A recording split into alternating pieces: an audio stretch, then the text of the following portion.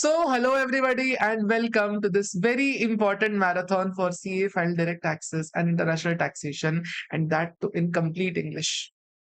Today, we are going to solve super 150 important questions for your DT May 26 and November 26 attempt.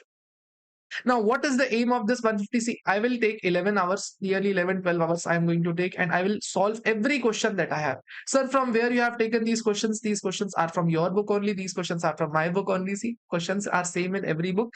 I have just selected a few of them. Now, how did I select them? First of all, sir, every question that I found which had multiple adjustments. Some of them were trickier. I chose them. The questions as a student which I used to do wrong, I chose them. The question which have critical adjustments that are difficult to digest, somewhere ambiguous as well, I have selected them. At last, questions in which amendments are being tested, I have covered them as well. This Super 150 is inclusive of your Jan 26 attempt as well. And this is inclusive of May 26 RTP as well. So if you are able to do this, you don't have to solve any other thing. Only prerequisite required is you just have to sit with me. Pause the video before I solve. You solve it of your own, and then you just cross check your answer. With this, now your question answers will be absolutely settled. One promise I want from you all: if you have not subscribed to the channel, now do subscribe to the channel, because your subscription gives me the motivation to come up with more such videos, that too in exclusive English. Sir, where we will get this telegram, where we will get this PDF, you will receive this on my Telegram channel. In the file section, you will receive this. It's the same PDF, or you can go to Fast website as well, where at free resources section, the same PDF has been uploaded. Sir, will this be sufficient? Of course, it will be sufficient. 150 questions are absolutely representative of the exam paper. So if you are able to do it now, absolutely welcome. It is perfect for your preparations. Without wasting any time, let's start with chapter number 1. Chapter number 1 is about basic, normal tax rate, alternate tax rates, and special tax rates. Now, what is this chapter all about? Listen. If you remember 115 BAA, the company's taxation now, which were the companies which are being taxed at 22%. These questions are those only. Alternate tax rates for company and special tax rates, these cryptocurrencies one that have been discussed. Nothing extra. Okay. Question number 1. Statement of profit and loss of Manav Limited engaged in manufacturing activity for the year ended 31st March 2026. Okay. Exhibit the net profit of 180 lakh after debiting and crediting following the item. Let us write it down here. You are required to compute the total income and tax liability of Manav Limited for assessment year 26-27, assuming Manav Limited has opted to pay taxes as per 115 BAA. Easy. Let's try. Interest of 24 lakh rupees, which is settled by issuing 8% debentures. Oh my God, sir, we have debited interest to P&L, but instead of paying that interest, sir, we have issued debentures. Disallowed. It will not be allowed unless we make the actual payment 43B. So 24 lakh would be added back. Income tax assessment was completed in September 23. Demand of 5,80,000 rupees has been, 5,80,000 rupees. How come somebody debit expenditure in P&L? Provision for gratuity based on actual evaluation. Provision for gratuity is never allowed as an expenditure. Always we have to add back. Expenditure towards the foreign travel of the director 6.5 lakh to explore the opening of a branch in a foreign country to market its product to in the said country. See, we have existing business, existing product is marketed in the other country. So we have directors gone to other countries. Now in that case, expenditure is allowed, because if it is a new business, then it is disallowed. But if it is existing business, now we can do any kind of expansion activities, and that would be allowed. It is absolutely allowed. 82,000 purchase for the raw material to a in cash to a single seller. I mean, we have paid 82,000 in cash. How can you do that? How can you do that? You are not allowed to make any payment in cash more than 10,000. 11,000 rupees paid to Japanese company for advertisement purposes. Japanese company has no P in India, no TDS deducted, no equalization levy deducted, nothing deducted. See, equalization levy was a part of your syllabus, yes, but it has been removed. But yes, ICI may ask the old questions, so you just remember that if equalization levy has not been deducted now, you just have to disallow this expenditure. Always disallow this expenditure. Remember, huh? Now, incurred 4.6 lakh rupees on activities relating to corporate social responsibilities as required under section 135 of the Companies Act. See, whenever you do a CSR expenditure, the CSR expenditures are always disallowed. CSR expenditure, CSR. Arey bhaiya, it's a personal expenditure. It is a disallowed expenditure. Sold a vacant land to its wholly owned subsidiary in Mumbai. Long-term capital gain 10 lakh have been credited to P&L. See, whenever you have any capital gain, it has to be taken off from P&L. It would go to capital gain head. We remember section number 47. If we have any capital gain on transfer of asset to our wholly owned subsidiary, it is an exempt transfer. No capital gain is attracted. So ultimately, no capital gain would attract.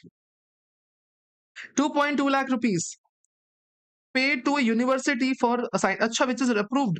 Out of this, 1.2 lakh have been paid via net banking and 1 lakh in cash. So 2.2 lakh. Out of that, 1.2 lakh via banking channel and 1 lakh via cash. So entire 2.2 would be disallowed because we are opting for 115 BAA. In BAA, every payment made for scientific research is disallowed. Whether in cash, whether via banking channel, it is disallowed ever. So add 2.2 lakh. Interim dividend distributed. Whenever you distribute dividend, it is never a part of your expenditure. It is always added back.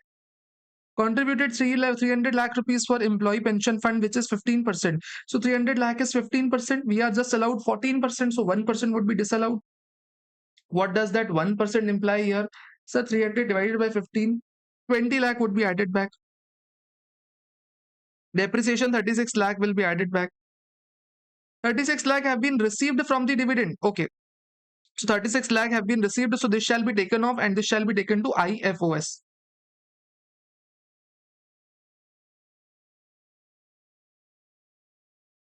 Duly noted. Duly noted.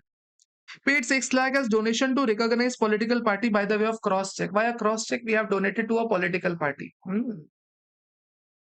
So it is disallowed. And we would not get deduction under 80 GGB as well. This has to be mentioned. See, whatever are the disallowances now are to be mentioned in notes. Whatever are the disallowances are to be mentioned in notes. Allowances are okay, but disallowances are always to be mentioned in note. Why we have disallowed this? Under 115 BAA, any donation under chapter 6 is not allowed. Okay. Normal depreciation 62 lakh to be reduced. Additional depreciation not allowed. Brought forward unabsorbed depreciation has to be reduced. Actual gratuity paid is 105. So actual would be allowed. We have disallowed 180. Actual allowed would be 105. So net royalty, that net gratuity that would be allowed is to be added back is 75 lakh. Doing this will fetch us the answer 180, 24, 580. 180, 24, 580. Okay. 75, 82, 11 lakh. 75, 82, 11 lakh. Wow, sir. Wow. 460, 220. 65, 20. 4.6, 220, 65, 20. Wow, sir. Every answer is matching. 36 plus 6. Minus 18 minus 36. 36 plus 6 minus 36 and last one was I forgot. My last one I forgot. Okay. 18 and 36 and 62. 18, 36, 62. 18, 36, 62. What is that 18 expenditure? Oh, this is 18 lakh. Oh, 18 lakh. Okay, okay. Take it. 18 lakh. 62. Done. Done. Brought forward less 14 and 36. Yes. ATM. 14 lakh.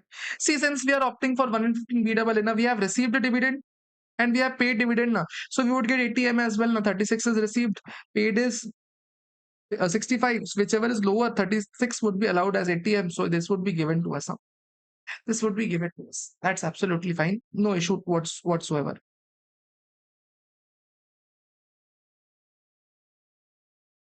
Whatever the total income we arrive at, we would just tax it by 22% plus 10% plus 11% and we would receive the answer. Basic question it was. It wasn't a difficult part at all. It was a very easy peasy question. Very easy peasy, doable question. Come on to question number 2. It is a good question. ABC Limited is a manufacturing company. See, whenever manufacturing is seen now, always mark additional depreciation somewhere because additional depreciation would be tested in some or the other manner. So you must be aware at least is engaged in manufacturing of leather products since 1st November 2022 in the state of Tamil Nadu. As per the profit and loss statement, company showed a net profit of 120 lakh after debiting and crediting the following items. Oh, Debiting and crediting the following items, net profit is 120. Okay, ठीक है. 120 lakh. Okay. The opening and closing stock were 55 lakh and 54 lakh respectively. Opening stock was overvalued by 10%. Closing stock was undervalued by 10%. Let's see. Opening stock was 55 lakh. See, opening stock is overvalued. I mean, it should be actually less. It is higher. It is higher than whatever actual is. So it is already higher by 10%. So can I say it is more 110%? Divide by 110% into 100%. So opening stock should be 50 lakh. Our P&L is appearing 55 lakh, but it should be 50 lakh. So to reduce this 5 lakh rupees, what we have to do, we have to add 5 lakh. We have to increase the income by 5 lakh rupees. Now we have to reduce the expense, increase the income by 5 lakh rupees. Similarly, for closing stock is undervalued. 54 lakh is the closing stock. It is undervalued. That means it is 90%. So closing stock should be 60. Our closing stock is 54. It should be 60. So our income should increase. So 6 lakh extra to be added. This will be the total adjustment of this opening and closing stock. Somebody please give a timestamp, and you should refer this point a day before exam as well. Otherwise, this is the point where most students do mistake. Whether to add, whether to reduce is an important area. Okay, somebody please give us timestamp here. Along with that, if you have not subscribed to the channel, please subscribe to the channel. A humble request to all of you. I will ask this a multiple number of times. Also, if this video reaches 300 likes, I will disable every ad. I will disable every ad. Why are you not disabling it right now? See, if I disable ads right now, it will not reach it to the maximum students. YouTube, I mean, doesn't support the videos which shows too less ads. It is not supported by YouTube. So once it reaches a certain limit, I will remove the ads so that it is reached to more students. Okay. ABC Limited has paid 10 lakh in foreign currency as sales commission without deducting TDS to John and non-resident for procuring order outside India. Okay. We have paid a sales commission. Whenever we pay sales commission, first of all, it must be understood that income TDS will be only deducted if such income is taxed in India. If income is not taxable in India, we are not going to charge taxes. Okay. If income is not taxable in India, we are not going to deduct the TDS. Now, if we are paying somebody outside India, we are paying non-resident. Then income will be only taxed when it is Indian income. Yes, sir. When it is an Indian income, sir, either it is received in India. Is it received in India? No. If it is accrued in India, is it accrued in India? No, he is providing sales outside India. So he has not serviced anywhere in India. It is a service given outside. So neither received in India, not accrued in India. Ultimately, it is not taxed in India. So no TDS required. Therefore, no disallowance, no disallowance, no disallowance. Wow. 45 lakh paid to employee at the time of retirement. 45,000 it is paid. Up to 50,000 you can pay it. It is allowed. Profit on sale of 2,000 shares of VKL Limited, a listed company. See, whatever profit on sale of shares is, you shall take it off. You shall take it off from here and you shall write it down somewhere. Capital gain 112A. How much capital gain would it be? Shares were sold for 250. Highest trading price was given 175. Cost of acquisition 75, not relevant. Difference between the two is 750 on 2,000 shares. 75 on 2,000 shares. 1,50,000 rupees. This will be taxed over 1.25 lakh rupees at the rate of 10%, 12.5%. Short-term capital gain derived from the transfer of the capital asset on which no depreciation is allowable under the Act. Oh. First of all, remove from here. Where there is no depreciation allowable, it will go to capital gain and it would go to other STCG. 75,000. And this would be taxed with 25%. Huh? This would be taxed, sorry, not 25, but 22%. This would be taxed because it is okay. Sorry. You are required to calculate as per 115 BAB. So if you are a BAB company now, if you are selling any asset which are not depreciable and you have short-term capital gain, like gold you are selling, like building you are selling, which are not depreciable. Sorry, land you are selling, which are not depreciable.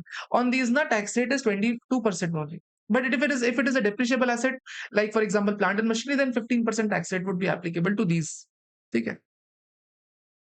Profit on sale 720. First of all, remove this.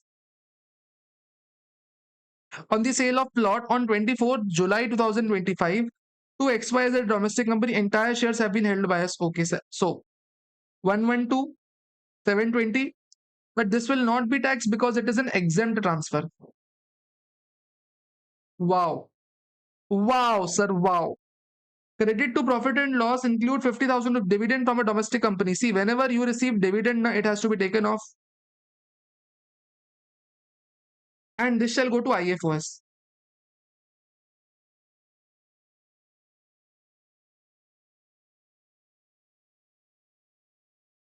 Now, here it is mentioned, sir, dividend received. Are we not going to gross it up? We are not going to gross it up. Remember, whenever dividend received is given in case of PGP question, we never gross it up. We never gross it up.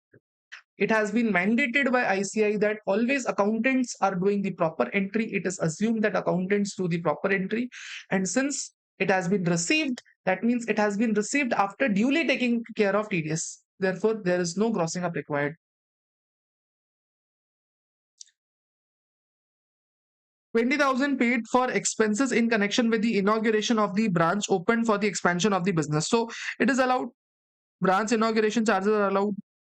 20,000 paid to government for failure in performance of contract within the stipulated time. See, if we delay to government, if we delay in contract, then any penalty is allowed to us. Delay for contract is allowed. Penalty for law is not allowed. Penalty for contract is allowed. Amount of 5 lakh was paid to a manager of a company for VRS. See, if we pay 5 lakh rupees to VRS, 1 lakh would be allowed. 1/5 is only allowed, so 4 lakh we would add it. 75,000 paid by the bank remittances on deposit made by the non-resident buyer. These payments were made outside India without deduction of TDS. It would be disallowed. Now, during the financial year 25-26, company had employed 56 additional employees. All these employees contribute to RPF. So there were 56 employees. Out of his 39 have joined. Okay, out of his 39 have joined on 1st June. See, if they have joined on 1st June, then that means they have been employed for 10 months. On a salary of 15,000 per month. Oh,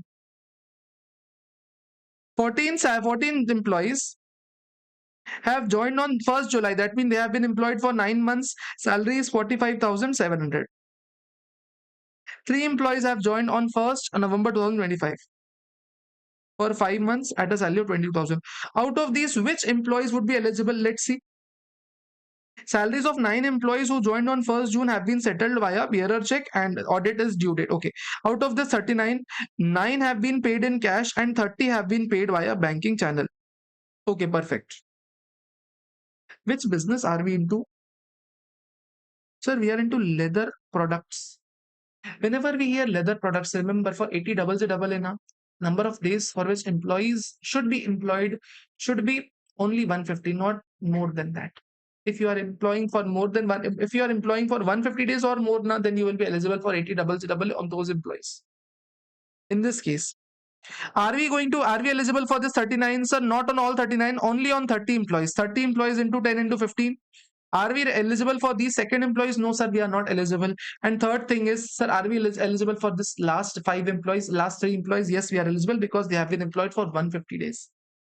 30 into 10 into 15,000. 3 into 5 into 22,000.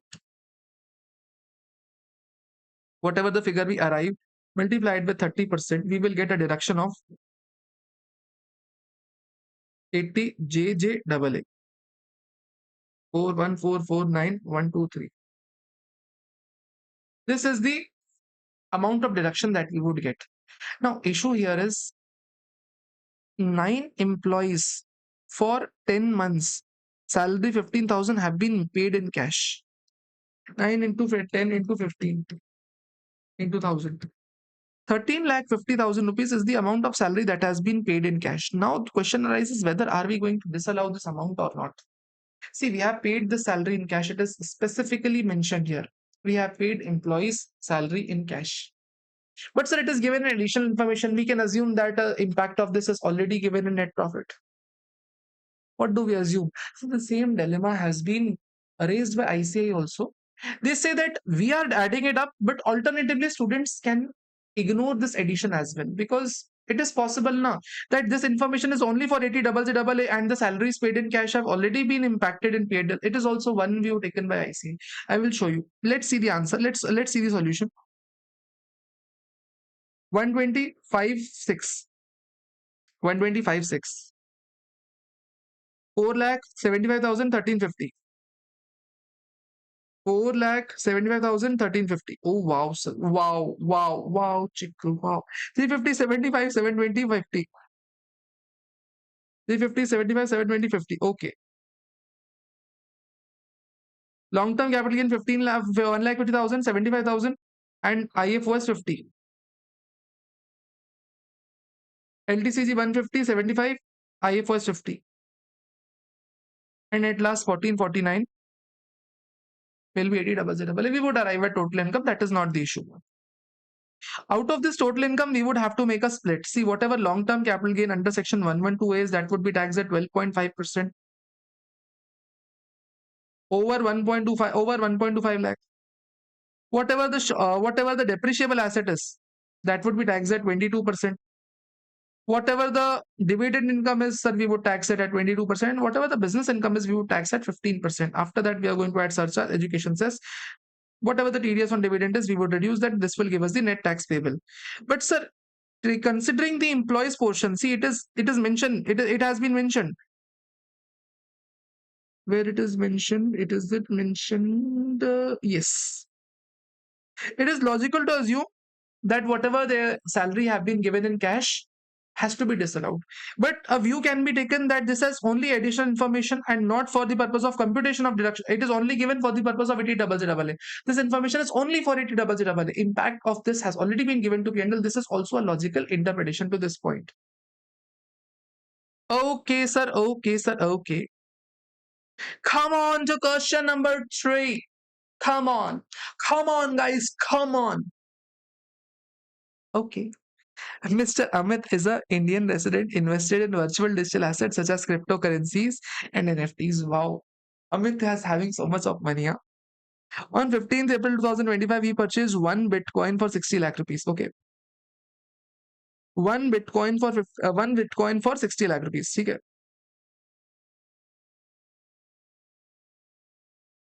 His friend Sushil gifted him NFT, which does not result in transfer. Okay. So he has got a gift of 5 lakh rupees. See, whenever you receive a gift of 5 lakh rupees, see, 5 lakh virtual digital asset qualify as a movable asset. Any gift received as virtual digital asset is always taxable under 56(2)(10). So IFOS would be attracted here. 56(2)(10).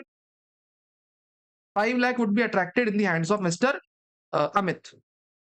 It is important to mention that this 5 lakh would be taxed at slab. Receiving virtual digital asset would be taxed at IFOS slab rate only. But if we transfer it, then whatever gain is, that would be taxed under virtual digital asset. And whenever we receive, if we pay taxes on that, that would become our cost of acquisition. That has to be undertaken. On his birthday, Sushil sold. He bought NFTs for 4.5 lakh. Okay. Amit also buys NFT worth rupees 10 lakh rupees. Oh. Okay, this is Sushil. Sushil had bought this NFT for 4.5 lakh rupees and he had gifted this NFT for free of cost to Amit.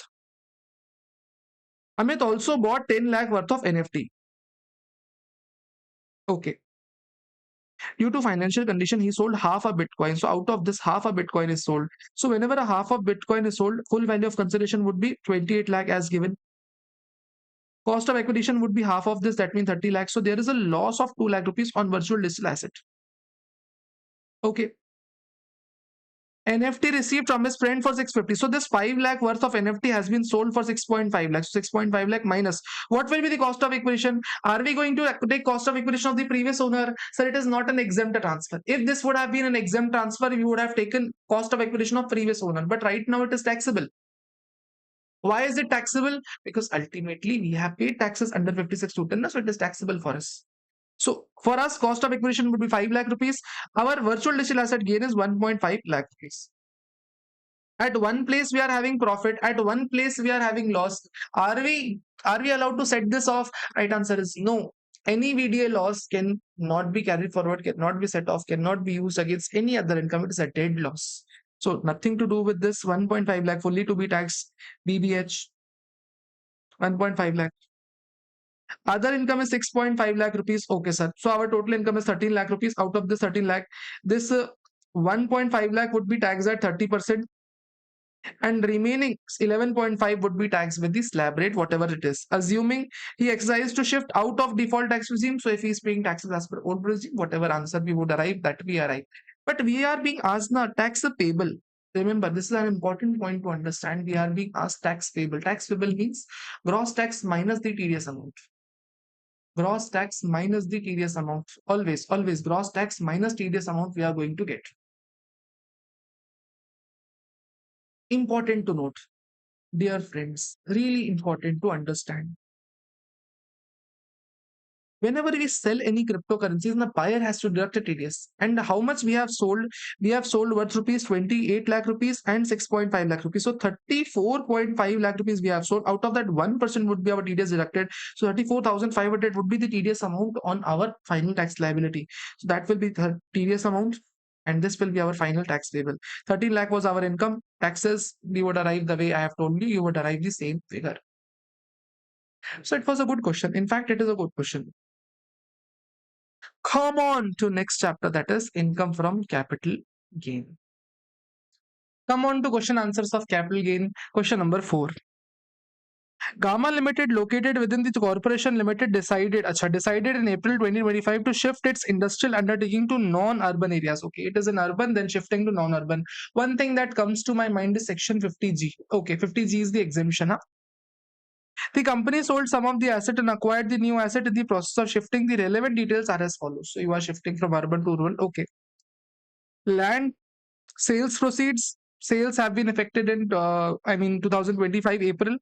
8, building for 18, plant and machinery for 16, and furniture for 6. See, under 50G we do not get any exemption for furniture. Remember, land, building, plant and machinery is allowed, but furniture is not considered always. Index cost of acquisition. Sir, do we get indexation benefit? My answer is we do not get indexation benefit. But this point mentioned here is that to indicate that this is a long-term capital asset. This land is a long-term capital asset. So whatever your capital gain would be, it will be long-term capital gain. Long-term capital gain will be 4 lakh rupees. Furniture, building, we would not take any indexation. WDV we would take, see, for any depreciable asset, we take WDV as cost of acquisition. So for us, our cost of acquisition for building would be 4 lakh. So capital gain would be 14. Plant and machinery capital gain would be 11. And furniture capital gain would be 1 lakh. And all these three of them would be short-term capital gain. Perfect, sir. Perfect short-term capital gain it would be. On entire of these three assets, now this furniture short-term capital gain has to be paid. There is no exception because on furniture we do not get any exemption. We have to pay this. With respect to exemption, we have bought a new asset. So 4 lakh is the new asset we have bought. So our capital gain long-term is 0. And all in all, we have bought 24 lakh. So out of this 25 lakh, we have bought 24 lakh. So another, we have 1 lakh of short-term capital gain as well. So 1 lakh of short-term capital gain and 1 lakh of short-term capital gain, all in all 2 lakh of short-term capital gain. This is what our answer should be. A normal man would do this way. A normal person would do this way, but you are a chartered accountant. You are expected higher level of prudence. You are expected higher level of intelligence. So you have to do something extra. Now, what's something extra you have to do? Just think of it. Just think of it. Under 54C, is it somewhere mentioned that you have to buy building only? Sorry, you have to sell building and buy building. Is it mentioned anywhere? Sir, we have to sell land, building, plant and machinery, and we have to buy land, building, plant and machinery. That means, can I sell building and can I sell plant and buy plant and machinery against that? Of course, we can do that. Of course, we can do that now. So if we can do that, instead of using this 4 lakh here, we would just use 3 lakh here and use 1 lakh here. So our short-term capital gain of 1 lakh would become long-term capital gain of 1 lakh. Did you understand? This short-term capital gain of 1 lakh would become long-term capital gain because exemption we would be using against short-term capital gain. See what is happening here. Now we are saving taxes by almost 25-30%. and we are paying taxes by just a 12.5%. So it is a benefit that we have got just because of tax planning. It is a kind of tax planning. Now, this should come to your mind. So 1 lakh would be long-term capital gain, 1 lakh would be short-term capital gain, and that is what is written here. Short-term capital gain 1 lakh, long-term capital gain 1 lakh, short-term capital gain 1 lakh, and long-term capital gain 1 lakh, as it is mentioned here. This is a type of tax planning that is expected from you in some questions at least. Just this is one question where tax planning is expected from you all. Come on to question number 5, which is capital gain related only. The following are the details of the income provided by Mr. Singh, the assessee, for the financial year ended 31st March 2026. Okay, Mr. Singh's details have been given to us. Okay, sir. Okay, sir. Okay, we got it. Rental income from the property at Bangalore is 3 lakh rupees. The standard rent is 2.5 fair lakh. Sir, we don't know what is standard rent. We don't know what is fair rent. We don't know what is a municipal rent. I know you don't know. I know you don't know. And you don't even require to know, first of all. Okay. I am telling you a small summary as to what to do. Fair rent or municipal rent, whichever is higher shall be taken, and compared to the standard rent, whichever is lower shall be taken. And this will be your expected rent. Expected rent or actual rent, whichever is lower, whichever is actually higher, we shall be taking. Okay. This will give you gross annual value. After that, you have to reduce municipal taxes. This will give you net annual value. After that, you have to reduce 30% deduction and interest on loan. This will give you house property income. This is the format of house property. Okay? You might write it somewhere or you might remember as well. The basic fundamental here is now. Basic fundamental here is if your actual rent is higher. If just imagine, if you actually receive a rent of 12 lakh rupees, expected rent is 6 lakh, whatever. Gross rent is 4 lakh. Fair rent is 5 lakh. Municipal rent is 4 lakh, whatever it is. If actual rent is higher, government will never charge any notional rent. Why will government charge taxes on lesser amount if your actual rent is higher? In this case, actual rent is 3 lakh. No? So why standard rent? Why fair rent? No relevance. Even if you don't know the format, you know that actual rent has to be charged to tax. If actual is higher, actual will be taxed. This is common sense only. So it is just a common sense. Okay. 3 lakh will be actual rent. On that, municipal and water taxes have been paid for 35,000 current year, 1.5 lakh rupees of previous year. See, municipal taxes, whenever you pay, you get deduction. So 1.85 lakh you get, and this would give you NAV, which is 1.15 lakh. On this 30% standard deduction,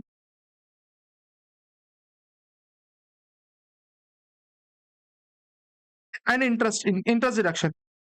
Interest on loan towards repairs of the property, so 1.5. So our loss would be 69,500 would be loss. Arrears of rent received in current year which was not charged to tax in previous year. See, arrears means any disputed rent was there in previous years, we received that in current year. Lawmaker says we would have to pay taxes in current year only, but condition attached is only 70% would be charged tax because we get standard deduction of 30% anyways. So into 70%, of course, 21,000 would be charged to taxes, and overall it turns out to be 48,500 is the loss. It is the loss amount. Sir, gotcha.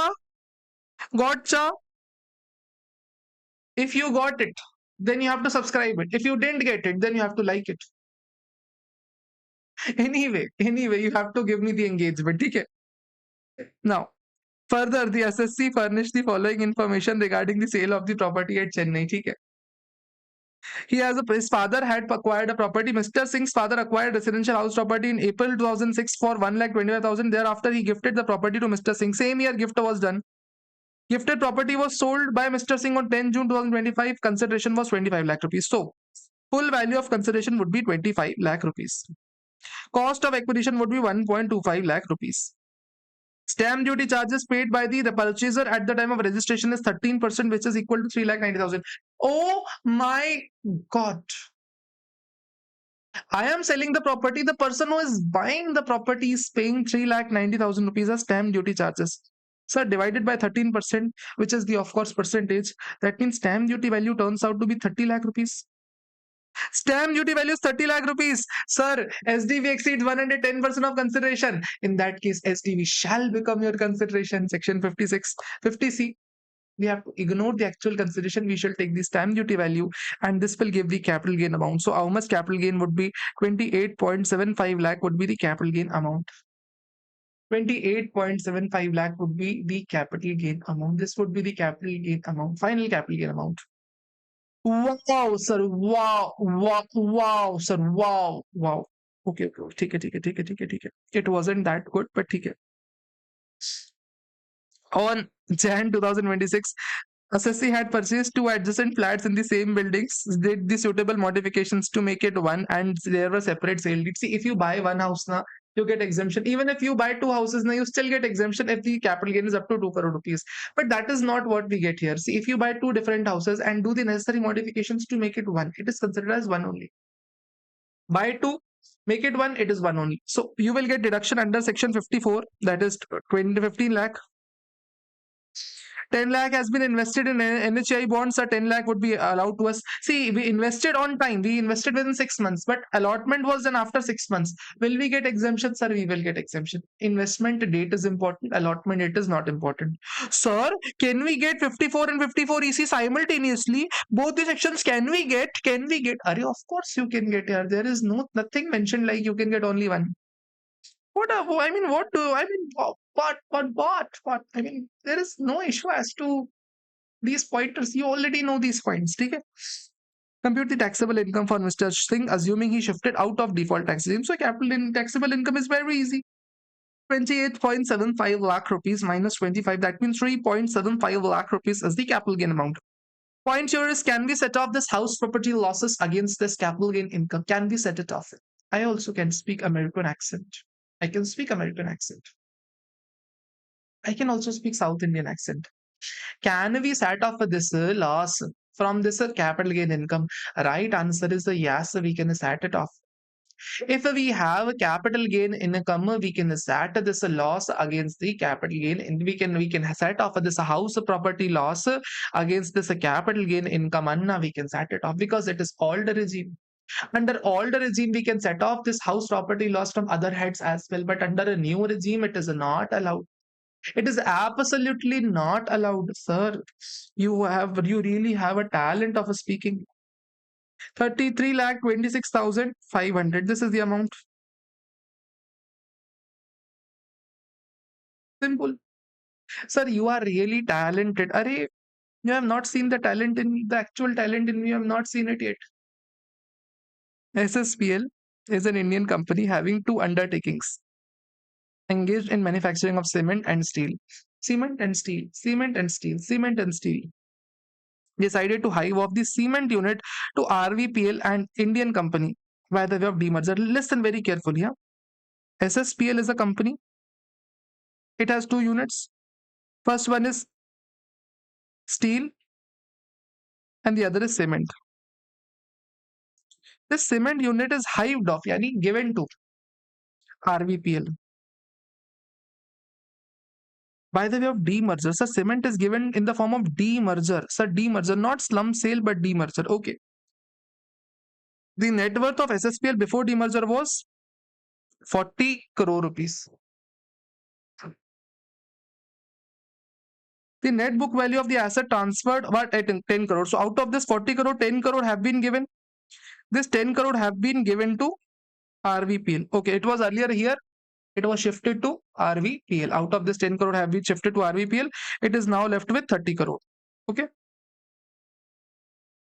Demerger was made in Jan 2026. In the scheme of demerger, it was fixed that equity shares of 10 each of SSPL, two equity shares of 10 each of RVPL shall be issued. Oh. So if there is somebody, for example, if there is some person who has one share of SSPL, he would get two shares of RVPL. For one share of SSPL, two shares of RVPL would be given. Okay. Mr. NK, who had 25,000, NK had 25,000 of SSPL, so he would get 50,000. Yes, he would get 50,000 of RVPL, which he had acquired for 6 lakh rupees. So he had acquired 25,000 shares at rupees 6 lakh rupees. He received 50,000 as we calculated. After the consequent, he sold it. He sold this 50,000 shares, sold at 8 lakh rupees. Okay. In March 2026, in the background, you are requested to answer. Does the demerger attract a tax liability in the hands of SSPL and RVPL? See, question is not important, to be honest. But understanding as to how do we answer, how do we process the question is important. This question, if it comes in exam, it would come for 4 to 6 marks, 6 marks or 8 marks, upper end, say 8 marks, not more than that. So you don't, you have, there are 5 parts of this question. Always understand 5 parts. That means each part carries 1 marks only. At most, some parts would carry 2 marks, but not more than that. So you have to answer as if it was a 2 mark question, not like answer as if it is a 5 mark question. Writing 5 pages for this question now would not make any sense. Be logical, be sensible. First thing, does demerger attract any tax liability? Right answer is no. As per section 47, demerger is exempt to transfer provided certain conditions are fulfilled. The resulting company is an Indian company. All the assets are liabilities transferred at book value, and 75% of the shareholder continue to be shareholder in the old company. If you write this much, you will get 1 to 2 mark, whatever marks it carries. Therefore, it is exempt transfer. Okay. Compute the capital gain that would arise on receipt of the shares. See, NK had 25,000 of SSPL. He got 50,000 shares free of cost. He got 50,000 shares free of cost. Does it attract any income tax liability? Absolutely no. If a recipient receives any shares of a resulting company, it does not attract any income tax. It never attracts income tax because it is an exempt transfer. So no tax liability. This is just for 1 mark. Compute the capital gain on the sale of RVPL. So he sold shares of RVPL at 8 lakh rupees. Cost of acquisition would be, see, original shares were acquired for 6 lakh rupees. See, original shares were acquired for 6 lakh rupees. Out of this original shares, there were two split. 3/4 of the company went is old company, and 1/4 of the assets came into new company. So 1/4 will be the old company's value. So 1.5 lakh would be the cost of acquisition. So 6.5 lakh would be long-term capital gain. Long-term capital gain. Why long-term? Because whenever there is exempt transfer happening now, we shall take period of holding of old assets as well. So whatever old assets were held, we shall take that as well. Will the sale of shares by NK affect the tax benefit available by SSPL? See, important now. NK had 25,000 shares in SS and he got 50,000 shares in RVPL. Question is asking, if he sold these 50,000 shares, is there any tax implication in the hands of the company? See, we understood that there has to be 75% shareholders who were shareholders in the old company shall become shareholder in new company as well. 75% shall be the same. This is what we have studied. What if sale of shares by NK violates this condition? What if? I'm asking you. What if sale of shares by NK violates this condition? Right answer is it does not violate. Legally speaking, it does not violate. Why I'm saying that? Because, sir, if it were to violate, then we would have been given the share capital as well. Now, we are not given share capital. We cannot tell NK holds 25% or not. His sale would change the shareholding by 25% or not. We are not sure. So how can we say that his sale of share would attract tax liability? It would not attract. It would not attract. It would simply not attract. Is NK eligible to claim any exemption? Yes. 54 EC. 54 EC. He can go for? Yes.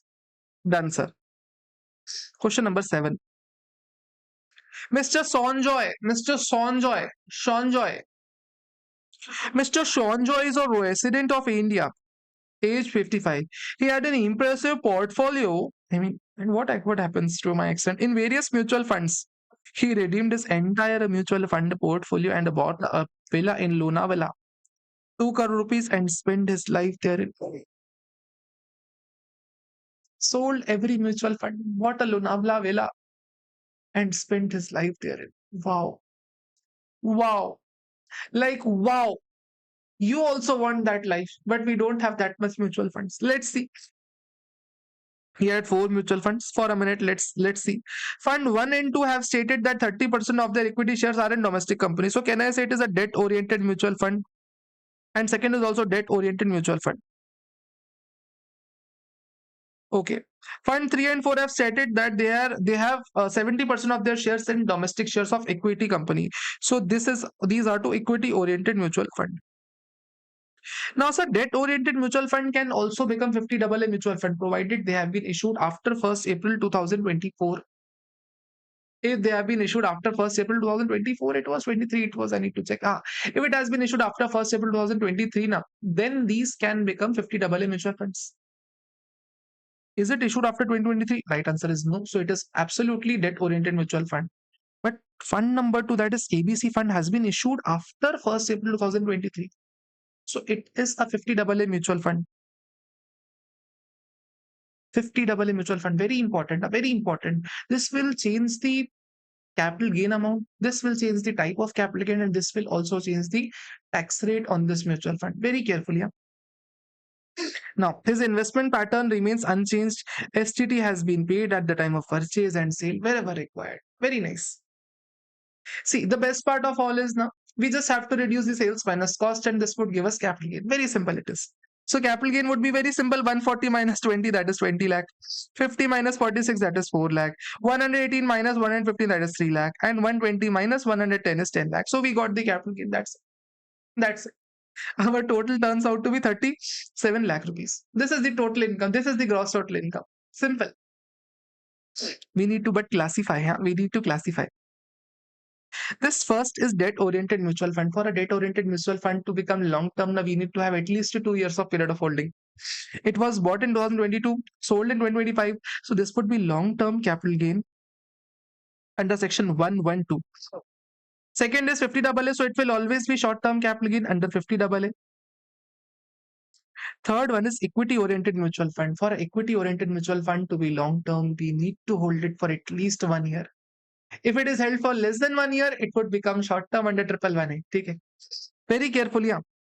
It was acquired in 2024 December, sold in July 2025. That means, can I say it is held for less than 1 year?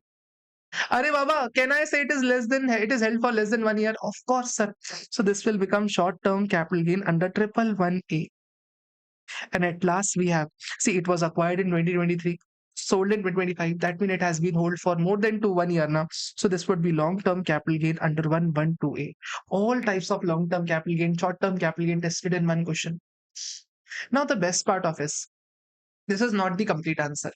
Complete answer would be, arey, just I have to tell, kya? You are not there to tell. We would have to calculate the exemption. Selling mutual fund, buying a property will make you eligible for 54F exemption. You have to get 54F. You will get 54F here. Sir, 54F is allowed only on the long-term portion. Only on this long-term portion. If you use this money to buy a property, you would get exemption. So you used 140. You used 120. All in all, you had 260. And you used 200 lakh rupees. This would give you the exemption amount. Right answer is legally this would give you, but this won't be correct. This won't be correct. Using the proportionate money now would not be logical enough. Why it would not be? Because it would give you lesser exemption. To get proper exemption, now what you have to do is, which is having larger capital gain? Larger capital gain is here. So you use entire 140 here. 140 out of 140 into 20. So claim exemption on this 20 lakh. And out of this 120 now, you use just 60 lakh rupees to make it 200, and on this you go use 10 lakh rupees, so 5 lakh would be exempted. So here in this way now you get 25 lakh of exemption amount. Otherwise you would have gotten a very less exemption. If you see now, if you see multiply here, you would get very less exemption, but here you are getting 25 lakh of exemption. Again, tax planning being tested. So your total income would be 12 lakh rupees. This would be your total income. Did you understand this point or not? You will see the same answer. Not 20 or not 12 lakh. Yeah, 12. Yeah, it's just 12 lakh. Very simple question. Come on to question number 8. Now, this question is from 45, 4 and 9b. Concept is a bit technical, and this is just a concept builder of that concept. So, if you want detailed understanding of this topic, now I have uploaded the entire concept in marathons, or along with that, I have also uploaded this in Power Batch lecture 4. You can refer for detailed understanding of this concept. I am solving the major portion of the question. Try understanding with me. Mr. Prem is a partner in two firms. Okay, two firms. Accent Company of the Mumbai has 4 partners. Okay, Accent Company has 4 partners, and one of them is Mr. Prem. Okay, including Prem, whose share is equal. So Mr. Prem holds 25%. Fine. Mr. Prem resigned from Accent Company on 1st April 2025. Okay, he resigned. Okay. So there is a reconstitution of firm, of course, happening, and at the time of reconstitution, two sections are applicable. What if 9B and 45(4)? Perfect. On the said date, capital balance of each of the partners stood 32 lakh rupees. So balance of frame is 32 lakh rupees. Fine. In order to settle the dues of the firm, the dues of frame, firm revalued its land for the first time. The valuer also valued the self-generated goodwill valued at 70 lakh rupees. The firm has the following capital assets whose details have been given. Okay, fine. Land at Pune, acquired in 2013 for 15 lakh rupees, is now valued at 50 lakh. Nagpur land acquired at 25.4 have been valued at 45 lakh. Mumbai valued at 88 lakh rupees, now acquired at 88 lakh rupees, now valued at 250. Self-generated goodwill, which was earlier zero, is now valued at 70. Fine. In April 2025, X and Company gave land at Nagpur and 15 lakh rupees money to Mr. Prem in order to settle his dues. Okay. So to Prem, we have given 45 lakh of land plus 15 lakh of cash. That means 60 lakh rupees we have given to him.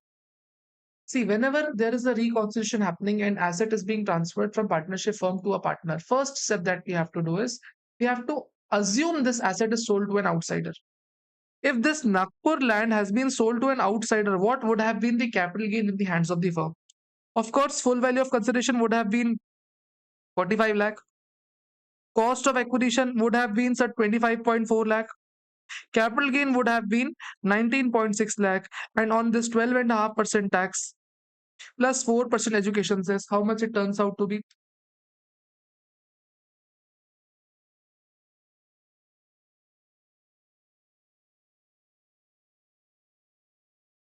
All in all, it turns out to be 2,58,54,800. This is the amount of tax that would be levied in the hands of the firm if this asset is sold to an outsider. What do I mean? First step at 9B, you have to identify if this asset is sold to an outsider, what is the tax amount? 9B simply says that. So if you see now 254,800 is the amount of tax that will be levied in the hands of the firm if this is sold to an outsider, and that is what is mentioned here. That is what is mentioned here. Second step, what you have to do is now calculate the partner's capital if this land would have been sold to an outsider. How does that mean? What does that mean? See, partner's capital before reconstitution was 32 lakh. If this land would have been sold to an outsider, partner was entitled to this profits 19.6 lakh divided by 4. That means 19.6 divided by 4. This much profits each partner would have got. Similarly, 254,800 divided by 4 would be the taxes amount in the hands of the partner.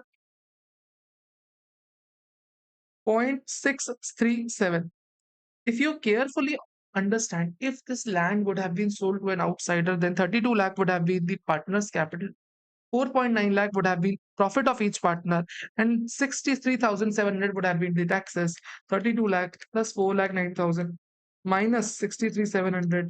All in all, it turns out to be that that Prem's capital would have been 36,26,300. This would have been Prem's capital. This would have been Prem's capital.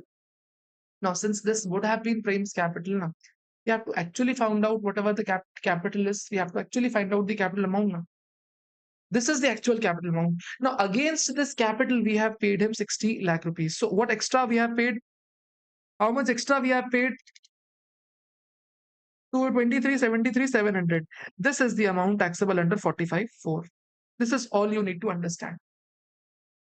Two steps. If this land would have been sold to an outsider, whatever the capital gain would have been there, we have to pay that. Second thing, sir, whatever the capital was due, whatever the money was payable if this land was sold to an outsider. See, if this land was sold to an outsider, the partner was due 36 lakh 23,300, 26,300. This was the amount due to the partner. But we paid him 60 lakh rupees. We paid him 23 lakh extra. Why did he pay? Why did we pay him extra? Because there must have been some profit. There must have been some benefit that we would have got from partner. That is why we have paid him extra. That is why this is taxable under 45(4). Now, since it is double taxation happening, we are going to reapportion this profit to other capital assets, that is for sure. But that is not our subject matter. I have just told you the concept, and that is how we solve the question answers. Question number 9. Very nice question. You can put a star mark, somebody put a timestamp. It is a very beautiful question. Mr. Robert is a non-resident and German citizen. Okay, this is India. This is Robert, non-resident and German citizen. Non-resident and German citizen. Okay, is employed in German company. The German company has permanent establishment in India. Accordingly, the income of fee is chargeable tax in India. Robert visited India during previous year 2026 for official work and stayed for 85 days. His salary is 28 lakh rupees borne by the Indian fee. So Robert came to India. An Indian company paid him salary. So whenever any non-resident comes to India and he works in India, so salary is taxable in India. So salary would be absolutely taxable in India. That is 28 lakh rupees. He would get some standard deduction. If he is opting for old regime, then 20 50,000. If he is opting for 115 BAC, then 75,000. Let's see which regime he is opting. You are required to compute the total income and taxable, ignoring the provision of GTAA, compute the out of default tax regime. So he would get standard deduction of 50,000 rupees. Robert held 1200 shares of Nala Peer, an Indian company, which he acquired by at rupees 15. For acquiring the shares, he remitted 50,000 US dollar. He sold the entire shares on 26th June on 44.43. So he has shares of Indian company, which he sold for 43. Cost of acquisition was 15. Oh my god. Oh my god. And he had 1200 shares. Wow, sir. Wow. Wow. Sir, what is the amount of capital gain? 43 minus 15 into 1200. Your capital gain would be 33,600. Absolutely wrong. Absolutely wrong. Whenever any non-resident transfers or transacts in any unlisted securities of India, na, capital gain shall be calculated in foreign currency. This shall be calculated in foreign currency. It will not be calculated in rupees. It will be calculated in the foreign currency. Whatever the sales amount is there, now we shall calculate it with the average rate on the date of sale. Date of sale is 23rd June. So average rate we shall be taking is 74.76. That divide by 2, that is 75 rupees. 75 we shall divide. 43 into 1200 divided by 75. $688. Cost of acquisition will be divided by the average rate on the buying date. What is the buying date? Let me check out what is the buying date. He bought shares on 28th November, which he acquired. Okay. He bought on 28th November. So 28th November would be buying date. Average would be 60 rupees. 15 into 1200 divided by 60. So cost of acquisition is $300. If we take out the difference, so answer would be $388. $388. Now this dollar is to be computed in rupees. How do we compute the dollar into rupees, sir? We shall take the buying rate on the date of sale. Buying rate on the date of sale we shall take. So our date of sale is 23rd June. Buying rate is 74. So we shall multiply it with 74. 388 into 74.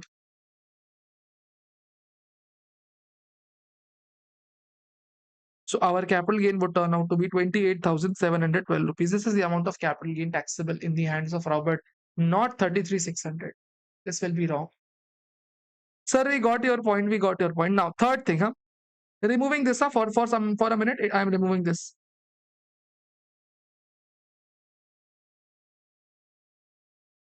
Robert also held 2,000 shares in Aribits GmbH, a German company which had acquired. Okay, he has shares in German company Aribits GmbH, which he acquired in 2020. AG follows April to March as financial year. He sold all the shares for 315 to David. So seller is non-resident, sold to David, and company sold is non-resident. Sir, is there any indirect transfer clicking to your mind? Is there any concept of indirect transfer coming to your brain? Sir, I am considering indirect transfer. On 26th of August 2025, the relevant information for the AG has been given. So AG, the foreign company's information has been given to us. What information has been given to us? Sir, AG's total assets are 15 crore.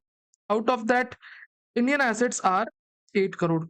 Oh my God, sir, that means foreign companies, more than 50% of the assets are located in India. This foreign companies, more than 50% of the assets are located in India. Oh my God, sir. That means, can I say this company has substantial value deriving in India? That means, can the capital gain be taxed to in tax in India? Right answer is no. Because Indian assets should be more than 10 crore now. Indian assets should be more than 10 crore. See, it's not the only condition. 51% has to be there. Second thing, Indian assets should be more than 10 crore. So this transfer does not derive value from India. Therefore, no capital gain would be attracted in this case in India. Very nice point. Huh? Dividend from REBITS GmbH. This foreign company distributing dividend normally is not taxed, but it is received in India, so we shall tax it. So dividend is 1 lakh 11,000. We shall take that. Adding up all 28 lakh minus 50,000 plus 28,712 plus 111 lakh 1 lakh 11,000 288,971. This is the amount of taxable capital gain. This is the amount of taxable income 288,971. Wow, sir, wow. See, this question has undergone a mistake. This question has one mistake, or I should say two minor mistakes. I will tell you.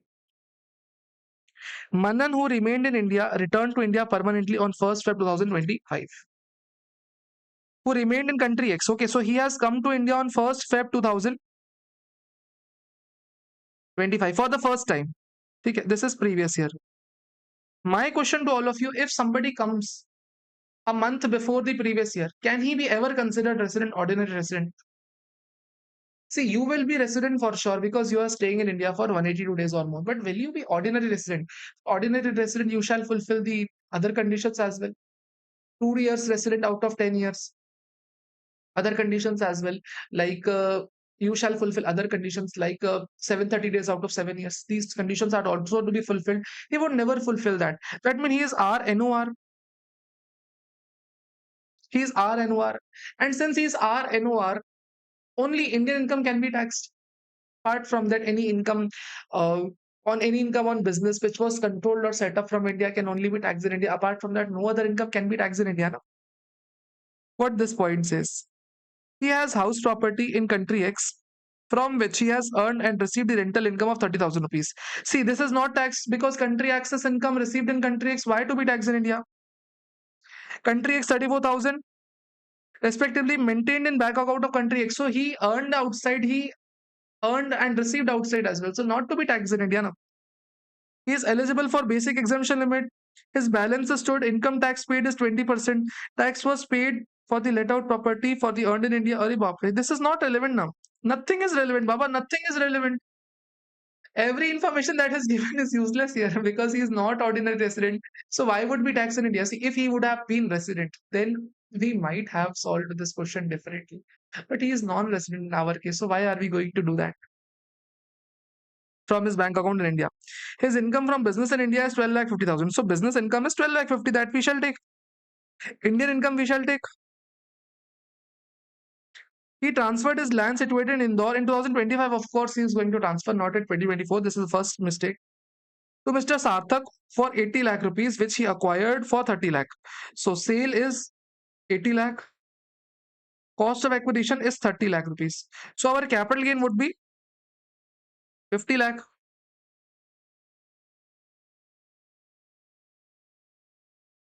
Our total income would be 1250.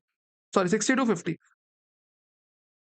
How we are going to tax it, that is important. How we are going to tax it. This 12 lakh would be taxed at slab and this 50 lakh would be taxed in two ways. Either I am going to tax 12.5% directly or I am going to do capital gain computation with indexation into 20%. If I am supposed to do indexation, this cost of acquisition would be indexed. We acquired property in 2023. That means in CII of 2023, 348 into 376 divided by 348 into 376.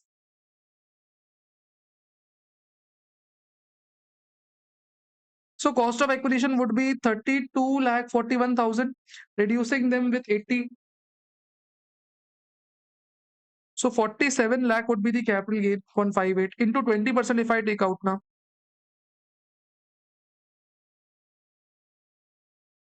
9.51724. This is the amount of tax applicable.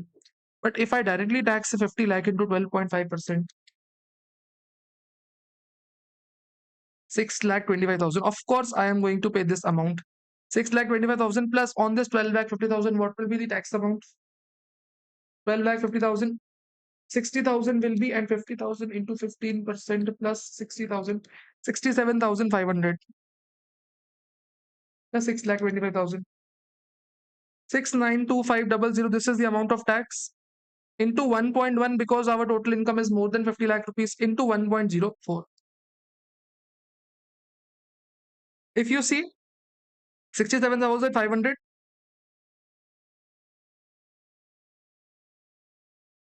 plus 6,25,000, totaling this would give us the answer. See, this is the wrong step. Surcharge is a wrong step. You just have to follow what I have said. See, it is a wrong step I did. I made a mistake while solving the question. Okay? When this question was drafted now for the first time, I made a small mistake. What mistake I did? I gave a marginal relief also.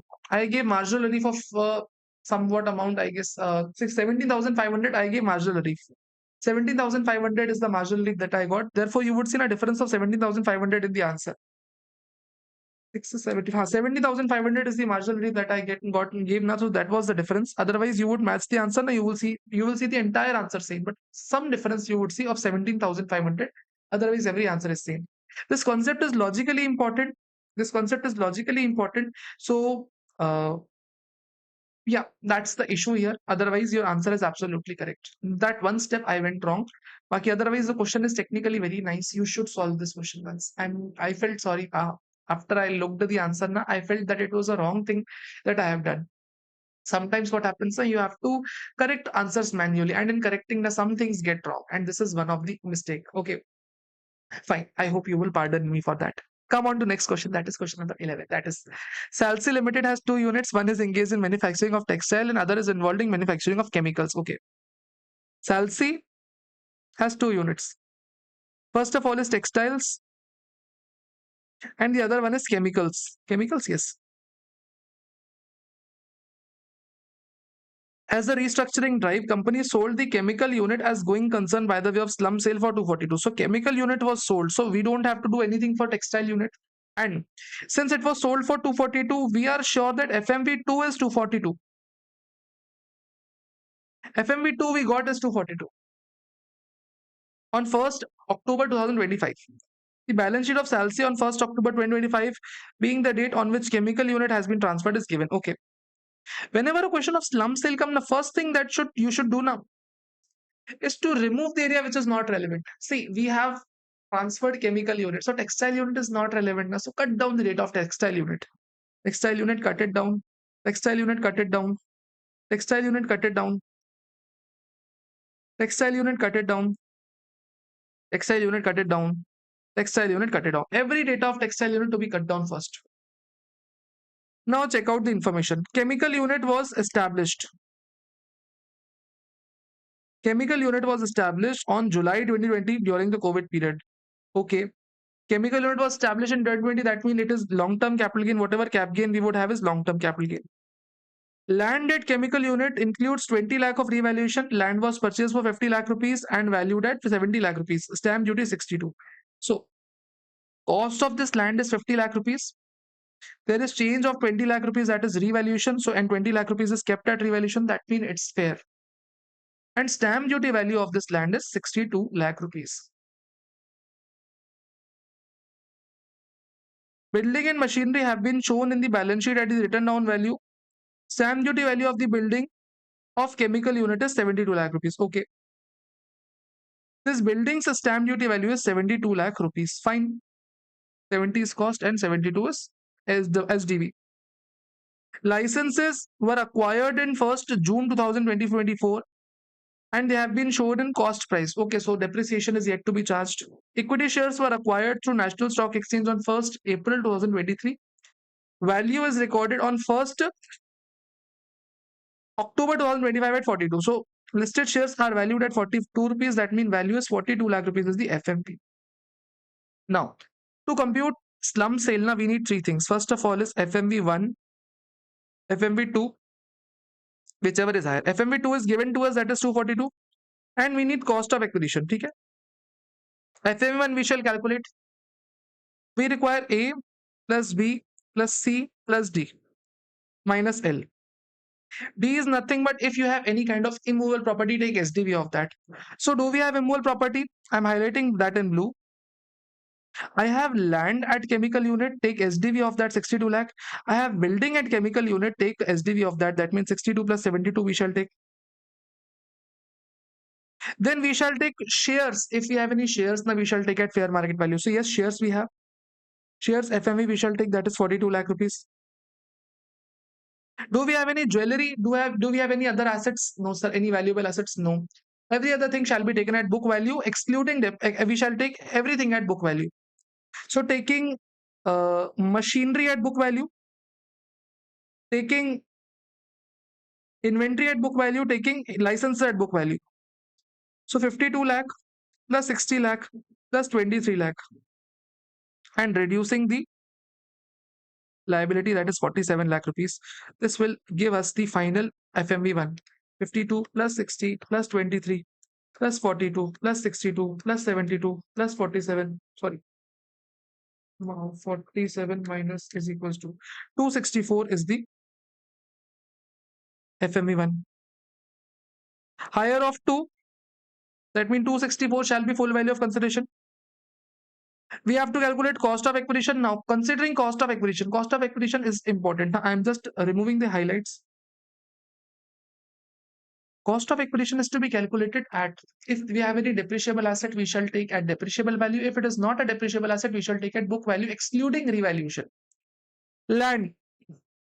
Is it a depreciable asset?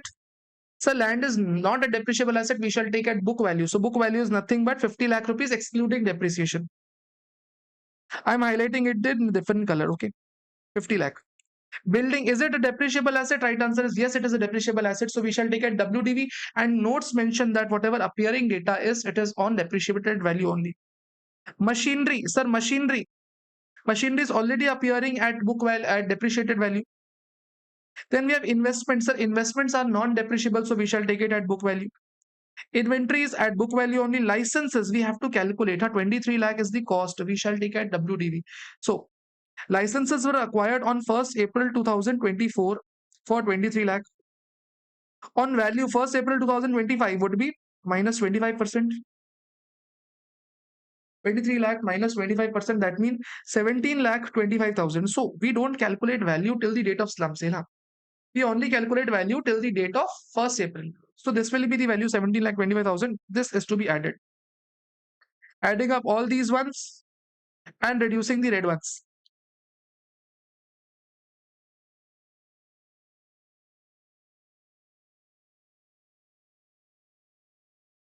Cost of acquisition turns out to be 237.25. Our long-term capital gain turns out to be 26.75, and this would be taxed at 12.5% plus 4%. Wow! Wow! Matching, sir. Matching. Oh, matching. Question number 12. A very good question in itself. Mr. Shivansh purchased 11,000 equity shares of 11 each from ABC on 8th March 2027 at a premium of 40 rupees per share. So he has 11,000 shares acquired at 50 rupees. 10 rupees is the equity share capital, 40 rupees is the purchase price. He has 11,000 shares of 50 each. On 7th October 2025, the company did buyback of 1,000 shares at a price of 5,500. See, out of this 1,000 shares were bought back and 10,000 shares are held. Whenever there happens any buyback now, 550 rupees per share into 1,000 share, that is 5.5 lakh. This would be the deemed dividend. This would be the deemed dividend in the hands of Shivansh. And 1,000 shares into cost of acquisition, that is 50. That is 50,000. This will be long-term capital losses. This will be Shivansh. This will be losses for Shivansh. Okay? This is the treatment of buyback. Whatever the money we receive is deemed dividend. Whatever the losses, cost of acquisition is, shall become our cost of acquisition, and we shall have long-term capital losses. Now, on ABC distributed the assets to the shareholders on liquidation on 15th November 2025. Oh, this company is liquidated and 10,000 shares have been distributed at liquidation. Shivansh received. See, this 10,000 shares have been liquidated, and in return, Shivansh received 100 rupees per share in cash. So 100 rupees into 10,000 shares, that means 10 lakh in cash he received, plus a plot of land against the shares of 10,000. The book value and the fair market value is 45. 45 ignore, at fair market value we have to take. He got a land of 70 lakh, 60 lakh rupees. So overall, against his 10,000 shares, now he got cash of 10 lakh rupees and he got a land of 60 lakh rupees. On this date, ABC had equity share capital of 10 lakh rupees and accumulated profits of 80 lakh rupees. Now, Shivansh received these shares at rupees 7. He received 70 lakh rupees. What is the cost of acquisition of these shares? 10,000 shares into 50, that means 5 lakh. So overall, 65 lakh is the cost of acquisition. This should be capital gain. But there is some portion of deemed dividend involved at the time of liquidation. Correct. 70 lakh have been distributed. Correct, sir. What are the reserves with the company? If you carefully check. Company has 80 lakh worth of reserves. Correct, 80 lakh worth of reserves. And out of this 10 lakh is the share capital, and Shivansh just holds 1 lakh of share capital. So out of this 80 lakh, 8 lakh reserves are distributed to Shivansh. That means, can I say 8 lakh is the deemed dividend? So 8 lakh would be reduced from capital gain. 65 lakh minus 8 lakh, that means 57 lakh would be the capital gain. And 8 lakh would be again deemed dividend. So our answer would finally turn out to be 57 lakh capital gain, 8 lakh deemed dividend, and here 5.5 lakh deemed dividend, and here 50 lakh of short term capital gain. We might set off the short term capital gain from here, but let's see what they are asking. Compute the income chargeable to tax in the hands of the Shivansh, assuming he has not opted for 115 BAC on buyback and capital gain. So they are not asking total income, they are just asking buyback. So at buyback 5.5, as we have calculated, 62 lakh or 57 lakh is the capital gain. This is what they're asking. Capital gain chargeable on liquidation. They are not asking any kind of deemed dividend on liquidation. 57 lakh is the capital gain. Done, sir. Very easy question it was. It wasn't difficult at all. I don't think it was difficult. Question number 13. A Limited is an Indian company wholly owned subsidiary of another Indian company. Okay. Okay. A Limited, it's an Indian company. It is the wholly owned subsidiary of E Limited.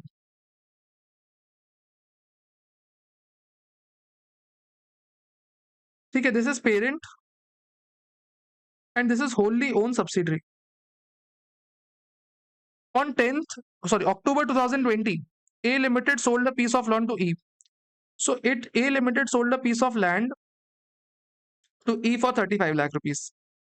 It was purchased in Jan 2010 for 15 lakh rupees. So for A, it is being sold in October 2020. So it is transfer happening before 23rd July 2024. So for A, there should be indexation at the time of capital gain. Sir, indexation, how much is the cost of acquisition? Cost of acquisition is 15 lakh divided by 2010 multiplied by 20. So divide by 148 into 301.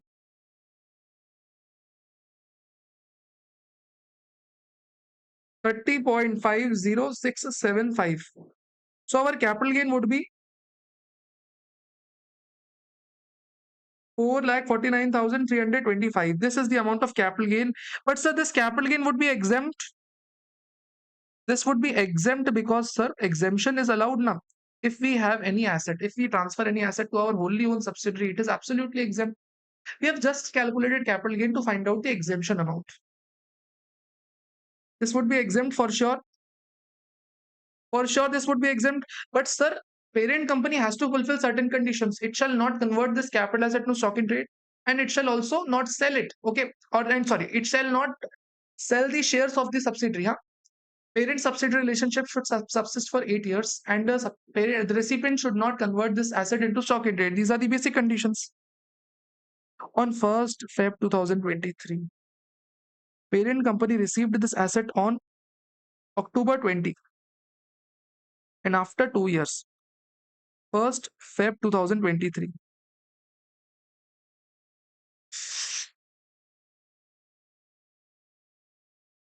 it converted. As soon as it converted, this exempt transfer would become taxable. This exempt transfer would become taxable. This exempt transfer would become absolutely taxable, and it would be taxable in the hands of A. In the hands of the transfer, it would become taxable. In previous year, 2021 only. In previous year, 2020, in the year in which year transfer took place in 2021, so it become taxable in 2021 only. Now, since they have converted, since E Limited has converted this capital asset to stock in trade, there would be again a capital gain. Again, there would be a capital gain because conversion amounts to capital gain. So, how capital gain would be computed? Full value of consideration shall be taken as FMV on the date of conversion. Converted such stock in trade into converted such capital asset into stock in trade. So, FMV 60 lakh rupees. So, FVOC 60 lakh rupees. Cost of acquisition would be 35 lakh rupees. And 35 lakh rupees divided, we have to index as well because again, this transfer is also happening before 23rd July. So, again, indexation would take place here. Divided by 301 into 331.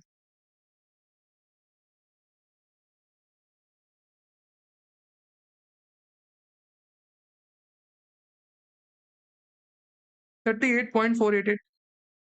Capital gain applicable here would be 21.511627. This is the amount of capital gain applicable in the hands of E Limited because it has converted, but this would not be taxed in current year. This would be taxed in the year in which stock in trade is sold.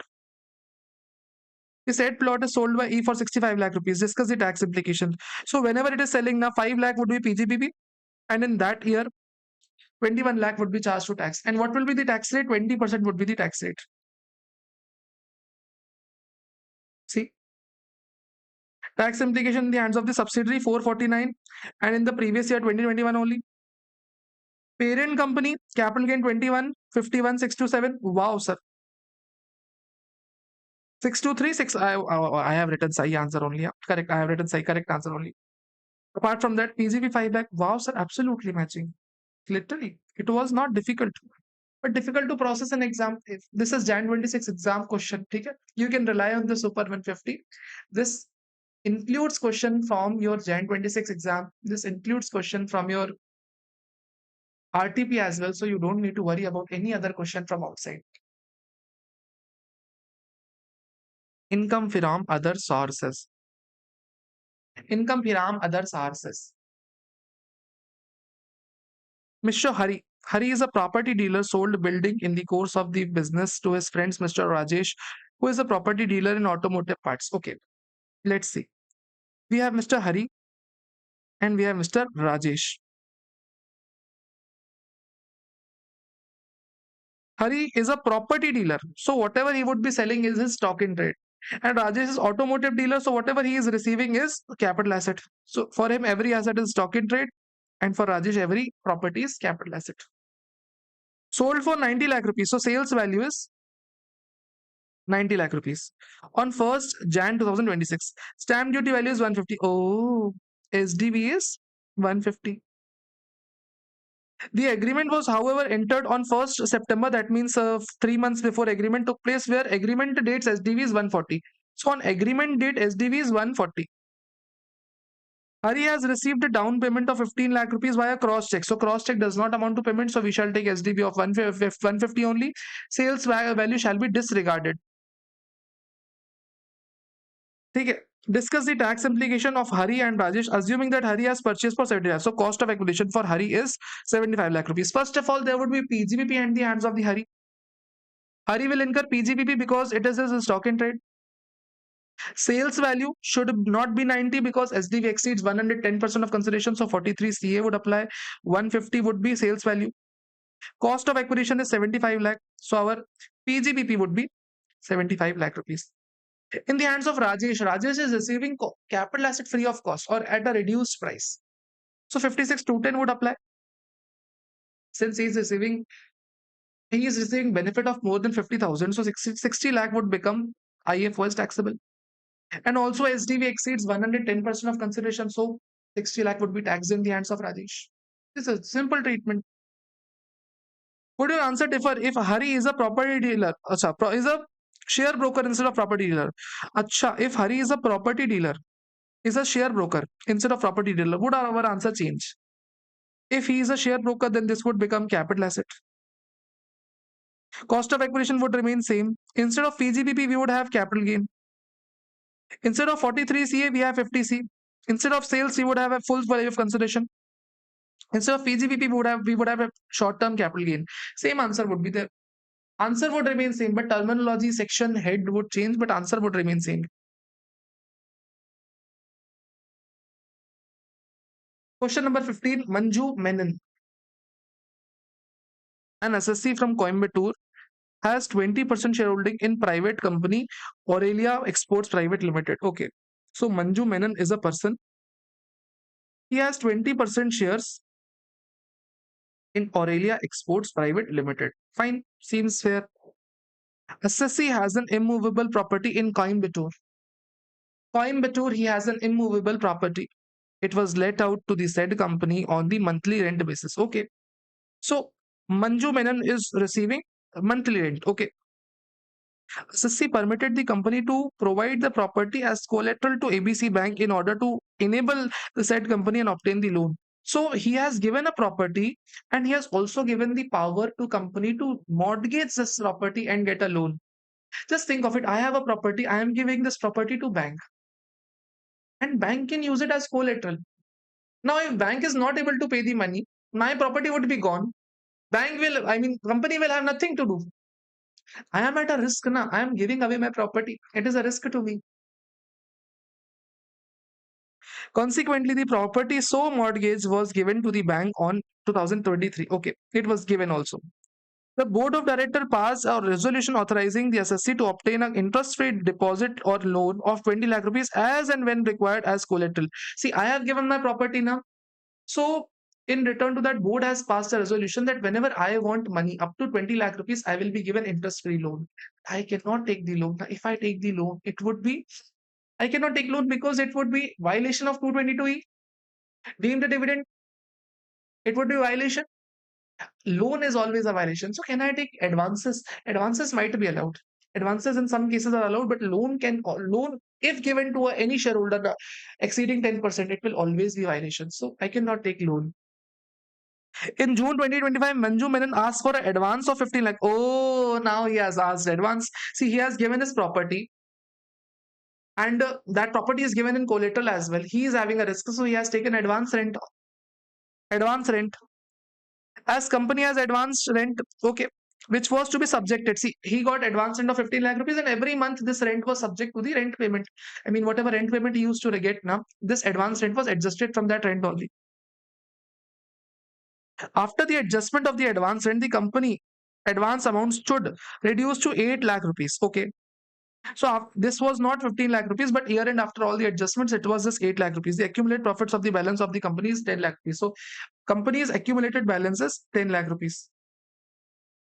Assessing officer treated the 8 lakh rupees as deemed dividend. This advance given to the shareholder company treated as deemed dividend. See, first of all, is it a gratuitous advance? Just think of it. Is it a gratuitous advance? Are we giving it for free? No, we have got services from the shareholder. No? We have got a property from the shareholder which we have mortgaged to bank. This is not free of cost. He is not doing any service to us. He has given us shares. He has given us property against which we are giving him advances. And of course, we are subject to pay the rent anyway. We have to pay rent anyway. Okay. So we have given advance. It is fair. It is fair. It seems fair. How do we write the answer? First of all, you have to describe 222E. That means any loan given, any advance given by the company, closely held company to the shareholder exceeding 10% shall amount to deemed dividend. But this condition is not applicable in three cases. First of all is in case loan advance have been given by the shareholder against which services are to be received from the shareholder. Or sorry, loan advance given is given to a shareholder against where services are to be received. Second case, sir, it is in ordinary course of business. It is a trade nature advance or commercial advance. It is possible. And at last, sir, it is a non-gratuitous advance. It is not out of gratitude we are giving. Okay? It is a service we are getting. So that is why this is not deemed a dividend. And whatever assessing officer is saying is incorrect. That was witnessed in the case of Pradeep Kumar Malhotra case law as well. Done, sir, done, sir, done, sir. Oh, done with cap gain, done with IFS. And you have not done subscribing to the channel. You have not done subscribing channel. I know. You don't want me to succeed. You really don't want me to succeed. Do you want me to cry like wah wah wah? Do you want me to cry? Do you want me to cry like wah wah wah? Very bad. Very bad person. Chalo, come on, come on to question number 16. After subscribing, come on to next question. If you have not subscribed, don't come on, okay? Profit and gain from business and profession. See, your subscription is only thing that is going to keep me alive. Okay. That only motivates me to speak for this long and record videos like these. Your subscription is the only thing. Your subscription, your comments, your love is the only thing that I get in consideration, nothing else. Sheetal Limited is a listed company located in Mumbai. Okay. It is engaged at multiple activities at different locations. Books of accounts are maintained by each unit separately. The head office maintains books relating to common transaction. All the accounts have been consolidated and return of income is filed at Mumbai. So it has multiple units. All the units are clubbed together and then return is filed. First of all, unit clubbing would take place, then common transactions would be accounted for, and at last return would be filed. The following information is furnished unit-wise for year ended 31st March 2026. Chemical Manufacturing Unit and Jaipur. Company has reported net profit of 300 lakh rupees in the books of accounts of the said business unit. So net profit is nothing but 300 lakh rupees. It mentored an agreement to use of know-how owned by a renowned scientist. Amount of royalty paid during the year is 40 lakh rupees. So 40 lakh royalty we are paying to them. The company deducted tax and source on the amount paid to November 2025. So we have paid him up to November 2025, 40 lakh rupees. Sorry, and omitted to deduct TDS on the payment of 10 lakh rupees. Oh my God, sir. See, up to November, whatever payment we have made of 30 lakh rupees, we deducted TDS on that. But on 10 lakh, we didn't deduct TDS. So that 10 lakh, out of this 30 lakh is valid, 10 lakh, 30% would be disallowed. That means 3 lakh has to be added back. Okay, sir. The payee admitted the royalty in full and it was filed return. See, if we have not deducted TDS, payee considered this thing in their income. But for current year, it would be disallowed. It would be allowed to us in next year. The company paid 89 lakh 60,000 rupees, being 60% of basic salary plus generous allowance of the employees of the notified pension fund. Okay. 89 lakh 60,000 divided by 16% and 12% is allowed, so 2% is extra. 11 lakh 20,000 is to be added. What is the profit? Profit is nothing but 314.2 lakh. Fine, seems fair. Furniture manufacturing unit in Pune. The company has manufacturing unit in Pune. It reports a net profit of 90 lakh rupees. As per books of accounts, it brought a trademark from Yellow for 25 lakh on 1st June 2025, which was charged as an expenditure. See, whenever you have trademark, now it is not charged as expenditure, add back, and you will get depreciation on this is 2.5 lakh. It is intangible asset. Company paid 3 lakh rupees and interest on loan taken from non-resident. Tax was deducted in March, but it was only remitted in May. We paid to non-resident, we deducted TDS on time, but we paid before ROI. We deducted on time, we paid on before ROI. What's the issue? Nothing. It would be allowed. It's just a bouncer. It'll be allowed. It'll be allowed. The company paid 7 lakh rupees, being the amount of income tax payable by the employees on the non-monetary perquisites provided by the employees or provided by the company. Okay. Oh, 7 lakh is the tax on non-monetary perquisites, so that shall be added back. Find out the second one. 90 plus 25 minus 6.25 plus 7. 115.75. So if we consider both the units now, 314 plus 115.75, things seems fair up till now. Fertilizer producing unit in Narmada. See, fertilizer producing unit, if you don't know, it is section 35 ED business. So whatever capex you do other than land would be allowed here. Company established a fertilizer producing unit in Narmada, Gujarat, which became operational in July 2025. It acquired a piece of land, not relevant. Put up a building, 2.5, allowed as deduction. Plant and machinery, allowed as deduction. Net profit as per books of accounts.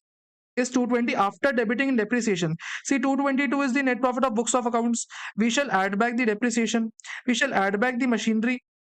We shall reduce the 2.5 crore of, we shall reduce the 250 crore, 250 lakh rupees of building. We shall reduce 300 lakh of machinery. This will give us the final profit of the unit. 200 lakh, 220 plus 25 plus 45 minus 250 minus 300.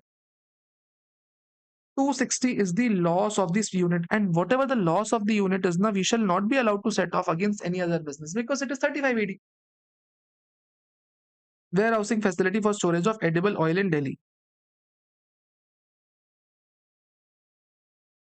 It established a warehousing facility for storage of edible oil in Delhi from 1st August 2025. It made an investment at a cost of land of 2 crore, building 3 crore rupees, plant and machinery 5 crore. Net profit without depreciation is 70 lakh rupees. Okay. So edible oil is not specified business. Net profit is 70 lakh rupees. Before depreciation, so we would get depreciation. Land is not allowed. Building 3 crore, 10% depreciation. That means 30 lakh depreciation. Plant and machinery 5 crore. On 5 crore, we would get 15% depreciation. So it would be 75 lakhs. So we would have a loss of 35 lakh rupees. And this loss can be set off. This loss can be set off. 314, 115.75 minus 35, and this is ignored. Okay, because this is 3580 wala. Now, this is the additional information. We have 4 units. Now we have common transaction. Every transaction is to be given impact. Okay, these are not adjusted in P&L. These transactions are not adjusted in P&L of above units. So these are to be impacted. The company mobilized the capital during previous year 24-26 by public issue. The application money was kept in bank pending allotment. The interest income on the said deposit of 320 was credited to general reserve. You came up with IPO. You received allotment money. That allotment money was kept at bank and you received interest on that. See, whenever you come up with IPO, whatever the expenses on IPO are there are disallowed. So income would also not be taxed. If expenses are disallowed, then income would also not be taxed. So this is exempt income, and we have not even credited this to P&L. We have credited this to general reserve. So it is absolutely allowed. It is absolutely allowed.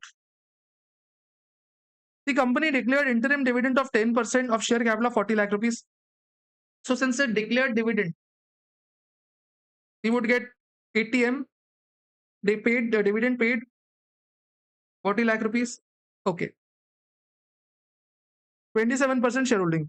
From whom it received 56 lakhs. See, 56 lakh dividend has not been considered. So we would consider this under IFOS. Both the dividend paid and received have been credited, debited respectively to consolidated P&L. Oh my God. Very nice point. See, very nice point. See, logically understand. Try understanding this. Unit 1, Unit 2, Unit 3, and Unit 4. All the units combined plus some adjustment would give us the consolidated profits. Point states that we have adjusted this in consolidated profit. But we are not given profit of consolidated. We are not given profit of consolidated unit. We have been given with profit of individual units. So while considering profit of individual unit, clubbing them, that means in individual unit we have not given this dividend impact now. In consolidated P&L, it would have been given, but we are not given consolidated profit. We are given individual profits. We have to make this adjustment. Then only it would become consolidated now. We have to make this adjustment. So this dividend is to be added in IFOS. This has not to be disallowed. Okay? This is to be added in IFOS. Turnover of the company for previous year 23-24 is 390. That means tax rate would be 25%. For financial year 24-25, not relevant. The company company has a MAT credit of 20 lakh rupees. Okay. Book profit is 520. So 520 lakh is book profit. 15% would be MAT. 1.07 into 1.04. This would be the final MAT table. Compute the total income, optimum tax liability. Company till now has not opted for 115 BAA, but we have to tell whether it should go for not. Okay. Let's see. First of all, Unit 1, 314.2 and Unit 2, 115.75. Wow, sir. Correct? Correct. Unit 3, 260. Unit 4, 35. Wow. And 56. Our GTI is same. ATM, we would get 40 lakh rupees received, paid, whichever is lower, we would get that. Whatever our income is, 25% tax, 7% surcharge, and 4% education says this would give us the tax liability. MAT, as I have told you, 15% plus 7% plus 4%, this would give us the MAT liability. Whatever is beneficial, we shall take that. Now, we shall go for 115 BAA as well. Whatever is higher, we shall take that, not the beneficial one. Come on to 115 BAA, what it says. See, under BAA, na, answer would not change substantially. Rather, instead of everything, this would remain same. This would remain same. Unit 2 would remain same. Unit 3 would change because it is 3580. So unit 3 would be just a 220 because it is considering the depreciation impact. So it would be just a 220. If we take that, our answer would match. Just check out. Just check out. 314, 115, 175, 220 minus 35. This would give us the profit of the unit. 80M we would still get. Okay. Under BAA as well. After that, we shall take whatever the total income we have. We shall take 22 plus 10 plus 4. It should not opt for 115 BAA since tax liability in BAA is higher. We should not opt. That's the bottom line. Good question in itself.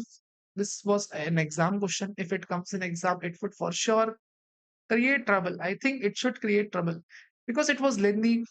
Areas were difficult to digest. It should create trouble. So if you have not done practice, there are chances that you might miss out. So PGBP at least you should try practicing. I personally think for PGBP you should practice more and more. Question number 17. Messrs. Gomati Private Limited is a closely held company, is in the business of growing rubber. Okay. Rubber business.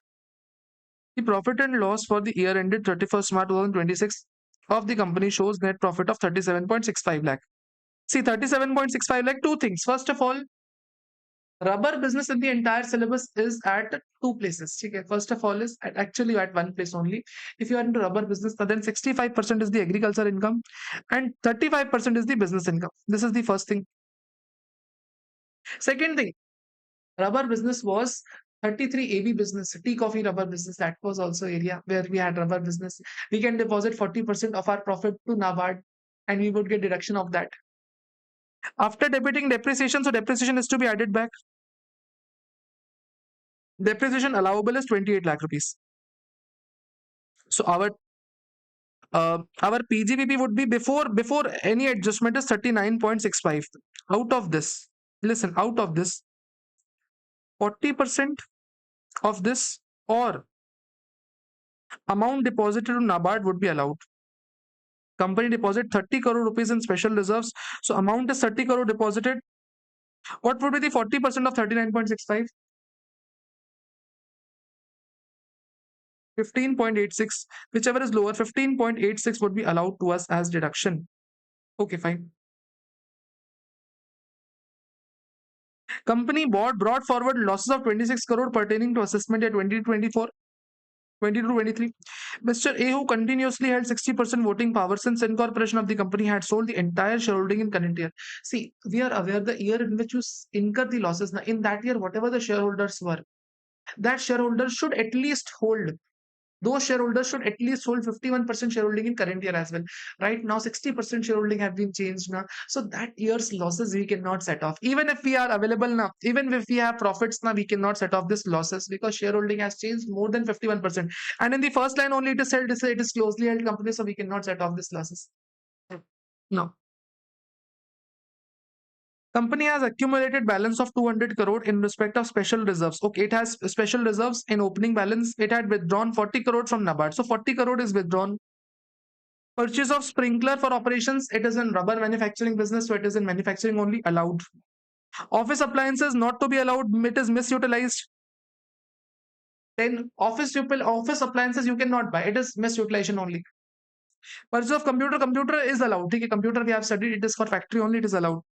Construction of godown is allowed. Repairs to machinery is allowed. Repairs to machinery is allowed. Why it is allowed? See, as an expense, it should be disallowed. But as an expense with respect to use of this NABARD money, it is allowed. What am I saying? That if you have any money in NABARD, you can use this for repairs purpose. You can use this for revenue expenditure. But that revenue expenditure should not be allowed as PGBP. Okay? It should not be allowed as reduction under PGBP. Here we are not considering PGBP. Okay? Our profit is after considering every impact. Here we are just checking out whether we have used money properly or not.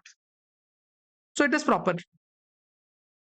How much did we actually use? Can you all tell me? We had taken out 40 crore rupees. Out of that, we used 10 crore, 10 crore, 5 crore, 1 crore, 35 lakh. Can I simply say that we have just used 26.35 lakh rupees, 35 crore rupees? That means 13.65 we did not utilize, and whatever amount we did not utilize in per current year, na, that is added to our income. Unutilized 13.65 crore.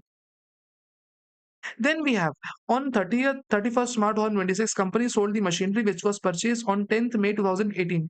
Whenever you buy any asset, na, from that year end, at least you shall hold that machinery for 8 years.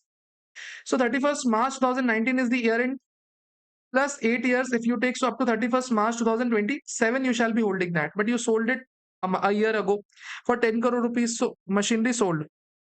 Whatever the deduction claimed earlier or sales price, whichever is lower, deduction claimed earlier would have been 10 only. So we shall take 10 crore as taxable. How much is profit? This is the tax additions. Okay. 36.95, but 39.65 minus 15.86 plus 10 plus 13.65 plus 10. 57.44. Out of this, 65% is agri and 35% is the business. 20.104. This is the amount of business income taxable. From here, no losses would be allowed to set off. Of course, it is already said. This is the amount of taxability. Easy question it was, I guess. I don't think that this question was an issue. I personally don't think that this question was an issue. Come on to question number 18. What this is? Mesers Hind Udyog is a manufacturing partnership firm consisting of three partners, namely. Seems fair. XYZ provides the following information relating to the year ending 31st March 2026. Okay. Net profit is 28.75 lakh. 28.75 lakh is the net profit. Fine. As per the profit and loss account, we have arrived at after debiting and crediting the following items. Seems fair. The firm has provided an amount of 2 lakh rupees, being the sum estimated payable. See, whenever there is an estimate based on wage calculation of the laborers now, you can assume that it is allowed by ICDS. I have taught this multiple times that if any provision has been created based on reasonable estimates and certainty, fair estimates and reasonable certainty, then it is allowed if it has been permitted by ICDS. So employee benefit expenses, wage increment is allowed by ICDS, it is allowed. Sale proceeds of import entitlements of 1 lakh rupees have been credited to P&L. The firm thinks that it is a capital receipts. See, import entitlements are PGBP only. Section 28 specifically says that these are PGBP, so it will be taxed only. There is no such change in treatment. Goods and service tax demand includes 5,300 as penalty for delay, 12,750 towards the interest. See, 5,300 is the penalty that is to be added back. Penalties are not allowed. But interest on GST is allowed. We are aware interest on GST is allowed. Free air ticket was provided by the supplier for reaching the certain volumes for purchase of 2026. The same has not been credited to the P&L because it was encashed by the firm of 2 lakh rupees. See, we received some perquisites, we earned some perquisites, we got them encashed in next year. We received it today, but I received the Bangkok trip. I got it encashed in next year on 2nd April. So they have not credited this to P&L. Of course, this would be credited because any perquisite FMV shall be taken whether we have received in cash or not. Whether it is encashed or not, it will be taxable in the year in which it is accrued. Interest amounting to 20,000 rupees paid to X the Karta. See, you have paid 20,000 rupees interest to Karta of HF. 18%. See, as a partnership firm, you are allowed to pay just 12% to partners. Here you have not paid to partner. Here you have paid to HUF only. So allowed. The firm has taken on lease the old building for the relocating its businesses. Due to old building, it was demolished and new building was put up and which was used by the firm from September 2025. The cost of 10 lakh was written off as revenue expenditure. So whenever we have cost of building, it is never reduced, it is never added to cost. The lessor permitted to have extension of the lease by 20 years. See, listen. Whenever, listen very carefully. Yeah? This is a lease agreement and we are lazy. This is a lease agreement and we are a lazy. We know that under the lease agreement, we do not get any depreciation. We do not get any depreciation. Only deduction we get is lease rental. Fine, sir, fine. But issue involved here is now, whatever the asset we get on lease now, whatever asset we are getting on lease now, that is for that we are paying lease rental only. But this extra expenditure we are incurring. We are the tenants of a building and we are doing capital expenditure. Section 30 clearly states that if you have any land or building and you do a capital expenditure on that, now on that, that will be added to cost of the asset. That is not allowed as revenue expenditure. That is added to cost. Section 30 clearly states that. So this is added to cost, and you would get depreciation only on this 10 lakh component, not on anything else. So you are not entitled to depreciation of entire asset, but only on this 10 lakh component that you have incurred, you would get depreciation. Minus 1 lakh, you would be allowed. Purchase and sale without delivery. See, if you have any losses, see losses. If you have any losses now, this losses shall be taken off from here. This losses must have reduced your income. So this 3 lakh would increase your income and this 3 lakh would be separated. This 3 lakh would be losses on speculative business. Without taking delivery, you have done the losses. So this has to be ignored. Scheduled bank sanctioned and disbursed a long-term loan in financial year 2021, a sum of 50 lakh rupees. Interest of 8 lakh was arrear. The bank converted the said interest into a new fresh loan repayable in 10 equal installments. Company had paid 2 installments and the sum so paid had been funded in interest and balance sheet. Okay. So out of this 8 lakh rupees, listen, 8 lakh rupees. 8 lakh rupees the interest amount. We have not paid that. Interest not paid is not allowed. Interest not paid is not allowed. This interest not paid is converted into fresh loan. Does conversion amount to payment? Right answer is no. Conversion doesn't amount to payment. But sir, if converted interest is paid, if this loan is paid, fresh loan is paid, provision says it is converted into 10 installments, and out of that 10 installments, 2 installment we have paid. That means 1,60,000 we have paid. So this should be allowed now. This should be allowed. Lawmaker says that this 160 has been reduced from balance sheet. This 160 has been reduced from balance sheet. So this 161.6 lakh should be allowed right now. Provision for 2.5 lakh for audit fees was made for the year ended 31st March 2025 without deducting tax and source. Such fees was paid to auditor in September 2025 after deducting under 194J, and the TDS was paid on November 2025. Now, last year provision you created, last year you did not deduct TDS. If you did not deduct TDS, lawmaker says expenditure would be disallowed. Last year's expenditure would be disallowed 30%, and you would get deduction in the year in which you paid. You paid in current year, so 30% would be allowed in current year. So 70,000 allowed in current year. The firm has made investment of 23 lakh and 12 lakh for the construction of 2 warehouses. Okay. So 23 lakh and 12 lakh, 2 warehouses, excluding cost. Okay. In rural areas for the construction of storage and edible oil. Agriculture produce and edible oil. Agriculture produce is 35 AD. Edible oil is not. These were made available from 15th September 2025. The profit from these warehouses before claiming deduction under 35 AD and 32 is 15 lakh and 5 lakh. Okay. So if we have edible oil now, we have profit. How much profit we have, sir? We have profit of 5 lakh. We have bought a building. We have bought a building of 12 lakh rupees. On that 10% depreciation would be allowed. So depreciation on building would be 1.2 lakh. So this would be the profit of edible oil unit 3.8 lakh. If we consider the other business, that is agriculture warehousing, profit is 15 lakh rupees and we have bought a building of 23 lakh rupees. So here we would have loss of 8 lakh rupees, and this loss will be carried forward. This loss cannot be set off. 2025 firm received a dividend of 11 lakh rupees from A, which it in which it holds 10%. So if you have any dividend, it would go to IFOS. It would go to IFOS, 11 lakh rupees. Simple. Let's check the answers. 28.75, 5,300, 2 lakh. 2875, 5,300, 2 lakh. Okay. 10 lakh, 3 lakh. 10 lakh, 3 lakh, 1 lakh. 10 lakh, 3 lakh, 1 lakh minus. Okay, perfect. 160 reduce, 75,000 reduce, 3 lakh ka loss. 160 reduce, 3 lakh ka loss, 70,000 reduced. 75,000, of course, it should be 75,000. 8 lakh of loss and dividend 11 lakh. 8 lakh of loss, 3.8 lakh of profit, 11 lakh IFRS.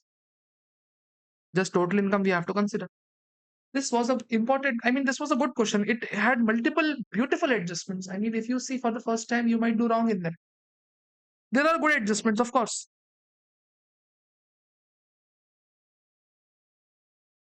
Very nice question. Question number 190. Very nice question. Come on to this question.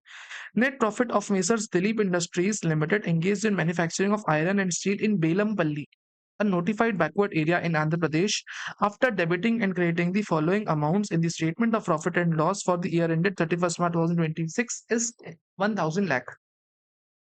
1,000 lakh. Depreciation calculated as per useful life. See, first thing, whenever you solve these type of question is now, you should always subscribe to YouTube channel. First thing that you should do is, then only you will understand the concepts better. First thing that you should do is you should always subscribe to channel first. Second thing, whenever you have to do is the depreciation, add this to add this 350 because this depreciation is not going to be allowed. Okay. Okay. Sorry. The company has paid. See, sir, we have subscribed your channel once and now we have subscribed it twice. We have again subscribed to, we have again clicked to that subscribe button. Or Papa, never do that. Subscribe in odd numbers. One time, three times, five times, seven times. Never do that in even numbers. Okay? Always odd numbers. The company has paid 50 lakh rupees on 1st August 2025 to a research institution recognized by notified recognized and notified by the central government, whose main object is scientific research. We have donated to somebody who is into scientific research. It will be allowed under old regime but not in new regime. So whether we are going for old or new, let's check. You are required to compute the total income of the company. Ignore MAT and BAA. Okay, total income only. Wow. So it will be allowed. Allowed. Company has provided 8% interest on 350 lakh rupees being amount from borrowed from NBFCs on 1st May 2025 for purchase of machinery. The interest outstanding is on 31st March 2026, was paid on 1st November 2026. Okay.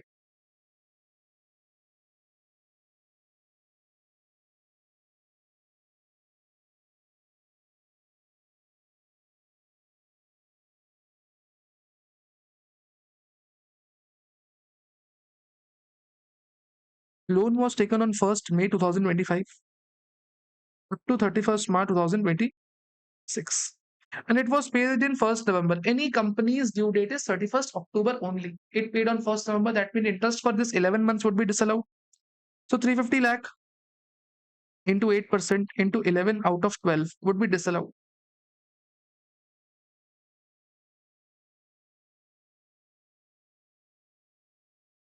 25.67 lakh rupees would be disallowed.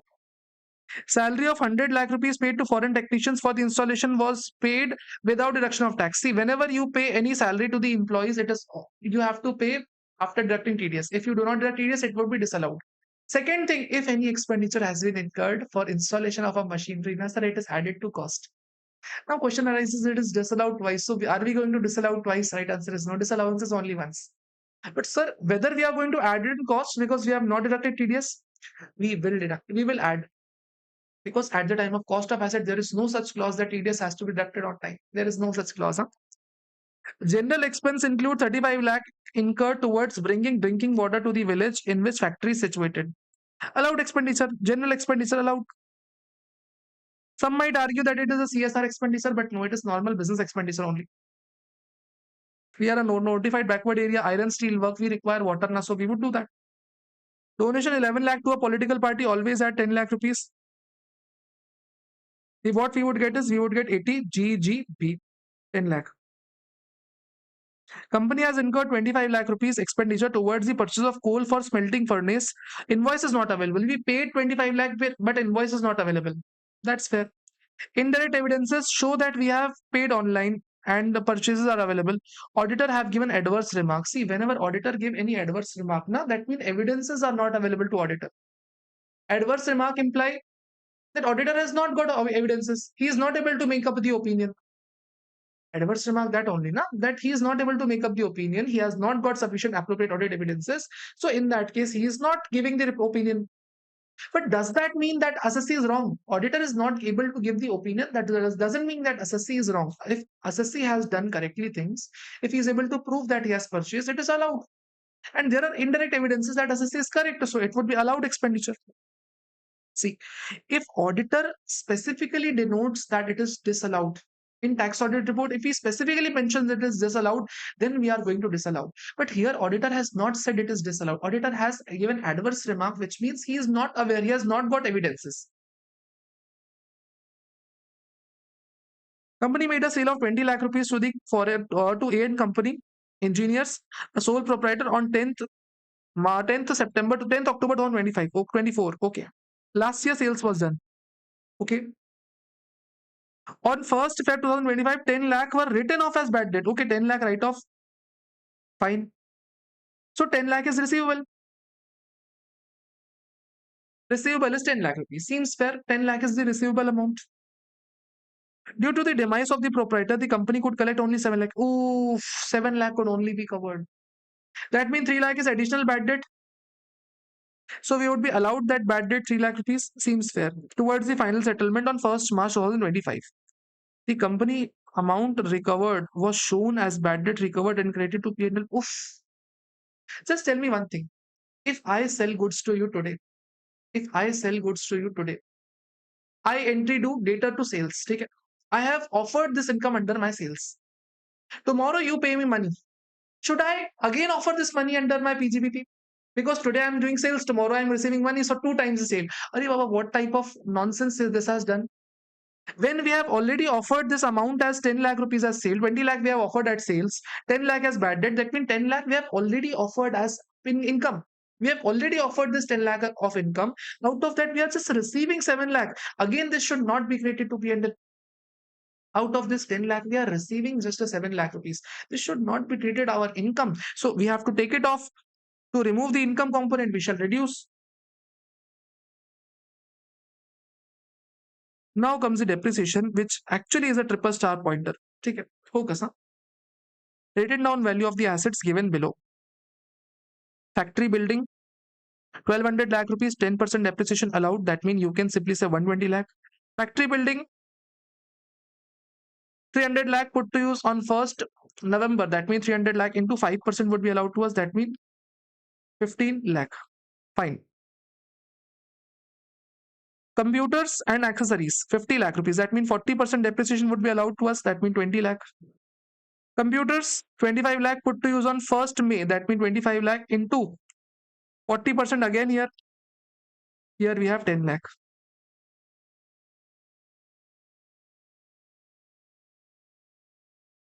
Office appliances. Office appliances are nothing but plant and machinery, 15%, 4.5 lakh. Do we have any additions in office appliances? No. Tractor used for movements in raw materials, semi-finished goods. See, in the factory premises, we have plant and machinery. Plant and machinery only. Tractors are plant and machinery only. Uh, Passenger vehicles are not allowed for additional for depreciation. See, so on this 15% we would get depreciation. 20 lakh, 15% depreciation is nothing but 3 lakh rupees. Tractor, 15 lakh tractor were bought on 1st August and 10 lakh tractor were bought put to use on 1st Feb. So 15 lakh into 15% and 10 lakh into 7.5%. So here we would have 2.25 lakh. Here we would have 0.75 lakh. This is the depreciation we would get. Plant and machinery. On 800 lakh, we would get 15%. That means 120 lakh. Plant and machinery of 500 lakh put to use on 1st Feb. So 500 lakh into 7.5. Sir, here we went wrong. Here we went wrong. Why? Because actually plant and machinery is not just 500 lakh. If you carefully see now, on this plant and machinery, we have paid salaries as well, 100 lakh rupees, and we have paid interest as well for purchase of plant and machinery. Listen now. 500 lakh is the cost of plant and machinery. 100 lakh is the salary. And what does it say? Put to use is 1st Feb. That means up to the interest up to 1st Feb would be added to cost. That means 350 lakh into 8%. From May, June, July, August, September, October, November, December, Jan. 9 months interest would be added to cost. 350 into 8% divided by 12 into 9. That means 21 lakh would be added to cost. That means 621 lakh would be the value of plant and machinery. This is an important point.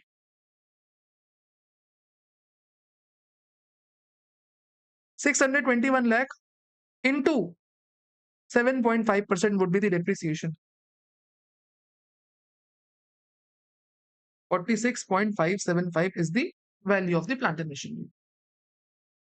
Totaling this would give us the depreciation. I am just highlighting that in black. 120, 20, 4.5, 3, 120, 15, 10, 2.25, 0.75, and 4.75. Adding all the highlighted ones would give us the depreciation.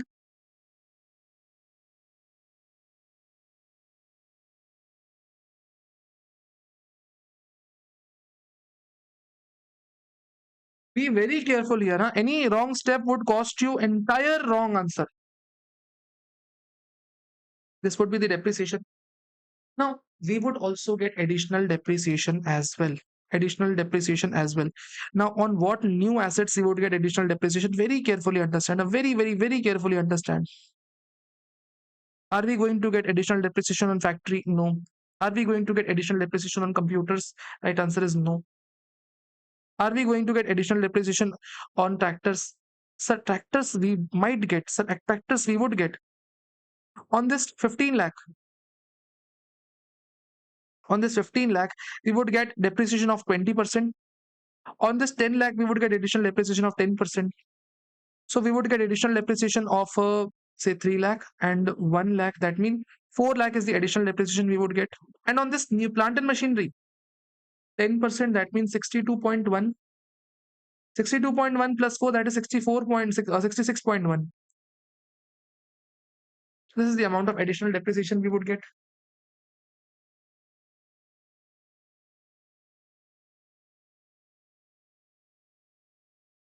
This is the amount of depreciation we would get, 408.175. At last, we have 2 points. Expenditure incurred towards ISO certification is 10 lakh is included in PP. See, whenever you have ISO certification now, that is not included in PP, that is always a revenue expenditure. Under section 37, we have studied ISO certification is 115. Sorry, it is allowed under section 37. It is not PP. Recognition granted towards scientific research which was engaged in scientific research was withdrawn. See, we donated to somebody. We donated to IIT Dholakpur, and the status of IIT was revoked later on. So does it bother to anybody? Does it bother us? Right answer is no. It is absolutely okay. The day on which we give the donation is the day in which it should be having the status. Later on, if it is revoked, we do not care. Let's check out the answers. 1,000, 350, 26, 25.67. 1,000, 350, 25.67. 110,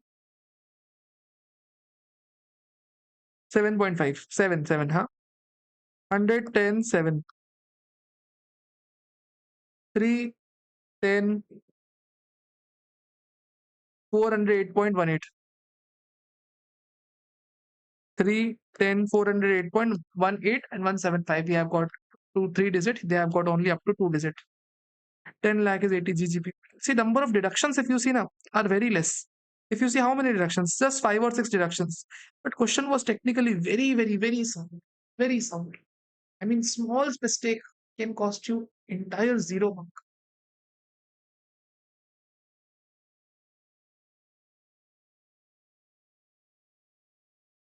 Come on to question number 20.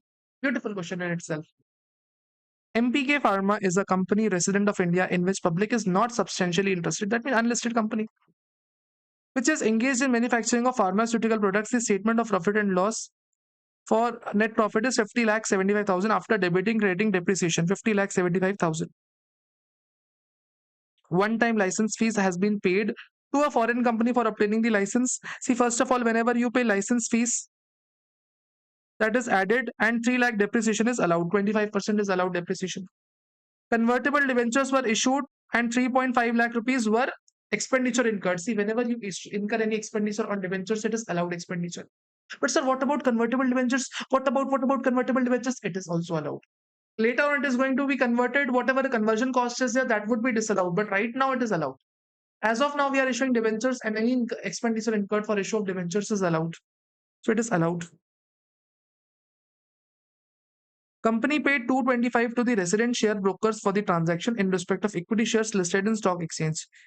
225 for the equity shares. If the company is in pharmaceuticals, then how come this company is paying stock broking charges? Sir, it is disallowed 100%. This is not a business expenditure even. Well, 1,20,000 rupees as commodity broker for the transaction in respect of commodities. Tax was not deducted on these transactions.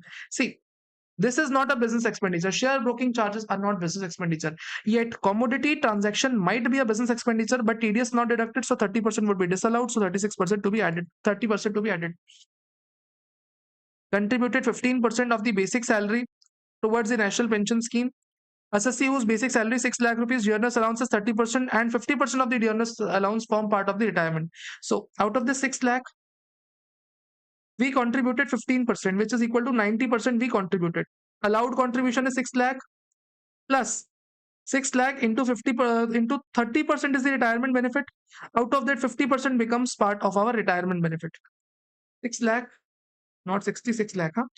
6 lakh into 30% into 50%.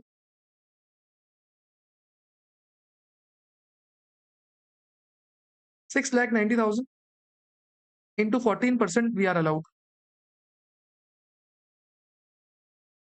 96,600. 90,000, 96,600. We have paid 90,000. Allowed is 96,600. So it is allowed. Whatever we have paid is allowed. Expense of 7 lakh rupees have been incurred as a freebie to medical practitioners. Arey Baba, any freebie to practitioners is not allowed. Always add back. Expenditure 520 towards feasibility report, advancement of the existing project. The project was abandoned. See, existing project expenditure, whatever you do is allowed. New expenditure is not allowed. New business is not allowed. So ignore that. Depreciation 13 lakh have been charged on the useful life. Sir, useful life of the depreciation always add back. Only depreciation as per income tax is allowed. Employee provident fund for the month of the March is 520, for which was remitted in May 2025, which includes 260 for employers contribution and 260 for employees contribution. See, whatever March month's contribution is there now, that should be paid up to 15th April. If it is paid beyond that now, employees contribution would be disallowed. Employers contribution would be allowed if it is paid up to ROI. So 260 would be fully disallowed because employees contribution is paid late. Swachh Bharat Kosh. See, wherever there is a word Bharat, India, PM, CM, whatever it is mentioned now. So 2 lakh would be allowed under 80G. Industrial power tariff concession. It is nothing but a PGBP only. Under section 28, it is allowed. Interest and borrowing cost 565 and 685 and 565 not meeting the criteria of revenue recognition as a component of cost is included in the opening and closing inventory. Now, interest expenditures which is not a part of closing stock and opening stock are included in the inventory, so we have to take it off. Very carefully understand. Opening stock, whatever it was, plus 5685 it is appearing. Closing stock, whatever it was, plus 5.65 it is appearing. Opening stock plus something is appearing, closing stock plus something is appearing. We have to take it off. This opening stock 685 is to be removed. That means we have to reduce the expenditure, we have to increase the income. So ultimately, this 685 will be added back. And closing stock is also to be removed. That means we have to reduce the income. So reducing income is nothing but minus 565. Net adjustment between the two would be 120 is the net adjustment to be added. Perfect, sir. Then profit from setting up of warehousing in rural area for storage of sugar. Sugar warehousing is a specified business.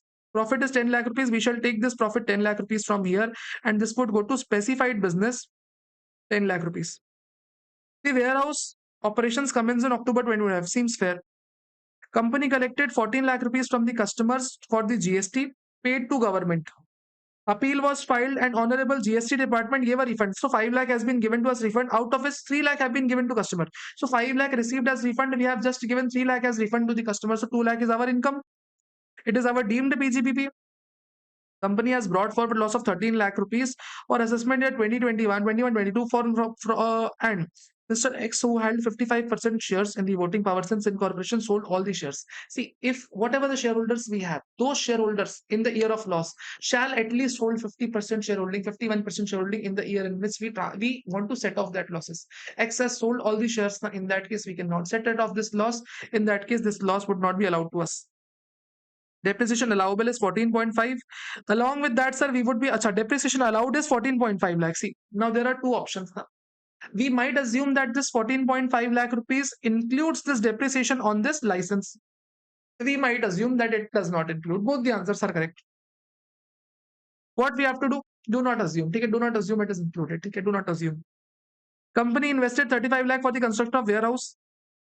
This includes investment in lands. Okay, so 35 lakh rupees has been invested. Out of that, 20 lakh is land and 15 lakh is the warehouse. So we would get 15 lakh of deduction here. So 5 lakh is loss. Loss. That's it. You are required to compute the total income. Not opted for BAA. 50.75, 120, 225. 15.75, 12 lakh, 225. ठीक है. 36 to add, 7 lakh to add, 260 to add. 36 to add, 7 lakh to add, 260 to add. 13 lakh also to add, 2 lakh to add, 120 to add. 13 lakh to add, 2 lakh to add, 120 to add. Wow.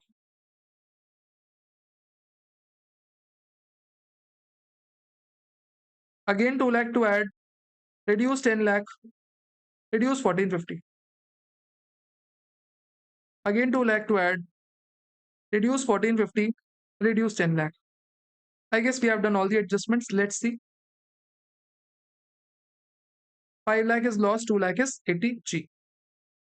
5 lakh is lost and 2 lakh is 80G. One thing you would do missing, you would see missing is this 3 lakh rupees. That is the same thing I said now. Depreciation, you might assume that this 14.5 lakh is given now. It includes the depreciation of intangible asset as well. On the contrary, you might not assume it. Both the options are correct. In the depreciation point only, they have specifically mentioned this thing. That depreciation is 14.5. It is assumed. If it is assumed now that the depreciation does not include the depreciation on intangible, so we would add depreciation of 3 lakh rupees. Done, sir. Done, sir. Done, sir. Come on to question number 21. Messrs Cure Limited is an Indian company engaged in manufacturing. See, whenever you see manufacturing, now there is a term additional depreciation worth considering. Pharmaceutical products since 2020. Net profit as per statement of profit and loss for year ended 31st March is 95 lakh 45,000. Okay. After debiting and crediting the following items. Okay. Paid 6 lakh rupees as an expense for public issue of shares. The public issue could not materialize because of non-clearance by SEBI. Whatever expenses you incur for public issue, whether public issue materializes or not, it is always to be added back. No issue, sir. Goods purchase of 5 lakh rupees from Sunny Traders was delivered on 25th Feb. Okay. The payment terms were 25 days. Well, micro enterprises payment is valid on well on time. And the date of delivery as per the contract and writing was made within March. So after 25 days payment is made. So it should be disallowed in current year. The expenditure should be disallowed in current year. Yes, yes, yes. But sir, it should be allowed in current year only now. If it is disallowed in current year, but paid in current year, so allowed in current year only. So ignore this point. Expenses of 725 for providing freebies. Arey Papa, why these people are obsessed with providing freebies to doctors? Depreciation 1250. Okay. Okay, fine. One time license fees pays. Okay, it is a 10 lakh license fees paid minus 2.5 lakh rupees is the depreciation. Net profit from setting up the warehouse in rural areas for storage of sugar. Okay. So 17 lakh to be taken off from here and 17 lakh will go to 35 AD. Okay. The warehouse commenced its operation from 25th or 24th November 2025. Power subsidy 530 has received with a stipulated condition that it will be adjusted from last year's electricity bill. But it is received in current year only. See, last year we were supposed to get a power subsidy, but we didn't get it. We got it today. So today received, today it taxed, today credited to P&L, nothing to be done. Wow, sir. No treatment. Company earned 480 of profit from the sale of 3,000 shares. A listed companies, okay, 260. The highest price quoted on the stock exchange is 180. See, sales price is 260. So first of all, take off the profit now. Profit should not be a part of P&L. First of all, it should come to capital gain head 112A. Full value of consideration is 260. Average trading price is 180 and cost was 100. So cost is not to be considered. 260 minus 100, sorry, 260 minus 180, which implies 80, I guess 80 on 3,000 shares. That means capital gain is nothing but 2,40,000 rupees. Sir, perfect. PNB waived loan of 8 lakh rupees in one-time settlement, which includes 6 lakh principal payment, 2 lakh of arrears of interest amount. Okay. The loan was taken on 2020 for working capital requirement. Okay. So PNB waived off 8 lakh worth of loan. 8 lakh worth of loan has been waived off. Provision says this item has been adjusted in P&L. This item has been adjusted in P&L. That means 8 lakh P&L, 8 lakh has been waived off. So we have credited 8 lakh rupees. This is what it means now. Since waived off 8 lakh rupees and this item has been adjusted, so we have credited 8 lakh rupees. Rather, 8 lakh should not be credited. Only 6 lakh should be credited. Principal portion shall only be credited. So whatever the interest portion that we have credited, now we shall take it off. Company employed 50 new employees on regular basis. 1st July 2025 at a wage of 23,000 per month per employee. The regular employee participate in recognized provident fund wages to additional workers were paid through account paycheck. Okay. 50 new employees were targeted. Okay, 50 new employees were added.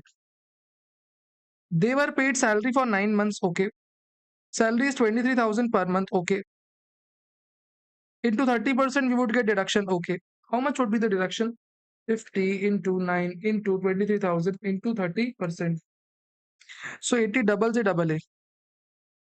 You would get 31.05 lakh. Company has invested 40 lakh in the construction of a warehouse, including 15 lakh, 25 lakh on the land. So out of the 40 lakh rupees, na 15 lakh is allowed, 25 lakh will not be allowed. Minus 15 lakh, 3580 would just be 2 lakh rupees. Depreciation as per income tax rules without considering the above adjustment is 9.2 lakh. That 9 lakh 20,000 rupees, just we have to reduce that. Company's turnover is 395. That means tax rate would be 25%. Book profit is 95.5 into 15% into 1.04 will give us the MAT amount. We have to tell as per optimum tax liability. That means in this case, we might also have to solve 115 BAA as well. Let's see. 95, 45, 6 lakh. 95, 45, 6 lakh. 725.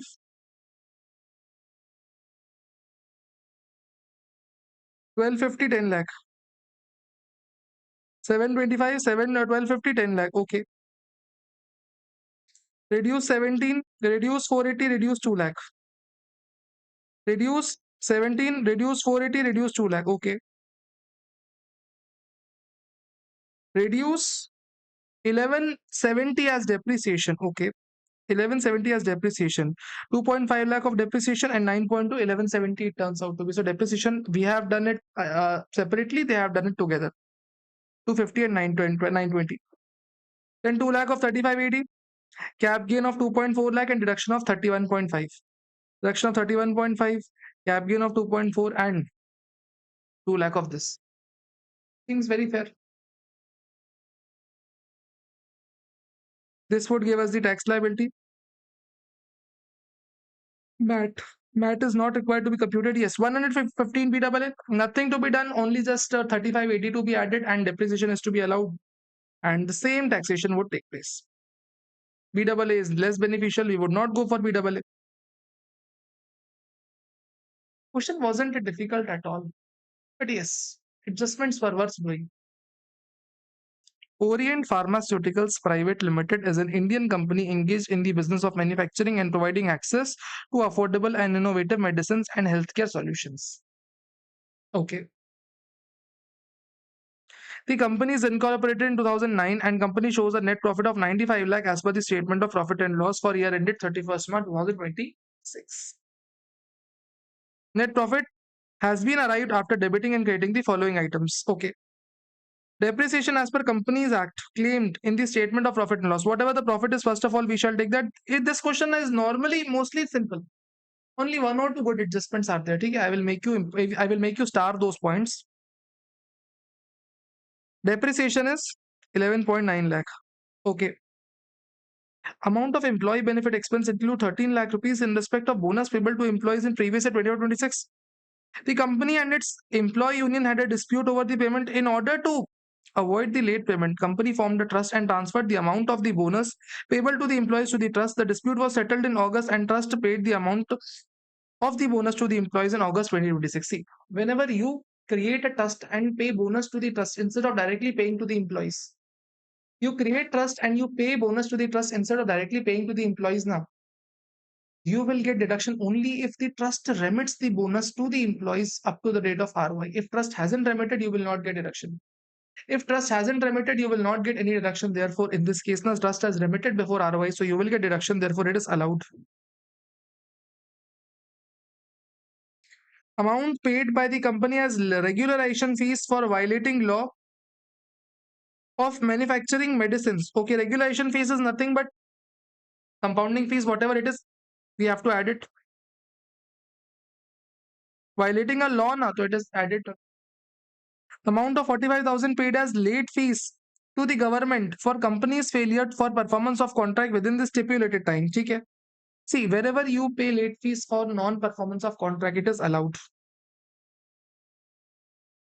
Company earned 7.5 lakh rupees on the sale of the plot and entire shares of the transferee was held by the company only. Are Baba, what's the need? See, whatever the cap gain is 7.5 has to be taken off from here and this would go to capital gain 7.5 lakh and this would be exempt because entire shares of the transferee are being held by us only. The company earned a net profit of 4.5 lakh. Okay, first of all, 4.5 lakh net profit is to be removed on the sale of the shares of the Stardell, a listed company. Okay, 4.5 to be taken off here, taken off. Sale price is 280, FMV is 175, and lowest price not relevant. Cost price is 100. Cost is not to be taken. So 180 minus 175, that is 105 into 2500 shares. That is how much profit would be 105 into 2500. 262500. This is the amount of profit. 262500.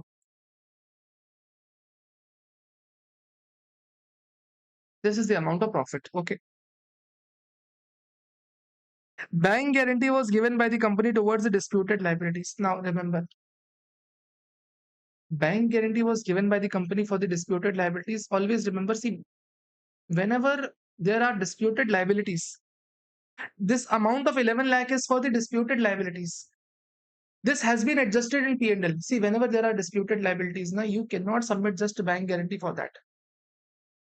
This liability is not assumed to be paid off, huh?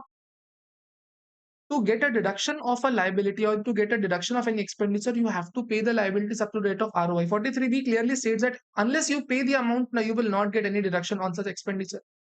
In this case, on this 11 lakh rupees, company has just given the bank guarantee. They have not actually paid the amount. They have just given the bank guarantee. Furnishing of bank guarantee does not amount to payment. So this 11 lakh will be added back.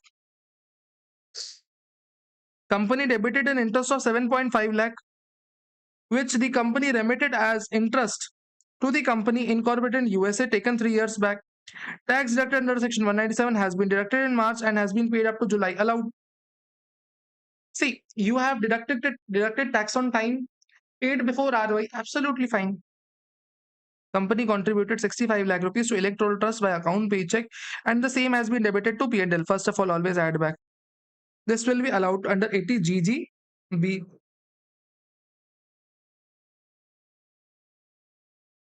Additional information has been given. Closing stock includes 12,000 pieces of imported machinery spares at its landed cost on the date of import. Now, this is the additional information. Very carefully listen. This is the important adjustment. Closing stock includes, see, closing stock includes 1,200 pieces of imported machinery spare parts at a landed cost and the date of import 25 rupees per piece. Exchange rate on the date of import is this. Okay, 82 rupees and year end exchange rate is 83 rupees. First of all, under the on the in the P&L, at what value you recognize the cost? At what value you recognize the inventory? Whenever you buy inventory, inventory is recognized at cost only. So what is the cost of inventory?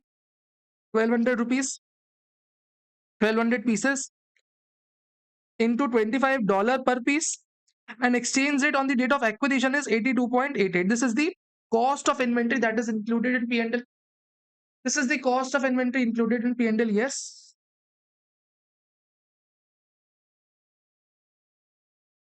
So cost of inventory is 2,486,400. This is the cost of inventory included in P&L. Fine. Point here is they say that it is a machinery. They say that closing stock includes imported machinery at a landed cost. Machinery is included in inventory. Machinery is included. See, machinery is not inventory, remember. So what impact it will have on P&L? Literally nothing. Literally nothing. Why? Because if you have machinery appearing in closing stock, similar machinery would have been appearing in purchases as well now. So with respect to our profit, there is no change. With respect to profit, there would be no change because in closing stock it is appearing. In purchase also it would be appearing. So with respect to the head of income, P&L is not changed. P&L will remain unchanged because closing stock it is appearing. We shall take off from closing stock. We shall take off from purchase as well. So it will have no impact on P&L. Therefore, on profit, it would have no impact. But in balance sheet, if you consider now, earlier it was inventory, now it would go to fixed asset. So earlier it was non-depreciable, now it would become depreciable. Now it would become depreciable. So for depreciation, now we have to take it off. We have to change it. From depreciation point of view, we shall take it. Therefore, now this is a depreciable asset. We will get depreciation on that. And since it is a machinery, imported machinery, new machinery, we would get additional depreciation as well. We shall check out. We shall check out. The depreciation charge to statement of profit and loss include the depreciation on the following items. Oh, see, 11.9 lakh is added to P&L, so debited to P&L, so it will be added. 11.9 lakh first of all will be added. Okay, 11.9 lakh is the depreciation on these assets. Let's see. It includes an amount of depreciation of 95,000 in respect of firefighting equipments installed in the office premises of the factory. During the year, there was no incidence of fire. So this 95,000 would be allowed to us first thing. New machinery which was purchased and put to use on 14/5/2025. So on this 15% depreciation would be allowed. 75,000 into 15%. 75 lakh into 15%. 11,25,000 will be the depreciation amount. See, we have purchased machinery now. In second point also, we have purchased a new machinery now. So on this new machinery, we would get additional depreciation as well. We shall consider that later on. We shall consider that later on. Machinery which was sold to a domestic company in 2016 at its WDV of 35 lakh rupees, reacquired at 65 lakh rupees. We sold a machinery at 35 and we reacquired the machinery at 65 lakhs. So we are reacquiring at a higher price. We would not get depreciation on higher price. We would get depreciation on 35 lakh only. So 35 lakh into 15%. This is the amount of depreciation we would be getting. 5,25,000. This is the actual depreciation we would be getting. Plus on this amount, okay, 2,486,400. On this, we would get 15% depreciation. 2,486,400 into 15%. 372,960. This is the amount of depreciation we would be getting. Now, sir, how much additional depreciation we would be getting? On this firefighting equipments, no additional depreciation. This new machinery bought 20% additional depreciation. That means 15 lakh of additional depreciation we would get. This second-hand machinery, no additional depreciation. This imported machinery, 24 lakh, we would get how much depreciation? When it was acquired in September. So again, 20% additional depreciation on this as well. So 24 lakh 86,400 into 20%, 4 lakh 97,280 is the amount of additional depreciation. Adding up all will give us the final depreciation figure. Depreciation was technical here.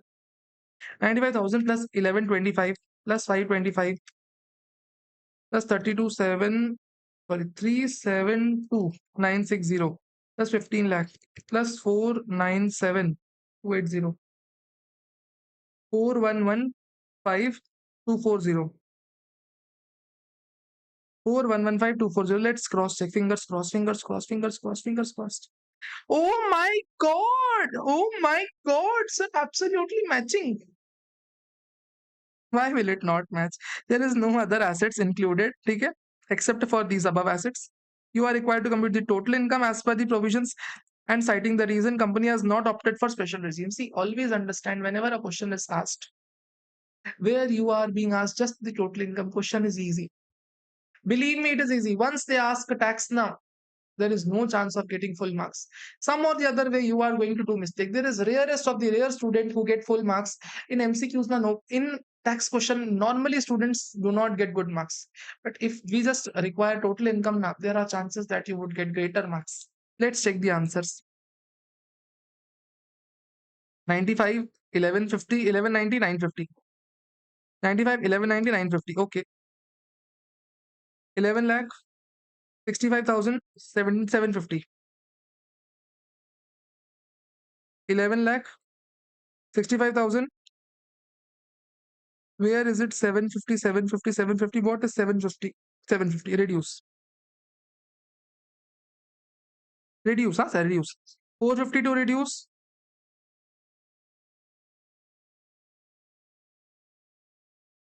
Depreciation 4115. Depreciation 4115.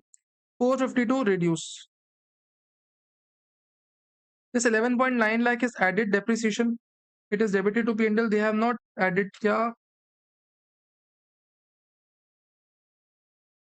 Oops. They have.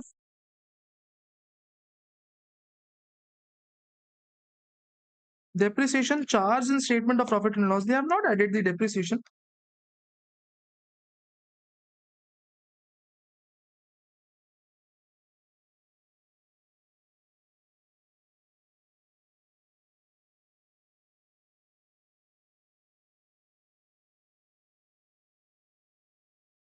Strange. Oh, they have added now. They have added 1190. We have already taken 1190. We are adding twice only. We have done it, we have done it well. Huh? We have done well. We have done correctly. Absolutely correct answer. Wow. They have given information above as well. They have given information lower as well. Question was easy, not difficult to be precise. Okay. Moving further. Question number 23. Question number 23 is a very big question to solve, to be honest. I mean, there is no difficulty in this question, but it is difficult to solve, to be honest. I mean, there are too many points. Otherwise, no difficult point, but too many. The statement of profit and loss of Tirupati Private Limited, a company engaged in manufacturing. See, whenever you are manufacturing, it is additional depreciation that you will get. 1.07 crore rupees after debiting and crediting following items.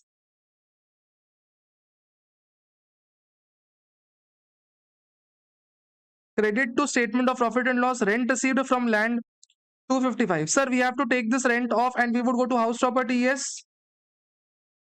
House property 255. Right answer is no. No, my dear friends. No.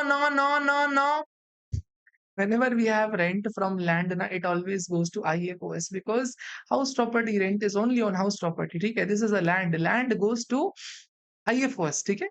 Land, plant and machinery. These goes to IFOS. Sorry. Okay? These go to IFOS, not house property. And when they go to IFOS, you don't get any 30% standard deduction. If this would have been house property, then 30% deduction you would have got. But since it is not house property, no deduction. Rent received from commercial property 530. So we shall take it off. And now this will go to house property.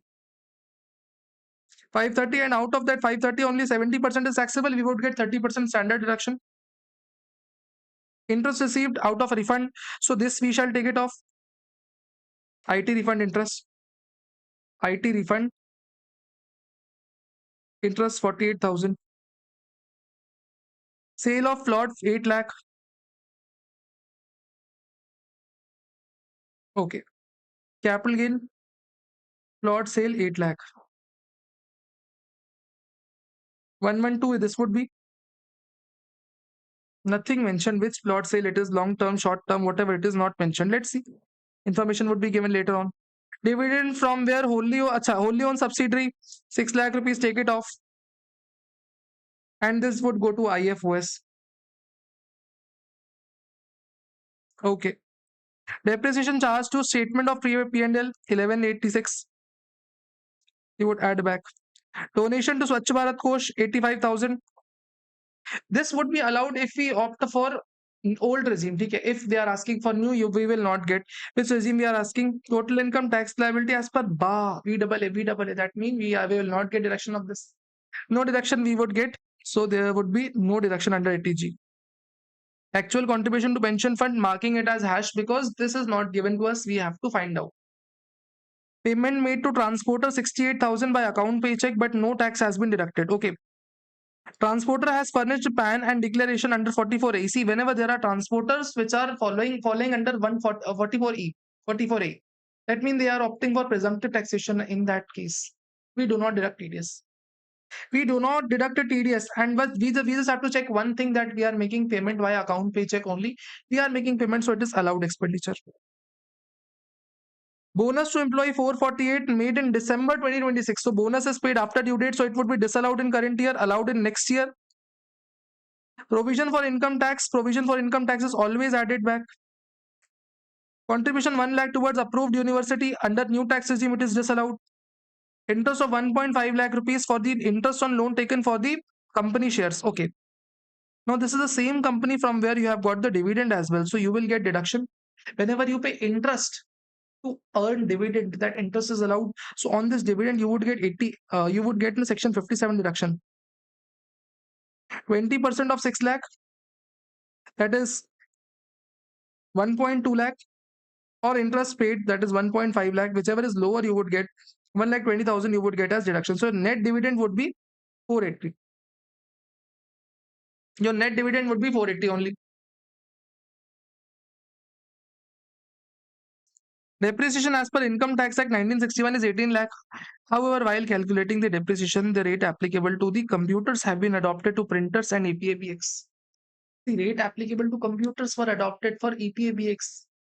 Rate applicable to computers was applied to EPABX. Same rate was applied for scanners. See, for scanners and printers, it's okay. It's okay because scanners and printers have same rate as computer, 40% depreciation. But EPABX is chargeable to 15% depreciation. So scanners is okay. EPABX 5 lakh, ideal depreciation is 15%, which is 75,000. But what they have charged is they have charged 40%, which means they have charged 2 lakh rupees. So how much extra they have charged is 1,25,000 extra they have charged. Out of this, in this entire process, how much is the depreciation? Let's see what's the depreciation. 18 lakh. 18 lakh, 1.25 lakh is extra. So 16.75 lakh is the depreciation amount. Additional depreciation on plant and machinery, not to be considered because we are opting for BAA. Provision for audit fees was made in last year without deducting TDS, but audit fees was paid after deducting TDS in current year. So last year audit fees we expensed out to P&L. It was disallowed because we did not deduct TDS. But in current year we deducted, we paid. Current year we deducted, we paid. So it's fine. It's fine. 30% would be allowed to us. During financial year 24-25, company made a provision for outstanding bill of 90,000 rupees for raw materials, out of which is outstanding, and company paid 45,000 in cash. Ooh. Last year we expensed out a bill on accrual basis. 90,000 rupees we debited to P&L on accrual basis. Today we are paying 45,000 in cash. Sir, it is always added to your income. Whenever you take expenses on accrual basis and later on you pay in cash, now it is disallowed. It is added to your income. During the year, company has issued 1 lakh equity shares of face value each. Fair market value is this. See, this issue at a higher price now was taxable 2 years back. Right now, it's not taxable. Whatever the FMV is now, if you raise money at a higher price than FMV, it is taxed. So here we don't have such taxation as of now. Lot was sold for 58 lakh rupees, acquired in Jan 2024. Okay. Sold in 2026, bought in 2024. That means long-term capital gain. Long-term capital gain under 112. Eligible salary for dearness allowance is 10 lakh. So 10 lakh, 14% would be allowed. 1 lakh 40,000 is allowed. How much we have actually debited? How much we have actually debited? 9 lakh we have debited. Oh, sorry, 190 we have debited. So we would simply add what we would add? We would add 50,000 to this treatment. We would add 50,000 because we have extra expensed out the pension. We have pension, we have given extra pension. 14% is allowed. We have paid 190, so extra we have paid 50,000. Dividend declared and paid 520. See, under 80M, how much you would get? Sir, received dividend is 480. Paid dividend is 520. Whichever is lower, you get. So 480 you would get as deduction.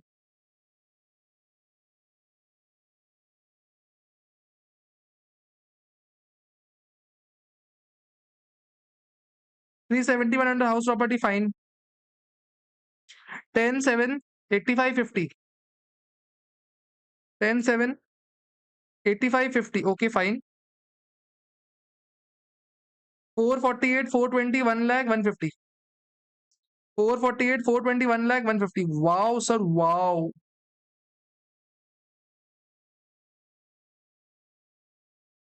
Reduce 45,000.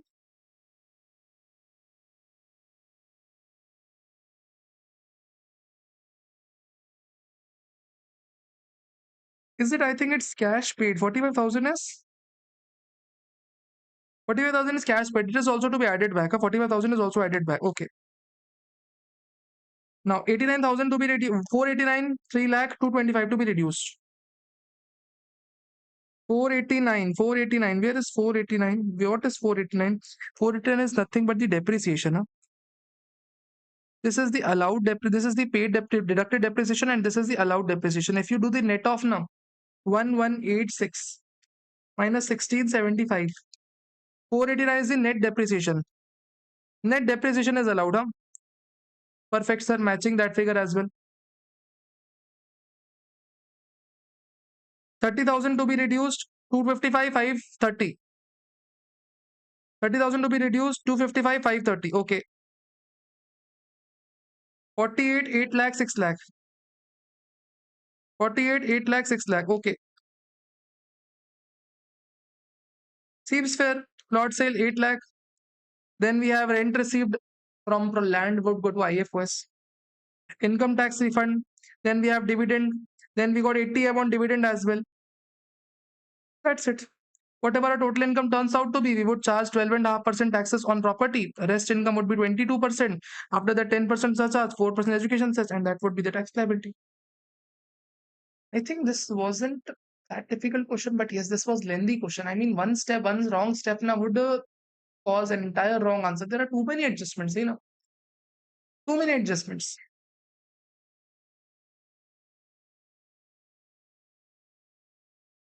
Question number 24.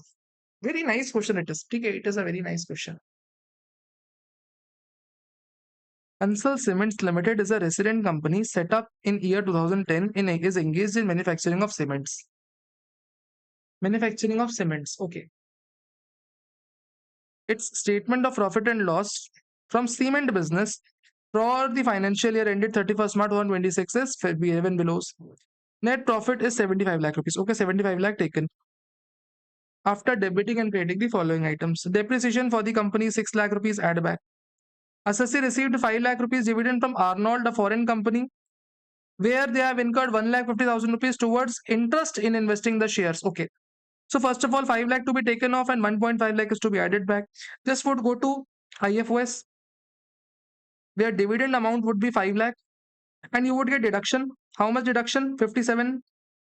5 lakh into 20%, that is 1 lakh, or 1.5 lakh, whichever is lower. That means 1 lakh rupees you would get deductions. 4 lakh is the final dividend under IFOS. Seems fair. It contributed 5 lakh rupees towards the State Housing Board project towards the construction of the tenements for the company. towards which constitute 25% of the cost of the construction, and assessee could use the land for 15 years and ownership remains with the housing board. Now what it says, company has an area which is with some housing board. Company has got this housing area for 15-year, 20-year lease. Now company has incurred some capital expenditure on this. Point here is, company has incurred some capital expenditure on this. We know that whenever we receive any property on land, if we do any revenue expenditure, it is allowed. But if we do any capital expenditure, it is not allowed. It is not allowed. But sir, is it actually a capital expenditure? Just listen to this. It contributed it contributed 5 lakh rupees to the state housing board towards construction of tenements. Company's worker, which constitute only 25% of the construction cost, and SSC could use it for 15 years. Ownership of such sentiment remained. See, we do not get anything. We do not get anything. Amount is very insignificant. And the fact is, we are just getting benefit to use. Okay, we are not getting any building. No additional building is we are getting. Nothing we are getting extra. So it's just 5 lakh rupees now. There comes a doubt. Okay, it can be capitalized as well. It can be expensed to P&L. Okay, there is a doubt. In 1996, there was a case law for Bombay dying regarding the same now, which stated that this is allowed expenditure. Okay, this is not given in any book, but when ICI gave this answer, ICI told this answer. ICI told this case law in answer only. So it was expensed out in P&L. So we would take it as expense only, and it is allowed expenditure. It is allowed expenditure because we do not get the ownership of the property. Along with that, amount is immaterial. Along with that, we just got an extension. So we are just contributing for employees' benefit. We are not getting any asset. Ownership is not with us. Nothing is with us. So it is a normal expenditure only. Nor we are giving any, nor we are getting any construction done. Nothing done. We are just contributing money now. So in that sense, now they have considered as it as a revenue expenditure. Let's just put a star mark to this. A day before exam, you should at least refer this point. A trade creditor whose 20 lakh rupees were outstanding for 10 years settled 15 lakh rupees on 1st March 2026 based on the compromise. Amount waived has been credited to P&L. See, if amount has been waived and it is already credited to P&L, ignore.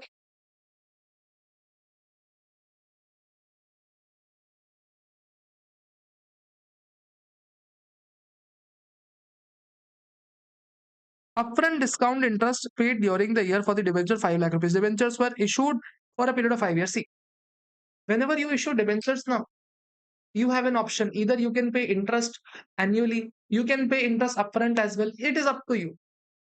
Lawmaker says, yeah, question maker says that they have upfront paid the interest. Upfront only they have paid the interest. If you pay upfront interest, it is allowed. Definitely allowed. 5 lakh debited, 5 lakh allowed. Apart from half yearly periodical interest, debentures holder were paid one time upfront. Acha, annual payment is different. This is upfront discount. So it's like 1000 rupees debentures issued at 900 rupees. Okay, that's like something. Okay. 1/5 of the interest has been debited. Oh, you have paid upfront discount to the debenture holders. 5 lakh discount has been paid, but you have debited only 1 lakh to P&L. Only 1 lakh to P&L. That means 4 lakh has yet to be allowed. So 4 lakh we would allow. During previous year 25-26, the SSC company started a business of developing and building the rental housing projects. Okay. Eligible under 80 IBA. Okay. Net profit of the business were 20 lakh rupees. So 20 lakh rupees is to be taken separately. This is different profits. These are different profits. Whenever you have 80 IBA business, Chapter 6A Part C deductions, you shall calculate such businesses separately. SSC also earned 10 lakh rupees for construction of the housing project eligible under the said, but it was executed as works contract. See, whenever you execute work as a works contract, you do not get 80 IBA. It is specifically mentioned under 80 IBA. Just you can do any project. You can do any project. That's okay. But if you execute the project as a works contractor, you don't get. You shall buy the property, you shall construct the house, you shall sell that, you shall have the ownership in the property, and then you shall sell it. Then only you get deduction. Merely doing it as a works contractor won't entitle you any deduction. So no deduction on this 10 lakh component. 30 lakh is the income, and deduction under 80 IBA would be just a 20 lakh. Company has purchased a land on 1st April 2010 for 15 lakh rupees, which was compulsorily acquired by the government in 2018. Original compensation was awarded 10 lakh rupees and received on 2018. The company filed a lawsuit for the additional compensation, and High Court awarded the additional compensation in 8 lakh rupees. Okay, 8 lakh rupees is the additional compensation given to us. So that would go to capital gain. Whenever we get additional compensation, it is taxed in the year in which it is received. So 20% additional compensation would be taxed. See, ideally, if any transfer took place before 23rd July, now, then tax rate would be 20%. So in some cases, ICI also treats it as 12.5%. Both the rates is applicable. What am I saying is, as of now, if you do any transfer, long-term capital gain tax rate is 12.5%. But if transfer took place before 23rd July 2024, in that case, the tax rate was earlier 20%. That shall continue 20% only. That ideally should be 20% only, but ICI in recent questions have given both the rates, 20% or 12.5%. Whatever you do would be correct.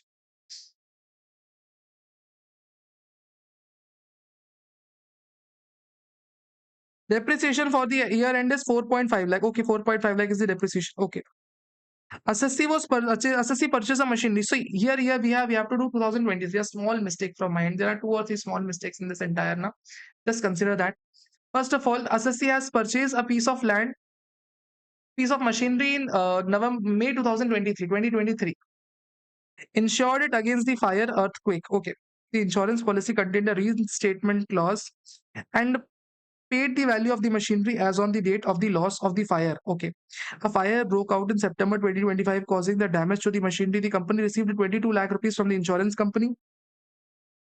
On 1st of 2026, rate of depreciation was 15. Assume the machinery was the only block or asset in the block. Now, you bought machinery for 20 lakh rupees on 1st May 2023. What will be the value of machinery as on 31st March 2024? We will get depreciation. How much depreciation, sir? Into 15%? Into 20% as well, because in the first year, we would get additional depreciation as well. We would get additional depreciation as well. Yes, we would get additional depreciation as well now. So 20 lakh into 35% reducing. 13 lakh will be the value in the second year. Third year, sir, what will be the value up to 31st March 2025 into 15%? 11.05.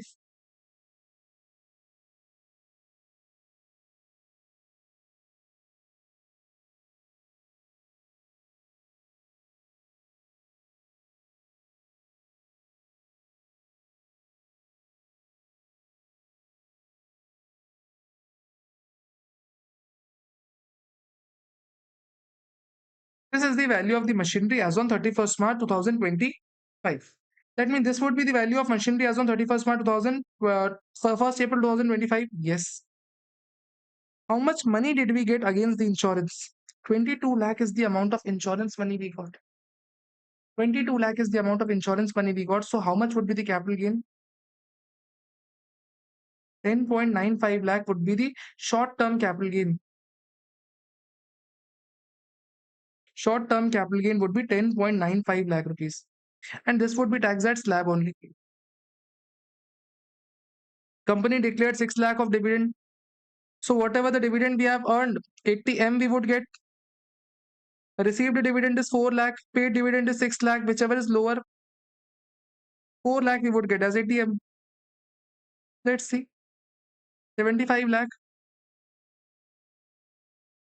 6 lakh. 1.5 as interest on the idle funds. Okay.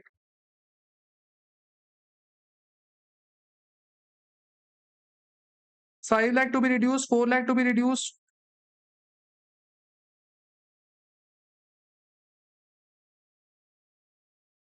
5 lakh to be reduced. 4 lakh to be reduced. Fine. 20 lakh, 10 lakh to be added. 30 lakh would be the profit of the other business.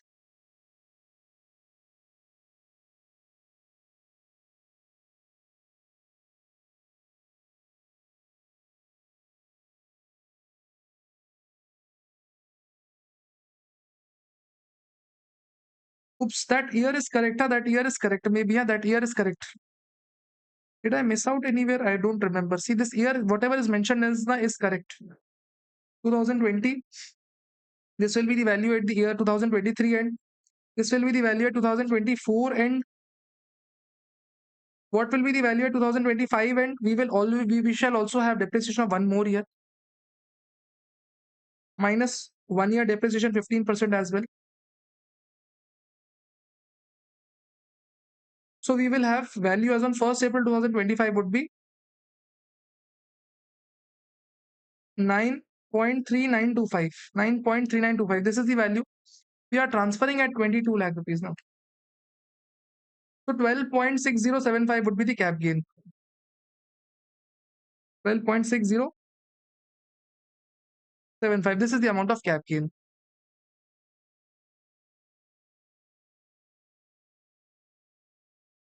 12.6075 would be the capital gain. 8 lakh was different capital gain. 4 lakh of IFOS and 4 lakh of ATM and 20 lakh of ATIBF. Answer is same, absolutely same. Answer is no way different. This 8 lakh is taxed at 20% as we have rightly discussed. See, what we have done is correct. Only one point I think I forgot. I mean, some other question, it must have been the year change. In some question, it was 2023. I would tell you that, but in this question, it is 1st May 2022 only. Question is absolutely correct. There is no issue as to the pointers in the question. Question is absolutely correct.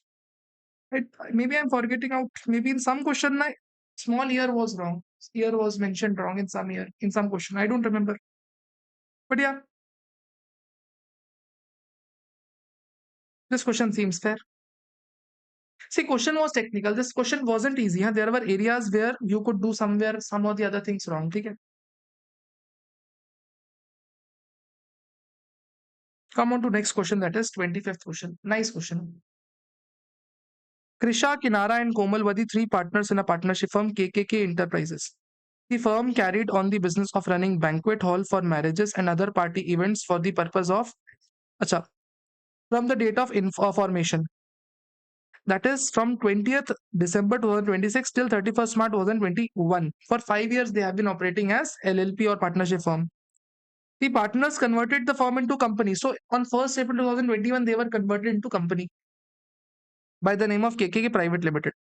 So if you carefully see, on 1st April 2021, they converted firm into company. All the partners became the shareholders of the company. They shall continue business at least for 5 years. Remember, there was a condition that these partners now shall hold at least 50% in the shares of the company for at least 5 years. Then only the exemptions that they had got would be continued. Otherwise, exemption would lapse. Let's see. Transferred the entire business to the company. So the partnership firm transferred the entire business to the company. All the partners of the firm became the shareholders of the company and in the same proportion as per their capital balance stood in the books of the firm. No other consideration was paid to the partners. Okay. The company has earned a net profit of 11 lakh 19,000 25,000. 11 crore, 1 crore. 1 crore 19 lakh 25,000. Okay. After debiting and crediting the following items in the statement of profit and loss. During the financial year 25-26, a sum of 1 lakh 17,000 was paid to a resident transport operator. Messrs. Millen, a transporter, transporting necessary goods to banquet halls. Okay. And payments were made in cash. See, whenever you pay more than 35,000 to a transporter, it is disallowed. Company did not deduct the TDS because a certificate was issued by the AO that there is no requirement of TDS. See, AO has given certificate to the transporter that TDS is not to be deducted. So TDS angle we have to ignore. We have to check the cash payment. Cash payment up to 35,000 allowed, disallowed, allowed. So 37,000 is to be added back. Now, out of the debtors that were transferred to the company, depreciation in the books is 13.75, so 13.65, add back. Out of the debtors that were transferred to the company, one debtor M Travel, to whom 6 lakhs were due. Okay, 6 lakh we were supposed to receive from the debtor. Went bankrupt and nothing could be recovered. Company debited 6 lakh rupees to statement of profit and loss. See, we were due to receive 6 lakh rupees. Now bad debt has taken place. Whenever we are due to receive any money and company incurs bad debt, I mean, the other party refused to pay. Lawmaker says we are allowed. Partnership firms did the sales, company can claim the bad debts. It's absolutely allowed. allowed no treatment. Dividend received from listed companies. See, whatever dividend you receive now, you shall take it off from here and you shall take it to IFOS.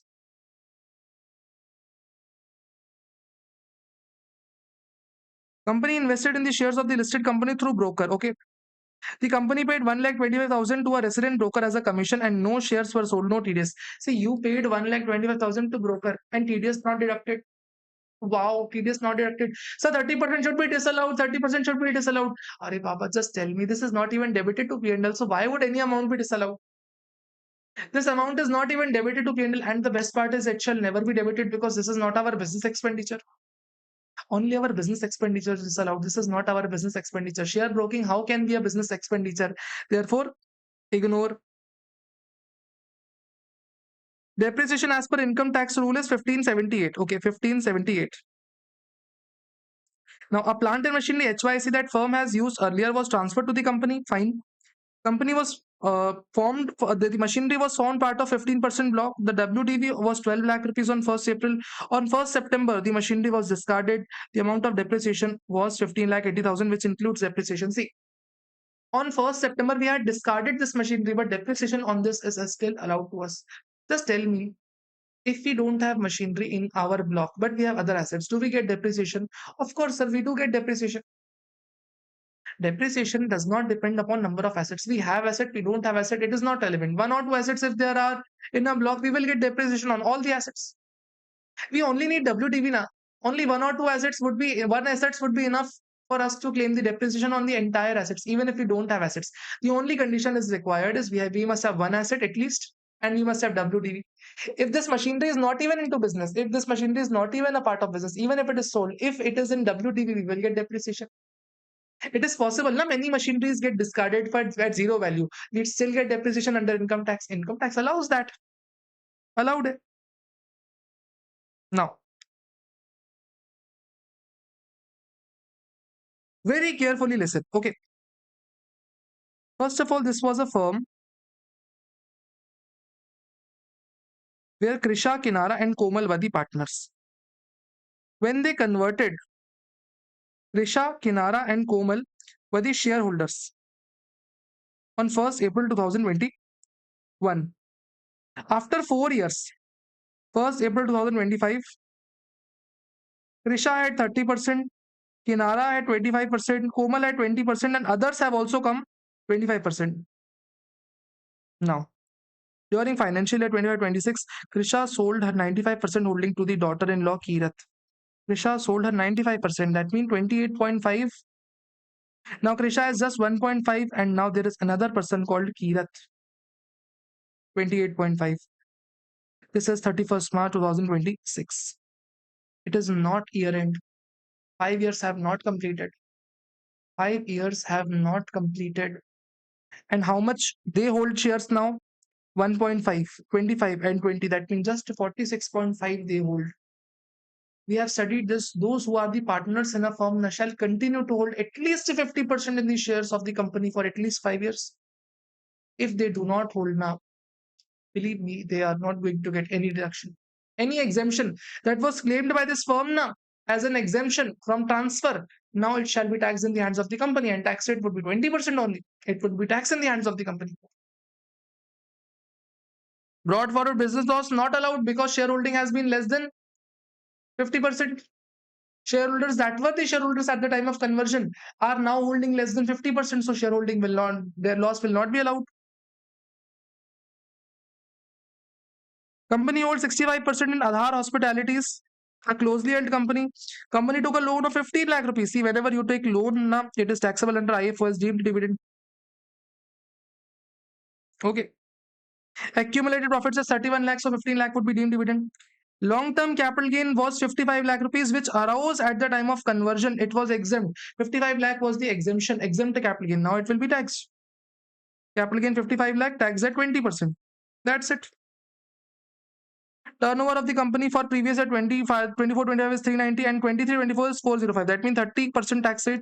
Total income tax payable, and tax payable we are being asked. Tax payable means TDS also we have to tell. Give the brief adjustment. Would it be beneficial to go for BAA? Let's see.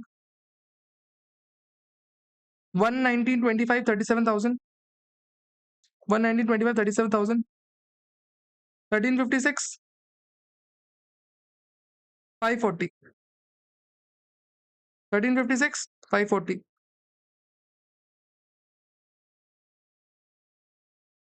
15, 878, 55 lakh. 1578, 55 lakh. Dividend 20 lakh 40,000. That's it. Adjustments are matching. Adjustments are not even difficult. Adjustments are easy, but difficult to digest. Long-term capital gain 20%, other income 30%. Would it be beneficial to go for BAA? Right answer is I think it would be beneficial. 30% versus 22%. Of course, I think it should be beneficial. See, tax payable is 54 lakh here, 43 lakh. Of course, you would go for BAA. Question number 26. Let's solve this question. Nova Motions Vehicles is a company engaged in assembly and manufacturing of automobiles and auto components in Nagpur, Maharashtra. Net profit after debiting and crediting the following items of statement of profit and losses 825. Okay, seems fine. Depreciation as per Companies Act amounted to rupees 1 crore 80 lakh rupees. So we would add that. Contributed 10 lakh 70,000 during the financial year to National Reform Party. See, whenever you contribute, now that is added back, but you would get deduction under 80 GGB. 1070. It is into manufacturing, so always understand additional depreciation can be a part of your answer. Always mark that point. Long-term capital gain of 680 from a listed shares where STT has been paid. So first of all, take long-term capital gain away from here. LTC 6,18,000. 112A. 2 lakh loss from hedging contract entered for mitigating loss for foreign exchange fluctuations towards the payment of imported machinery. 65 lakh is the machinery amount, 2 lakh is the losses. So we would add losses. First of all, 2 lakh is to be added. And whatever the machinery is there now, 65 lakh, we would have machinery of 67 lakh now. Company borrowed funds from two state financial institutions, 75.75 lakh from Andhra Pradesh Industrial Development Corporation Limited, 39.94 from Andhra Pradesh State Finance Corporation Limited. The company has accrued interest of 11,56,900. Of these loans, did not make the payment. However, restructuring the loan facility, the company converted the interest due into equity shares allotted to the respective financial institution on 5th May 2026. Now, outstanding interest was there and we did not make the payment of that. We did not make the payment, rather we converted the outstanding interest into equity shares. Outstanding shares were converted, outstanding balance was converted, outstanding interest was converted into equity shares. Does it amount to payment? Right answer is yes, it does amount to payment. Right answer is yes, it amounts to payment. So there would be no treatment of this. No treatment. Companies has borrowed a sum of 6 crore 74 lakh rupees from HDFC Bank on 1st June 2025 for the purpose of acquiring machinery of the same amount. Interest on such loan is payable at the rate of 10% and interest pertaining to the period 31st March 2026 remain outstanding on the date and was paid subsequently on 1st December. See, for the previous year, for at least 11 months, I guess 11 months you were outstanding. For 11 months, 10 months you had interest outstanding and you paid in December 2026. That means it is paid after ROI. So whatever the interest that was due now shall be disallowed under 43B. 674 into 10% into 10 months out of 12 months. How much interest would be?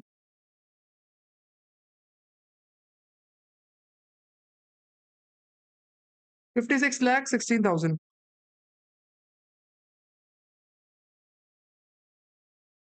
On 11 November 2025, the company made a payment of 63 lakh for scientific research. Oh, 63 lakh is the scientific research payment add back. Company sold an auto component of 1850 to Zenith Tech Solutions, a sole proprietor. So sales was 1850. On 15 December 2023, sale was made in 2023. 20th Jan 2025, 11 lakh was written off as bad debt. So 11 lakh was written off bad debt. So we are just recoverable 7.5 lakh rupees. We we can just recover now 7.5 lakh rupees. The sole proprietor passed away on 5th Feb 2026. The company later discovered 9.8 lakh rupees. Out of this 7.5 lakh, we received a 9.8. We received a 9.8 lakh rupees. Wow. In the full settlement on 28th Feb 2026. Okay. Amount recovered was recorded as bad debt recovered and credited to P&L. What do I do of this? What do I do of these accountants? Sir, first of all, don't overreact. Okay? This is just a question. We understand your emotions, but don't overreact. Arey Papa, I feel very angry about these accountants. What these accountants do? You have already done sales of 18.5 lakh, bad debt is 11 lakh rupees, so you are just a receivable of 7.5. You received a 9.8. So how much extra you received? 2.3 extra you received? How much extra you received? 2.3 extra. So this should be taxed in your hands. 2.3 lakh should be taxed. You just have to tax 2.3 now. This accountant had debited 9.8 to P&L. Now, sorry, the accountant has credited 9.8 lakh to P&L. Arey Baba, you are only required to tax 2.3. You had debited 9.8. Why 9.8, Baba? Why 9.8? Take it off. Take it off. Entire 9.8 should be taken off because this is a blunder. 9.8 shall be taken off first of all, and then only 2.3 lakh should be taxed. See, 9.8 lakh has been credited to P&L. When you sell anything and you receive cash, it is not twice the sale now. For example, data to sales. Data to sales. I'm selling you today. I'm offering income today. Tomorrow, if you make me payment, why will I be crediting it again? Yeah, I'm not going to credit now. So this, when 9.8 lakh is received, why I am going to credit again? I shall take it off. This shall not be credited. This is not my income. I have already offered this under my income. Now just 2.3 lakh is to be credited because it is the correct treatment. So all in all, after that, 7.5 lakh is the net adjustments of the two. Calculated depreciation as per income tax rules. See, after everything, calculated depreciation, additional depreciation, everything has been given to us 1 crore 18 lakh 50,000, which includes depreciation, additional depreciation on imported machinery, everything. Purchases not debited to P&L 12 lakh rupees were made in March 2025. Supplier under micro enterprises agreement lays down payment in 30 days. However, payment was made in 14th April. So, purchase is made on 13th April. So, payment is to be made in 30 days. If 30 days payment is a clause, 30 days payment is a clause. That means payment is to be made up to 12th April. And we have made payment on 14th April.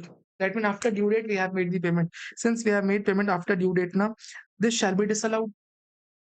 But sir, this will be only disallowed when it is debited to P&L. It is not even debited to P&L. It is not even debited to P&L. So nothing, no treatment. Wow, sir, wow. Nova Motion installed the machinery. Okay, this shall work later on. Compute the total income tax liability as per normal provisions and concessional regimes as well, and what will be beneficial. See, normal regimes we have done. Let's see, let's see. 825, 180, 1070. 825, 180, 1070. Okay. 2 lakh, 56, 16, 618.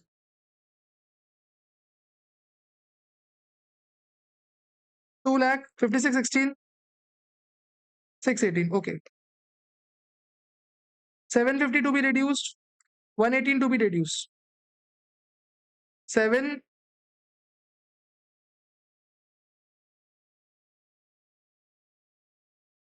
750 to be reduced, 180. So the scientific research is not allowed under old, it is allowed under old regime. Under new tax regime, it is not allowed. Okay, by mistake I added it is not allowed. Okay. Now, this would give us the total gross total income. Of course, we have political party donation 1070 that was given here, that was mentioned now. 1070 and 618 will be long-term capital gain.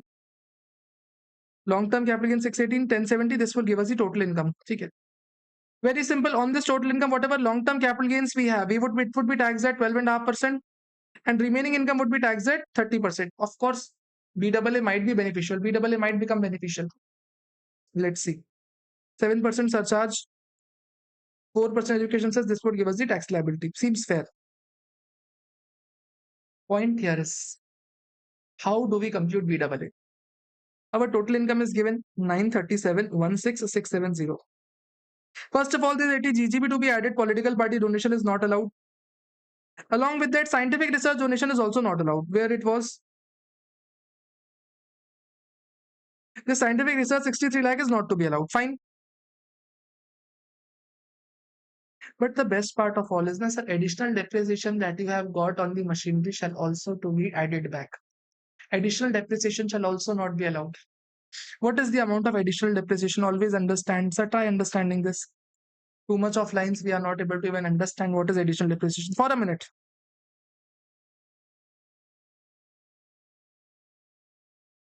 For a minute. 2 lakh on the hedging contracts for mitigating the loss on the imported machinery of 65 lakh rupees in December. So 65 lakh is the machinery cost, 2 lakh is the hedging cost, 67 lakh is the machinery cost. We have purchased this machinery on December 2025. That means 10% would be the additional depreciation. That means 6.7 lakh would be the first additional depreciation, marking it as red. This is the first additional depreciation. Second thing, machinery was bought for 674 on 1st June. Per annum interest is 10%. And this machinery was put to use somewhere, it was mentioned 1st Feb. So June, July, August, September, October, November, December, Jan, 31st Jan. Okay? So Feb is not counted. This machinery has been, this loan has been taken for 8 months. 8 months is the time till which asset is put to use. 674, 1, 2, 3, 4, 5 into 10%. This is the amount that will be added to cost.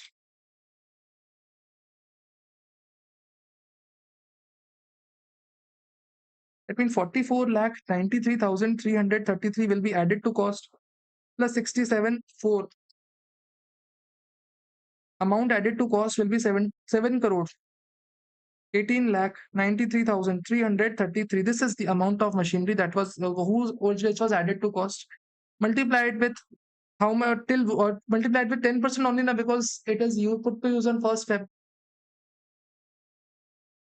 71 lakh 89,333 plus 6. This you can check this amount. You can check this amount. 67 lakh and 71 89,633. 6.7 71 89 333. Of course, 63 lakh and the scientific donation. Sorry, political party donation. This will give you the total income. Once you are arrived at total income, gross total income, you would not get 80 GGB here. Now, on this 12.5% would be taxed on capital gain. Other income would be taxed at 22%, 10% surcharge, 4% education cess. This would give us the final tax liability. Of course, 2.743 crore. Here we have 3.11 crore. Of course, 28 lakh is being saved. 28 lakhs, 36 lakh has been 37 lakh, 38 lakh are being saved. 273 minus 311. 38 lakh savings. Why would we opt for old regime? Of course, we would go for new regime.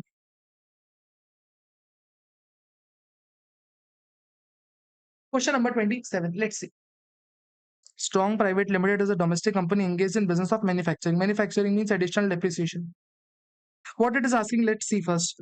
Would it be beneficial for concessional tax rate instead of paying the regular tax regime? Total income tax liability giving effect under regular provisions. Regular, ignoring MAT and old. Regular provisions and BAA, no MAT. Regular, old, sorry, regular, BAA, but no MAT. We have to calculate under both the regimes.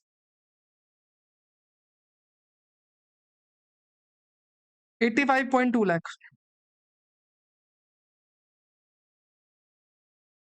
Okay. Depreciation charge on property, plant and equipment is 10 lakh 15,000. Add back. Employer's contribution to EPF is 8 lakh rupees, towards which similar for the March was remitted on 20th July. So employer's contribution is okay. It can be remitted up to ROI. But employee's contribution is to be paid up to 15th April. So this would be added back. Contribution of 1.5 lakh to a scientific research functioning as national level. Okay. Scientific research organization, it is allowed expenditure. Under old, we shall always solve with old and then we can translate it to new. Always we can do that. So under old regime, it is allowed. Advertisement expense include 55,000 paid via account pay check for advertisement, publishing in the newspaper, political party. See, it is added back. And we would get deduction under 80 GGB. This would not be allowed under new regime. Company has made a provision for actuarial valuation, provision for gratuity based on actual valuation. Actual gratuity paid is 1.2. So net would be disallowed 380. Opening stock is overvalued by 1035 and closing stock is overvalued by 885. Opening stock is more. We have to reduce the opening stock. We have to reduce the expense. So we would add 1075. Closing stock is overvalued. So we would reduce it to reduce the income. So add 1035 minus 885. This would give us net addition of 1,50,000 rupees. Dividend from a foreign company where I hold 30%. So take off this dividend and this dividend would go to IFOS. Profit from transfer of units of equity oriented funds. First of all, take it off from here. These were acquired 2 years back for 4 lakh rupees. The STT have been paid. See, we don't have to do anything. Capital gain would be 7 lakh rupees only. 112A. The company lost cash of 5 lakh rupees to theft when it was withdrawn from the bank and taken for it. It was not office. It was charged to revenue expenditure. Allowed. See, whenever there is cash theft, it is allowed expenditure. It is always allowed expenditure. The way the year in which you realize that it has been theft. Depreciation on the tangible asset is 850. It does not include depreciation which was acquired during the year. Okay. So 850 is the depreciation. What assets we have acquired during the year? Depreciation, do we acquire any asset? Employer contribution, advertisement, contribution, gratuity, opening stock, dividend, lost cash. We have not acquired any asset. Asa, the company acquired a power generating plant of 25 lakh rupees and payment was made. Okay. So they have acquired plant later on. Payment via advance payment paid in cash not allowed. Grant government not to be included in cash. It is always reduced. Remaining payment. So value of the cost of asset would be 15 lakh only. On this 15 lakh, we would get depreciation. We would get additional depreciation. So depreciation would be, when did we put to use? 1st July we put to use. So 15% would be depreciation, 2.25 lakh. Additional depreciation would be 20%. That means 3 lakh. The company paid 85,000 in cash to Naveen Traders, a medium enterprise, on 15th April 2025 for purchase of raw material on 31st March 2025. There was no written agreement. Okay, purchases was made on 31st March, but payment was made in 15th April. There was no agreement and the expenditure was allowed on the due basis. Achha. Wait a second. We bought. Wait a second. We bought goods on 31st March. We were supposed to make payment within 15 days. Did we make payment on time? Yes. So this expenditure was allowed in last year only. This expenditure was allowed last year only on accrual basis. But in current year, we have made payment in cash. Allowed on last year on accrual basis, but current year we have made payment in cash. Allowed in last year, but current year it will be added to our income. In current year, it will be added to our income.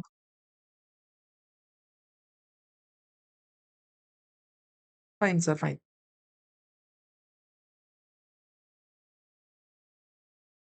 A regular supplier of raw material agreed for a settlement of 14 lakh instead of 18 lakh as per poor quality. See, if a 4 lakh has been a discount given to us, so it is our income. Deemed PGBB 4 lakh would be added to our income. Company distributed dividend of 1.5 lakh in October 2026.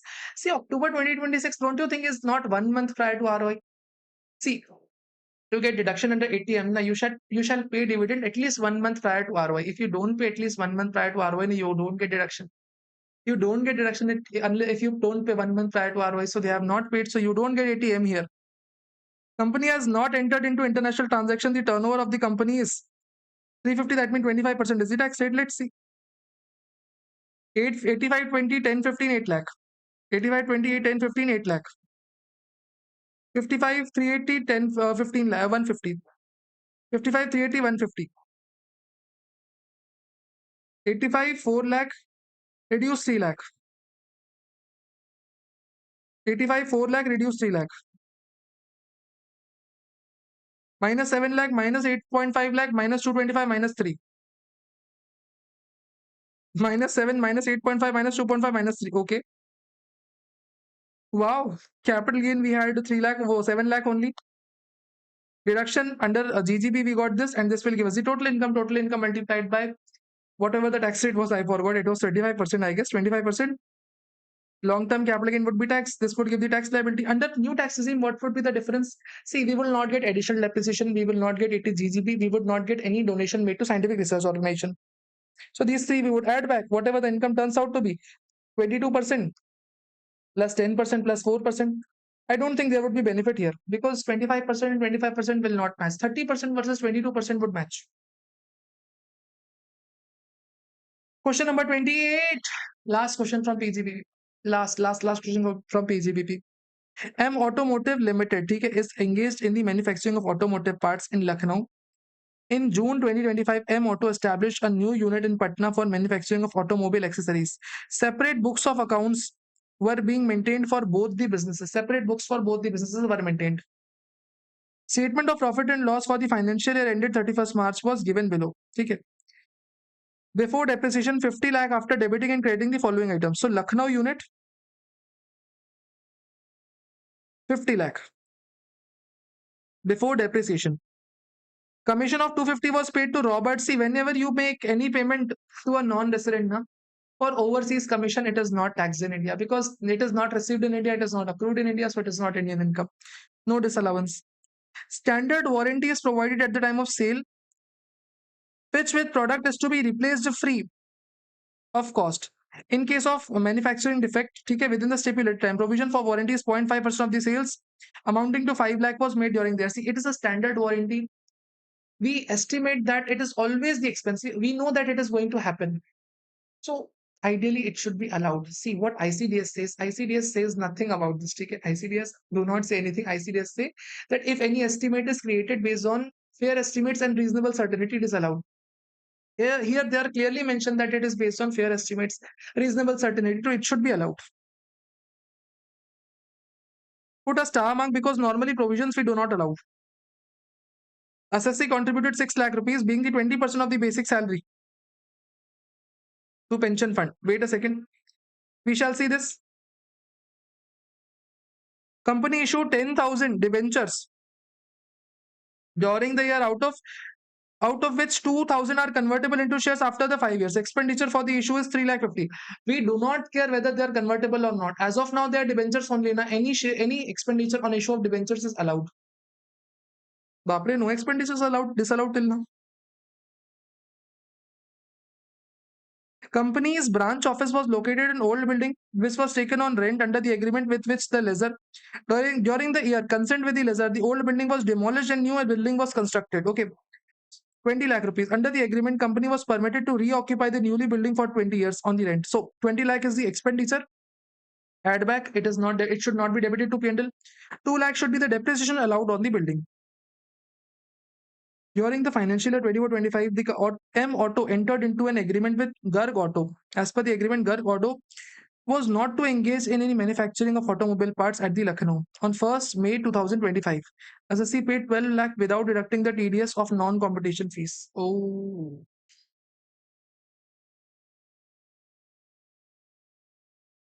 We paid money.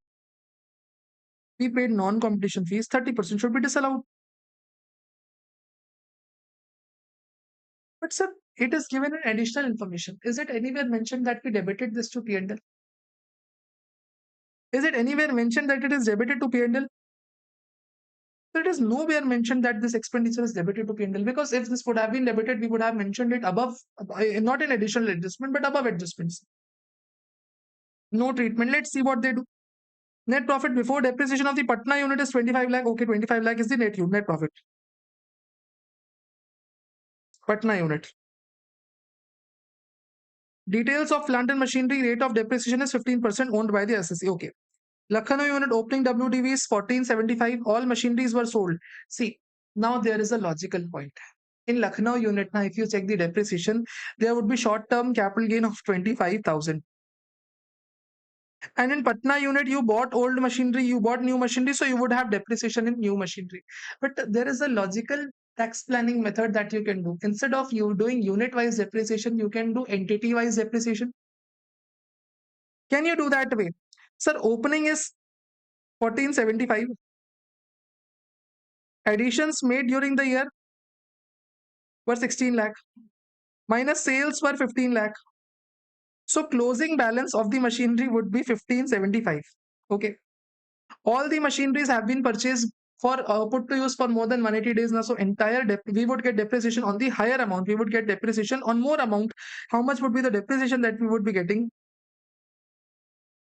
So we would get depreciation on what will be the amount? 15%. Yes, plant and machinery 15%.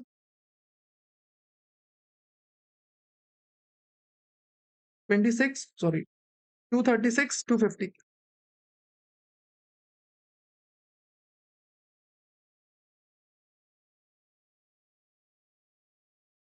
And whatever the new machinery we have bought, we would get additional depreciation as well.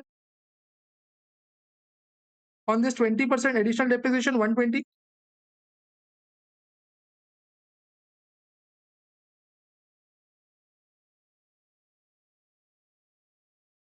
Yes, manufacturing unit in Patna, we would get additional depreciation as well. The plot was purchased by the company in 2011, was compulsorily acquired by the state government in 2023. Original compensation 10 lakh, out of which 8 lakh was received in 2024 and 2 lakh is received was last year only. An appeal was made by the SSC court awarded 7 lakh, out of which 4 lakh have been received in last year, 3 lakh have been received in current year. So 3 lakh would be taxed under capital gain. Capital gain 3 lakh, flat 3 lakh, 112A, 112, 12.5% tax or 20%, whatever you wish. Both are correct by ICI. 12 lakh is the interest received. So IFOS, 12 lakh 50% deduction. That means 6 lakh deduction. That means 6 lakh would be tax amount. Compute the total income tax liability under the regular provisions of the Income Tax Act. And it has not opted. Turnover has been given as 350. That means 25%. Would it be beneficial to go for new regime? Let's see. 50, 1.8.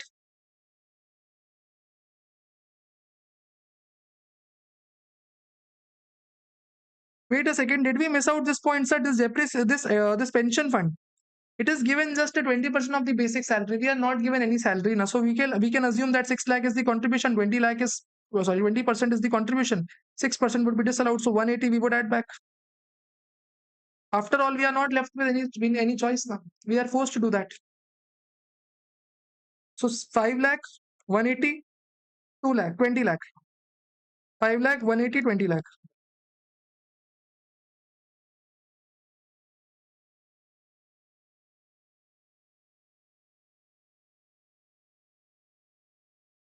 Depreciation 2 lakh to be allowed.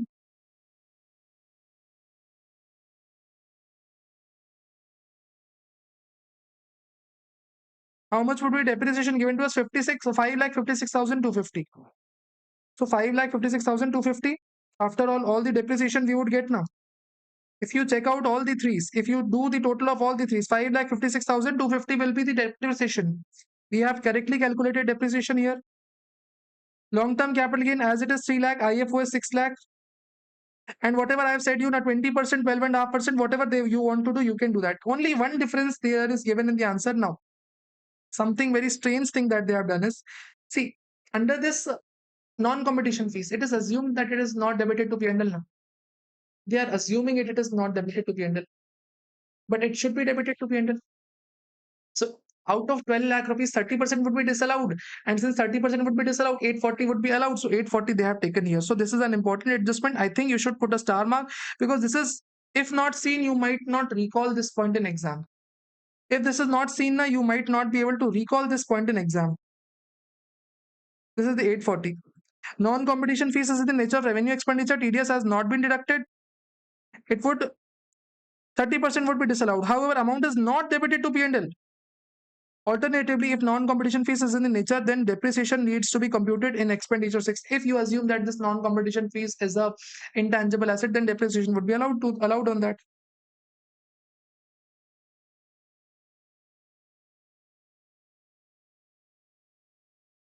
Should it go for BAA? Just add additional depreciation and calculate the same tax rates. I don't think it would be beneficial to go for. It should. Let's see. 23 lakh here. 23 lakh here. You can save 30,000 of taxes. It is beneficial to go.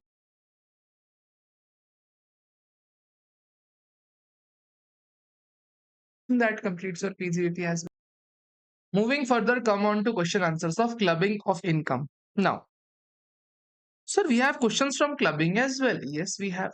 We have clubbing, we have set off, we have carry forward, we have deductions, we don't have ICDS, that is in PGP only. We have every chapter that is a part of your syllabus is covered in this. Okay? The tax assessment of Mr. Raghav was completed on 25th December 2025 and tax due was 28 lakh rupees. Oh, the SSC has the following bank deposits with Canara Bank. Can this be attached? Of course, sir. If he has any bank deposit, the department can attach this to recover the money.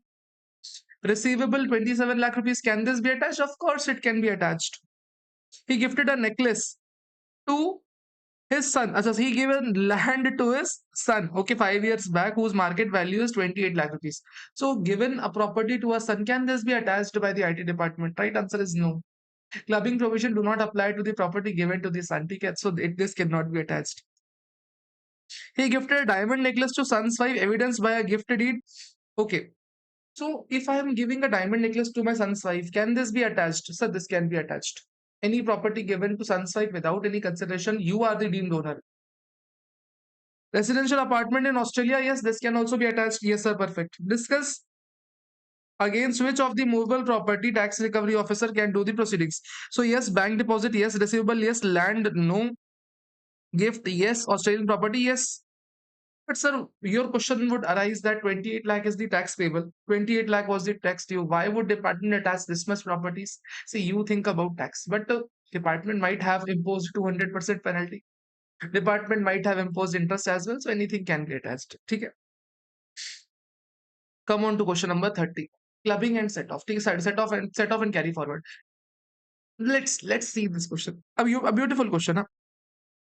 A private company has share capital in the form of equity shares. Fine. The shares are held up to 31st March 2023. 31st March 2023. Fine. By four members A, B, C, and D equally. The company made profit and losses for last three assessment years. Seems fine. What they want, compute the taxable income for current year. Your working must form part of the answer. So we have to ultimately calculate the income of the current year. For last 3 years, we have business loss and assessment year 24-25, 9 lakh rupees. And for all the 3 years, we have unabsorbed depreciation of 36 lakh rupees. Total, whatever it is, not relevant. These figures have been accepted by the department. Fine. During previous year ended 31st March 2025, A sold shares to Y. During the previous year ended 31st March 2026, B sold his shares to Z. Oh my God. Wait, A, B, C, D all hold 25, 25, 25% have been held. As on 31st March 2025, A has sold off his asset and given to X, X, B, C, D.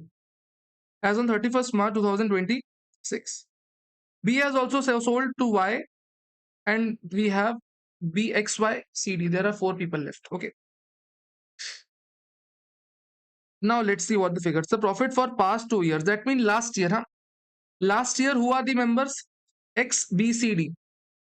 X, B, C, D are the members. Profits are 18 lakh rupees. Before current year depreciation, always reduce current year depreciation first.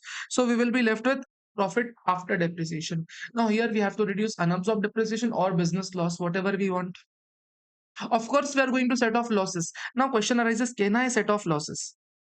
Can I set off this 9 lakh losses from this 9 lakh income? Right answer is yes, because whoever were the shareholders in the year of loss are still the shareholders. At least 75% of them are still the shareholders now.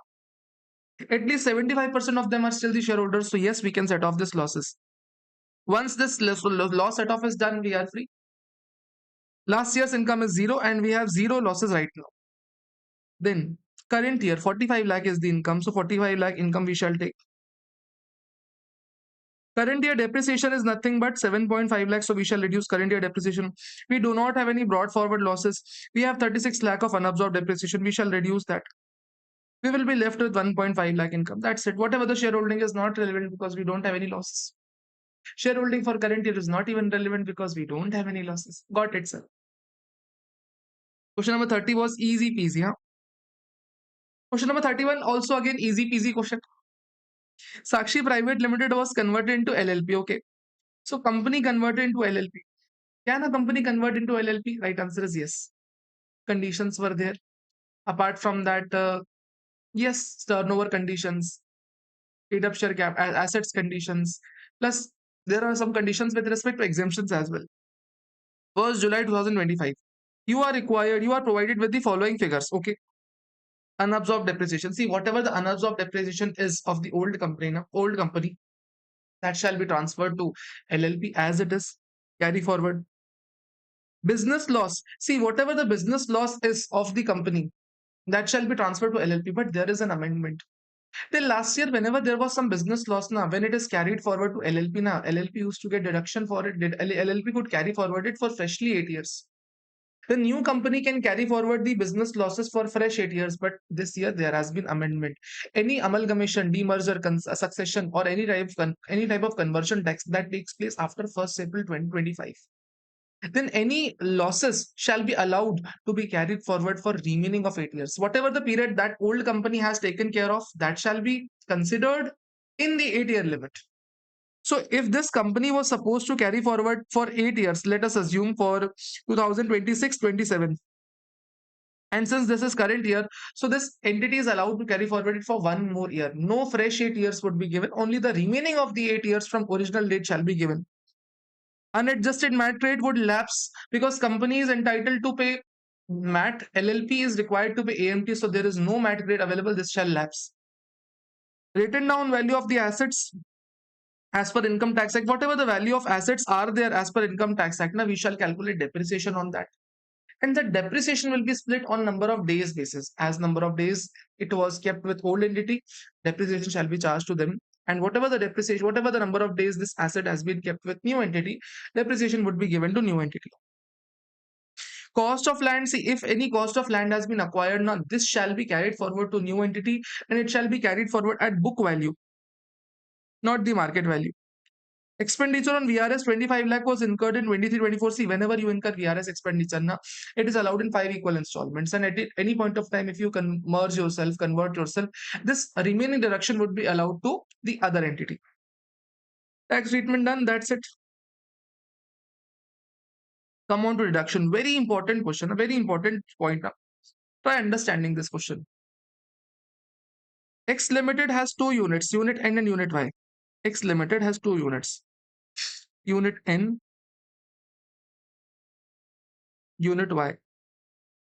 Unit N is engaged in business of power generation, installed a windmill in March 2025. So power generation business installs a windmill, has a profit of 100 lakh for assessment year. Okay, so profit is 100 lakh. X Limited claimed depreciation 120 lakh against the windmill. Oh, so 120 lakh is depreciation. That means we have a loss in current year, and this windmill is eligible for 80 IA. That means if this unit won't have got the depreciation now, then entire profit was already deductible. Entire profit was allowed as deduction because this is a 80 IA business. Okay. Unit Y is engaged in the wires non-eligible business, has a profit of 70 lakh rupees. So Unit Y is a wire business and it has a profit of 70 lakh rupees. Okay. Loss of 20 lakh rupees. The balance depreciation not set off was set off from the non-eligible business. So this 20 lakh was unabsorbed depreciation was used to set off this business. Okay. Point here is, will this depreciation be allowed to set off? See, normally department never allows any loss from specified business to be set off against other businesses.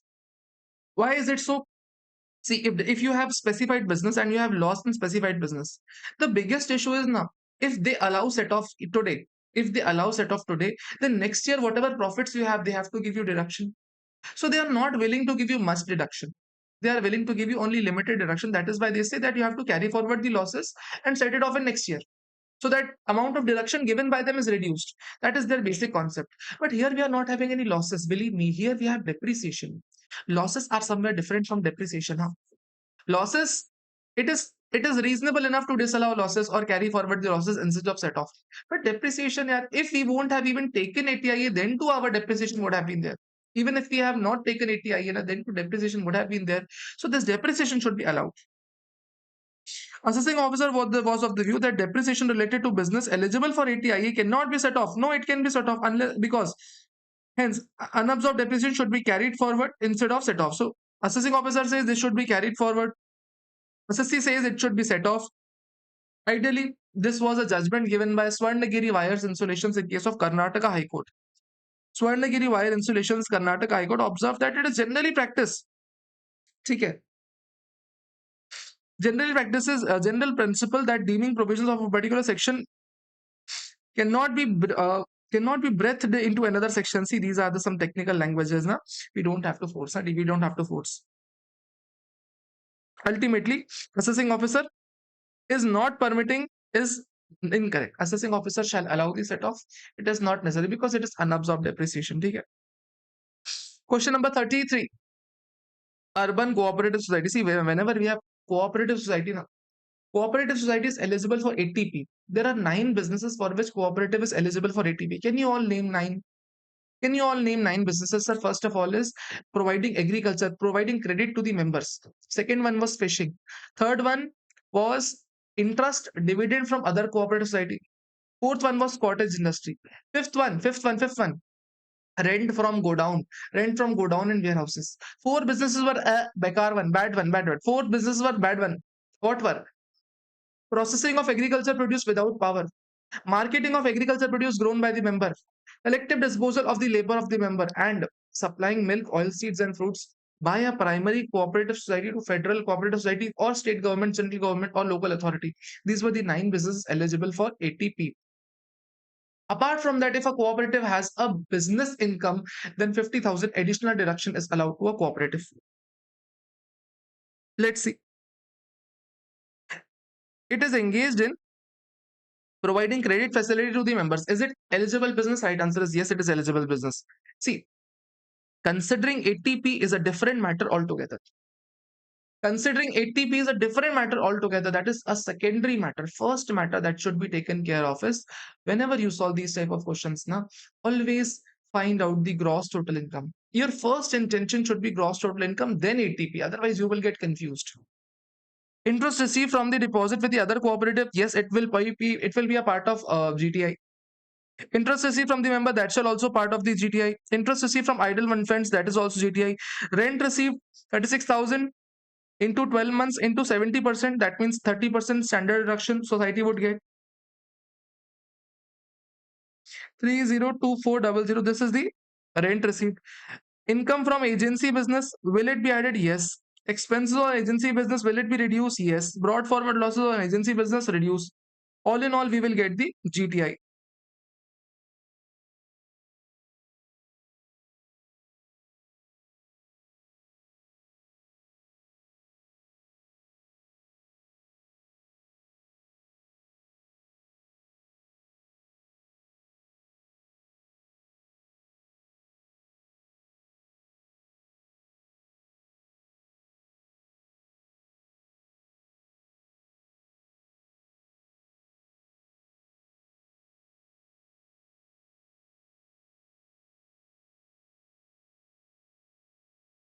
GTI is 2303900. This is the gross total income. Now, on what incomes we will be given deduction? Remember, interest received from the deposit with other cooperative society. We know that interest dividend from other cooperatives is eligible, so this will give you ATP. Interest received from members and interest received from idle funds of the member. If you are agriculture, if you are a credit giving society, then whatever interest you earn from members or from the money of the members, that is eligible for deduction. So this is also eligible for deduction. That means all in all, this interest would be eligible. 547 plus 1185 plus 204. ATP would be given 1936. Do we get deduction on rent? See, rent deduction is allowed. If you receive rent on what do I say? If you receive rent on warehouses and go down, it is allowed. But is it anywhere mentioned that this rent is on warehouse and go down? Nowhere mentioned. Nowhere. So are we going to take deduction? Absolutely not. Business, if we have business, so we get ATP2, 50,000 extra. 2303900 minus 131936300 minus 50,000. 3179000. Reduce 20,000 into 30% plus 3,000 into 1.04. This will give you the tax rate. Wow, sir. Wow. Absolutely matching. Absolutely matching. Wow. Come on to next chapter, that is assessment of various entities. Question number 34. What this question number 34 states. Mahadev and Sons is a public company whose accounts have been prepared in accordance with the provisions of Schedule 3 of the Companies Act. Schedule 3 of Companies Act. Its profit and loss for year ended 31st March shows the net profit of 27 lakh rupees. So 27 lakh we have to take. The company gives you the information for debit and credit in the profit and loss before arriving the net profit. Okay. Compute book profit. We have to calculate book profit for the purpose of MAT. So whenever we calculate book profit, now we do only the given adjustment. We do only the given 28 adjustments. Apart from that, we don't do any adjustments. We literally do not do any adjustments. We only do the adjustments that have been given. Okay, fine, sir. Fine, fine, fine, fine, fine. What are those 28 adjustments? The revision video format is given. You can refer that as well. I'm just telling you out what are the adjustments from this. Agriculture income. See, whenever we have agriculture income, it is exempt income. No MAT is applicable. Then we have profit of industrial undertaking. See, if there is profit of industrial undertaking, do we have to remove? Right answer is no. We get deduction on this, and that is why MAT has come now. People used to claim deductions a lot, therefore MAT has come now. So this is ignored. Amount withdrawn from reserves created in 23-24. This reserve was not created through P&L. See, if you create reserves from P&L, then MAT is not applicable. Okay. But if you have not created reserves from P&L, you have created reserves from anywhere else, like from balance sheet only. And now such reserves have been credited to P&L. Now MAT would be applicable. Reserves were not created from P&L, now, so MAT would be applicable to such reserves. Lawmaker says yes, MAT would be applicable, and it has already been credited, so no adding back, no removing. Long-term capital gain. So long-term capital gain are taxed at 12.5%. MAT will be applicable. Yes, MAT will be applicable. Long-term capital gain also MAT is applicable. Amount withdrawn, we shall hold it for a minute. We shall hold it for a minute. We shall hold it for a minute. Expenses relating to 10AA, absolutely ignore. Current year depreciation always add back. Current year depreciation always add back.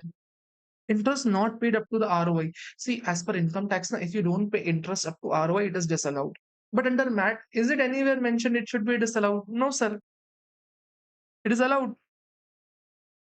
Unascertained liabilities always add up, not allowed. Income tax always add up, not allowed. Penalty for infraction of law. Whenever you break any law and you pay the penalty, is it allowed under Income Tax Act? No. But is it allowed under MAT? Yes, because it does not fall under 28 adjustments. Ignore. Depreciation for current year includes 5 lakh towards revaluation. See, out of this 12 lakh of depreciation, 7 lakh is normal and 5 lakh is the depreciation on revaluation component. So allowed will be just 7 lakh rupees. Depreciation for previous year brought forward is 13 lakh rupees. Business loss is 10 lakh rupees. Lower of 2 is allowed to us. That means 10 lakh is reduced. Apart from that, amount withdrawn from revaluation reserve. See, 10 lakh has been withdrawn. And 5 lakh is the amount of depreciation on revaluation component. So whichever is lower, we shall be getting. So 5 lakh shall be reduced. Overall, after doing this adjustment, we would arrive at the figure which will tell us the final book profit. 27 lakh minus 11 lakh plus 12 plus 3 plus 6 minus 7 minus 10 minus 5. This will give us the 15 lakh of book profit into 15% plus 4% will give us the final MAT. 15 lakh book profit.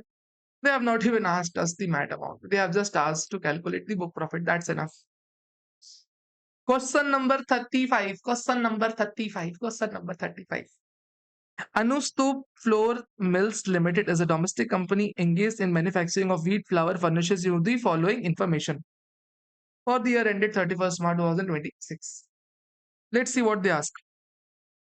You are required to compute the total income and tax chargeable by the company for assessment year 26-27 by examining the applicability of JB. The company is an India's company. You have to calculate total income and taxable. Total income and taxable means you have to calculate as per PGBP and as per MAT as well. Both the things we have to consider.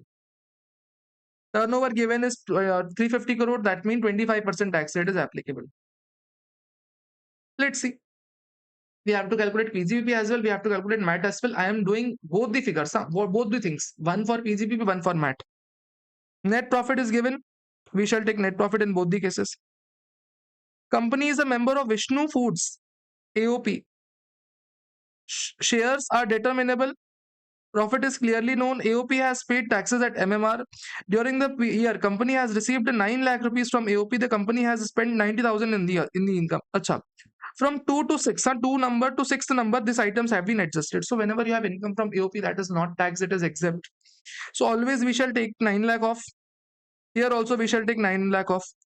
This is MAT and this is income tax. Huh?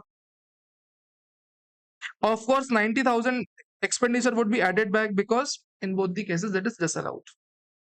Company has made a provision for income tax. See, whenever we have provision for income tax, now always add back 3 lakh rupees and 5 lakh towards loss and subsidiary. Always this 8 lakh will be added. 3 lakh plus 5 lakh. Always in both the cases it will be added. Amount debited towards profit and loss towards interest towards the financial institution 12 lakh rupees. Out of this 4 lakh have been paid and balance is still unpaid. 8 lakh interest is not paid. So under income tax it will be disallowed. But under MAT there is no such treatment. Company committed a breach of building norms while extending the factory building. The city corporation, okay, by paying the compounding fees. The compounding fees is disallowed under income tax, but there is no such disallowance in case of MAT. Administration expenses paid by the company 70,000 towards the delay in TDS.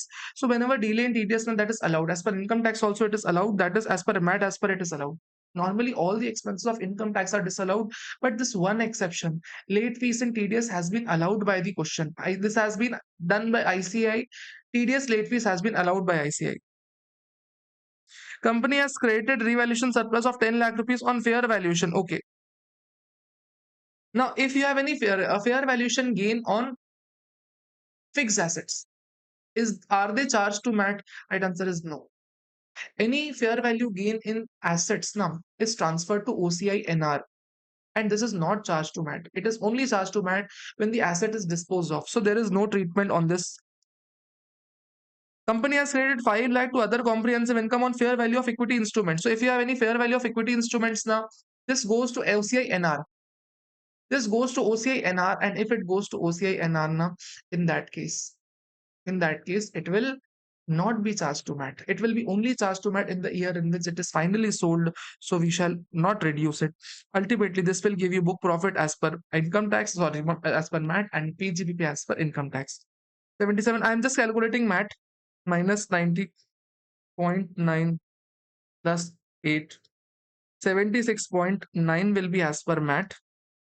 And adding 9 lakh will give us the PGBP. 85.9 will be PGBP. Let's see. 85.9 will be PGBP and 76.9 will be MAT. Simple thing it is. Zenith formulation. Now this question has undergone 1 or 2 mistakes. Okay, one mistake is there. We should say it's a blunder, but we shall accept it as it is. We shall replicate it as it is if it comes in exam. I will tell you what mistakes that they have done.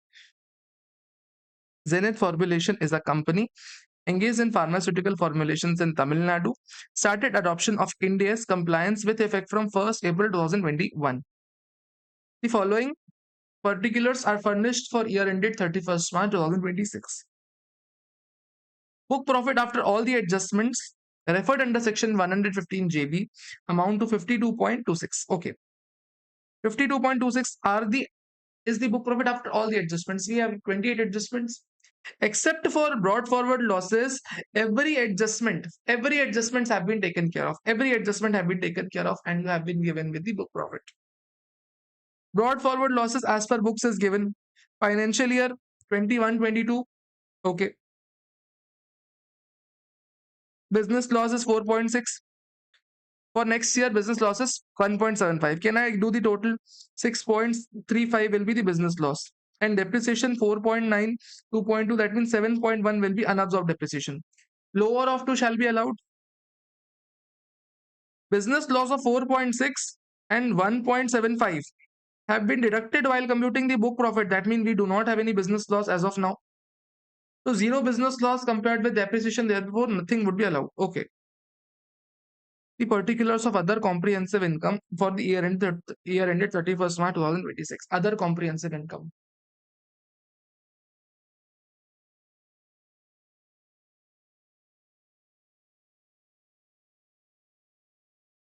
Other comprehensive income.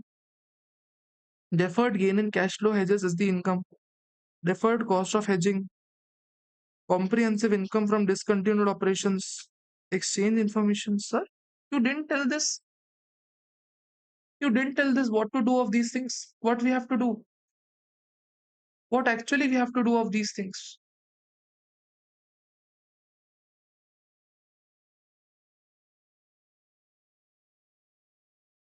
I have already told you one thing. I have told you one thing that whenever you have an OCIR, it is reclassified to P&L now. Since it is already reclassified to P&L, the year in which it will be reclassified, it will be charged to MAT. Right now, we don't have to do anything. We have to worry about which are not reclassified to P&L, NR, OCI, NR ones, because they are not going to be charged to P&L. So we have to take care of that. Changes in fair value of equity instruments. Sir, it's a loss. So it's a loss, but it is not considered. It is not considered because it will be charged to MAT in the year in which asset is sold. Similarly, revaluation surplus, it's a profit. We are not considerate about it because when asset would be sold, then only it will be charged to MAT. Other things, whatever the debits are there, we shall reduce. Whatever the credits are there, we shall add up because these are the incomes.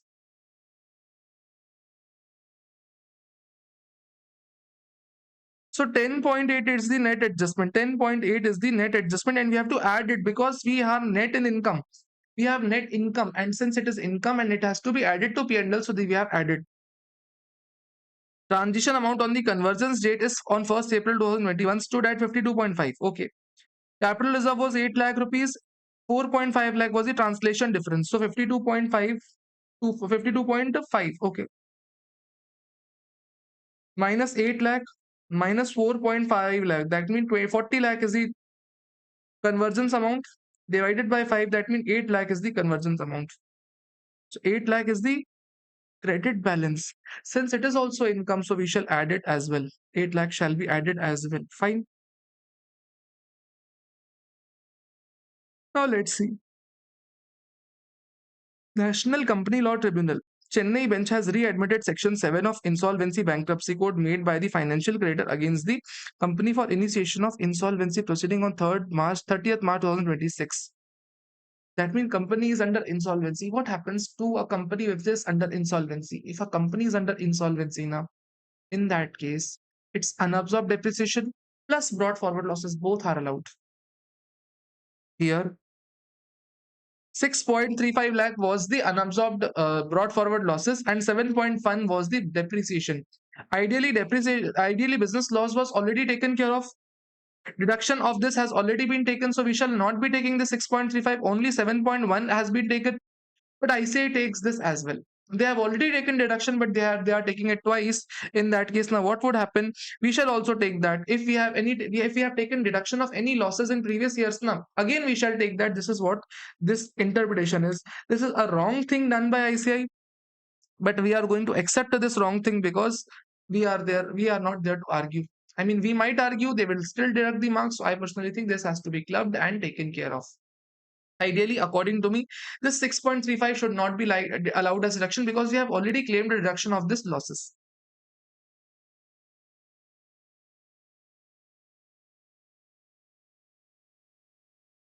So our profit turns out to be 57.61 lakh. On this 15% MAT would be charged, 4% education cess. Assume the normal income tax is 7.2 lakh. See, if you multiply something, 8.96 would come. 8.98 is the MAT amount. Apart from that, 7.2 is nothing but the income tax. So 1.78 would be MAT credit, and it can be carried forward for 15 years. Perfect, sir. Perfect, sir. Perfect, perfect, sir. Perfect, sir. Perfect, sir. Perfect, perfect, sir. Perfect, sir. Perfect. Come on to question number 38. Very nice question. Okay.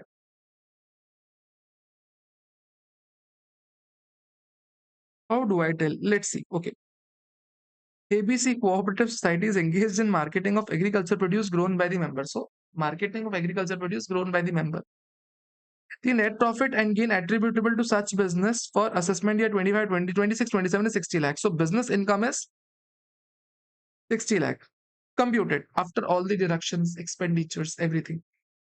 It had employed 10 employees with a salary of 20,000. So, 10 employees, 20,000 per month. On 1st May, that means for 11 months. Salary is paid by certain account paycheck and it gets books of accounts audited. Okay. So what will be the amount of deduction into 30% will be the amount of deduction?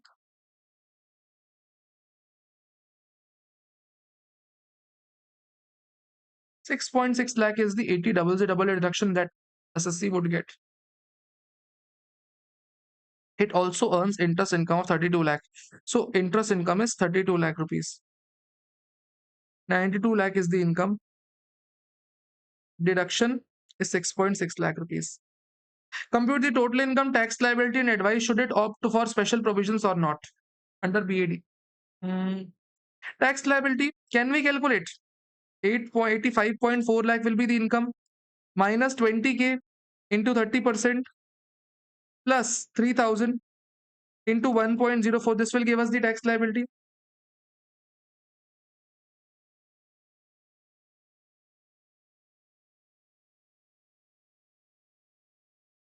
Two six six one three six zero. This is the amount of tax liability that would be applicable. Remember. If we have to go for AMT, what will be taken care of? Huh? What did I do? Just a second. What did I do? Sir. Society is into marketing of agriculture produce. Society is into market. I didn't do it. Okay. I knew this is the area of mistake. People tend to forget that it is ATP deduction. Society would get ATP as well. 60 lakh rupees. Business income would be allowed as deduction. So ultimately, income of the society would be just at 25.4 lakh rupees. This is the area I wanted to tell. It says deduction. People forget deduction. Minus 20k into 30% plus 3000 into 1.04.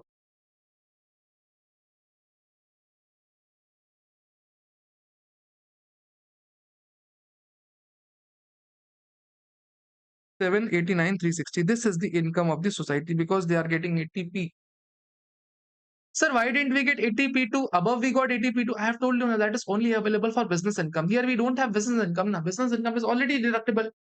If we would have had any taxable business, then we would have got 50,000 extra deduction. Now, this is the income. If the society undergoes AMT, what will be the treatment? Sir, if this society undergoes AMT, then 25.4 lakh plus 6.6 lakh, 80 double A will be added. ATP is not added while calculating AMT. So 6.6 lakh would be added. So 32 lakh would be ATI into 18.5. No, for society AMT rate is 15% plus 4%.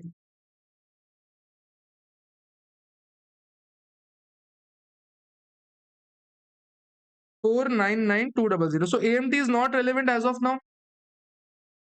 If this society goes for BAD, if this is a bad society, then what would change? See, if this is a bad society now, then ATP would not be allowed, but yes, 80 double A would be allowed. So total income would be, how do I correct that? 85.4, huh? On this 85.4, 22% tax plus 10% surcharge plus 4% education cess would be applicable.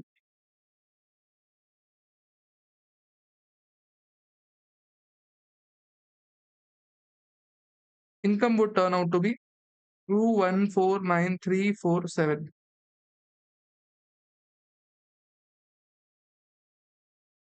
This will be the total income. Fine. Total income, sorry, this will be the taxes as per BAD. Are we going to opt for BAD? Right answer is absolutely no, because old tax regime is more beneficial. We are getting ATP, only 7 lakh of taxes.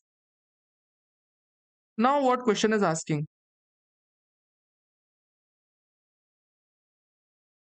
Would your answer change if ABC is a cooperative society engaged in the business of banking and all the other facts remain same, it is not a primary agriculture cooperative bank. If this is a bank, if this is a bank, I'm highlighting in blue. Again, three figures to be calculated. Everything will be done in blue. Huh? Business income would remain same. Interest income would remain same. 92 lakh would may remain same. Sir, 30 to 60 lakh would not be allowed because under bank ATP is not given. So if it is a bank, 85.4 lakh would be the income and tax rate applicable would be the same. 85 lakh 40,000 minus 20,000 into 30% plus 3,000 into 1.04. That means if this were a bank, then ideally 261,61360. This is the amount. This is the amount of tax applicable to a bank. If this bank has to undergo AMT, if this bank has to undergo AMT, what will be the AMT? 85.4 lakh is the GTI. We would add 6.6 lakh rupees. That means 92 lakh into 15% into 1.04. I personally don't think AMT would ever be applicable. 1435200, sir, AMT not applicable. If this bank had to undergo 115 BAA, then sorry, BAD, business income would remain same, interest income would remain same, total income would remain same, ATP not allowed, deduction would be allowed, 85.4 would be income. So answer would remain same. That means if it goes for BAD, 2149347. Now, of course, I know it's something, it has become clumsy, but let me help you out with the figures. First of all, AMT is not relevant in any cases. Now, let me cut that AMT for you. AMT is not relevant because AMT is very less, so AMT is not to be paid. I'm cutting that AMT portion for you all. What I try to highlight is, if this is a society under old regime, it should go for old regime because it is paying taxes at 7,89,360. But if this is a society, if this is a bank, then under old regime 26 lakh of taxes, whereas under new regime now, society pays 21 lakh, bank also pays 21 lakh. So for bank, new regime is beneficial, but for society, old regime is beneficial just because society gets ATP. This is what the bottom line is. This is what the main point of view is. That is where difference of opinion lies. I hope you understood what I'm trying to say by this question. Very beautiful question. I mean, too much of tax rates involved, too much of analysis involved. Any small step would render your incorrect results. Very nicely set up. Again, very nice question. See, this chapter has been very nice. You can give credit to me. You can give the credit to me by liking the video, subscribing me to the channel, hyping the video. You can give the credit to me. For sure, you can give. I at least deserve that much. I think I deserve that much. Beta LLP is a limited liability partnership in India engaged in the export of computers through two units, namely Unit 1 and Unit 2. Okay.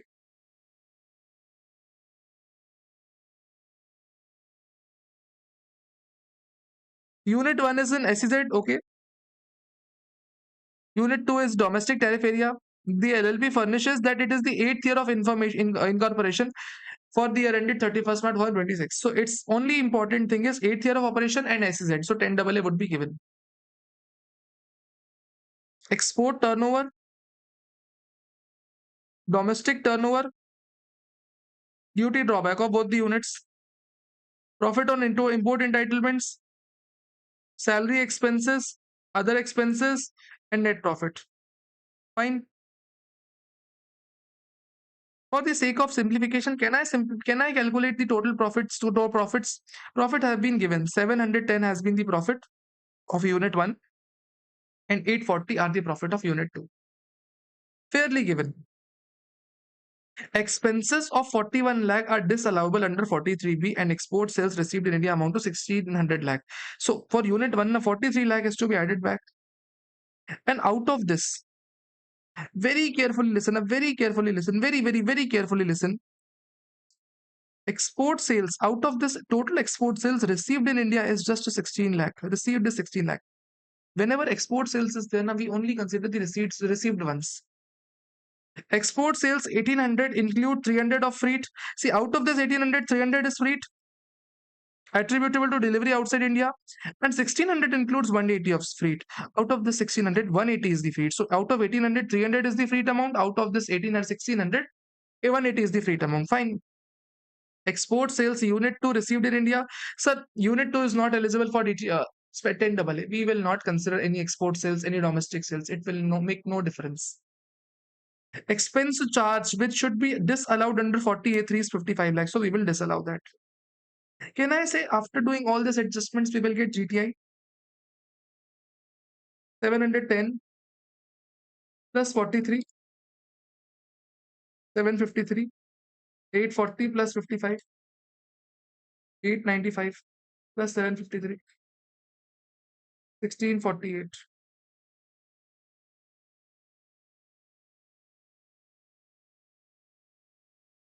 So expenses are 41 lakh now, 751 lakh and 746, 1646 it is.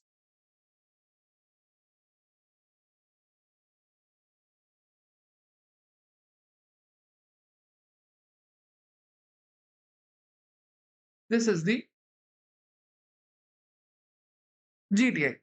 Up till so far we have done the first step, GTI. Compute the total income and tax liability of the beta. Now below this we will get deduction under 10 AA. 10 AA would be allowed to us. And 10 AA on the second unit will not be allowed to us. We just have to calculate 10 AA. How 10 AA is calculated? It is calculated like export profit, or I should say PGBP of the unit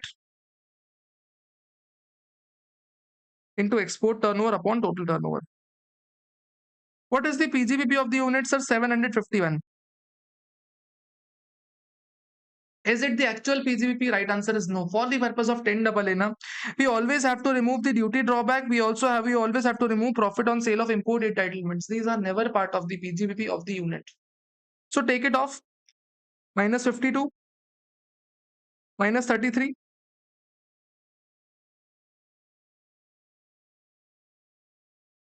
Triple six is the PGBP unit. Profit PGBP of the unit. Export turnover. See, export turnover is ideally, if you see now, 1800. But we take only that export turnover that is received in India. Received in India is the 1600. And out of that 1600 also, 180 is the freight charges. So that is not a part of the turnover. So we shall reduce that. Export turnover shall turn out to be just 1420. Now we have to calculate total turnover as well. 1800 is the export turnover, 300 is the domestic turnover, total turnover is 2100. Out of this 2100, can I say 300 is the freight charges? So that shall be excluded. So total turnover is, if you find out total turnover, this will be 1800. These three figures are to be considered while calculating 10 AA. 666, 1420 in divided by 1800. 666 into 1420 divided by 1800. 525.4, and this is not the correct answer. Out of this, 50% would be allowed because we are into 8th year of operation. We are into 8th year of operation. So 262.7 lakh would be allowed as 10 AA, reducing that 1646, 1383.3 lakh. This will be GTI. Sorry, this will be total income. Out of this total income, since it is LLP, 30% tax plus 12% surcharge plus 4% education, so this will be charged. If you see, you will see the answer. If you see, you will get the answer. 1383.3 on this 10 AA 262. Sorry, here it is. 262 10 AA 1383. Take it. Tax is 30% plus 12% plus 14%. This will give you tax. Basic thing it is. Now we have to calculate the ATI as well. Now ATI as well, because AMT will applicable, 10 AA is applicable. So AMT, where it will go? It will also attract. The best part of all is how AMT will be attracted in this case. It is important to note. It is really important to note. Total income is 1383.3. 1383.3. Take that 1383.3. Add 10 AA 262. Of course, ATI would be this GTI only. 242.7. That means 1646. On this 18.5%, on this 12%, on this 4%. 1646 into 18.5% into 1.12 into 1.04. 354 0.693248. This is the amount of tax applicable in case of AMT. Of course, we are not required to pay AMT because our normal income tax is higher, so we will not pay AMT. But we have to calculate this figure. Unless we calculate, our answer would not be evaluated or we won't get full marks. Question number 39. Superb question. I mean, really superb question. Beautiful, beautiful question. What this question talks about, try understanding it. Messrs PRK LLP is a limited liability partnership set up a unit in SEZ on 1st April 2017 to develop and export software. PRK Limited setups a unit in SEZ. Seems fair. The unit complied with all the conditions of 10AA. See, if it is in 2017, that means 50% reduction would be allowed. If it is in SEZ, 50%. Up first 5 years, 100%, next 5 years, 50% only. The net profit as per statement of profit and loss is 65 lakh. Okay.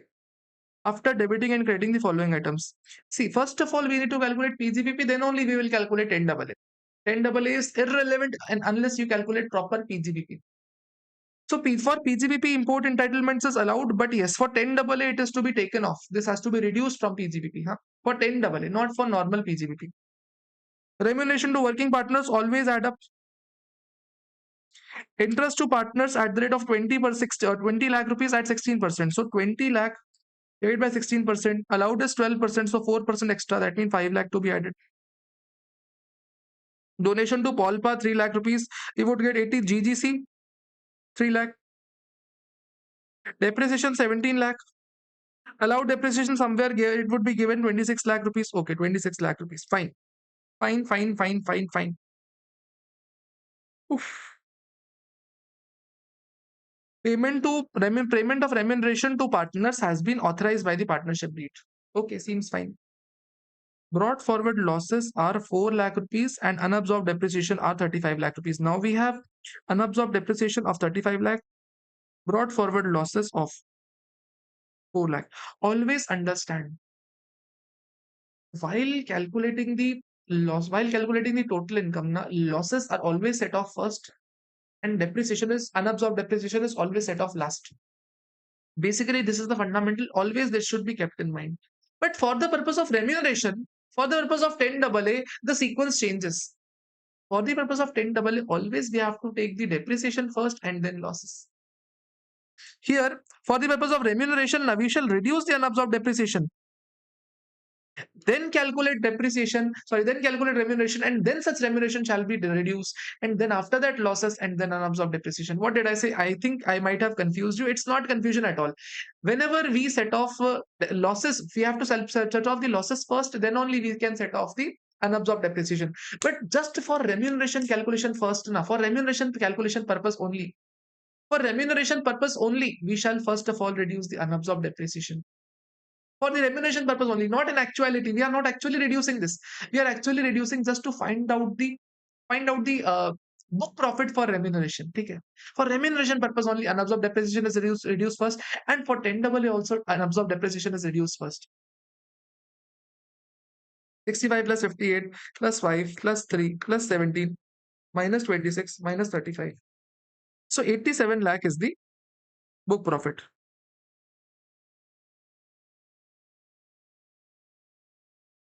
Out of this 87 lakh, see, first 6 lakh into 90%, remaining 81 lakh into 60%. How much remuneration would be allowed? This would be 5.4 lakh and this would be 81 lakh into 60%.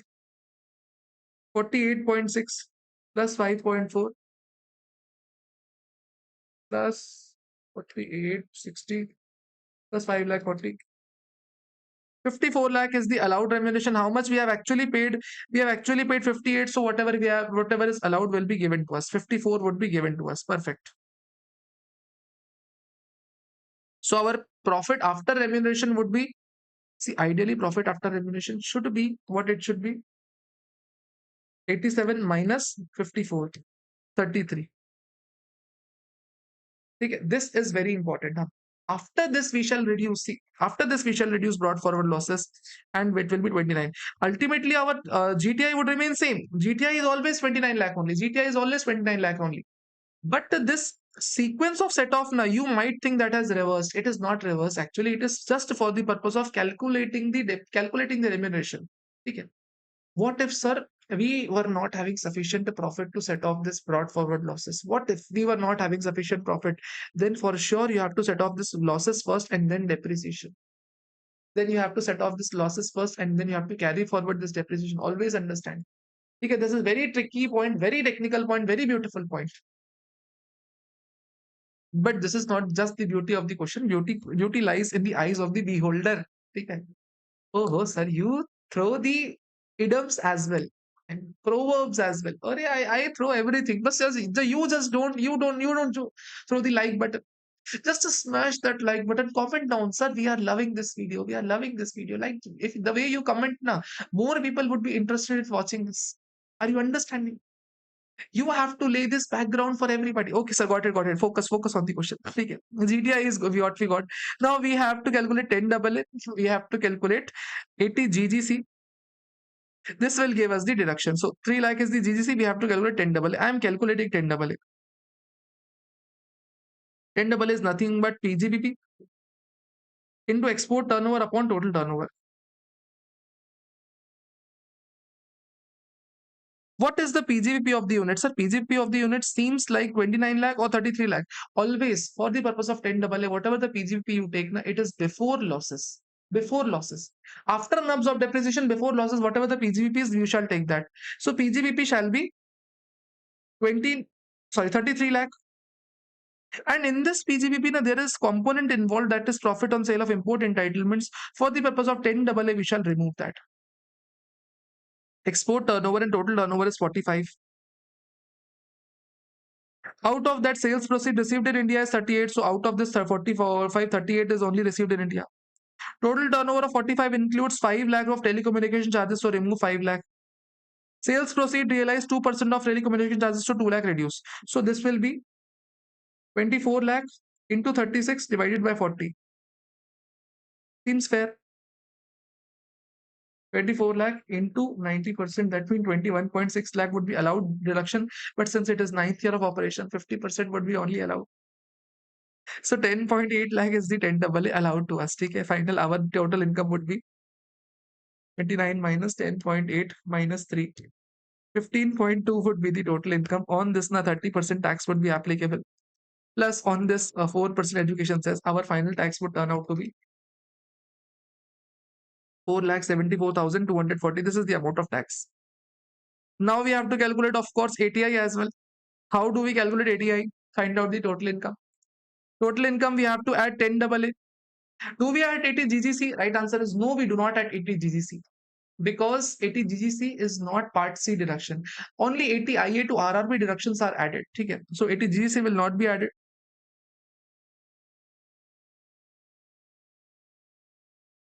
26 lakh is the adjusted total income on this 18.5% taxes plus 4% surcharge. 500 to 40. This is the amount of AMT. What will be the credit? 26,000 is the credit. Now, what they are asking, actually, we solved the question without even asking, without even seeing what they are asking. In calculate income tax payable by PRK, we calculated income tax. Calculate the amount, including the AMT also we have to tell. We told the AMT as well.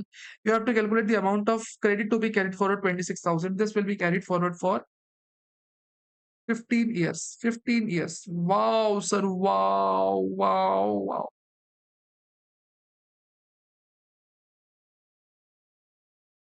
Very simple. It was simple. Clear. It was simple question. Come on to question number 40. That is tonnage. Tonnage. Calculate tonnage income with in respect of each of the following qualifying ships. Okay, we have qualifying ships. We have to calculate the tonnage income. Let Tennessee.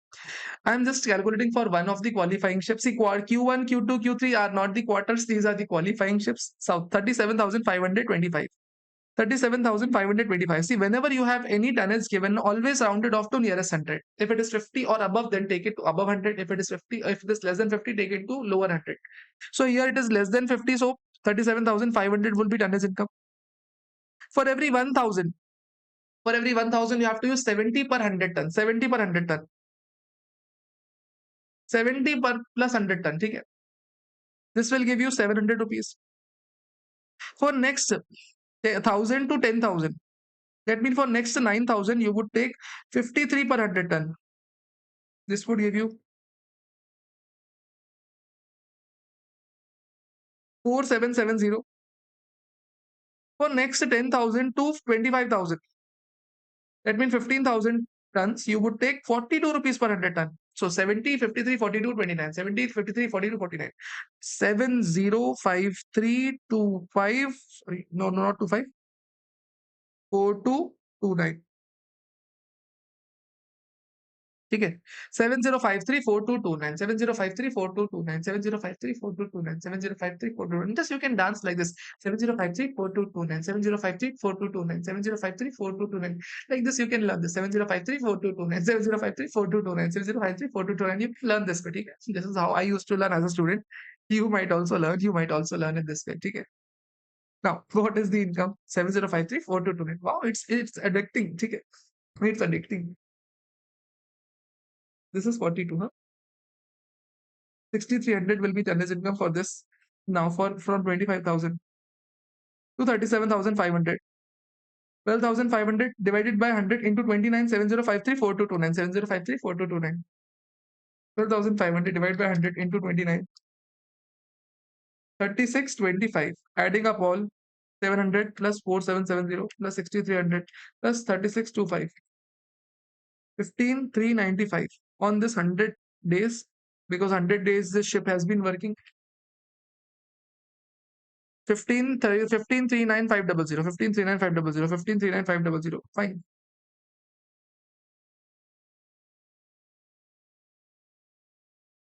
Seven zero five three four two two nine. Fine, sir. Fine. Things seem good. Things seem fine. Okay. Question number 41. Mr. Rajesh. Okay. Mr. Rajesh is a resident unit holder of PQR and SIPRA. SIPRA.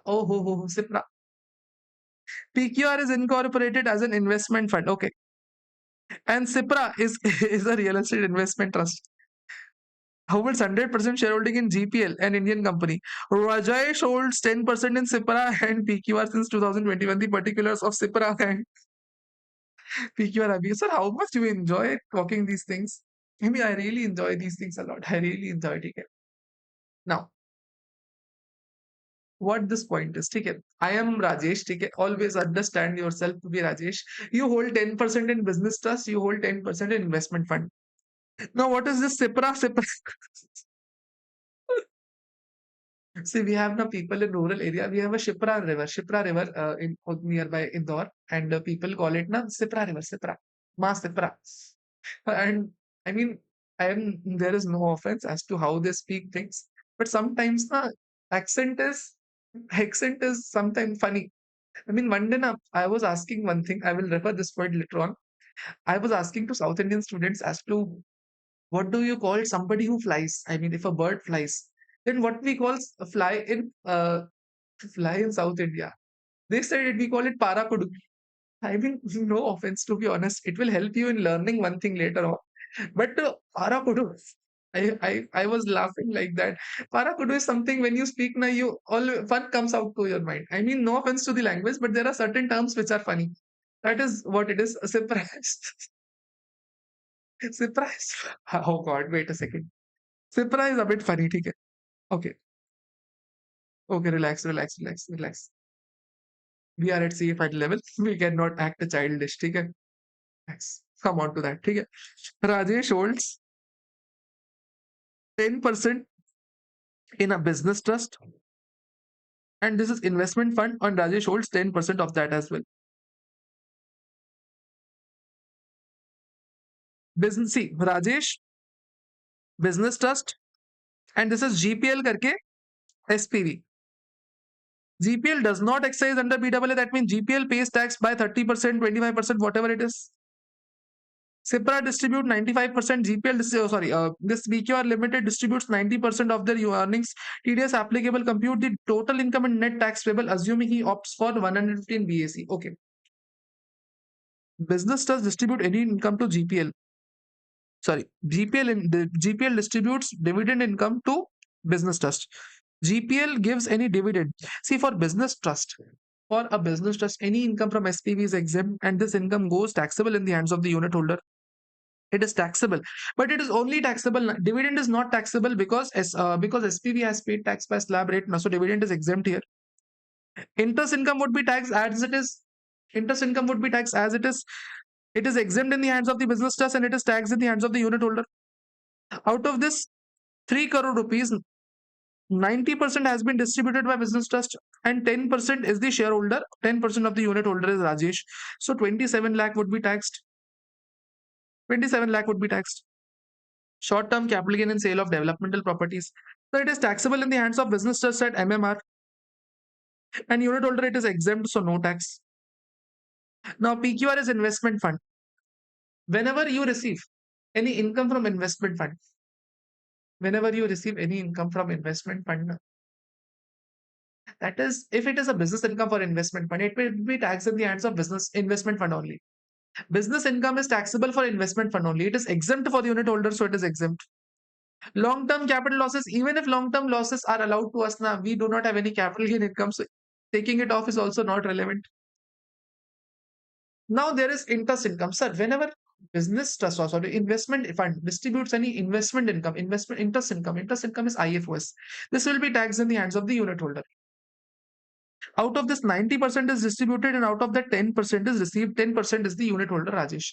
But sir, here we will not do 90%. Why? Because for an investment fund and for securitization trust, we have this clause that even if money is distributed or not distributed, it is assumed to be distributed.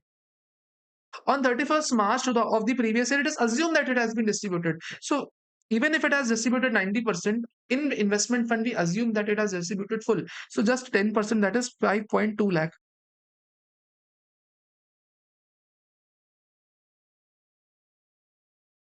Overall, it turns out to be 32.2 lakh rupees. 32.2 lakh rupees is the total income. On this, we need to calculate taxes. 32.2 lakh minus 24 lakh into 30% plus 3 lakh into 1.04. This will give us the taxes.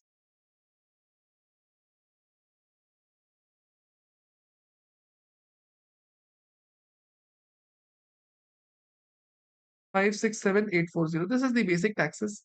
We need to calculate the net taxable. My point is, we need to calculate the net tax payable. See, net tax payable is important here because TDS is to be considered. Always understand anything that comes out of the business trust or investment fund. If the recipient is resident now, TDS rate is 10% for everything. TDS rate is 10% for everything. For non-resident, TDS rate might differ as per their tax rates, but for resident, TDS rate is always 10%. So 10% TDS rate of the entire income, just a 3.2 lakh rupees, 3,20,000 rupees, we have to reduce. 3,22,000, of course. Huh? So 245,840. Wow, it is matching. Absolutely. Why will it not match? Question number 42. Beta Limited is a real estate investment trust registered under SEBI regulations, holds 65% in the H Limited. Okay. Beta holds 65% in H Limited. Beta is a business trust that provides information.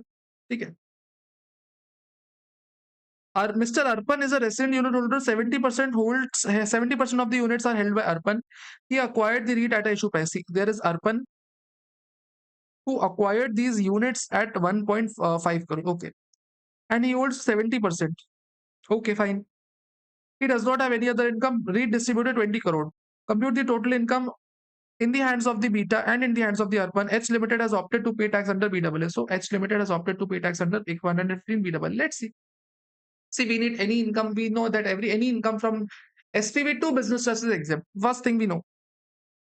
Interest income to H Limited. See, 12 crore interest income, it is exempt. And since Arpan is receiving 70% of it, just 70% we shall take, that means 8.4 crore would be taxable in his hands. Exempt. Dividend income of 2 crore, it is also exempt. It shall be taxed 70%. That means 1.4 crore. Seems fair. Short-term capital gain on developmental properties. See, business trust has short-term capital gain on developmental properties. 1.2 crore. Always understand this is tax in the hands of the business trust at MMR. So this will be exempt. 1.2 crore. Not to be done any percentage because this is exempt. Interest received from unlisted debentures. 12 lakh interest received. It will also be taxed at MMR. 12 lakh into 0. Perfect. Rental income from directly owned premises. See, whenever rental income is earned now, it is exempt. How much is the rental income? Sir, 2 crore. And when this will go in the hands of the Arpan, 2 crore into 70%, that is 1.4 crore.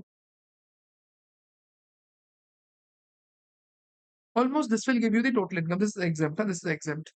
For a second, just for a second, I want you all to calculate how much business trust has earned.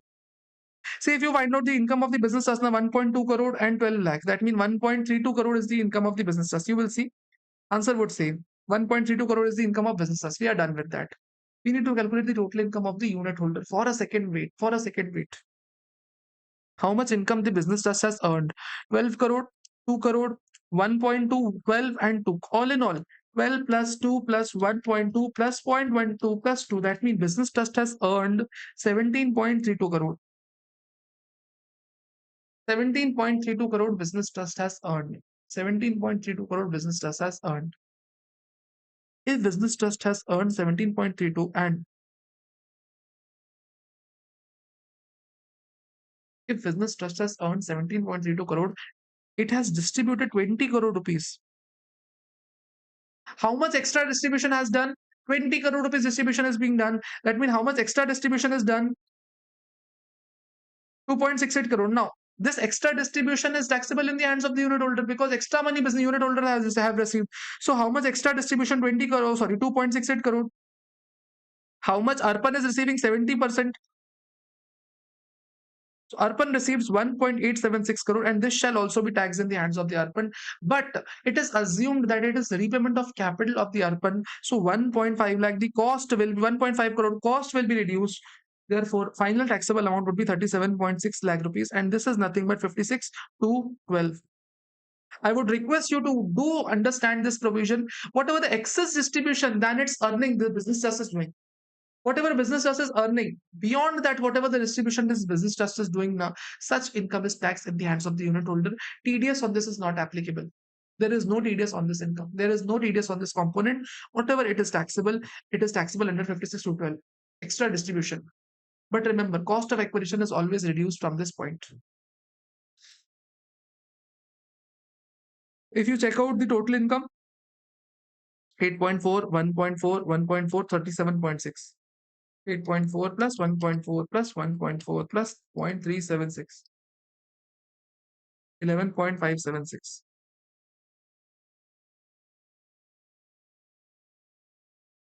Wow.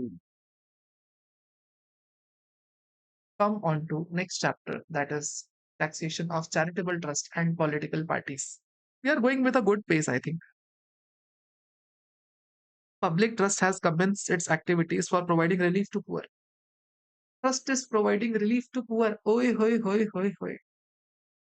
If in the previous year 24-25, the trust intends to claim the benefit of section 11 and 12. Okay. From assessment year 26-27. So from 26-27, it wants to claim the benefit.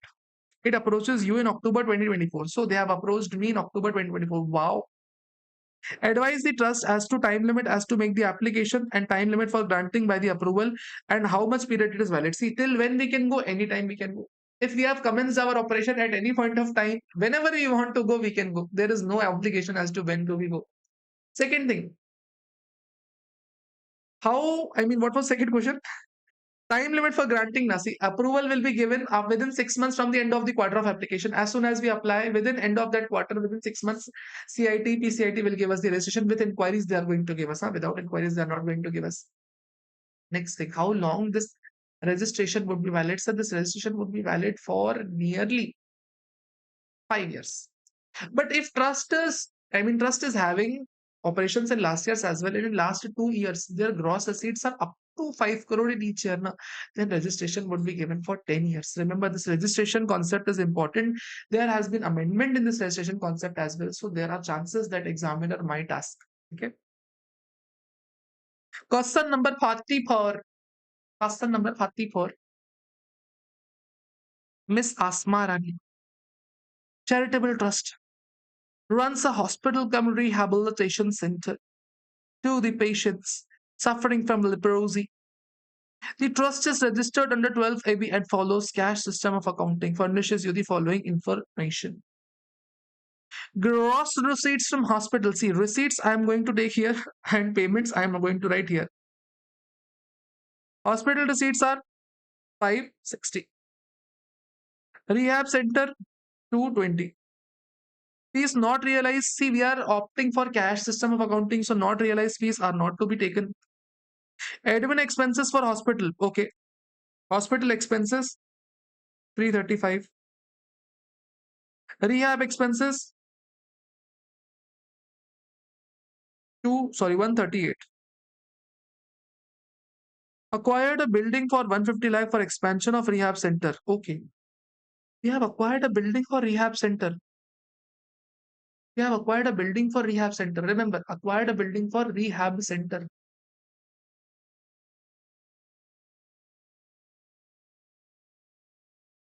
Acquired a building for rehab center. Sir, building is acquired for 150 lakh. Cost is 85 lakh. Stamp duty value is 185. Sir, building's stamp duty value is 185 and we have acquired that building for 150. Don't you think for 35 lakh is the benefit we have got? And SDV exceeds 110% of consideration, so 56 students should be applicable.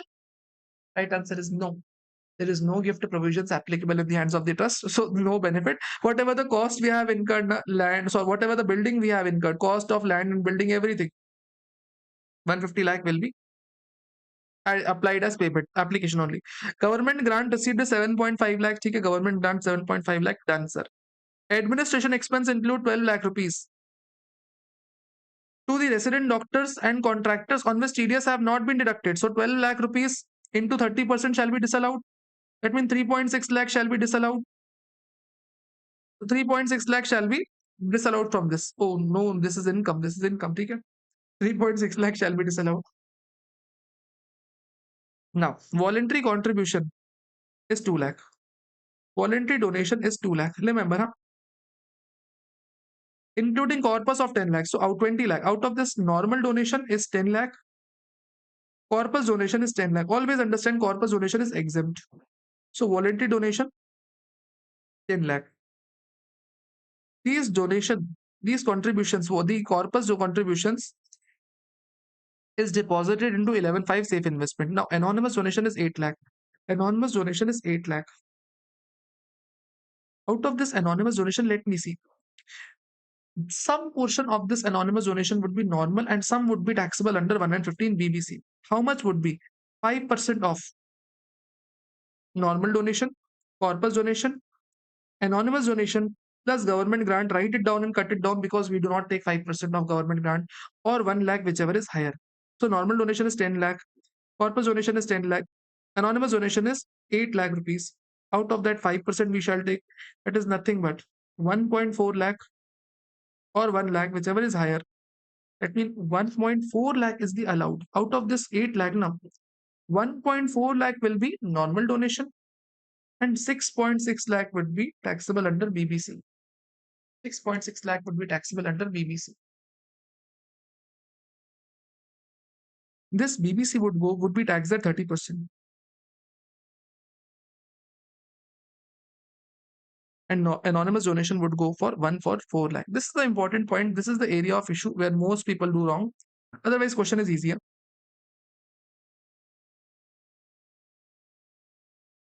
Amount donated to Jan Kalyan Trust having similar hospitals in Bihar includes corpus donation of 5 lakh rupees. See, we have donated 11 lakh rupees. Out of that, 5 lakh is corpus donation. So allowed donation is just 6 lakh rupees. And of that 6 lakh also, we would get just 85%. That means 5 lakh 10,000 rupees is just the allowed donation to other trust. Repayment of loan taken earlier for rehab centers, so repayment shall also be taken 6 point.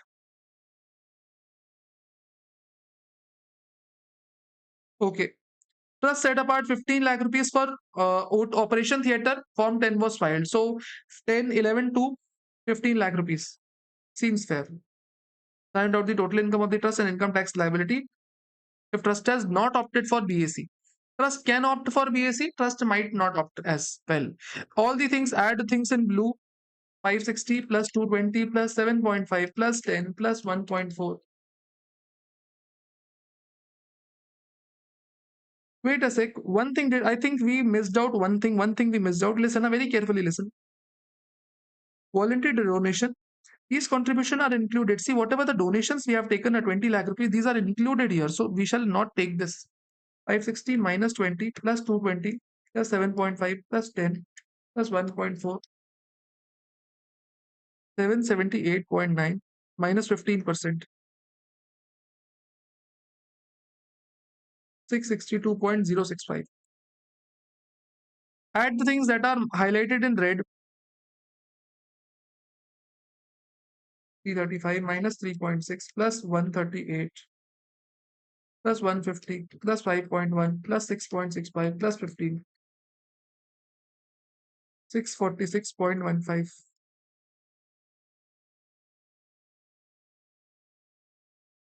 Our income from operations is 15.915 plus BBC.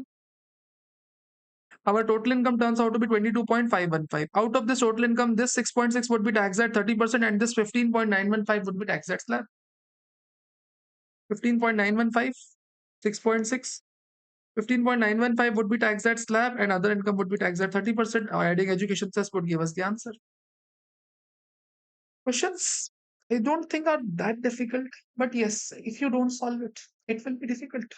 Again, if you don't like it, if you don't subscribe it, if you don't hype the video, you will feel it difficult in the exam.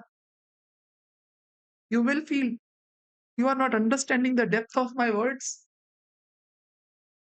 Mahan Charitable Trust is running an orphan and hostel for poor children. It is registered under Section 12AB. The details of the income and expenditure of the trust are given below. Okay.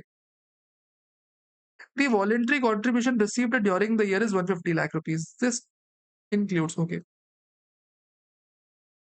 150 lakh is the gross receipts. Okay. This includes 20 lakh rupees donation which is invested in 11.5. Corpus donation. So we shall take this corpus donation off. Donation of 20 lakh rupees from Michael, which is a foreign donor, and amount is received on 31st March 2026. See, we follow cash system of accounting. I think it is mentioned anywhere. No, it is not mentioned anywhere. See, we received a donation from Michael on last date. Of course, sir, on last date, if we receive any donation, we might not be able to use it the same day. 20 lakh donation, we might not use it the same day. We might use it the next year. It is possible. In that case, now, there is explanation 1 to section 11.1 as to where do we use it, or if you are not able to use it, now we can request to AO. We can request to AO that we will use it in next year. So we can request. That is also one option available if they ask. Okay, salary paid to admin staff. So expenditure is nothing but salary. General expense of 10 lakh includes payment of groceries, 30,000 rupees via cross check. So 9.6 lakh is the general expenses. 9.7 lakh.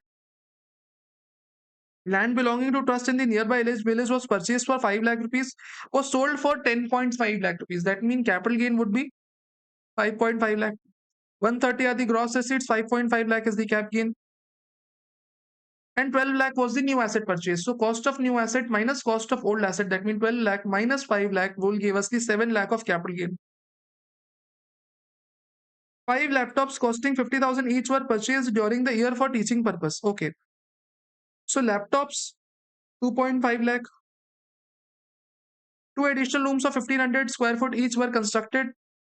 So 1500 square foot into two rooms. And what is the rate per square foot? 1200 rupees per square foot. So 1500 into 2. 36 lakh is the construction cost. It made a corpus donation of 20 lakh rupees not allowed. I mean, not allowed as application. Compute the total income assuming, just total income assuming the trust has not opted for BAC. Support your answers. See, our gross receipts are nothing but 135.5, 15% standard deduction. That means our to be applied amount 115.175. To be applied amount. From this, we shall reduce these five amounts.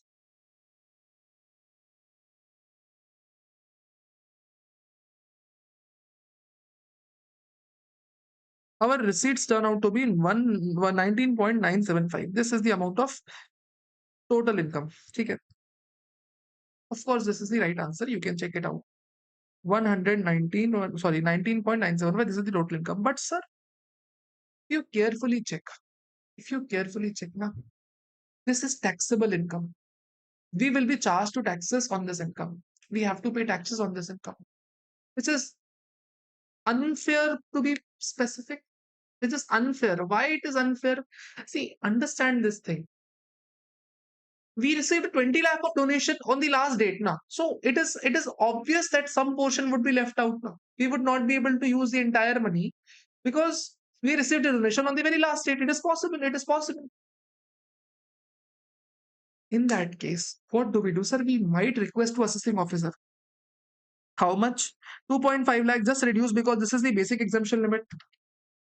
17.475. We can request assessing officer that 17.475 lakh, 475 lakh we will use in next year because we received towards last. So we can request this. But are they asking us? Are they asking us to tell the optimum tax liability? Just to see, compute the taxable income. That's it. They are just asking us the taxable income.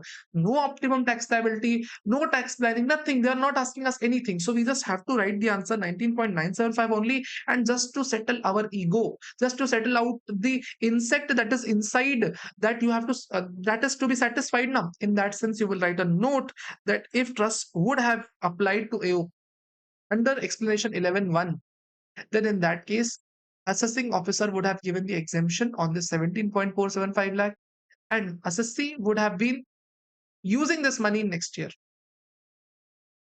2 months prior to ROI, form 9A, just submit so that your income would not be taxed in current year.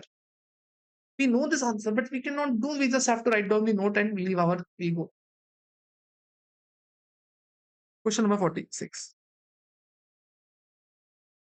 Very nice question. Very nice question on exit tax. Sir, you have already solved these questions. I remember, yes, why? How come I have not solved this question here? I have taught this in batch. I have uploaded English with Hindi video as well. Okay. I might have not solved these questions right now, but I know what questions are there. I have only selected them now. So Ram Nanai Trust was formed on 1st April 2009. Okay. I try to present as if I try to present as if I were a student. Okay. That doesn't mean I have not solved this. I have solved most of the questions. Some questions I might have not solved. The RTP ones I might have not seen. That might be spontaneous for me. But I try to present these questions in a manner as if I was a student. Okay? I was a student. That will help you to understand as to how to proceed. Right? It applied for registration under section 12AA of the Act and got registration approved from prescribed authority with effect from 1st April 2013. The trust got exemption from paying the taxes under section 11 to 13 from 1st April 2023 and got dissolved on 29th December 2025. So it was 1st April 2013. It got registration. It started its operation in 2009. So at this time it was not registered. It was registered up to this point, and on 29th December 2025 it got dissolved. So this was the golden era of our registration. After that, it got dissolved. Let's see what the balance sheet on the dissolution date looks like. Land, equity, unquoted shares, cash, bank balance, corpus, reserves, loan for land. Oh, loan for unquoted shares. Oh, okay, fine. FME of land or building is 50 lakh rupees and land or building of 3 lakh rupees were acquired out of agricultural income. Let's see.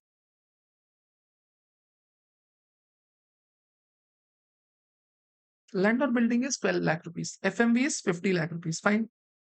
Lawmaker says that 3 lakh of the land or building have been acquired out of agriculture income. Remember, whenever you acquire any asset out of agriculture income, it is not subject to exit tax. Reason is very fair because uh, you are already getting exempt. Agriculture income was already exempt. Even if you were not claiming exemption under 11 to 13, agriculture income was already exempt.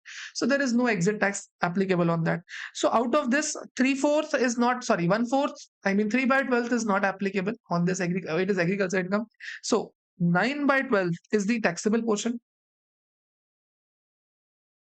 So 37.5 lakh, 37 lakh 50,000 would be the applicable value of the land and building.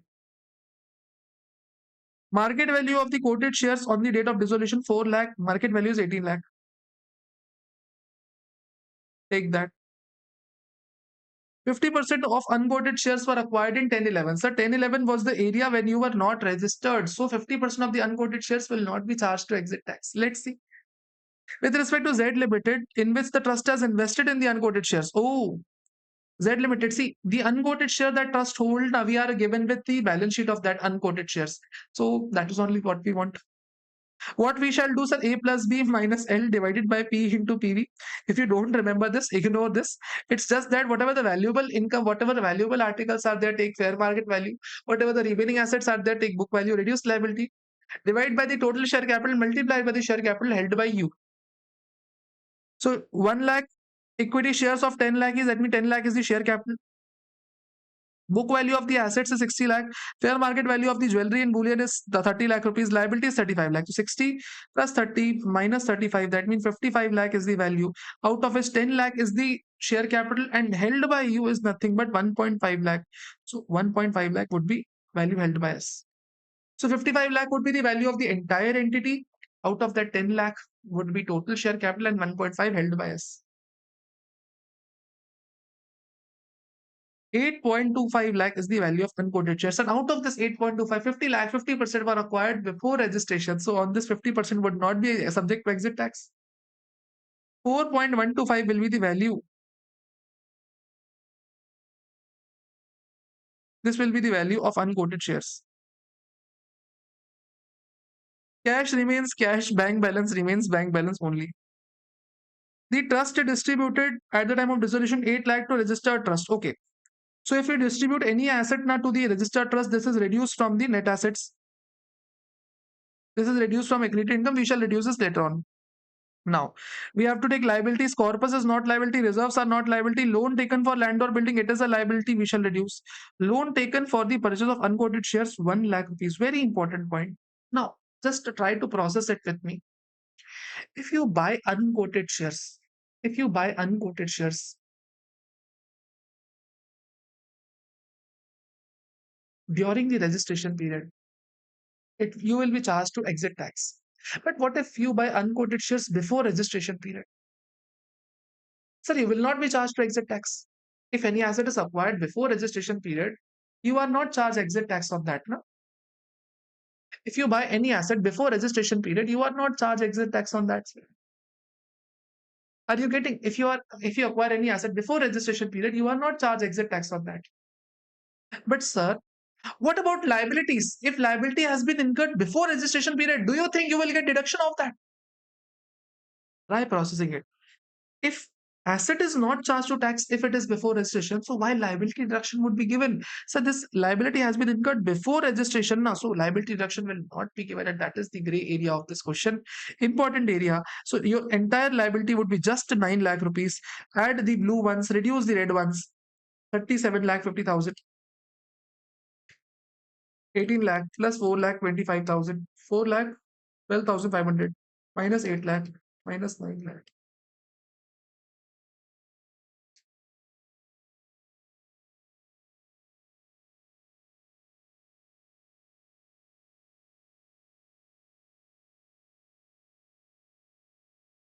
So our accredited income is AI, AI.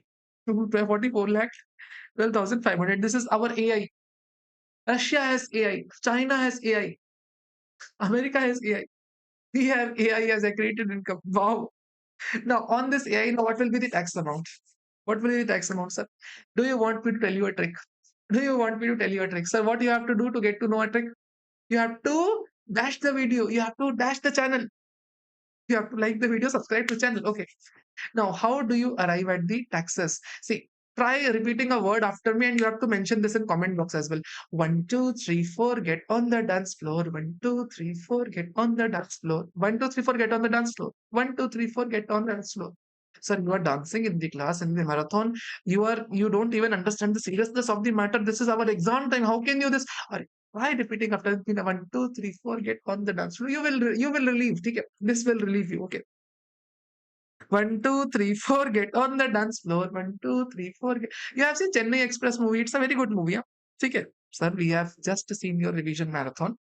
Just focus on that. So 1, 2, 3, 4, get on the dance floor is nothing but 12% surcharge, 30% tax, and 4% education cess.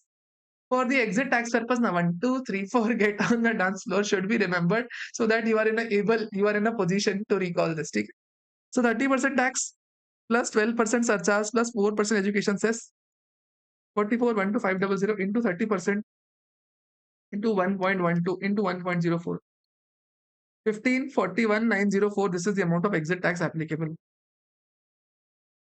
Absolutely matching. Why will it not match? Come on to question number 47. What it says. XYZ is a charitable trust registered under 12AB, derives the income from the property held by the trust. During financial year 25-26, the trust decides to pay off 200 lakh rupees to another trust, another educational trust, okay, which is engaged in 12AB, okay, which is also registered under 12AB. Fine. See, XYZ is a trust, receives 500 lakh.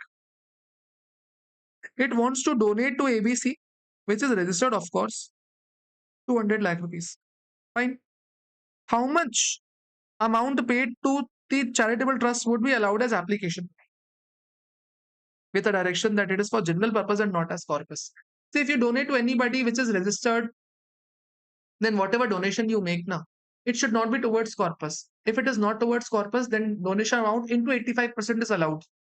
So out of that 85% would be allowed, that means 170 would be allowed as application. This is first our answer. This is our first answer. What if it is given with a direction that amount shall form part of the corpus? What if we donate it towards corpus? See, if we donate any money towards corpus, it is not allowed as application. It is not allowed as application. No application. Would your answer change to the above question if the money is made out of the accumulations, and what are the tax implications? See, if we donate out of the accumulations, so what is the accumulation? See, accumulation is nothing but 11.2. We are allowed to set apart some money for future purposes. If we accumulated some money for future purposes and if we donate out of that accumulation, what will happen, sir? Any donation out of accumulation is not allowed. There are 5 conditions. We have to submit 10, form 10. We have to prescribe the purpose for which we are accumulating. We cannot donate. We have to keep it in 11.5 safe investment. And at last, sir, we have to use this money within 5 years. If any of the thing failed to comply now, in that case, whatever the contribution, whatever the donation you do, whatever the donation you do, that shall be absolutely taken off. Okay? You will not be allowed. Okay? Okay? And apart from that, whatever the donation you do, that will be taxable under 115 BBI at the rate of 30%. Now, examine the conditions ABC. The recipient is required to satisfy for not including in received from XYZ with a specific direction to the corpus. What are the tax implications if it is not satisfied? See, what recipient should do to exempt that corpus. You are receiving corpus donation and you want to claim exemption on that corpus donation. What you have to do? See, only thing you have to do is deposit that money into 11.5 safe investment. Deposit that money into 11.5 safe investment. It will be absolutely exempt. Absolutely exempt. No issue, no questions attached. It is exempt. Sir, absolutely fine. We understood. So if You deposit any money towards the corpus, it is absolutely exempt, but provided it is deposited in 11.5 safe investment. If you do not deposit in 11.5 safe investment, what will happen? So 30% tax would be applicable. Question number 48. Examine each of the following independent cases of charitable trust institutions based on the relevant provisions of Income Tax Act and judicial pronouncement of the assessment year 26-27. Now, Messrs. MPL is an electoral trust incorporated on 1st April 2025. Provides the following information for the previous year 25-26. Mm, mm, mm. Total voluntary donation received 600 lakh. It spent 5 lakh on the management. Okay, 5 lakh on the management. In light of the provisions of 13B, Income Tax Act and Rules 17C notified by the central government, give answer.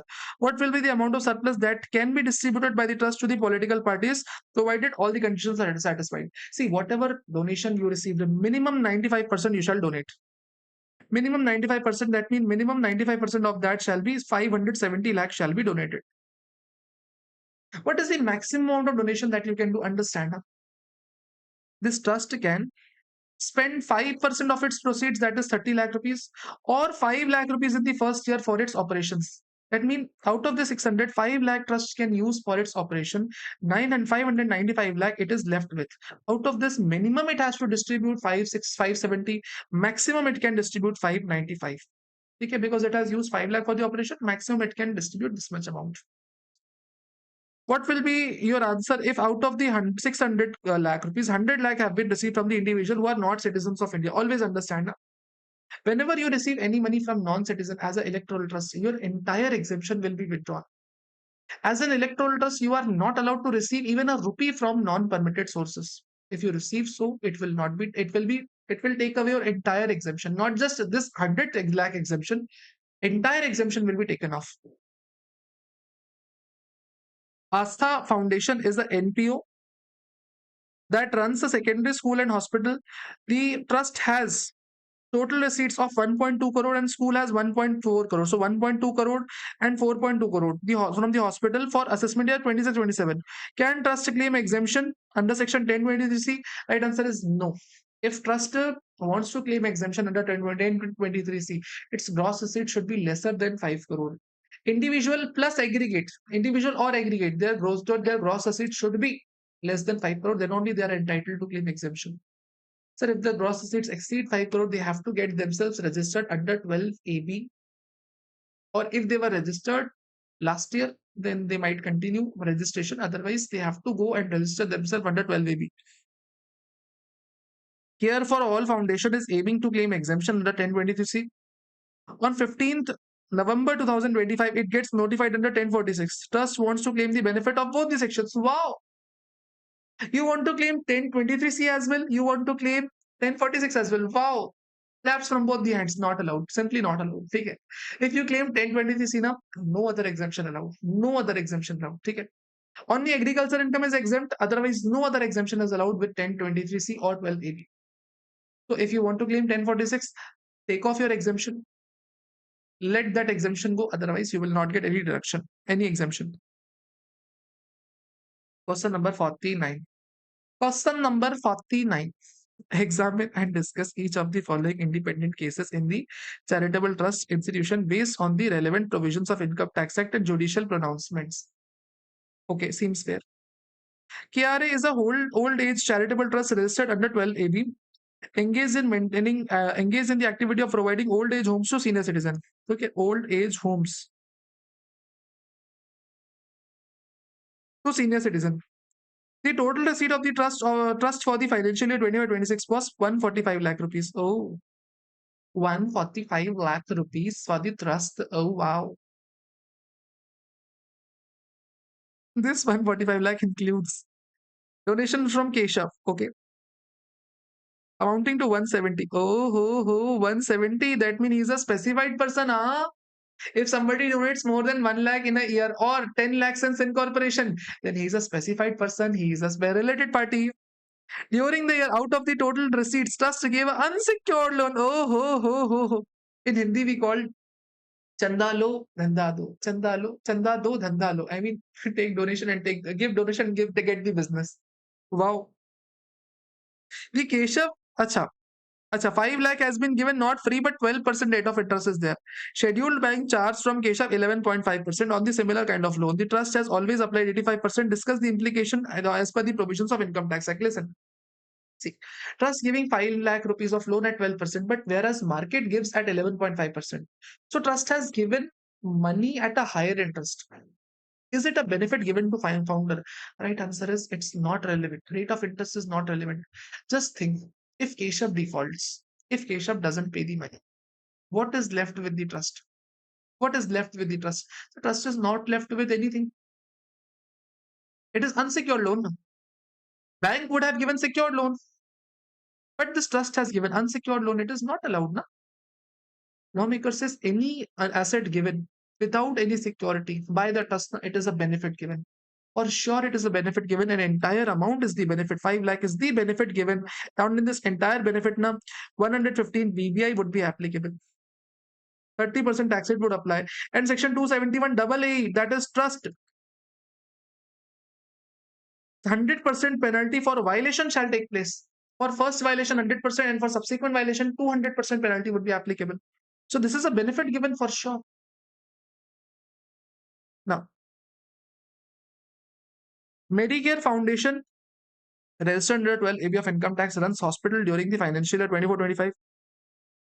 It receives the voluntary contribution of 95 lakh rupees with a specific direction that it should form part of the corpus. So we receive donation with a direction that it should form part of the corpus. The trust invested such amounts in the shares of a public sector company. So public sector company are the safe investments. On March 31st, due to disinvestment in the government, now that public sector ceases to be public sector company. See, we invested in a company and that company collapsed. How bad luck we possess. We invested in a government company and that government company ceases to be government company. In that case, what do we do? In that case, now we have 3 years of time limit. Okay? From the date it ceases to be PSU, we have 3 years of time limit. We can take out the money and we can deposit it at somewhere safe investment. It will be allowed to us. Otherwise, na, after that, it will cease to be safe investment. For 3 years, it shall continue to be safe investment. No.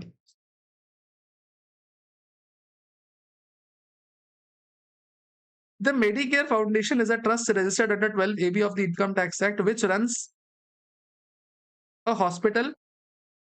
Also paid consultancy of 1 lakh rupees to Suresh. Okay. Runs a hospital, 1 lakh to Suresh, a doctor, on 31st August 2025. Thus did not deduct the TDS as accountant claim that it is not liable for audit, so no TDS. Wah. Wah. Wah. Wah. No audit, so no TDS. What's the logic? See, this is the type of accountant you should not be. Okay? No audit, so no TDS. See, we have a provision under 194J that individual HUF whose turnover exceeds 1 crore, then only individual HUF are required to deduct TDS under 194J. But this provision is not applicable for anybody else. Okay? Only for individual HUF. If their turnover exceeds 1 crore rupees in last year, then only they are required. But trust is not individual HUF, so they have to mandatorily deduct a TDS. There is no exemption for them. They have to deduct. If they are even declared assessee in default, it is correct. Okay? Question number 50. 50, 50, 50, 50, 50. Charitable trust registered, engaged as a relief to poor, registered under 12 AB of the previous year, derives the income of 114 lakh, which consists of the following: income from the properties held by the trust,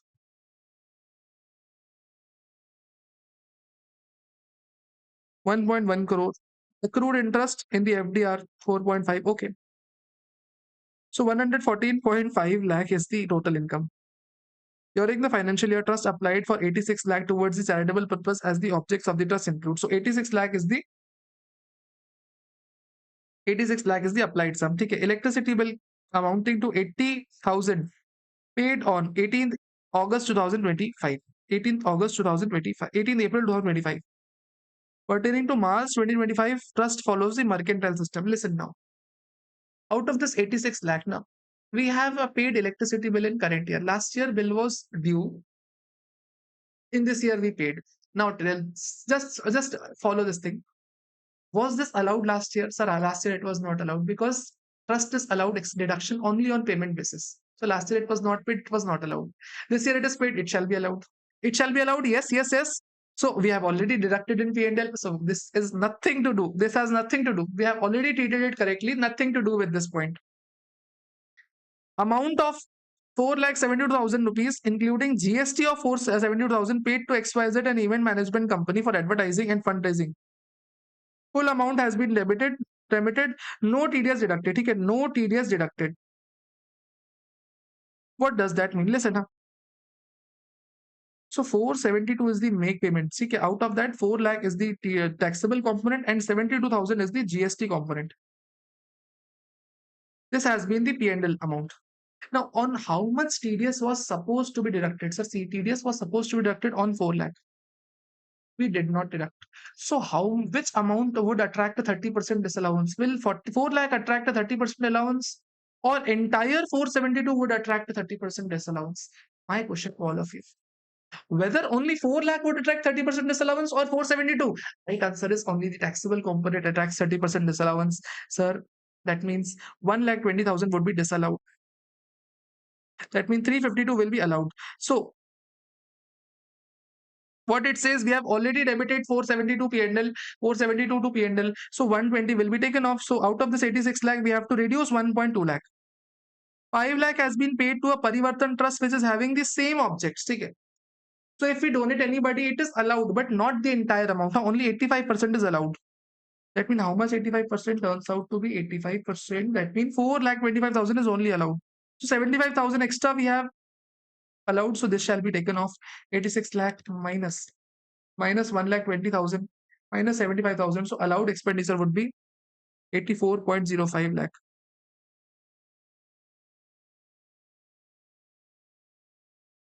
30 lakh 45,000. This is the amount. Oops, sorry. Standard deduction also to be taken up. Sorry. 114.5 into 30, 15%. 97.325 minus 84.05. So 13.275. 13.275. Alternatively, also we can do that. Wow, sir, wow. Only 2 questions left from the trust taxation. Yay. Examine the following independent case scenarios of the charitable trust based on the provisions of Income Tax Act 1961. Okay. Sahitya Trust, having main objects as medical relief, earned the following income during the previous year 25-26. Income from tax-free bonds issued by Indian Railway Finance Corporation Limited is 1,10,000. Agriculture income is 425. Trust claims exemption under 10(1) and 10(15) in respect of the agriculture income and bond income. Is it allowed? See, if you are a trust, a registered trust, you can only claim 10(1). There is no other exemption section under 10 you can claim. Only 10(1) is allowed. So are you allowed 10.25? Right answer is no, you are not allowed. You have to offer it under income. You have to claim 15% deduction. You have to use this money, then only you will be allowed deduction. You cannot simply claim it as exempt. Now, Vidya Jyoti Educational Trust registered under 12AB owns a building used for educational activities. During the year, 1 floor was given out to the private coaching institute owned by the wife of the founder. The trust charged 20,000 rupees per month rent for the similar properties, and same locality could fetch 70,000 rupees. The trust justified that it was coaching institute that supports educational objects. Now, we have an educational trust which is having a building. Okay? First floor is given to the wife of the founder, and rent charged from the wife is just 20,000 rupees. Whereas if this rent would have been given to somebody else, then 70,000 would have been charged. 50,000 is the benefit you are giving to founder's wife. She is a relative. Now the issue here is you are justifying it by saying that it is used for educational purposes only, therefore we are giving it to wife. How much is it justified? Right answer is it is not justified. It is absolutely not justified. Why? Because if you want to do the educational benefit now, you yourself do first of all, or you get it done through somebody who is not your relative. If you are using this money, you are giving this benefit to the founder now. Whether she's actually passing this benefit to the students, we are literally not aware. So You cannot just rely on the founders to give the benefit. Ultimately, either you give the benefit or get this done from an outsider. You are directly giving benefit to the founder. So 50,000 per month into 12, that means 6 lakh is the benefit you are giving to founder. That will be charged. That will be charged under 115 BBI plus 271 double A, 100% penalty of the benefit. Arogya Welfare Charitable Trust is registered 12AB, provides interest-free medical facilities for 25-26. Karan donated 75,000, but he has contributed 950 up to 31st March 2025. So what I'm saying is, current year he donated less than 1 lakh rupees, but till last year he had already donated 9.5. So including current year's donation, it would be more than 10 lakh. Therefore, Karan is a specified person. During the year, Trust has sold some old furnitures to Karan, which is 120. ठीक है, at 120 it is sold, but fair market value is 280. The trust claimed that since Karan donation does exceed 1 lakh rupees, he is not a specified person.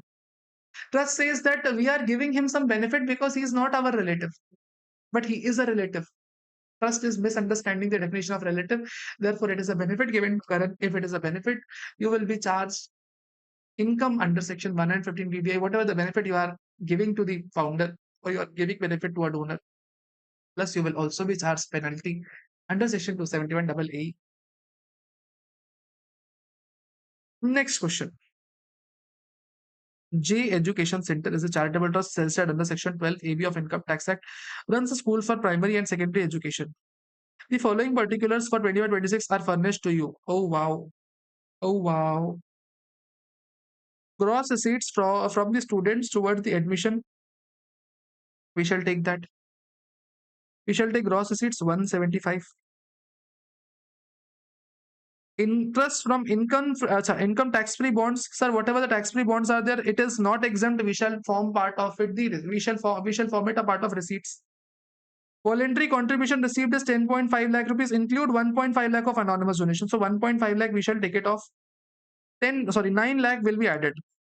Sir, how much of this anonymous donation would be allowed to us? We shall find out. Okay, I'm putting a star mark to it. As soon as question is over, we shall find out. Government grant from the state is 8.5. It is not allowed. It is exempt. It is exempt. Salary to teacher for administration staff. Out of this 5 lakh have not been paid. So expenditure would be just a 35 lakh. Out of this 40 lakh, 35 lakh would be expenditure.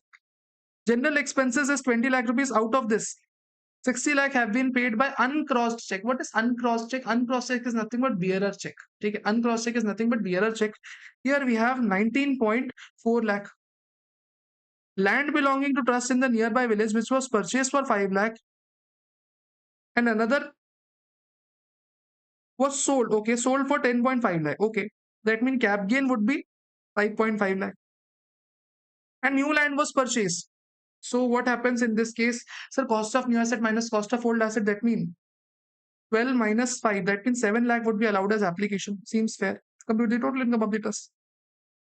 Am I missing out something? This question seems very simple.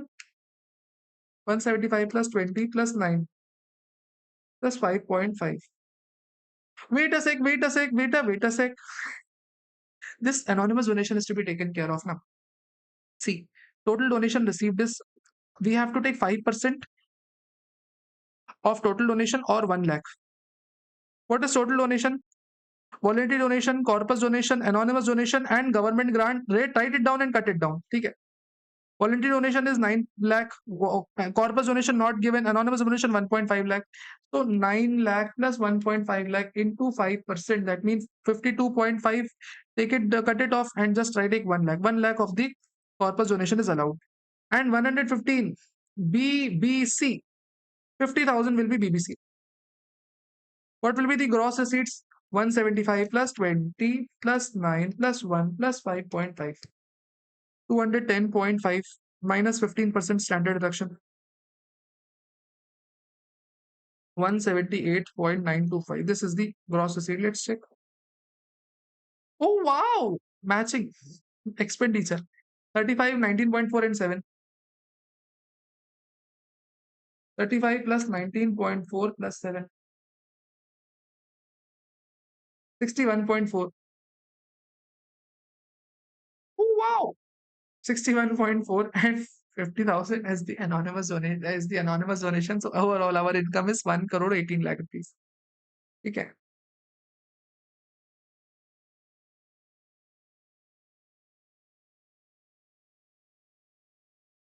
Perfect.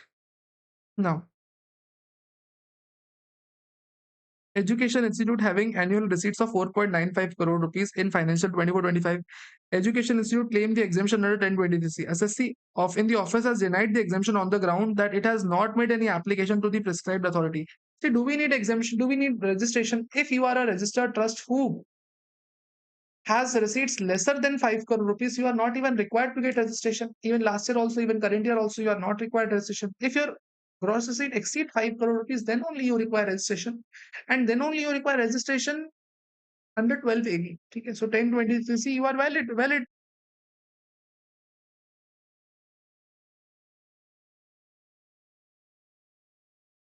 Correct. Moving on to question answers of TDS, TCS and advanced tax. Okay. Come on to question number 53. Gamma Private Limited is an Indian company established in 2008, reports the total income of 22 lakh for previous year ended 31st March 2026. Okay. The tax deducted at source by different payers is 1,68,000 rupees and tax paid in country A for doubly tax income is 30,000 rupees. Company is entitled for relief under Section 90. Okay. The company has paid advance tax quarter 1, quarter 2, quarter 3, quarter 4, 45,000, 90,000, 1 lakh, 105 lakh, 1 lakh 5,000. Company filed ROI on 3rd November. That means it has delayed in ROI. Compute the interest payable under 234A, B, C and fees payable under 234F. Assume that transfer pricing provisions are not applicable. That means ROI due date is 31st October. So it had delayed ROI by 3 days. Turnover is 250 crore. That means tax rate applicable is 25%. Let's try calculating. First of all, what is the total income of the trust? Sorry, company total income is 22 lakh. Tax rate would be 25% plus 4%, that is 26%. 5,72,000 is the tax amount minus TDS deducted 168 minus relief under section 90 30,000.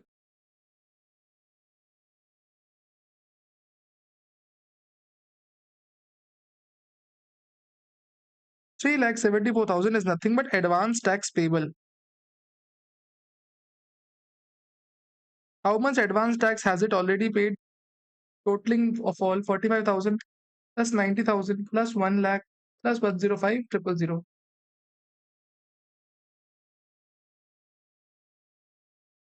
Paid advance taxes 340. Shortfall is 34,000. Now, interest under 3 sections is applicable. 234A, B, C. Let's calculate 234C.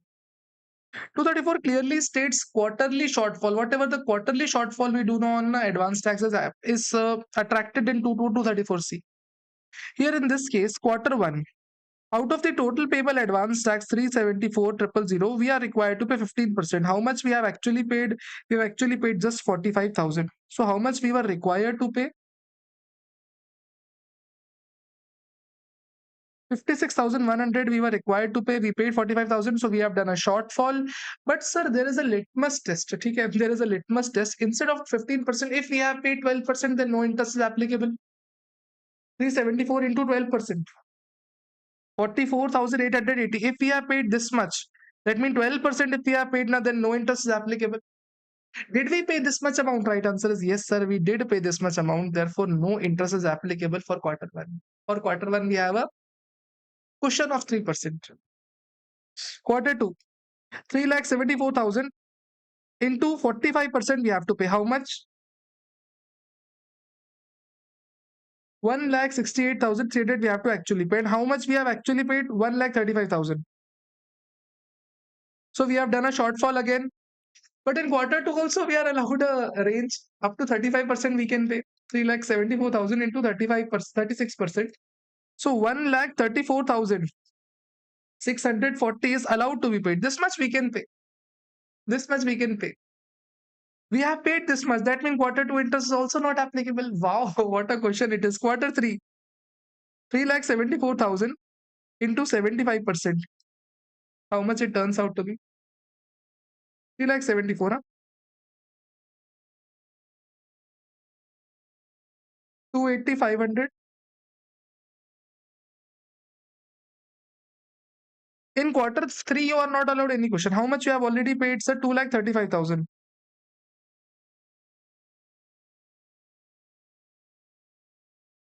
45,500.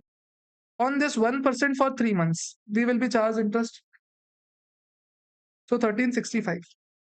In quarter 4, 374, 100% we are required to pay. We have already paid just 340.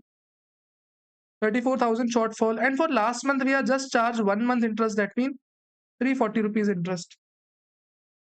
So overall 234C interest is 1705. This is the amount of interest applicable for 234C. Very simple. Very, very, very simple.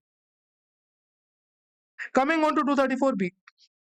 Now 234B clearly states that from 1st April of the assessment year till the date of filing the ROI. So April, May, June, July, August, September, October, November. 8 months. ठीक है. Shortfall is 340 into 8 months into 1%. This is the amount of interest that should be applicable, but there is a catch. In annual payment now, if we have paid 90% of the advance tax now, then we are not required to pay any type of interest. So out of this 374, did we pay 90% of the advance tax? Just check out. So 336,600. Did we pay this much? Yes, we have paid. Therefore, 234B will also be not applicable. Wow. Nothing applicable. 234A. Let's see. See, this is delay in ROI. So 34,000 is the shortfall. We have delayed for 1 month and 1%. Therefore, 340 would be 234A. This has to be paid.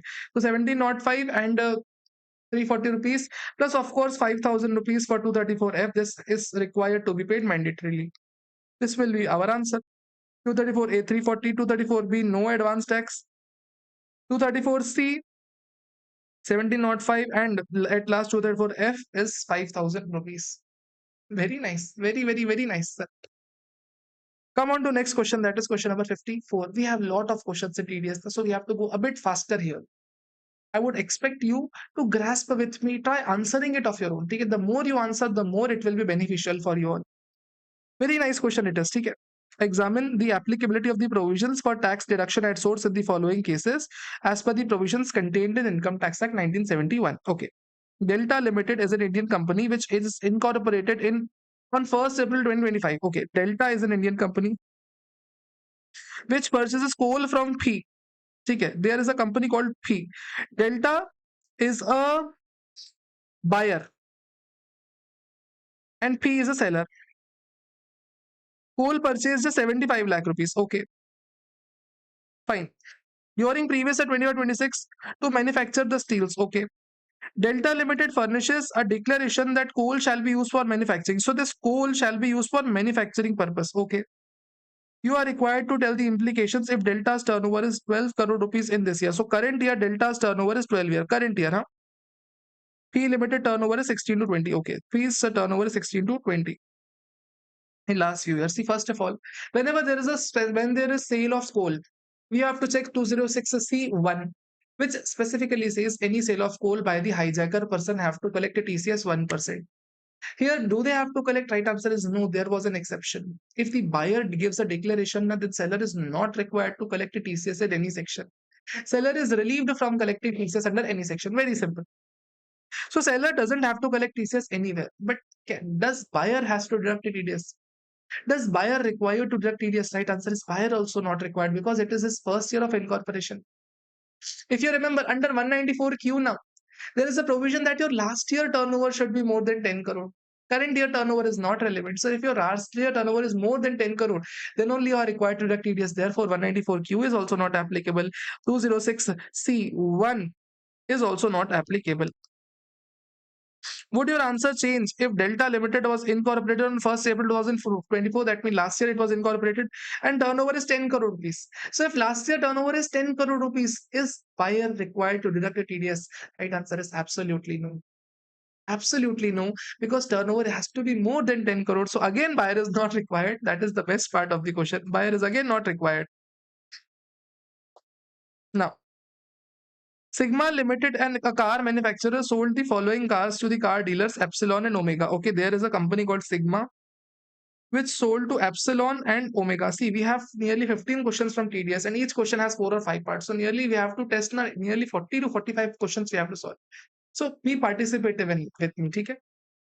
There is a company Sigma, and there is company called Epsilon, and there is company called Omega. So Sigma is a car manufacturer, and these are car dealers. So if these are car dealers, now then 1F is not applicable. 1F does not apply to car dealers. That's we are aware of. Okay. Now Epsilon, 10 cars of 12 lakh each. That means 10 cars of 12 lakh each. That means 120 lakh is being sold. Perfect. Omega, 8 cars of 10 lakh each.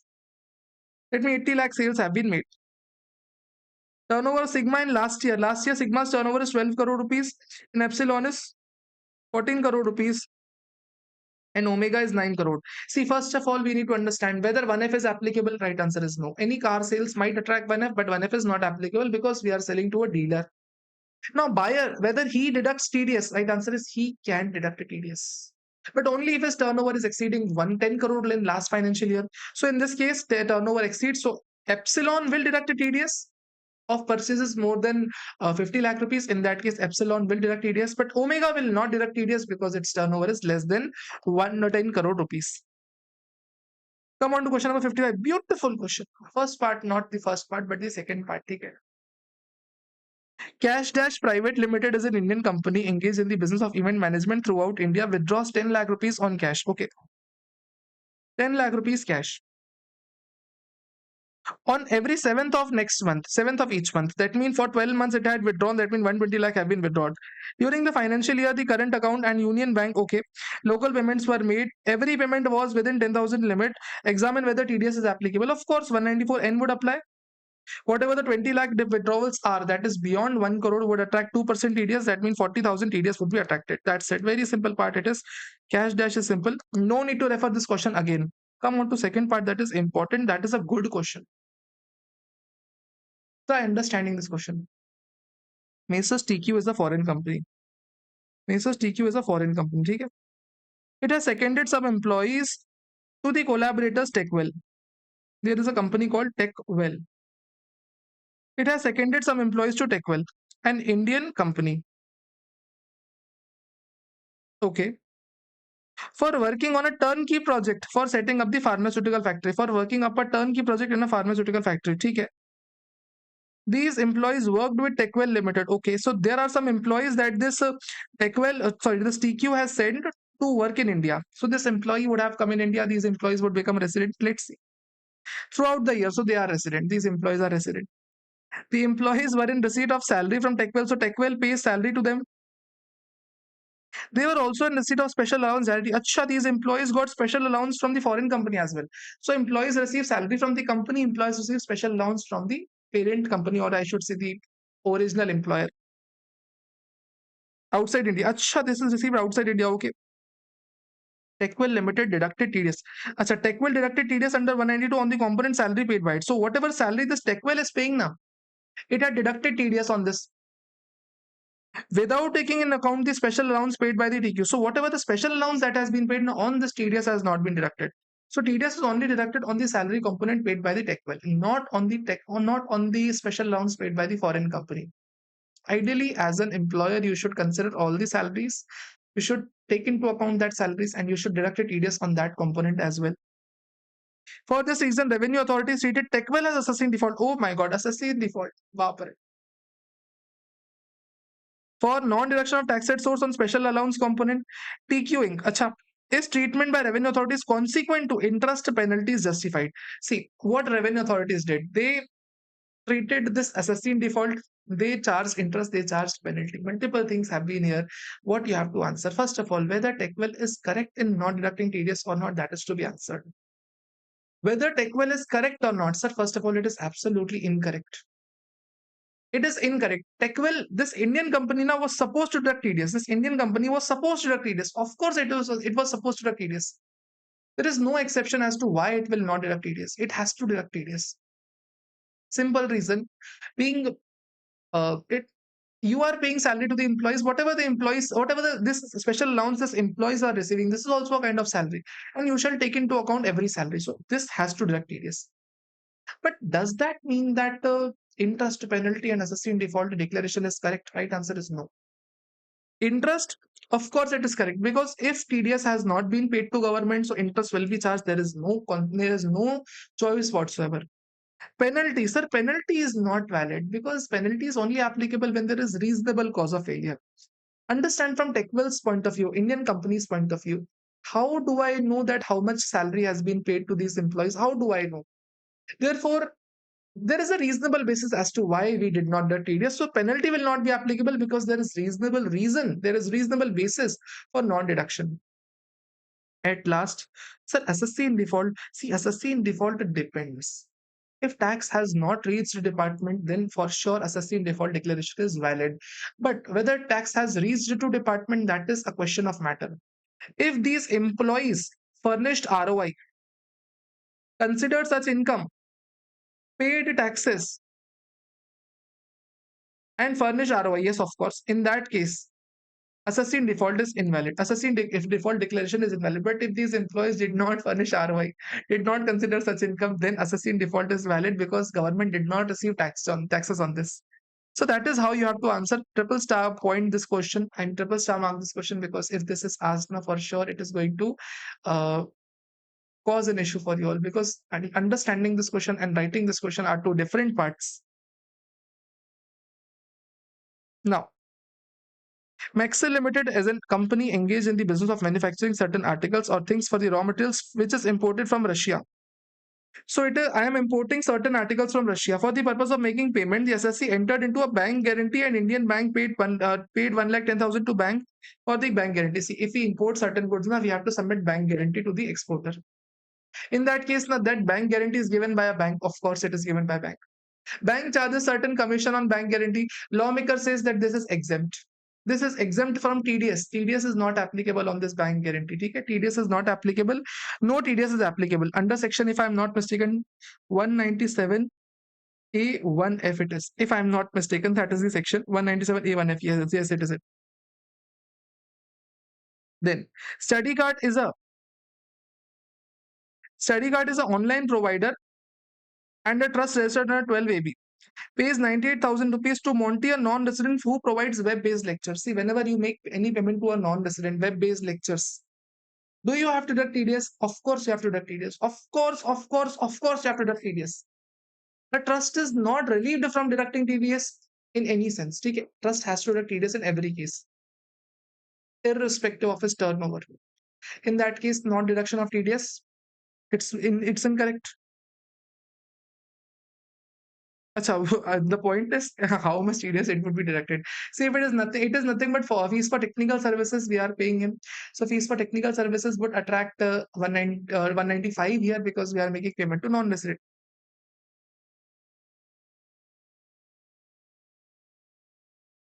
Fees for technical services 195. Okay. There is also an alternate assumption now. Since he is providing services from outside India, it might be considered as a business done. It might be business done. So if we consider it as business, then there is no PE, then there is no concept of taxes. But if he is providing technical services, if we consider it as technical services now, in that case, TDS is applicable. 31st December 2025. Nitin, a non-resident whose gross turnover is 97 lakh during the previous year, paid 65 lakh rupees to Basant for a contractor for repairs of his office building. See, if you are a person now who has turnover lesser than 1 crore rupees, then you are excluded from HIJACRS. In these sections, you are excluded.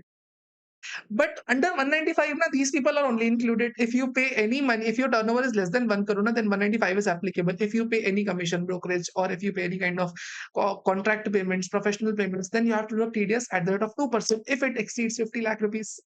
In that case, here you have to deduct TDS of 2%. Okay. Come on to question number 57. In respect of the following independent case scenario, discuss whether tax deduction collection is valid or you have to tell whether how much tax would be deducted, whether it would be collected or not, deducted or not. Rajat, 79 years, retired resident individual, has savings account and fixed deposit account at ABC Bank, Delhi. He provides you following information. He does not have any other income. Assume opted out of 115 BAC. Okay. Saving interest add. Pension 55,000 per month. So 55,000 per month into 12 minus how much it would be? 55,000 per month minus into 50,000. Standard deduction under old regime. Then we have FD interest. Then we have savings interest. Then we have 80 TTB as well, 50,000. Total income would be there.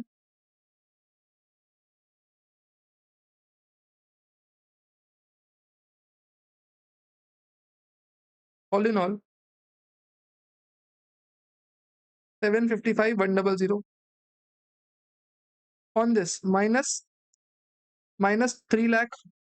Oh, not on 3 lakh. Actually, slab rate is like this. So 0 to 3 lakh, no tax, 3 lakh to 5 lakh, 10,000. 5 lakh to 7.1 lakh. This is amount of taxes you would get. See, total income is this, taxes amount, you would get the same thing. Okay? There is no point in solving this question. Intermediate students solve these type of question. But still, for the purpose of comprehensiveness, I have given this. High and Tall is a real estate development company entered into joint development agreement with Mr. John. So there is a real estate development agreement between Mr. John. Okay, John.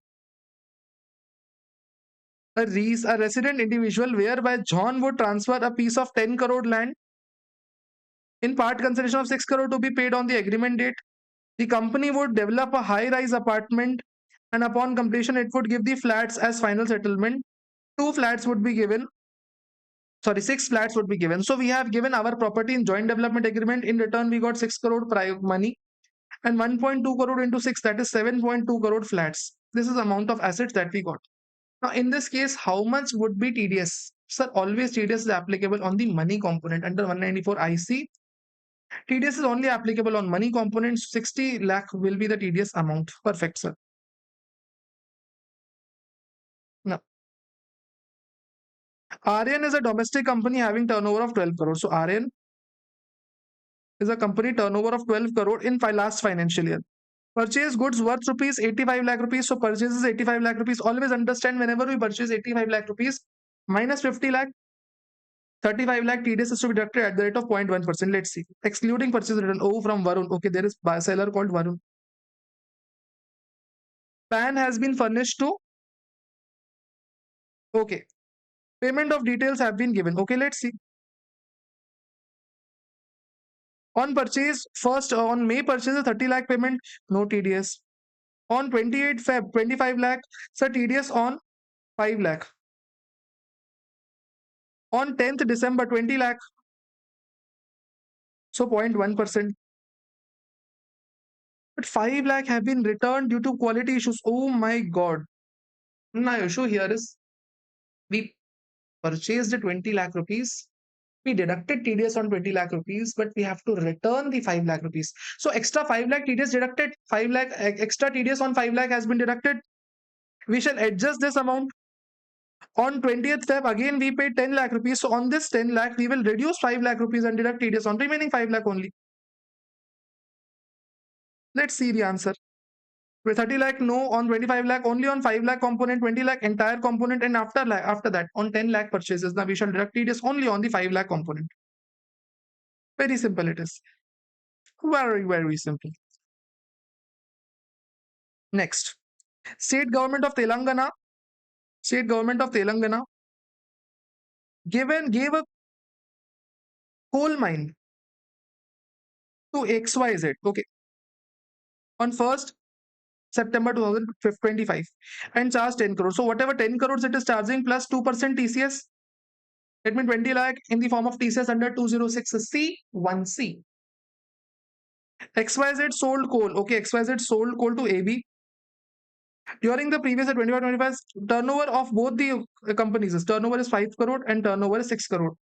How much is the coal sold? 1 crore. See, on this turnover is not relevant. Whenever you sell coal, if you are a hijacker, hijacker means person having turnover more than 1 crore. Individual HF having turnover more than 1 crore.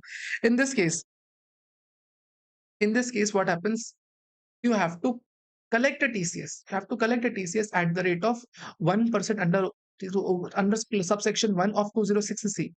Here on 1% TCS would be applicable. So 1 lakh TCS applicable here. So 20 lakh TCS under 1C and 1 lakh TCS under 1. 20 lakh, 1 lakh. Wow, sir. Wow, wow, wow. Question number 58. Hmm. Let's see how many. In respect of the independent case scenarios, you are required to calculate how much TDS TCS would be deducted collected. Let's see. TAM Electronics is an Indian company imports certain softwares from JAM. TAM importing from JAM. TAM importing from JAM. Okay. TAM is an Indian company and JAM is a NR company. Okay. A non-resident based US reselling in India. During 25-26, TAM paid 85 lakh rupees to JAM. Okay, 85 crore rupees to JAM. Oh, see, we are importing softwares and we are paying 85 lakh rupees. Now, issue here is ideally as per Income Tax Act, whenever you pay for softwares, now it is royalties, and whenever royalties are there, you have to deduct TDS. But when you read DTAA, when you read Double Taxation Avoidance Agreement, now DTAA has a different meaning of royalty. See, for example, if I have a say a software, if you have used Tally, okay, if I give you Tally for 1 year, this does not amount to royalty. Why? Because the way I am giving you software is it is as it is available to everybody. So as per DTAA, the products that are available as it is, which do not require any customization, do not attract, are not considered as royalty. Are not considered as royalty. These are not considered intangible assets. If there is any software, if there is any DVD, if I give you DVD and you can use the movie as it is, whenever you can watch it is as it is. So if I sell you any DVD now in which there is a movie, it is not considered as royalty. Even though it is also an intangible asset, but it is not considered as royalty. That is what, as per DGAA says. Income tax considers it as royalty, but DGAA does not always consider it royalty.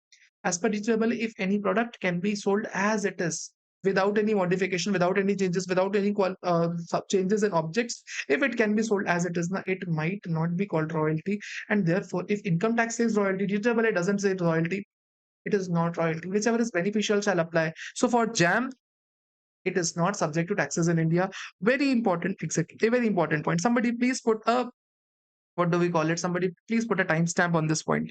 DEHP is a public sector bank in India, paid 20 crore rupees to NFGS, a organization that provides ATM services as commission for facilitating ATM card service, debit card, facilitating ATM debit card, credit card. NFGS also facilitates the online convenience bank. Okay, it links together the country's ATM network services. Okay, whenever any payment is made to the ATM network operators, it is not a commission. Why? Because profits is also shared with them, losses are also shared with them. Therefore, there is a principal relationship. It is not considered as commission. Now, A received an order from PQR to stitch t-shirts. Okay, A received order from PQR to stitch and to complete such order. He purchased clothes of 35 lakh from fashion. So he purchased goods from fashion. Okay.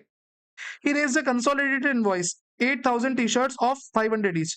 Consolidated invoice, 8,000 t-shirts of 500 each. That means 40 lakh bill. Okay.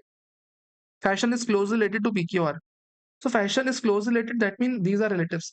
See, whenever I supply goods to somebody and he works on that, that is job work. Perfect, sir. Apart from that, sir, if my relative supplies any goods to person and he works on that and issues the products, now that is also called job work. Both the things are called job work. Now, issue here is whenever job worker gives you any work now, you have to deduct TDS under 194C on that, but only on the service component you deduct. But there is nothing mentioned what is service, what is product. Therefore, we have to deduct TDS on entire component. 194C on entire 40 lakh would be applicable at the rate of 1%.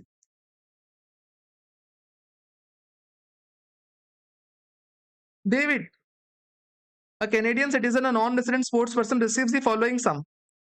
Participation in sports 458, honorarium in writing 125. See, his total income is 458 plus 125, 583. See, by default now, he should be benefited if he's allowed to go for slab rate. But on the incomes that are taxable under 115 BBA, sports person, sports entertainer, sports association, they are not allowed to go for any other options. They have to offer under these sections only. On this now, 20% tax rate is applicable. 20% tax rate is applicable plus 4% surcharge. They don't even have an option to go for the normal regime. What the section says, 115 BBA says if there is a sports person, whatever his sports income is, whatever his article income is, and whatever his advertisement income is, these three incomes are taxed at 20% plus surcharge plus education cess. If he has any other income, that shall be taxable under regular provisions of income tax. Here it is only the two or three special incomes. Now, in this case, what would happen? In this case, this would be income. This income would be taxed at this rate only, 20.8. That's it.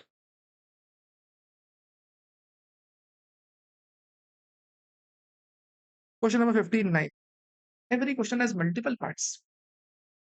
Examine the applicability of the provisions of tax collected at source on the following amounts. Okay. Rajesh remitted 5,80,000 towards medical treatment of his son pursuing education in University of Australia. So 5,80,000 for medical treatment. Up to 10 lakh, no questions attached. Any payment you can make. You remitted 780 towards University of Australia for the purpose of education out of the loan taken from ABC Bank.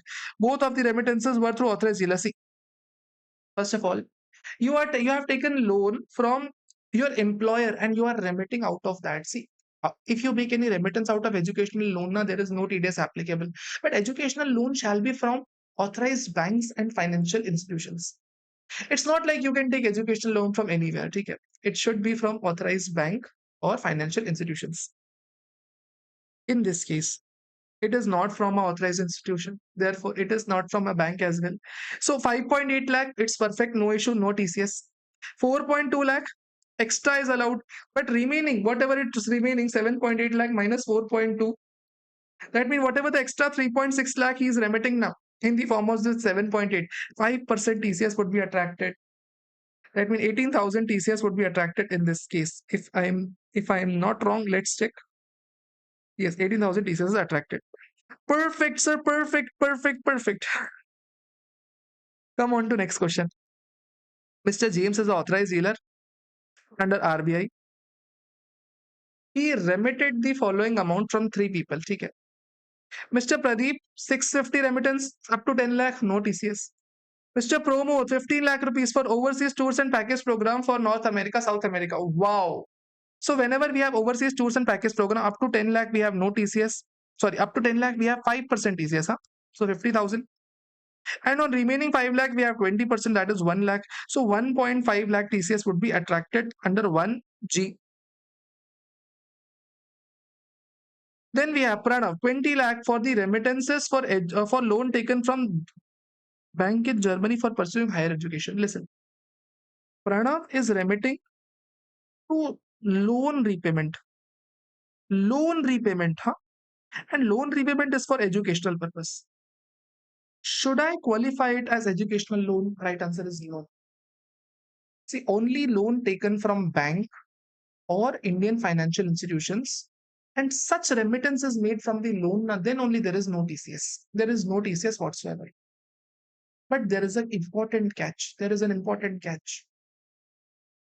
Sir, if you repay for educational purpose, if you transfer for educational purpose, 5% is applicable. Whether repayment of loan for educational purpose imply educational purpose, right answer is yes. If you pay for school fees, it is educational purpose. If you pay for tuition fees, if you pay for hostel, if you pay for mess, these are educational purposes only.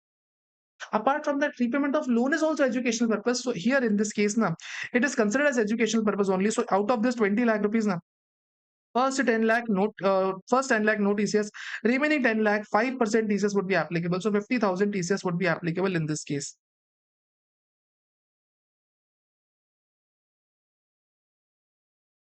Now question number 60. Kite LLP withdrew from the bank rupees 68 lakh rupees for making payment to agriculture produce farmers for being raw material for the manufacture of the finished goods and 58 lakh for the other business activities. It files his return. 68 lakh. See, you have withdrawn to pay to agriculturist. See what logic it is giving. You have withdrew money to pay to agriculturist, to farmers, to the poor farmers. You have withdrawn in cash now so that you can pay to farmers in cash. So TDS should not be applicable. Is it the case? Is it the case? Really tell me, is it the case? See, for whatever purpose you withdraw, purpose is irrelevant. Under 194, withdrawal attracts a TDS. But Papa, whenever you withdraw money, how will bank track? Is there any GPS chip in that 2000 rupees note? No, sir, there is no GPS chip. Okay? There is no GPS chip where this money goes. When you withdraw, na, there is no such benefit as to for what purpose you are withdrawing. Any purpose you withdraw, na, it will attract TDS. Okay? It will attract TDS. 68 lakh plus 58 lakh. It will turn out to be 68 plus 58. 126. See, in exam, na, always do the calculations via calculator only. Okay? These calculations might get wrong. In exam, if you do 116 and deduct a TDS on 16 lakh rupees, bhai sahab, this is the biggest blunder that you can do. So always in exam, if you are doubtful about calculation, give a second extra and do it with calculator only. Okay? 2% on 26 lakh. So what it turns out to be 26 lakh into 2%. 52,000. Okay. Now, 98,000 have been paid on capital gain bonds issued by Power Finance Corporation Limited to Mr. Ajay being a non-resident. See, Power Finance Corporation Limited paid interest to Ajay of 98,000 rupees. See, we know section 193 is applicable. 193 is applicable when interest is paid on securities. Okay. 10% TDS is applicable. But we know that when Power Finance Corporation Limited or Indian Railway Finance Corporation Limited pays any interest, na TDS is not applicable. We are aware of that. We all are aware of that. The TDS is not applicable when interest is remitted by Power Finance Corporation Limited or Indian Railway Finance Corporation Limited. We are aware of that. But sir, that was applicable for resident person, na. It is not applicable for non-resident. It is just applicable for resident person. It is not applicable for NR. Therefore, TDS will be applicable in this case. Arey Baba, this would attract TDS under 195, not 193. Therefore, TDS is applicable under 195. Oh dear God. Oh dear God. I hope you got the point. I hope you understood what this point is trying to say. There are too many questions in TDS. There are too many questions. Come on to question number 61. Examine the applicability of tax deducted and tax collected at source on the amount. Okay, in the following cases. Okay. Raj Keshri Hotels is engaged in the business of owning and operating, managing hotels during previous year 25-26. Tips are paid by the guest by the way of charge of credit cards. The company disburses the same to the employees and whether it is responsible for deducting TDS on the tips to the employees. See, what happens is customers come. For example, bill is 5,900 rupees. Customer buy themselves pay 100 rupees extra as tip. Okay. They pay tip via credit card. Company disburses this tip to employees. Company is just a mediator. Here, tip received by the employees is not on account of employee-employee relationship. Tip is directly received. Tip company is just paying a mediator from customer to the waiters. Therefore, tip does not amount to salary. Therefore, it would not attract TDS under 192. Now, Lalit is an individual whose sales in the business for the year ended 31st March 2025 is 1.5 crore. That means last year his turnover is 1.5 crore. That means he is a hijacker. He entered into contract with the Rajesh for construction of factory building 5%. Say factory building 5 lakh rupees, 1% TDS, 5,000 TDS under 194C would be attracted. Okay, perfect. No amount was credited. Perfect. Turnover of the Lalit for current year is 95 lakh, not relevant. He also pays monthly rent from April to March, 36,000 per month for the office premises. He also pays service charge of 15,500 per month towards the furniture. So 36,000 plus 15,500, it turns out to be 51,500. Multiplying it with 12, 6 lakh 18,000. All in all, on this entire amount, 10% TDS would be attracted under 194I. On land building, we have 10%, furniture, we have 10%, plant and machinery, we have 2%. Okay? Perfect. X-Find company is a partnership firm selling its product are through digital facility, e-commerce. Okay. Oh. This is an important area. Try understanding.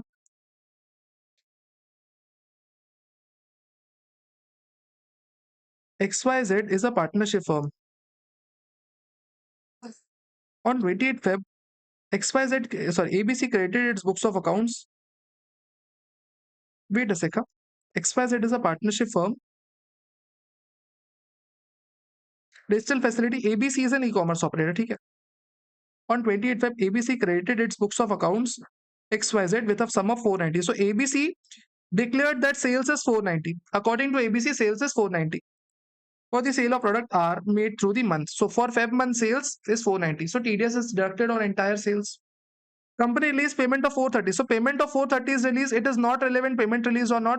TDS on entire 490 would be deducted at the rate of 0.1% on 6th March to XYZ. Okay, out of the above sales made during the Feb. Further, Mr. Raj, who purchased through the digital facility of ABC, made payment directly 60,000 rupees. Oh, there is a person called Raj who purchased goods to through ABC but did not make payment to ABC. It directly made payment to XYZ. It directly made payment to XYZ.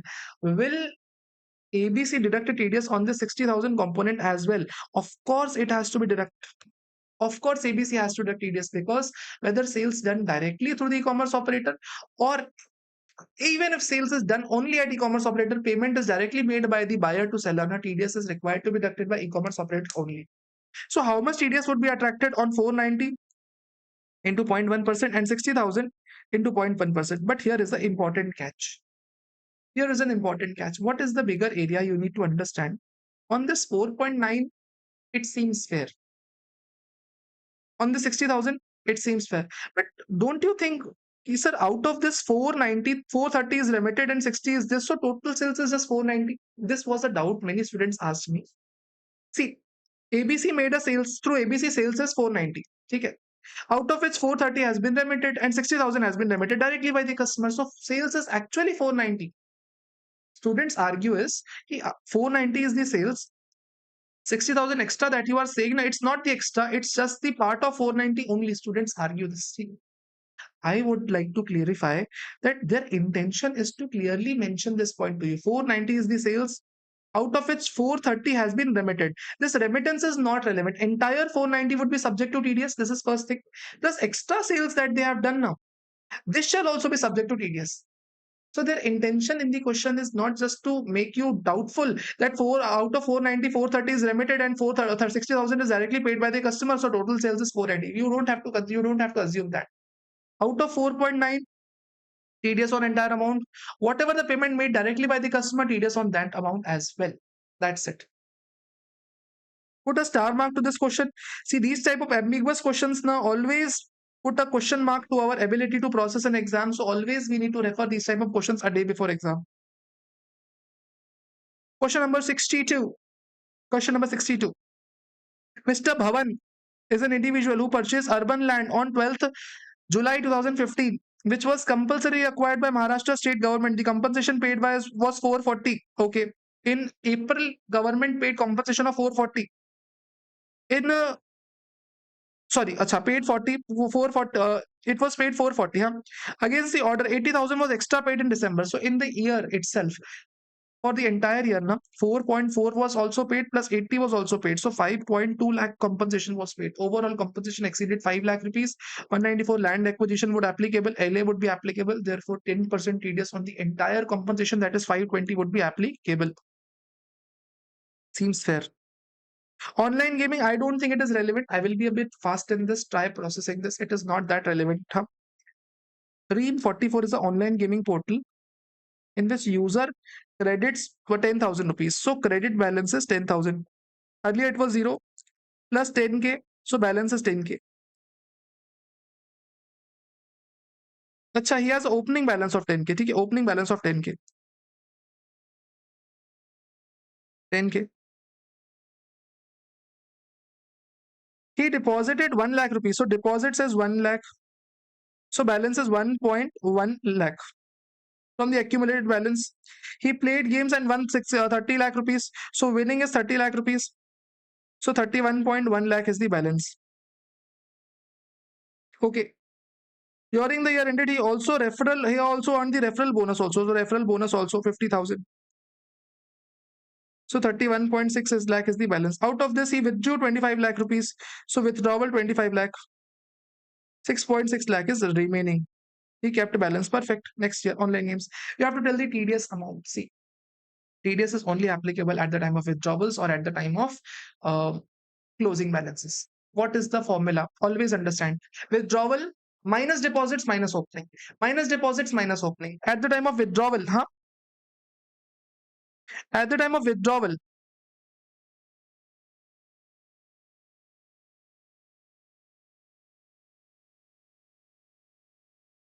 I did not mention kya withdrawals. At the time of 20 lakh of withdrawal, how much deposits he has already done? 25 lakh of withdrawal. How much deposits he has already done? He has deposited 1 lakh rupees. Yes. Yes, yes, yes, yes, yes. He has deposited 1 lakh rupees. He has opening balance of 10,000, 0.1 lakh. And he has also got a referral bonus as well. A referral bonus as well. So deposits includes the money that we deposit of our own, and deposit also include bonus as well. If this bonus is non-withdrawable, if this bonus is non-withdrawable, we do not consider it. Okay? Sorry, if this bonus is non-withdrawable, then only we reduce it. Okay? Then only we reduce it. We have to assume that this referral bonus is withdrawable. This referral bonus is withdrawable. Therefore, we would not consider that. Our total amount would be 23.9 lakh rupees. This is the amount of net winnings that will be charged to TDS in the first instance under 194B. BA. What is the formula? I'm just giving you the formula. You can put it down. Withdrawals minus deposits minus opening balance. This is the first withdrawal that whenever you will do, this is the amount of TDS. On this, you will have to do TDS. In this entire case, what is deposit? Self deposit plus non-withdrawable deposits. Okay, this is the formula you will be using for the first time. When closing balance is arrived now, how you will do that? How you will do that? Closing balance will be closing balance plus total withdrawals minus opening minus deposits minus, yes, that's it, minus amount on which TDS is deducted. Amount of TDS deducted, all amount on TDS deducted. Closing balance is 6.6. Withdrawals is 25 lakh. Opening is 10,000. Deposits are nothing but 1 lakh. And the amount on which TDS deducted is 23.9. 6.6 plus 25 minus minus 1 minus 0.1 minus 23.9. Wait a second. 6.6 plus 25 minus 0.1 minus 1 minus 23. 6.6. 6.6 is the subsequent amount on which TDS is applicable, 30% under 194BL. So this formula you just need to copy paste whatever. If question comes in exam, you just have to replicate. In new tax regime, actually in new income taxes has already been removed because online gaming has been prohibited as of now.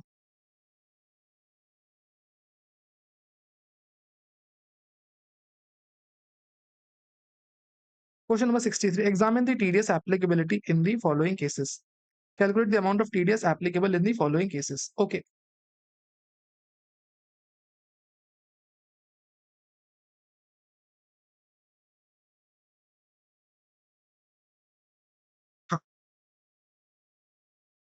UB Click is a non-resident company. UB Click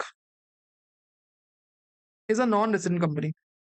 I'm not arguing is it resident or non-resident. It is absolutely non-resident. It has been mentioned in the question. I'm not testing the poem concept. I'm not testing out anything. It is a non-resident stated in question.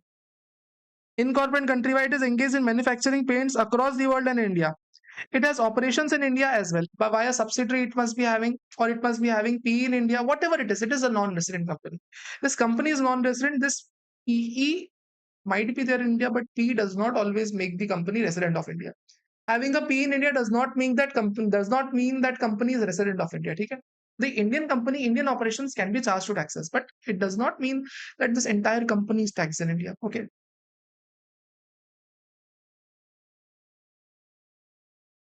The factory produces and sells paint in the Indian markets as well as worldwide in last 10 years. Its turnover in last 3 years was 23, 22, 23, 200 crore, 23, 24, 400 crore, 24, 25, 540 crore. That means whenever the seller has last year's turnover of 540 crore, wow. On first, May 2025, it bought material from Color Paint, a domestic company. So this is a buyer now. It has bought goods from Color Paints. This is also Indian company. Let's make India bigger because India is a bigger country. Color Paints, whose turnover is 5 crore rupees. Last year, last year, exactly last year, 9 crore. So seller turnover lesser than 10 crore. Buyer's turnover lesser than 5, oh sorry, more than 10 crore. Buyer has to deduct TDS. 1 crore is the purchases. Whether non-resident buyer is subject to deduct TDS. Whether non-resident buyer is liable to deduct TDS, right answer is yes. There is no condition as to buyer. There is condition as to seller only. Seller is just has to be resident. Buyer can be resident. Buyer can be non-resident as well. There is no such condition as to buyer has to be resident. Therefore, TDS is applicable on 50 lakh component. 0.1% TDS would be applicable. India does not have DTAA. Ignore that provision. Mr. Steel India is a domestic company engaged in the business of manufacturing and selling the washing powders. It hires for the purpose of promoting and boosting the sales, to whom incentive and commission are to be paid. Okay, during the previous year, Mr. Prakash is an agent of the company. The following incentives and commissions have been paid. What incentives? Commission for achieving quarter one, commission for achieving quarter two. All in all, whatever the commission is received, the 2% TDS on the commission under 194H. Other incentive 160. See, whatever the incentives that you get is applicable under 194R, 10%. The figure of other incentive includes 1 lakh. 160 includes 1 lakh rupees incurred on booking air ticket for Singapore and his family. See, entire family goes for a trip. So if a trip is given for you and your family, it is a perquisite. If this would have been only for you, for business conference, then no perquisite. But otherwise, here it is perquisite. TDS is applicable. 60,000, nothing mentioned. It is an incentive, perquisite applicable. The company has also given, apart from this 160, also given 60,000 rupees to Mr. Prakash for achieving the sales target. So 60,000 into 10%, also perquisite would be given 6,000 as well. So perquisite will be 220 into 10%. That means 22,000 will be the perquisite TDS.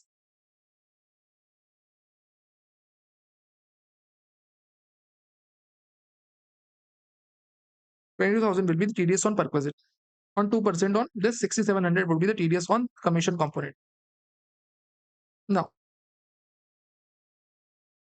Antique Master is an online portal which provide e-auctioneer items. See, e-auctioneer portal is only for display. But if it takes money, it is e-commerce portal only. If it takes money, if it facilitates sale, so it is an e-commerce platform only.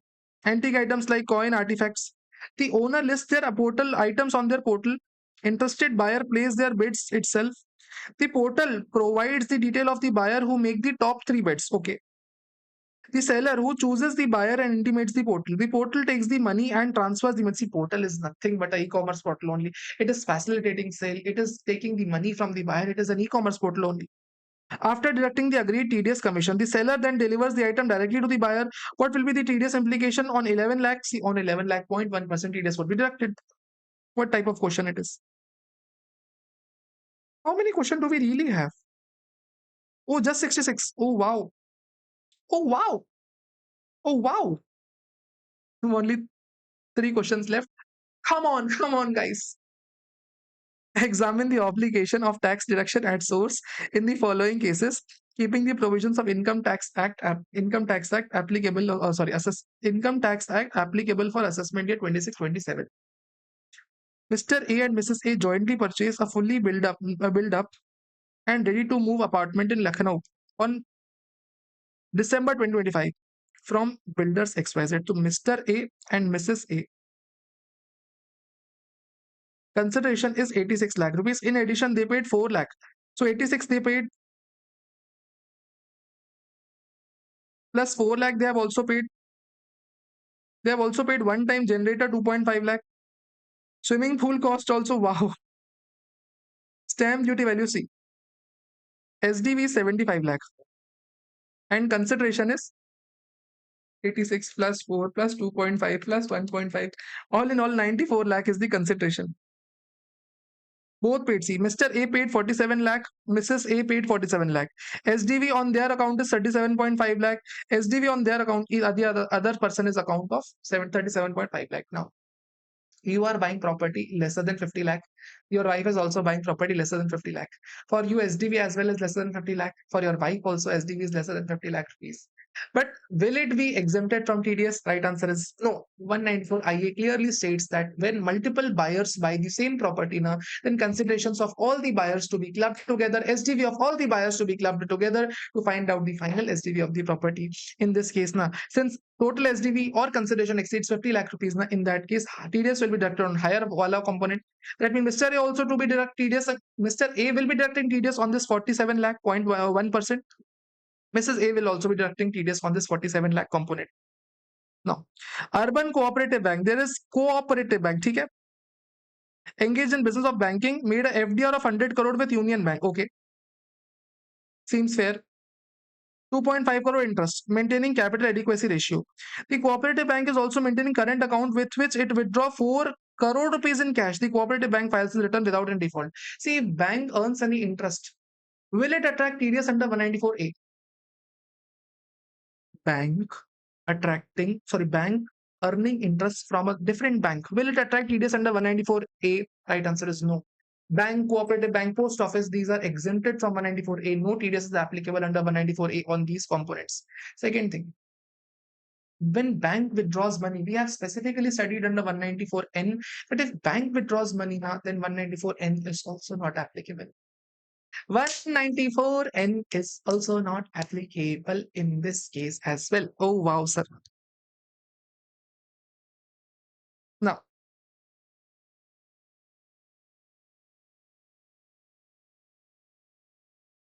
ABC Bank accepted a fixed deposit for a sum of 20 lakh rupees. FD was made 20 lakh rupees. In the name of Registrar General of the Court. Oh, Registrar General of Court. See, whenever Registrar General of Court makes an FD with the bank, the intention is not to earn the interest, it's just to keep the money of somebody else. The Registrar General is never the owner of the property. He is just the bailer of the property. He just keeps the property unless the final order by the court is being passed. Issued a fixed deposit receipt. The FD was in compliance with the direction passed by the court in the execution petition.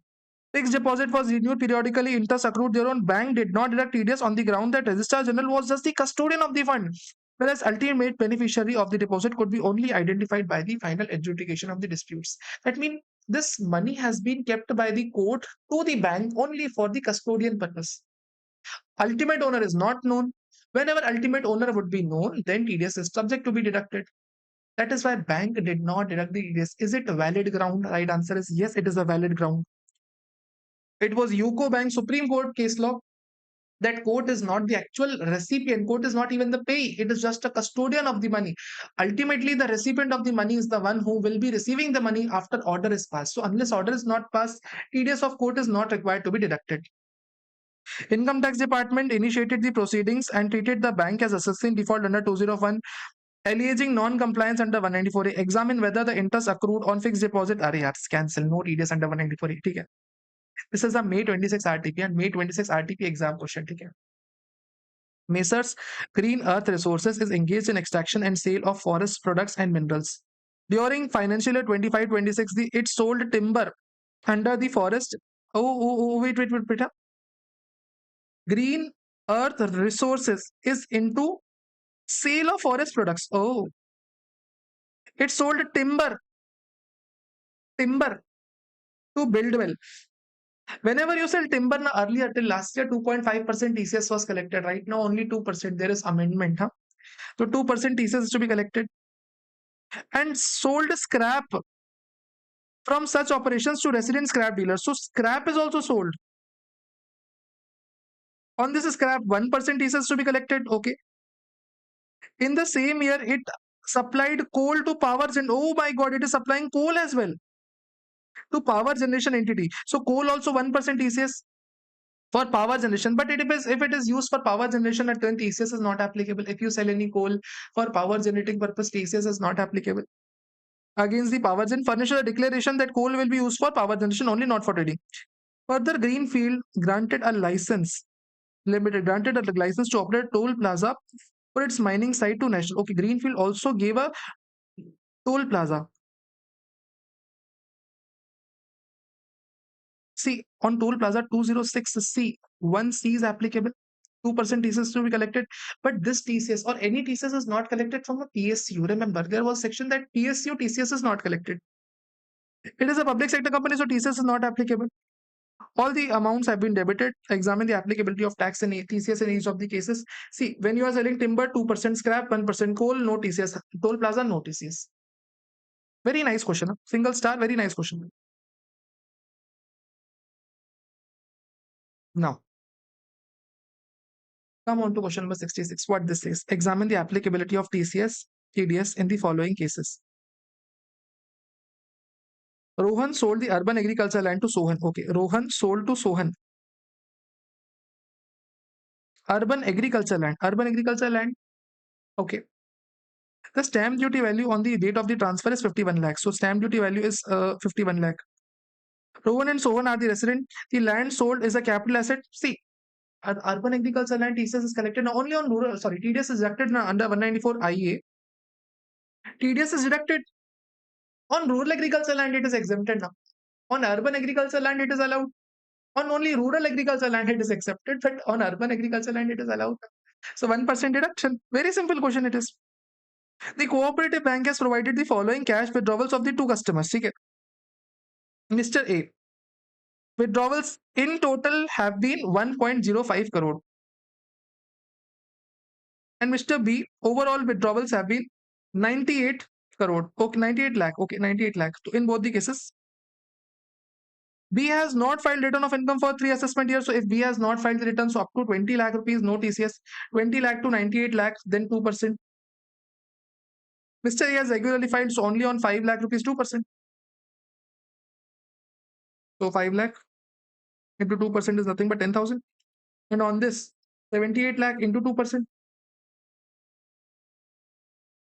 1,56,000. Rohit, a resident, received 9 lakh rupees towards the maturity of LIC taken in 2022.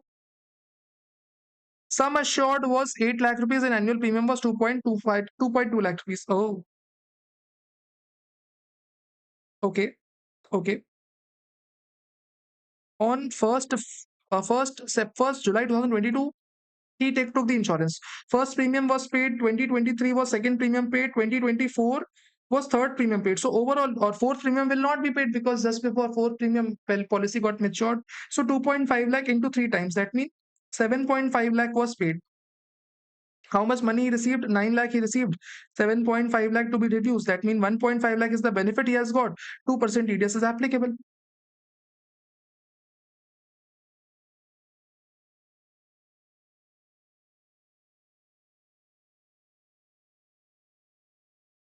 Easy peasy question at first. Easy peasy question. Now come on to question answers of income tax authorities, return filing and assessment procedure. You might be wondering, sir, your looks changed. Yes, looks changed because it is a recorded video. So some part was recorded earlier. Now the other part is recorded. So meanwhile, I got myself improved. Okay, sir. Perfect, perfect, perfect. Moving on to income tax authorities, return filing assessment procedure. Question number 67. Okay. Assessing officer with the prior approval of CCIT, Commissioner of Income Tax, under section 133A, surveyed the Good Day Cyber Cafe. So Good Day Cyber Cafe survey was done. CCIT prior approval has been taken, which was within the jurisdiction 1 a.m. Okay, at 1 a.m. on 1st June 2025. For the purpose of obtaining information relevant for the proceedings under income tax, cyber cafe is open. So business hours for cyber cafe is 2 p.m. to 2 a.m. And in between that, at night, 1 a.m., survey was conducted. Is there anything wrong here? Approval taken? Check. Survey done on business hours? Check. Seems fair. On 15th June 2025, assessing officer entered Bright Light Cyber Cafe. So Bright Light Cyber Cafe is another cyber cafe which is also under his jurisdiction at 11 p.m. Okay, 11 p.m. for the purpose of collecting information that may be useful under 133B. See, under 133B, can department enter? Right answer is yes, department can enter. But only in business hours, cannot impound books of accounts, and the best of all is they do not have any such power. Okay? They do not require any approval to enter. Cyber cafe is open from 12 to 12. So 12 to 12 it is open and he has entered at 11 a.m. 11 p.m. Okay. Now, in both the above cases, assessing officer impounded and retained the custody for the books for 12 days. In both the cases, assessing officer impounded. Is he correct? In survey, he is correct, but books of accounts cannot be impounded under 133B. In case of Good Day Cyber Cafe, he is correct in impounding, but in case of Bright Light Cyber Cafe, na, he is not correct in impounding. Now, what second thing he did? Books of accounts, other documents, records. Okay. The assessing officer, however, did not take the prior approval. In Good Day Cyber Cafe, he is not required prior approval. Fine. In Bright Light Cyber Cafe, even with prior approval, he cannot do. Under 133B, even up with approval, you cannot impound books of accounts. The owner of Bright Light Cyber Cafe claimed that assessing officer could not enter after sunset. Arey Baba, what's the sense? After sunset, they can enter. Okay? For any TDS, for any survey, for any entry, business hours are important and they have entered well in business hours. This is also wrong statement. Now, after sunset, books of accounts. Also, the Bright Light Cyber Cafe claimed that assessing officer have claimed the prior have not claimed have to obtain prior approval. Sir, no approval required. Assessee is also wrong. Examine the validity of the claim by the assessing officer. See, assessing officer in the case of survey is absolutely correct. There is no issue as to survey. But with respect to Bright Light Cyber Cafe, is assessing officer wrong at any place? Right answer is assessing officer cannot impound books of accounts. Whereas assessee in both the cases is wrong, that assessing officer should enter during after should has I mean in both the cases assessee is wrong as he is claiming that department cannot enter after sunset. Department can enter after sunset till the time business is open. Now, last question. Would your answer change if assessing officer surveyed Good Day Cyber Cafe? This Good Day Cyber Cafe has been surveyed under TDS TCS. See, under TDS TCS survey, now what is the difference? Approval is required, yes. Can you impound books of accounts? No. Can you impound after sunset? Right answer is under TDS survey, you cannot impound after survey. So there are multiple flaws in this statement. Every flaw has to be understood. And for understanding that flaw, I would request you to refer the Bhula series episode. I guess 3 it was. Do refer that series, it is important. Question number 68. Mr. John was directed for a special audit under 142 2A on 1st August 2025 without giving him the opportunity. See, special audit was directed against an assessee and he was not given any opportunity of being heard. Can the answer the following question in this regard? Can assessee contend that since reasonable opportunity of being heard is not provided to him by the assessing officer, such notice requiring the audit of the special account is not valid? Right answer is yes, it is not valid. Anything which is detriment to the assessee can be only done when a reasonable opportunity has been given to assessee. In this case, no reasonable opportunity has been given, therefore the special audit cannot be done. If assessee decide to get his books of accounts audited, what will be the due date of the report that has to be submitted? See, report has to be submitted within the time prescribed. But extension can be given to chartered accountant. Maximum extension that can be given is 180 days. If assessee intentionally does not comply with directions, what is the penalty? 10,000 rupees penalty and best judgment assessment. For failure to get books of accounts audited, whether prosecution proceedings can be initiated? Right answer is yes. Prosecution proceedings can be initiated. Possibly there is 1 year jail, if I am not mistaken, 1 year jail. This part if you want to remember, you can remember. Otherwise, this is not much relevant. Question number 69. No, this is the actual type of questions that are actually asked in exam. Let's try answering. Let's try understanding as to how do we approach these questions and how do we correct these questions. In most of the questions, you will realize one fact. You will realize one thing, that the entire content given is irrelevant. Only the last 1 or 2 lines are sufficient for you to find out the actual answer. Most of the content is ridiculous. Entire story that they draw in is useless. Somebody please put timestamp. I have given some important knowledge. Let's try. Let me tell what I mean to say. The arm's length price determined by the tribunal, which is final fact-binding authority, is final and cannot be subject matter of the scrutiny by the High Court as it does not give any substantial question of law. Okay. Accordingly, in the appeal file under Section 260A, the High Court is precluded from examining the correctness and determination of the arm's length price. Oh, wow. See, arm's length price can be only determined by the Tribunal, because tribunal is the final fact finding authority. Do you agree with this? Whether tribunal is the final fact finding authority, right answer is yes. High Court only answers question of law. It does not answers question of fact. So fact finding authority is tribunal only. That's it. It is correct that fact finding authority is tribunal. But whether High Court can intervene for arm's length price calculation, the right answer is yes, because arm's length price is considered special case.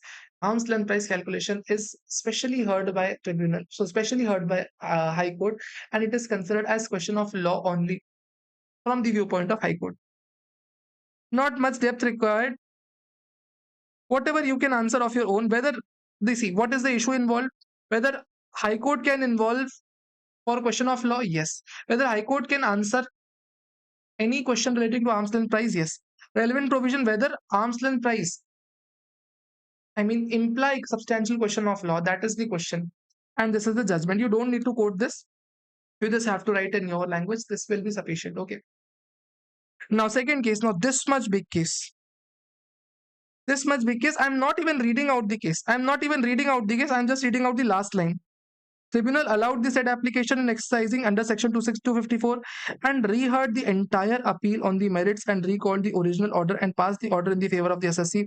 Thereafter, writ petition by the SSC to the High Court was withdrawn. Tribunal is satisfied. Is tribunal justified in recalling its own order?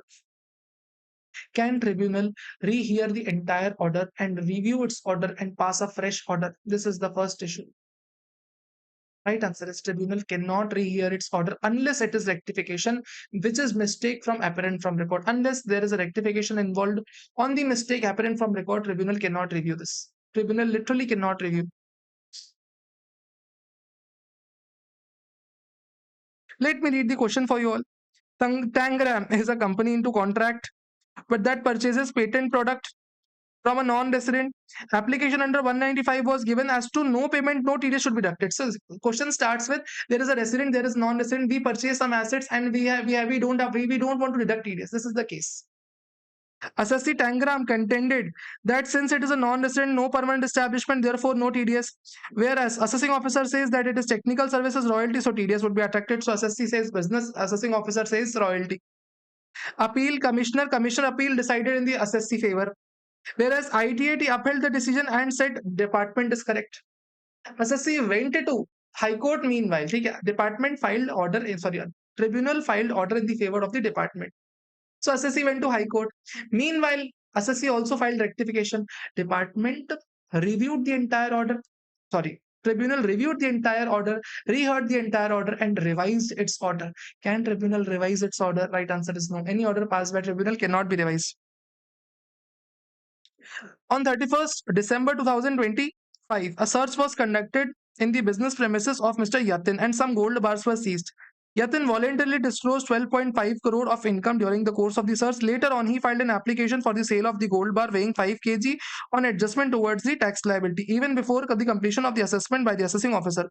However, assessing officer rejected the application, observed that certain things, such action can be only done after assessment is completed. Demand was quantified. Assessing officer ordered whether assessing officer is justified in rejecting the application. Now, what the point is? There was search against me.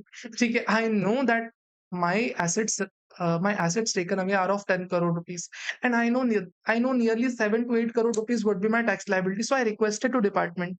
Department G, please sell off my asset. Please sell off my assets. Why did I request department? Because I know sooner or later I have to pay this. So I am requesting department to sell off my assets so that I will be relieved from interest outstanding.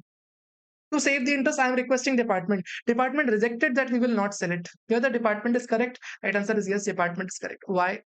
Because department never sells any asset unless there is an assessment order passed. Till the time assessment order is not passed, department cannot sell any asset. Even if you have cash, the department cannot adjust it against your demand because demand is not finalized yet now. Therefore, no adjustment will be made. This was judgment given in case of Hemant Kumar Sindhi. Okay?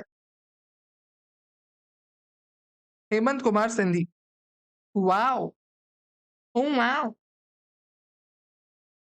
Next question. You can cut the next question. Next question is wrongly printed here. Wow, one more question reduced. Question number 71. Attempt any two subparts out of 3. This is absolutely taken from exam only. XYZ Limited received a draft order from the assessing officer as per 144C. So 144C draft order is received. Draft order is received in case of order of non-resident or foreign company, or in case where case has been referred to TPO, then draft order is to be sent to assessee of the income tax due to variation determined by the transfer pricing officer. Fine. XYZ did not file an objection. So either it can accept or either it can object. It did not file the objection to DRP. Instead, it chose to file appeal to CIT appeals against the final order. See what happens. We can accept. So draft order would become final order. We can object. So DRP guidelines won't come into picture. DRP dispute resolution panel will issue guidelines to assessing officer, and then assessing officer will issue the order in final. But we did not even object. We let the assessing officer finalize the draft order. We did not accept, we did not reject. We did not accept, we did not reject. We let the assessing officer pass its final order. Then we contested that order at CIT appeals. Is it valid? Absolutely valid. We can do that. Yes, tenable. Now, during the search of the premise, some gold bars were seized by the department assessee, voluntarily disclosed and requested the adjustment of outstanding demand. However, application was turned down by the assessing officer. Same case that we discussed. Okay? There was search against us. We knew that 6 crore payable would be there, so we requested department to sell off our assets up to 6 crore rupees, so that there is no interest payable on us. Department rejected that since there is no outstanding demand. Department rejected that since no assessment order is passed, we will not sell your assets. Same case, Hemant Kumar Sindhi case law. Now, T filed his return for assessment year 2025-26 on 25th October 2025. The return was selected. Okay, return was selected for regular assessment under 143.3, for which notice for scrutiny was served on 9th July. See, whenever notice is served in July, it is incorrect. Notice is always to be served up to 30th June. For scrutiny, notice due date is always 30th June. July notice is absolutely invalid. The company responded to the notice under 143 to examine whether the service of the notice is within time or whether order can be challenged by the SSCC. If notice is time barred, it is ideally invalid. It is invalid. But if assessee cooperates and department passes the order, in that case, it becomes valid notice. So, sir, we should not cooperate. See, if you cooperate now, if you cooperate with department will use it against you and call it a valid order. You have an option. Even if you cooperate now, you have an option to object it before passing of the final order. Before passing of the final order, you have an option to object it. If you fairly object, in that case, it is invalid proceedings. So time barred is invalid, but if you cooperate plus order is passed, it becomes valid. If you cooperate but then object, then it becomes invalid. It is as per section 292 BB. Question number 92, Mr. Ballu, Mr. Balram Kumar, we call it Ballu, is a jeweler, was intercepted by the police personnel with 1 kg of gold ornaments. Oh, Mr. Ballu had 1 kg of gold ornaments at New Delhi on 17th Jan 2025. The case was referred to investigation wing by the police and gold ornaments were seized by the department and registered value or valued gold amounting to 65,50,000 rupees, for which assessee did not object. Assessee accepted, yes, this gold is of 65 lakh rupees. Now, see, assessee accepted that I have gold, but assessee is giving explanation as to how did he earn the gold. During the assessment proceeding, assessing officer was not satisfied with the explanation given by the assessee. Therefore, assessing officer made the additions of 65 lakh, yes, and unexplained income under 69A, and it applied 115 BBE for the applicability of tax along with interest. As a result, demand of 50 lakh 93,400 along with interest of 12 lakh 35,000 was created against the SSC. So 50 lakh 93,400 plus 12 lakh 35,000. All in all, if you turn out 63 lakh plus 12 something like that, it would turn out to be. We understood. Okay. SSC filed an appeal to Commission Sita. Okay. As per law, the Sita allowed the appeal and addition was deleted by CIT. Whatever the additions were made has been deleted by CIT. Fine, that means appeal is in our favor. Jurisdictional CIT wants to file the appeal to IT80. Can jurisdictional CIT go to IT80? See, we won the appeal at CIT. Now department can go to IT80, correct? Can department really go to IT-80? See, department can go to IT-80 only if this tax limit is exceeding through a specified threshold. Specified threshold is 60 lakh rupees. Tax effect should be more than 60 lakh. Then only department can go to IT-80. In our case, how much is the tax effect? If you carefully see, without interest, it is 50 lakh. With interest, it is 63 lakh. What to check? Before interest amount or after interest amount? Right answer is always before interest. Tax effect simply implies tax surcharge education says nothing more than that. No interest, no penalty, no late fees, nothing. Only tax effect. Since tax effect is less than 60 lakh rupees, now in this case, nothing. Department cannot go to IT-80. Wow, sir, wow. Due to nature, complexity, and the volume of the accounts, ABC Private Limited during the assessment proceedings, assessing officer issued the direction. Now listen, this is a very beautiful case. Mistakes can be one or two. Here they have done blunder, not one but multiple. Let me tell you. First of all, ABC Private Limited was the company. Assessing officer issued the directions for inventory valuation under section 142(1). Assessing officer, can he issue the directions? To be honest, assessing officer cannot issue the directions. This is the first wrong flag. Assessing officer can request this to the CIT, PCIT, and they can allow the special audit. The relevant approval has been taken by the AO and company was given an opportunity. Relevant approval was taken by AO. Who is AO to take the relevant approval? CIT takes the approval. Second wrong number, second wrong thing. AO wants to appoint chartered accountant in practice for this purpose. First of all, neither AO can appoint nor chartered accountant can be appointed. AO is not to appoint, and second thing, chartered accountant is not required. CMA is appointed for inventory valuation. AO fixed the fees. Arey Baba's fees is fixed by CIT only. 1 lakh rupees and asked CA to raise the bill directly to the company. Arey Baba, bill is not raised to company. Bill is raised to central government. Central government pays the fees. Is AO justified? Arey Baba, one mistake if you do, I can tell you there are 10 mistakes he has done. First of all, he cannot request. Approval is not given by him. Third thing, he cannot decide the fees. Next thing, bill is not to be paid by the company, rather bill is to be paid by the department. Sorry, the bill is to be paid by central government. Multiple wrong things here, multiple wrong things. SBE Cellular Limited is a domestic company has entered into franchisee agreement with various distributors of its prepaid connections under these agreements. They sold the startup kits and recharge vouchers at a discounted price. Seems fair. See, SB Cellular is a kind of company which issues the startup kits at a discounted price. For example, if value of kit is 1000 rupees, so this kit is issued up to at rupees 800 rupees to distributor, who in turn sold them to the customers. Assessing officer, while going through the TDS return filed by the company, paid the commission to the startup kits and recharge vouchers to 10 party therein called franchisees. So the startup kits are sold given to franchisees. Through the company directed TDS and deposit the same during the April to July. Such deduction, however, was discontinued by the company, treating such payment is not as commission but a discount under section 194H. See, from April to July, company deducted TDS assuming that it is commission, but later on company thought it is not actually commission, it is a discount given. Discount does not amount to commission. Okay, remember, discount does not amount to commission. See, company is treating it as discount. Now, whether given discount would attract a TDS as commission, that is the issue. Discount would amount to commission if there is principal agent relationship. If there is no principal agent relationship, discount would not amount to commission. Let's see. Revenue contended that company should deduct TDS under 194H.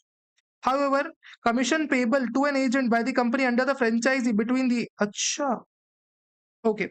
However, company neither are paying any commission or brokerage to the franchisee, nor they are agent in light of they are not agent. Especially they have mentioned that these are not agent. These franchises are not agent. So whatever discount you are giving to these franchises is not commission. There were two case laws, Stamp Vendor Association case law, and we had Bharti Cellular case law to support our argument.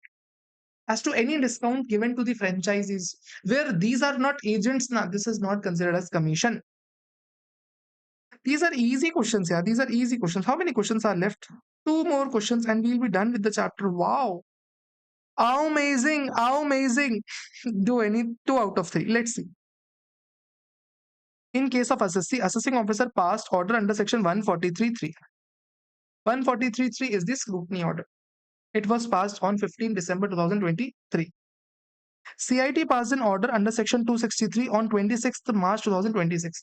See, whenever a scrutiny order is passed, CIT can revise this order under Section 263. Revision under Section 263. Forgot now? I know you forgot. Revision under Section 263. If order is wrong, CIT can revise it. Under 263, CIT can revise it. Now, revision can be done within 2 years from the end of the year of order. So, end of the year of order is 31st March 2024 plus 2 years. That means 31st March 2026. This is the due date up to which revision can be done. This is the due date up to which revision can be done. Seems fair. Seems fair. Holding the said order, Acha, department revised it on time. So CIT on 26th March decided that he wants to revise. Okay. Pass the order. That order is erroneous and prejudicial to the interest. So on 26th March, CIT said that order is erroneous. He wants the revision. Fine. CIT is well on time. CIT set aside the assessment order and directed AO to do the fresh assessment. After conducting the necessary inquiries, order pass was dispatched on 28th March. So CIT decided to do the assessment. He passed an order that assessment order is erroneous, fresh assessment to be done. On 28th March, he dispatched the order to assessing officer that fresh assessment is to be done. Assessing officer issued the notice to the assessee on 6th May 2023. Assessee contended that it has come to the notice of the revision only after when he received the notice on 6th May 2026. The copy of the assessing officer was supplied to him on 29th May 2026. The request made to assessing officer on the receipt of the 142. Hence, revision is beyond the limitation period. Now, what the point is? Department issued revision well on time. CIT ordered revision well on time. CIT was rightful in requesting revision to assessing officer. Assessing officer was subject to issue the scrutiny notice or inquiry before assessment. Now, it was duty of assessing officer to proceed. Assessee on the other hand received this notice late that he was subject to revision. See, CIT did it work on time. It issued the revision request well on time. But assessing officer delayed in communicating to assessee. Whether assessee relieved, right answer is no. This is the special case where department is being given more powers. Issue of notice is sufficient. A receipt of notice is not relevant here. Issue of notice by the department is sufficient. Receipt of the notice by the assessee is not relevant. If issue of notice was well on time, then revision is well. If revision is correct, it is not time barred. Very important point. You can put a star mark. Somebody put a timestamp. Love you. Love. I seriously love the person. I seriously say I love you to that person who puts timestamp at this point. Okay? Rama Limited filed return of income claiming the deduction of the bad debt. Okay, so we filed return claiming the bad debt. This is also one question, one good question. Okay, we filed return claiming the bad debts. Fine, same thing, same fair. Under 143(1), okay, return was processed. Thereafter, assessing officer noticed that assessee has wrongly claimed the bad debt. He issued a notice under 154 after expiry of the time period. Oh, we claimed bad debt. Return was processed in after 4 years. Okay, 4 years. After the expiry of the 4 years, department realized that there was something wrong. So department issued rectification. Are Baba, first of all, if department thinks that order pass is wrong, he should have issued show cause notice for income escaping assessment. Why is he issuing this rectification? Rectification first of all is wrong. Rectification is invalid. First of all, it is invalid. Department is not even allowed to issue rectification. If mistake is apparent from record, then only department issues rectification. There is no apparent mistake. And this is a debatable mistake. Whether bad debt would be allowed or not, it is a debatable mistake. Department cannot issue rectification here. Simply cannot. But department has still issued. What to do in this case? What to do? In this case, precisely, rectification is invalid. Let's see what happens. During the pendency of the proceedings initiated, department initiated, assessing officer issued another 148. Oh, ho, ho. Department issued the rectification which is invalid in nature, and meanwhile when rectification proceedings were going on, invalid rectification proceedings were going on, department slipped in the show cause notice for income escaping assessment. He want to do the two assessments at once. First of all, rectification one, and the second one, the income escaping. He wants to do two assessments in a row for the same offense. It's contention. It is contention of the Rama. Notice that 148A is illegal. Of course it is illegal. If your proceedings are already going under scrutiny, meanwhile you cannot be initiated income escaping assessment. If assessment is already going for something, there no second assessment cannot start. Even though this rectification is illegal, this rectification is bad in law, but still it is going on now. So department cannot do this. Department cannot start this income escaping assessment. If one of the assessment is already pending, the second assessment cannot be initiated. This is a very important, well noticed point. Wow, sir. Wow. AZ Foundation is a trust registered under 12 AB, runs an education institute. Trust paid rent 30 lakh rupees per annum on the building occupied by somebody, did not deduct the TDS under the rent agreement. ITO passed a show cause notice as to why it should not be treated as assessee in default. The trust is, the income of the trust is exempt. ITO was justified in issuing show cause notice. See, trust paid 30 lakh of rent and income of trust is absolutely exempt. So trust is saying I don't have to deduct TDS. Trust says I don't have to deduct TDS. Why? Are you, I mean, are you the person of messenger of God? Right answer is no. You are just a trust. You have to comply with law more than anybody else. You have to deduct TDS, and since you have not deducted, you can be declared assessee in default. And yes, ITO is justified in doing that. ITO is absolutely justified in doing that. Come on to question number 74. We are almost midway. We are almost towards midway of our question answers, and believe me, the remaining part will be very fast. Okay. Answer any two classic exam case. Issue involved provision and analysis. On 15th October 2025, Messrs D Private Limited filed return of income for assessment year 25-26. Okay. Well on time it is filed. Return was found defective on 2nd April 2026. Okay. Assessing officer issued the intimation and correct the defects within 15 days. So on 2nd June, order was issued that your return is defected. You were given 15 days to correct it. Assessee rectified within 8 days. Whether assessing officer is empowered to issue notice up to 30th June 2026. In such situation, D Limited contended that notice can be only issued within 3 months from the end of the financial year in which return was furnished. Whether the contention of D Private Limited is correct or not, let me tell you. Return was filed on 15th October 2025. Till when scrutiny assessment can be initiated? Within 3 months from the end of the financial year of ROI. So if you check from original financial year now, so 30th June 2026 is the due date for scrutiny notice. Show cause notice for scrutiny, scrutiny notice. But return was defected on 10th April 2026. So if you check from defective return, the new notice date would come up to 30th June 2027. So if you check from original date, then 30th June 2026. But if you check from revised, the corrected return, then date would come next year. What date are we going to check? See, defect correction is not in our hand. We filed return on time now. For example, if we filed a return and later on we revise it. So revised return is a part of original return only. If we correct the return afterwards, if we corrected return on 10th April, does that mean that we filed return on this date? Scrutiny notice clearly states that 3 months from the end of the financial year in which ROI is furnished. We furnished ROI well on time. Even though defected, we furnished ROI well on time. Therefore, scrutiny can be issued only up to 30th June 2026. After that, it will be time barred. Mr. Chauhan furnished the return of income for financial year 24-25 on 23rd July 2025. Declaring the total income 16 lakh. Assessing officer passed order under section 154 and declared income 19 lakh. So there is increment of 3 lakh rupees. Chauhan claimed that assessing officer enhancement is not in accordance with the provision, so he wishes to go to dispute resolution committee. Is 154 a specified order under 244? Yes, every rectified order is also appealable order. Every rectified order can go to DRC as well. If yes, what is the monetary limit prescribed in case of Mr. Chauhan?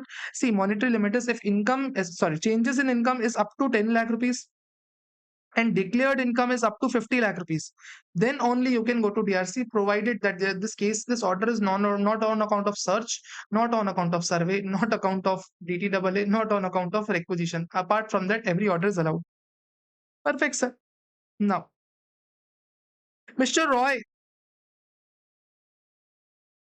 An Indian resident liable to collect a tax under 206C failed to pay government tax collected by from the customers for financial year 24-25. So we were supposed to collect TCS, we collected, but we failed to pay to government.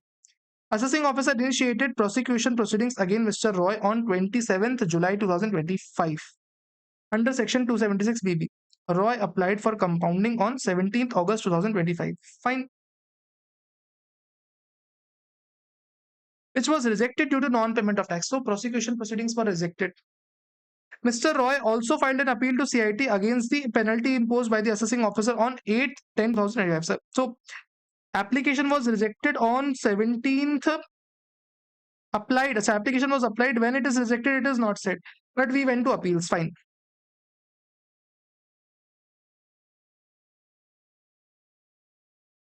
Roy paid all the outstanding demand along with interest and penalty. He went to appeal, but he paid taxes. He wishes to apply for compounding of offense under the new guidelines. You are required to answer the following regards. Can Mr. Roy apply for compounding offense under new guidelines when compounding application has already been rejected? Also, you want to apply the compounding offense when there is penalty imposed. Appeal is pending before CIT. See, point here is, can I go for compounding if application has been rejected? Right answer is yes. Just by paying more compounding fees, 1.2 times of compounding fees, I can go to. Point here is, can we go to compounding? Can we go for compounding if there is already a case pending against us? If there is already case pending against us, can we go to compounding? Right answer is yes. Yes, we can go to compounding, but later on we have to get the appeal withdrawn. Okay, we have to get the appeal. Law is, see, Mr. Roy is eligible for applying compounding, but however must withdraw the application as soon as appeal is filed by him. Okay. Now, what's the next question? By what date can he file the application under the new guidelines? See, under new guidelines, we have no limit as to application. Application can be filed any point of time, but only condition is that after 1 year, if you file now, you have to pay extra 50%. Whatever the compounding charges, extra 50% you have to pay. Otherwise, there is no such guidelines. Okay. Can file any point of time. Oh my God. Question number 75. Appeals and revisions. A petition for stay in demand was filed by XYZ Limited before the Income Tax Appellate Tribunal in respect of disputed demand for which appeal was pending before. The Appellate Tribunal granted the wide stay dated 1st Jan 2026 for a period of 180 days from the date of such order. On deposit of 20% of the demand of 20%. Okay. 20% of the amount of the tax by XYZ Limited. Okay. So Tribunal gave a stay on 1st Jan 2026, and this stay was given for 180 days.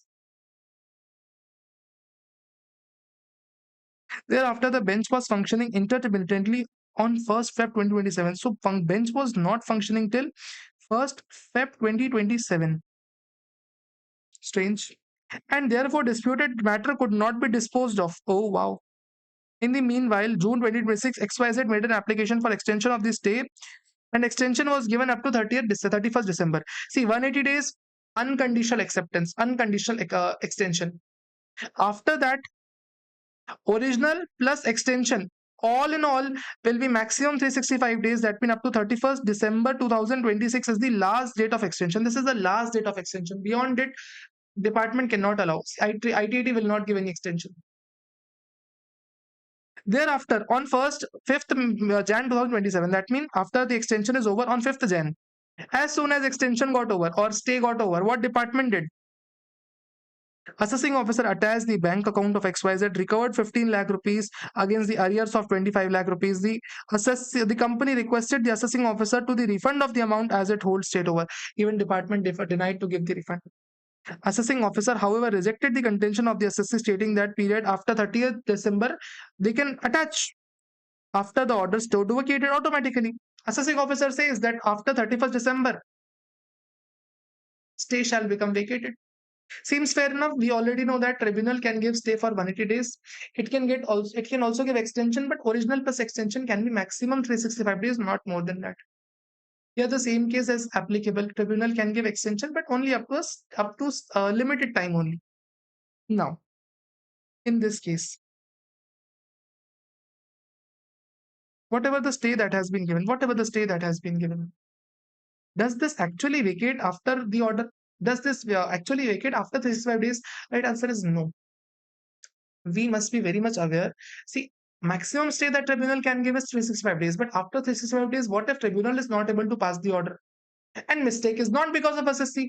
Lawmaker says in that case, extension shall continue. Here, extension shall continue. Extension shall continue unless it is mistake of SSC. If mistake is of department, if mistake is of ITT, stay shall continue. There is no questions attached, stay shall continue. Question number 73. Actually a good question. Actually a good question. Let me tell you what it means.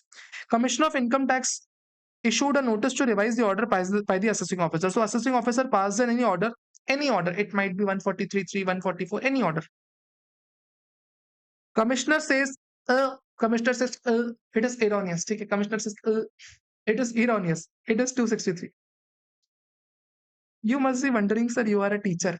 I mean, you must be wondering actually, yeah, what type of gestures I do. I mean, these are doable gestures of a faculty. See, I assume to be your big brother. Okay? It should be fun class. You should enjoy these things. If you don't enjoy in studying, there is no need of studying. Okay? I don't believe in just a serious studies, this. I don't believe that. I always smile, I always laugh, I always do these types of actions, actings, dances. I do this thing. Whatever will make you awake, I will do that. Take it. Anything that will make you awake, any example that will make you awake, I will do that. I have no, I mean, humiliation in doing that. Take it. Now, notice was issued. CIT felt that it is erroneous and it passed the notice for 263 revision. During the pendency of the proceedings before the commissioner, so commissioner was doing the revision on the basis of material gathered and survey under section 133 day after the issue of the first notice. So first notice was issued under 263 as if we are doing the revision. Commissioner of Income Tax issued a second notice, the content of which were different. First of all, revision was done for 10 AA. Let us suppose for 10 AA. Later on, CIT says no, revision will be done for 35 AD as well. Another revision we want to do, more revision we want to do. See, already revision is undergoing. Again, you want to do second revision in between the new revision. Lawmaker says no.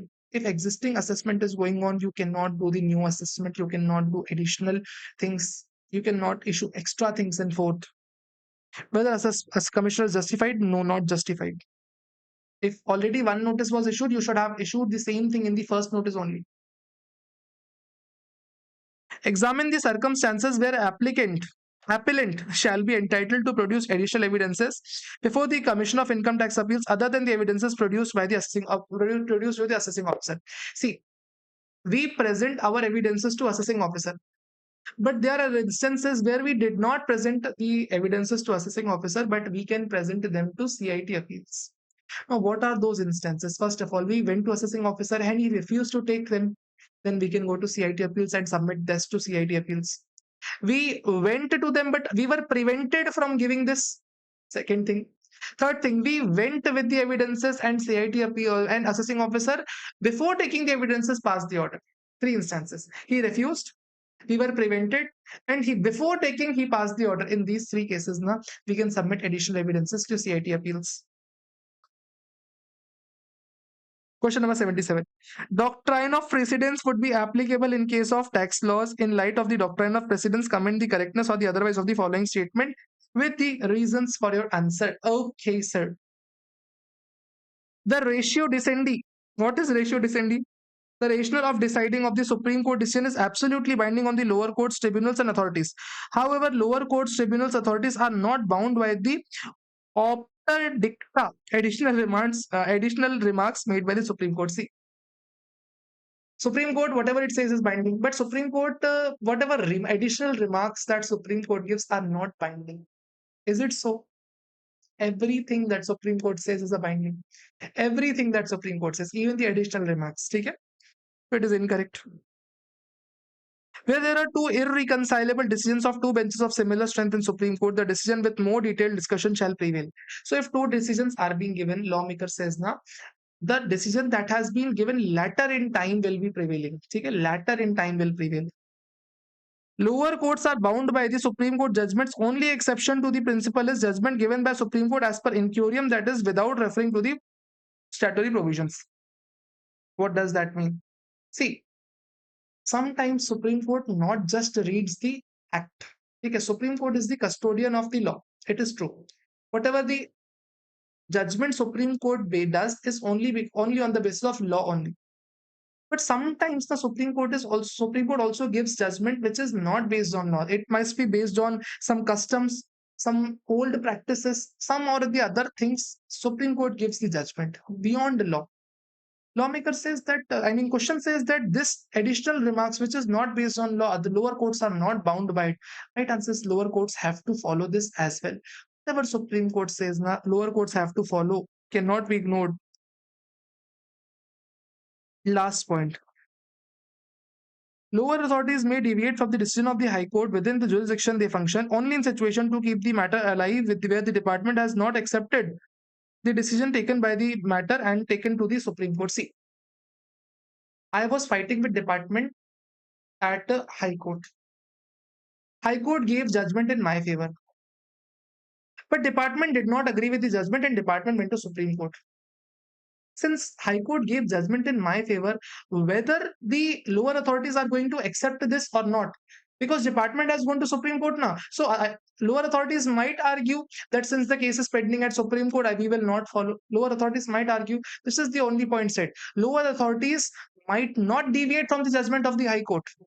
Lower authorities have to follow the High Court. Even if department has gone to Supreme Court, now lower authorities has to follow the High Court judgment. Till the time it is overruled by the Supreme Court, lower authorities have to follow the High Court judgment. Question number 78, tax planning, avoidance, evasion, and GAR. See, I have uploaded a Bhula series video which will tell you as to how do we proceed. There are 4 steps as to how do we solve these type of questions. First thing that is to be taken care of is we have to identify whether there is planning or evasion going on. If there is planning and evasion, you have to answer specifically what type of planning and what type of evasion is going on. If not planning, then we have to move forward to as to whether we have specific rules with respect to that. Maybe domestic transfer pricing, maybe transfer pricing, maybe 924B, maybe indirect transfer, maybe deemed dividend, any provisions under Income Tax Act. If we have now, we have to answer that. If that is also not the case, now then there are chances that GAR would be applicable. If GAR is applicable, now we have to check whether the benefit involved is more than 3 crore or the transaction entered is after 1st April 2017. Then only we will apply GAR. Otherwise, there is no chance GAR is applicable. You have to follow the 3 steps. Then only you are going to say GAR is applicable. Otherwise, you are not going to say GAR is applicable. Come on to question number 78. What this question says. Specify with reason whether the following acts can be considered as tax planning, management, or evasion. Let's see. Depositing into PPF is nothing but claiming deductions, so it is planning. SQL maintains a tax register for deduction on timely basis. It is deduction on timely basis. Seems management, timely compliance of law. Individual taxpayer making taxes saver deposits of 1 lakh rupees in nationalized bank. Seems fair. It is planning only, claiming deductions. So planning. Partnership firm obtaining deductions from lenders in Form 15GH and forwarding the same to the tax authorities. So taking 15GH so that you don't have to deduct TDS, it is nothing but management. Company installed air conditioner costing 75,000 at the residence of the director as per the terms of the appointment, but treat it as quality fitting control equipment in the factory, and the object is to treat the plant for the purpose of computing depreciation. Oh dear God. You have installed the air conditioner at the premise of the director, but you are treating it as a quality control equipment just to claim the depreciation. It is evasion. RR issued a credit note of 80,000 rupees as brokerage payable to Ramana, who is the son of the managing director. The purpose is to increase the income of Ramana from 720 to 620 to 7 lakh rupees, so that income of RR is reduced. See, company is paying taxes at 25, 30, 22%, but director's son is not having taxable income. So just shifting the income. See, legally, if you employ him for some purposes, pay him salary, then it is valid. But he is not doing anything. You are just shifting the income. And via credit note, I mean, literally credit note, salary could have worked, but credit note, it is nothing but evasion. Company remitted PF on time, that is nothing but management. Question number 79. Now what it says. Okay, these questions are good ones. Huh? Global Architect is a company incorporated in country F1. Global Architect is a company incorporated in country F1. It is engaged in the business of providing architectural design services. Architectural design services, okay, all over the world. It receives offer from Lovely Resorts India. Okay, Lovely Resorts India requested some work for design and implementation of the resort all over the India. India and country F1 treat architectural services, technical services. So there, this is technical services. Indian company requesting the non-resident to do some technical services. Okay, and payment would be taxed. Payment would be taxed to a company in Acha, maybe taxed in India. So whatever the services are provided by the company in India, it would be taxed in India. So this would be taxed in India. However, if professional services are provided by a firm or individual, then such payment will be taxed only in India if such firm has a base in India or stay of the partners exceed 180 days. Limitation of benefit does not exist in India F1 now. If this global architects provide services through a company now, if this provides services through a company, then taxes in India. But if it's provide services through partnership firm, then taxes would be charged. Taxes would be charged. Taxes would be charged only in India, only if they have fixed pay place or if partners visit India for 180 days. So what they would do? Global Architect forms a partnership firm with third party of the directors having only nominal share in F1. The firm enters the agreement to carry out the services. Company seconded its in power. Okay, nice. So instead of company, it created a firm where all the directors are the only partners. All the employees work from the firm so that taxes charged in the hands of the firm. Now, do we have, is it a planning? Kind of, it is not a planning. You are abusing that treaty. You are absolutely abusing treaty. It is not planning. Is it evasion? Right answer is no. We are legally correct. They are legally doing correct. So it is not planning. It is not evasion. It is a kind of using the loophole for your benefit. So it is avoidance for sure. Now, whether it actually, do we have any specific rules for this avoidance? Right answer is no, we do not have any specific rules. No transfer pricing, no such benefits available. So it is avoiding and we do not have any specific rules. So it is nothing but GAR applicable.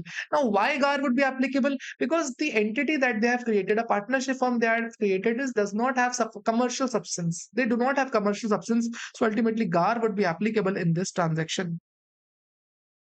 Question number 80. The following independent circumstances discuss whether the provisions of GAR would apply or not. Okay. Writing is a company incorporated in country M, holds 1200 equity shares in PS, the Indian listed entity. Oh, Writing is a country M company, holds 1200 shares in Indian company called PS. Since 2016, see, GAR came in 2017, so they have acquired way before the GAR. On 1st May 2025, it issued bonus, so 1200 shares plus 1200 free of cost. As per the treaty between India and M, the applicant is taxable where the transferor is the resident, so tax would be charged in country M, whereas tax law exempt. Array, whether GAR would apply on this transaction. Is it a kind of planning, sir? It doesn't appear to be planning, to be honest. But are we getting tax benefit? The tax benefit they are getting, it is exempt. Do we have specific rules? No. Can GAR be applicable? See, first of all, even if we want to apply GAR, see, here we don't have to check out for planning evasion. Here we don't have to check out whether specific rules are applicable or not. We just have to tell whether GAR would be applicable or not. That is what they're asking. Whether GAR would apply in this case or not. Legally, GAR should not apply. Why? Because just think of it. You have shares in a country called USA. India and USA says that India will charge tax and India have exempted. So what's your benefit? I mean, what benefit you took? You did not take any benefit. Right? It is nothing. I mean, you did not get any benefit now. You did not take the advantage willingly. It is the benefit naturally you got. So it is not a evasion actually. But this is not what they have given answer. They have given answer as if GAR cannot be applied because transaction entered is before 1st April 2017. Now, D Limited, an Indian company, incorporates wholly owned subsidiary in country C. Okay.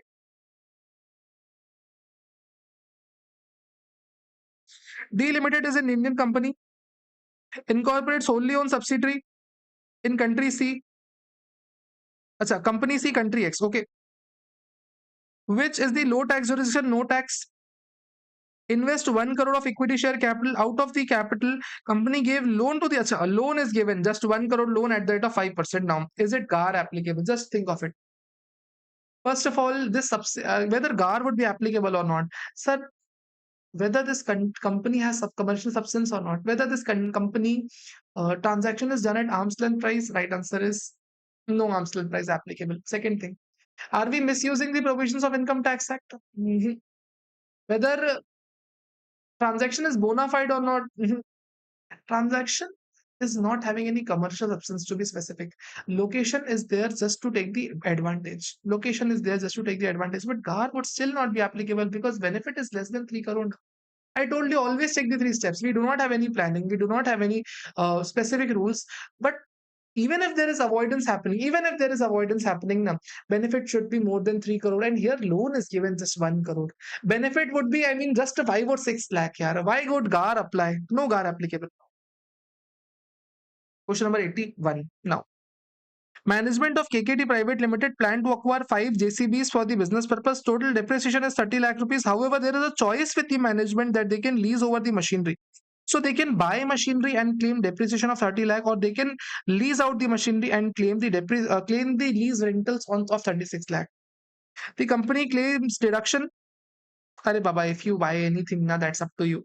If you buy anything, that's up to you. Whether GAR would be invoked or no GAR would be invoked, it is absolute planning. It is absolute planning. You can do anything. If you want to buy, you can buy and claim depreciation. If you want to just rent it out, you can pay the rentals as well. It's up to you. Mr. Dhawal, aged 45, making investment at recognized stock exchange through registered broker. He made a short-term capital gain on March. So short-term capital gain is 10 lakh rupees. He was holding 1,000 equity shares of SPR Limited, purchased on 1st June 2026. So purchase price is 500 rupees. Market price is 200 rupees. So there is loss of 300. Okay. Dhawal sold all the shares. Quantity is nothing but how much is the quantity? 1,000. So Dhawal incurred loss of 3 lakh rupees. He sold all the shares, so loss can be set off. Yes. He did so and reduced the short-term capital gain by 3 lakh rupees. Reduce the gain by 3 lakh, reduce the profit by 3 lakh rupees. And later on he repurchased. Oh my God, repurchased on 1st April. So you sold the shares, realized the losses and bought the shares again just so that you can have losses.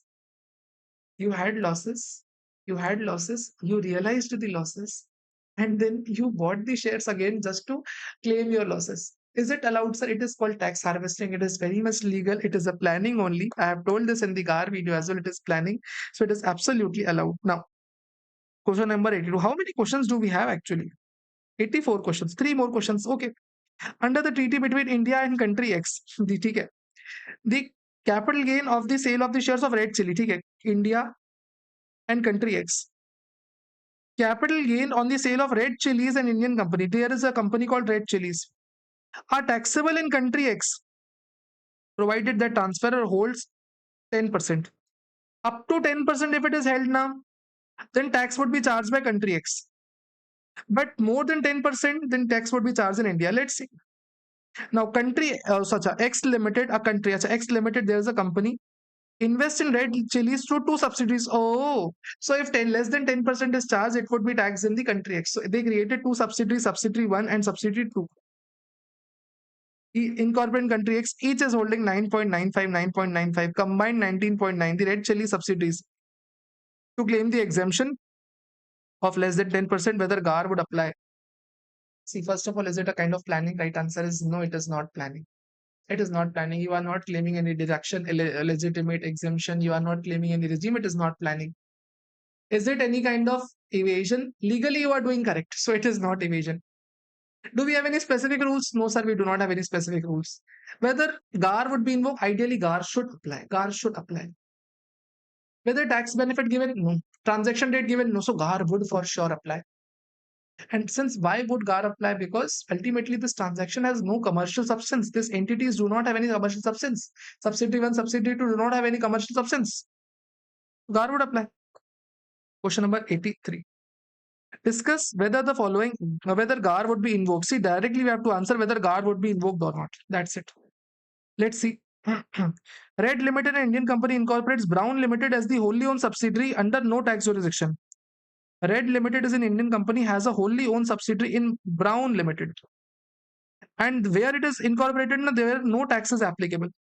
Brown Limited is engaged in manufacturing of cements, raw materials for which it is available at lower price. Brown Limited has not paid in dividend. See, you have incorporated as your subsidiary in a country where cement is available. What is wrong in this? You can incorporate your company anywhere. You are not taking tax benefit. You have just incorporated your company in a country where cement is available. It's just that there is no tax. Is it a loss to you? I mean, is it your fault that there is no tax applicable? Relax, relax. Things are going very fine. No GAR applicable. Okay? No GAR applicable.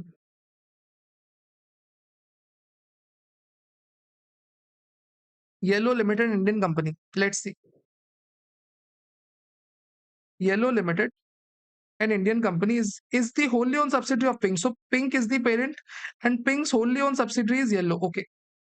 Incorporated country H. Country H. Pink gave loan to Yellow.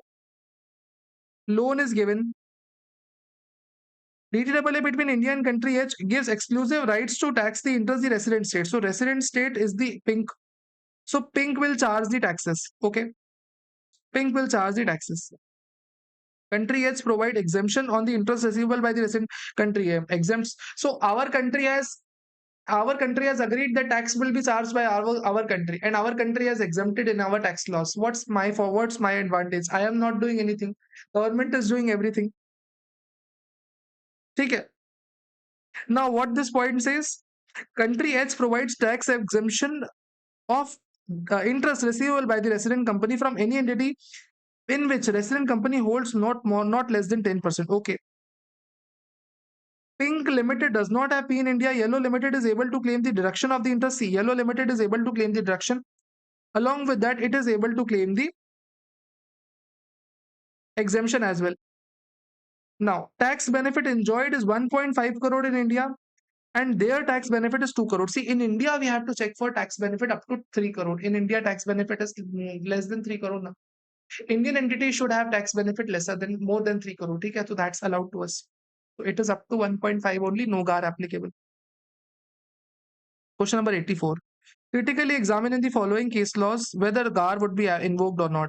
Diva Limited is an Indian company, have two units, Unit A which is SEZ and Unit 2B which is non-SEZ. So Diva has two companies, Unit A which is SEZ or Unit B which is non-SEZ. Manufacturing activities are carried out in Unit B while Unit A. Manufacturing activities are Unit B. Okay, manufacturing is done by Unit B. Unit A only does the packaging work. That means SEZ does the packaging work. In the books of accounts, it shows that manufacturing is done by, oh my god, books of accounts says that every entire manufacturing is done by proper wrong books, proper illegal work. It is evasion, nothing. It is evasion. Jiva Limited is an Indian company having two manufacturing units. Unit C, which is into special economic zones, and Unit D, which is non-SEZ. It transfers the goods manufactured by D to C. So D is transferring goods to C at a price significantly lower than market price. So profit of D is reducing, profit of C is increasing. Why C is increasing? Because it is claiming 10 AA. Whether it is eligible for GAR, I mean GAR applicable. See, we have specific anti-avoidance rules for this now. No GAR would be applicable. Transfer pricing, domestic transfer pricing would apply in this case. So no GAR applicable. Question number 85, DRC. Sir, we have questions from DRC as well. Yes, we have. We have questions from DRC as well. Mr. Bijoy Mr. Bijoy furnish the return of income for assessment year 25-26, declaring his total income of 28 lakh rupees. Okay. He received an assessment order under 143.3 on 26th November 2026, enhancing the income by 5 lakh rupees. So declared income is 28 lakh, enhanced income is 5 lakh rupees. Good to us. Agreed by the order, he wants to know that whether can he go to DRC. He tells that there is no prosecution proceedings pending against us. However, penalty is being pending against him. Can he go to DRC? Of course. See, order is a specified order. Income declared is up to 50 lakh rupees. Variation is less than 10 lakh rupees. No search, no assessment, no proceedings, nothing going on. It is valid as person, valid order. He can go to DRC. If yes, what is the time limit? He can apply to DRC 30 days. in 1000 fees 10 form 34 BC. Whether if he is aggrieved by the order of the DRC, can he file any appeal? Right answer is no, he cannot file any appeal. Would your answer be different if assessment order is based on information received by DTAA? See, if information has been received from the other country under DTAA, we cannot go to DRC. DRC is not allowed. Question number 86, penalties and prosecutions. A private bank has not filed the SFT. See, whenever you not filed SFT, na 500 per day fees is applicable, penalties applicable under 271 FA. Later on, this penalty would go to 1000 rupees. Till the date mentioned in notice, 500 is applicable. After the date mentioned in notice, 1000 rupees per day is applicable. Okay. Notice was issued on 31st October, requiring him to furnish the return up to 31st October. It was filed on 15th November. See, ideally, up to 31st May we have to furnish. But on 1st October, we have been issued notice to file up to 31st October. We filed on 15th November. Date of notice is always irrelevant. Always we have to check the date mentioned in notice up to which we have to file. So if I take June entire 30 days, July entire 31 days, August 31 days, September 30 days, October 31 days, how much it is? 153 into 500 will be the late fees. And after that, 15 days into 1000 rupees. This will be the fees. 153 into 500, 15 into 1000, done. What will be the amount under 270A if none of the additions disallowances qualify as misreporting? Okay? It is all on account of underreporting. Alpha is a resident firm. Firm tax rate is 30%. Okay? Return declared income, whatever declared income is there, fine. Intimation received, there is increase in 10 lakh. See, always somebody point this out, somebody give a timestamp. I will say I love you to that person.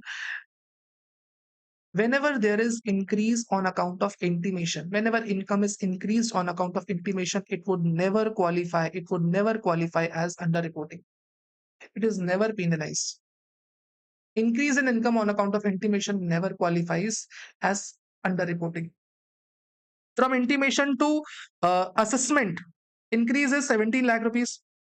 On the 17 lakh, 30% taxes would be charged, 4% surcharge would be charged, and whatever the taxes that turn out to be, 50% of that would be penalty for underreporting.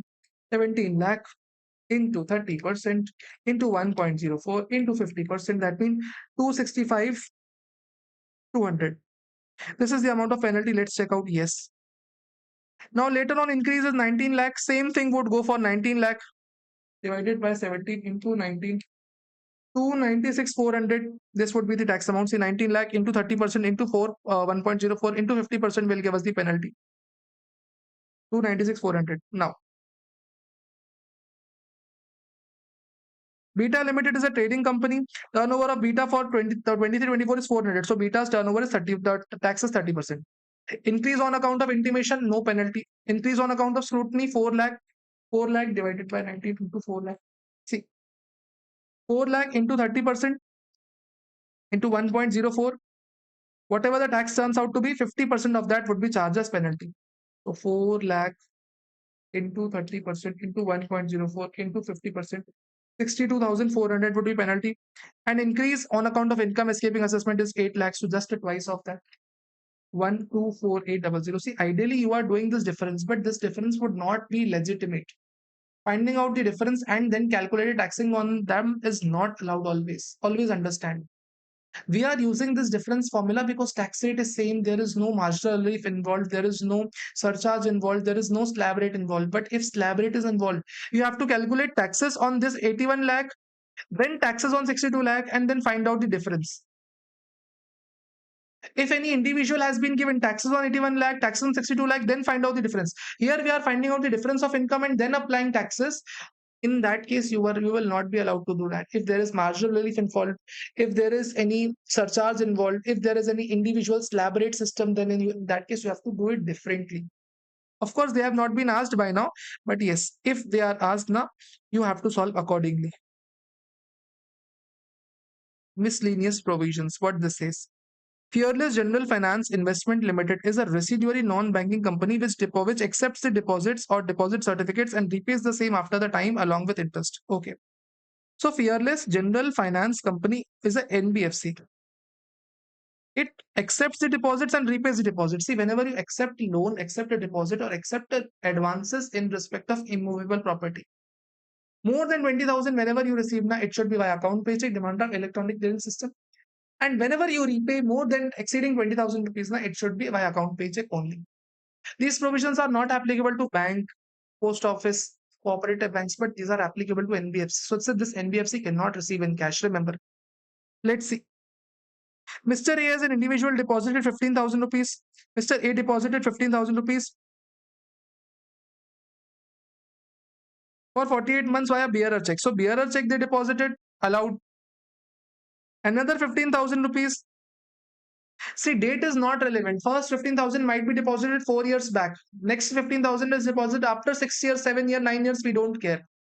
If 20,000 is not the limit, this is not the limit for year basis. This is the amount of limit per transit per party. Okay. So this is about Mr. A. He deposited next 15,000 in cash. So he deposited more than 50,000. I mean, he deposited amount exceeding 20,000 in cash. So this would be penalized under 271D. Under 271D, this would be penalized. How much? Entire 30,000 rupees. Now, Mr. A applied for premature withdrawal against both the certificates and company has paid 16,500. Now, 16,500 has been paid in cash. Now, whether this would attract a penalty or not, whether this would attract a penalty or not, right answer is it would not attract. It will attract penalty. It will attract a penalty. It will attract penalty. Why? Because outstanding balances exceeding 20,000. Remember, always solving this type of question now, you need to understand we do not check the cash amount. Cash amount is irrelevant. Always we have to check the outstanding balance. Outstanding balance exceeds 200 now. Exceeds the 20 or exceeds the 20,000. In that case, any repayment in cash would attract penalty. So this would attract penalty. Second is case 15,500 in cash. This is also in cash, but this would not attract penalty because outstanding balance has been lesser than 20,000. So this would not attract penalty.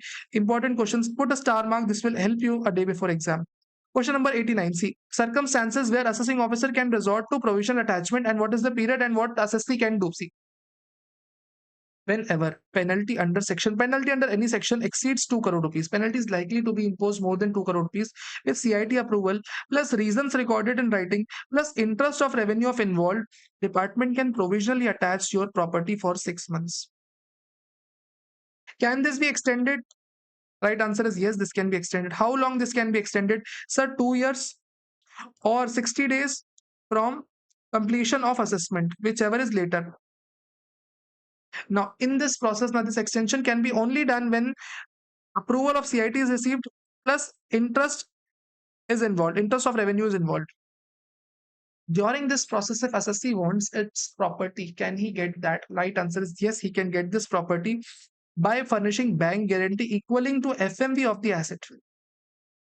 If assessee does not pay the taxes, not paid taxes, or if assessee fail to furnish fresh bank guarantee,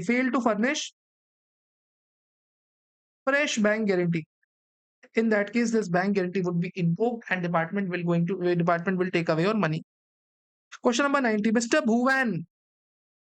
Mr. Bhuvan proposes to purchase purchase for his business certain raw materials. So Bhuvan is the buyer and Srinivas is the seller. Okay. Very simple buyer seller.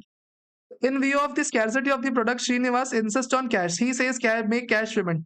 Okay, Bhuvan agrees on 23rd March 2026. Purchase was effected through 3,20,000. So invoice is 3,20,000. In respect of the above transaction, what are the detriments in the income tax act? See, for the buyer, it would be disallowed. Under 40A3, it would be disallowed. And for seller, sir, section 269 ST would be attracted. More than 2 lakh receiving from single person in a single day with respect to single transaction, single event, whatever it is, it will be attracted. So both the buyer and seller have to bear the consequences. No. Would your answer be different if purchases are effected through different buyers by a buyer, Bhuvan, in 2 different dates, different raw materials? Okay. So day 1, Bhuvan purchases 1,80,000 rupees and pays cash. Day 2, Bhuvan purchases 1,40,000 rupees and pay cash. Srinivas. Now, in this case, in both the cases, Bhuvan would attract 48 to 48.3. In both the cases, Bhuvan would attract the disallowance because cash payment exceeding 10,000 is disallowed. But for Srinivas, section 269 ST would not be attracted because the two different transactions on different dates, both are less than 2 lakh rupees. It is allowed. It is absolutely allowed. Tax audit and ethical compliance is very nice question. It is. I mean, this question will teach you as to how do we write the answers. I will tell you very carefully how do we write the answers. A search was conducted under Section 132 of the Income Tax Act in respect of Element Jewelers Private Limited, a gold jewelry retail chain, on 28th February 2025. As a part of post-search inquiries, data from the billing software was analyzed. On analysis of this data, it was found that company was involved in the violation of Section 40A3 in the major way tune of 20 crore rupees of the purchase of old gold. What does that mean? Element Jewelers we have. There was a search under Section 132. And what search told? See, data of billing software was found out, and it was found that 20 crore rupees of old gold was purchased in cash. Jewelers purchased 20 crore rupees gold in cash. That means 48.3 disallowance should be there. If you are purchasing gold in cash exceeding 10,000 rupees, it should attract a 48.3 disallowance. In order to verify, see, department is not just alleging, it wants to verify as well. Department verified from the digital data. Some customers whose data were available were called, contacted, their statement was recorded, and customers admitted that they sold old gold. They sold old gold. Sold old gold. Okay? They sold old gold and received the amount exceeding 10,000 rupees in cash. This fact emerged from inquiries, and it was evidence that payment was exceeding 10,000 was made in cash. So data showed that 20 crore has been violation. Customers were called. Customers also agreed, yes, 20,000, more than 10,000 they have received in cash. Department is now for sure that they have paid 20 crore rupees in cash, and disallowance would be attracted. Department is sure that disallowance would be attracted. Now, the best part is what is auditor doing here? What is actually what the dash dash dash dash auditor is doing? What is auditor doing? Let's see. Let's see auditor's viewpoint.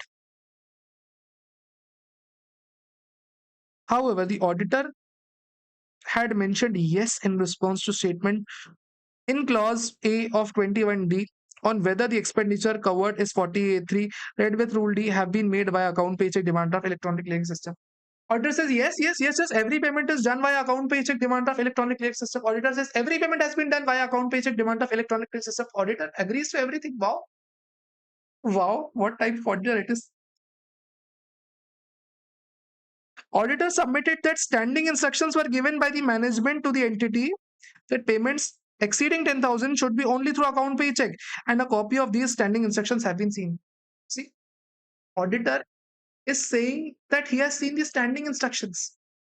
I give you standing instructions to do the MCQs. I give you standing instructions to solve these questions of your own. Does that mean you have solved? Does that mean you have solved? You are watching the video now. So just merely giving the standing instructions would mean that work would be done. Does a standing instruction would mean that payment would be made in via bank account only? So this is a baseless reason. This is a baseless reason. Further, he also take a representation of the management. Oh my dear God. Oh my dear God. He has taken management representation letter. Are Baba, you are asking a thief that whether you have done theft or not. Are they are asking me that whether I have requested you. Whether I have requested you. I have requested. I have always requested to solve question answers of your own. We are asking the thief. I mean, what type of auditor he is? He is just relying on instructions. Along with that, he is getting management representation letter. And he also has done some test check. Are Baba, how can he do test check? He should increase the scope of the test check. Now, 20 crore disallowance, you are not able to find out what type of auditor you are. Determine the ethical compliances in this case. First of all, ethical implication. First of all, your first instinct, whether auditor is correct or not.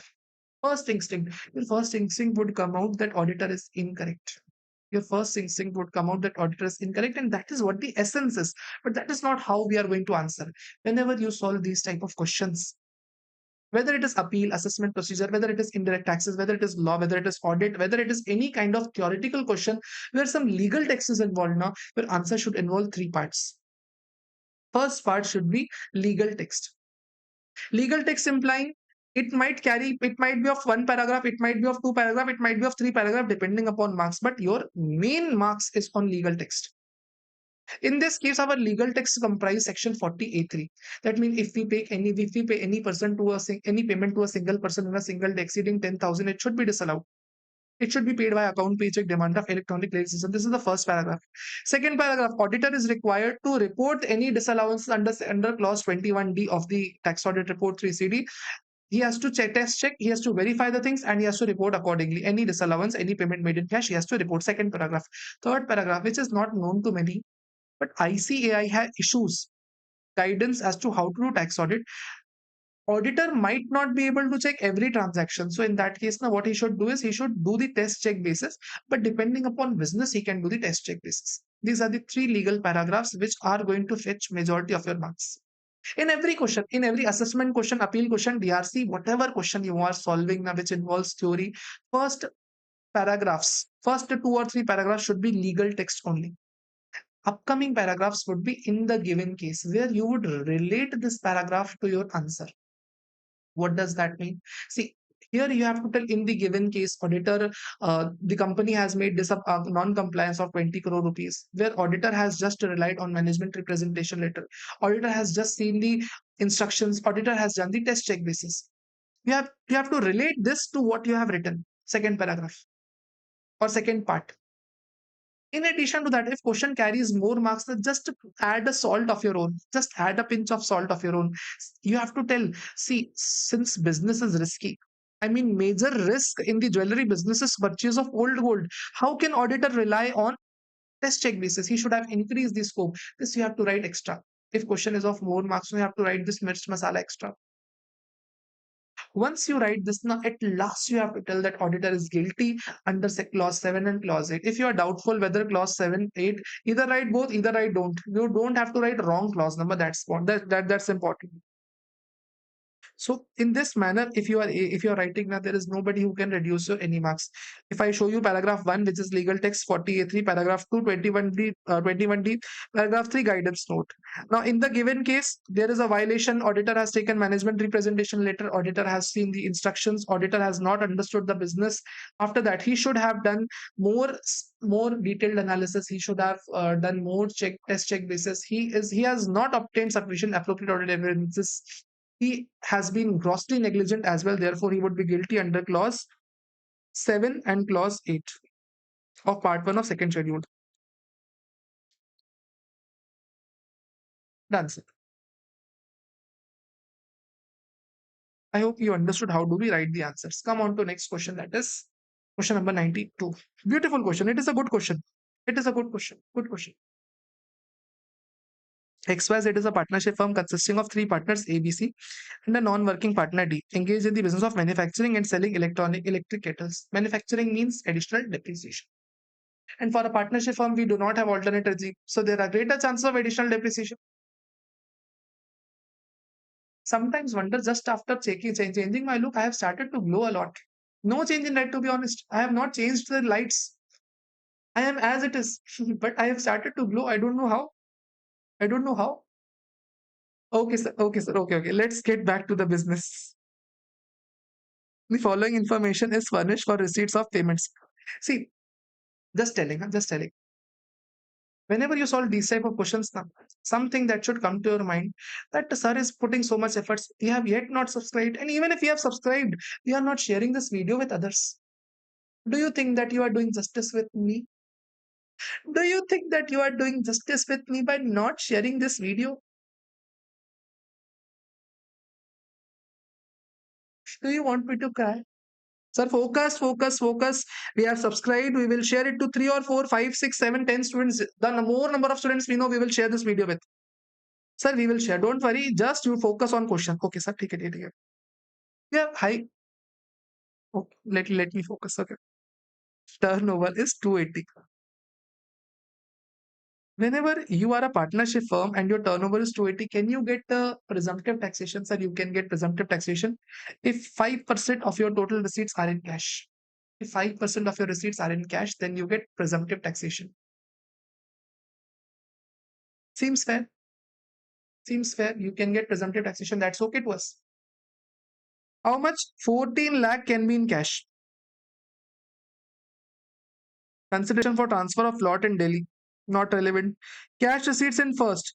10 lakh 50,000 and cash receipts, by the way, other than account paycheck, that means cross check, bearer check, that means 2.5 lakh. So your cash receipts are 12.5 lakh rupees. Are you eligible for presumptive taxation? Right answer is yes. Out of this 2 crore 80 lakh rupees, 12.5 lakh rupees have been received in cash. Out of that, 8% we have to offer. And 2 crore 67 lakh 50,000, we have to offer 6%.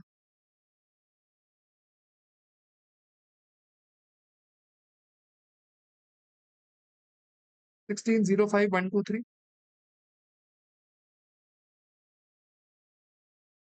1 lakh.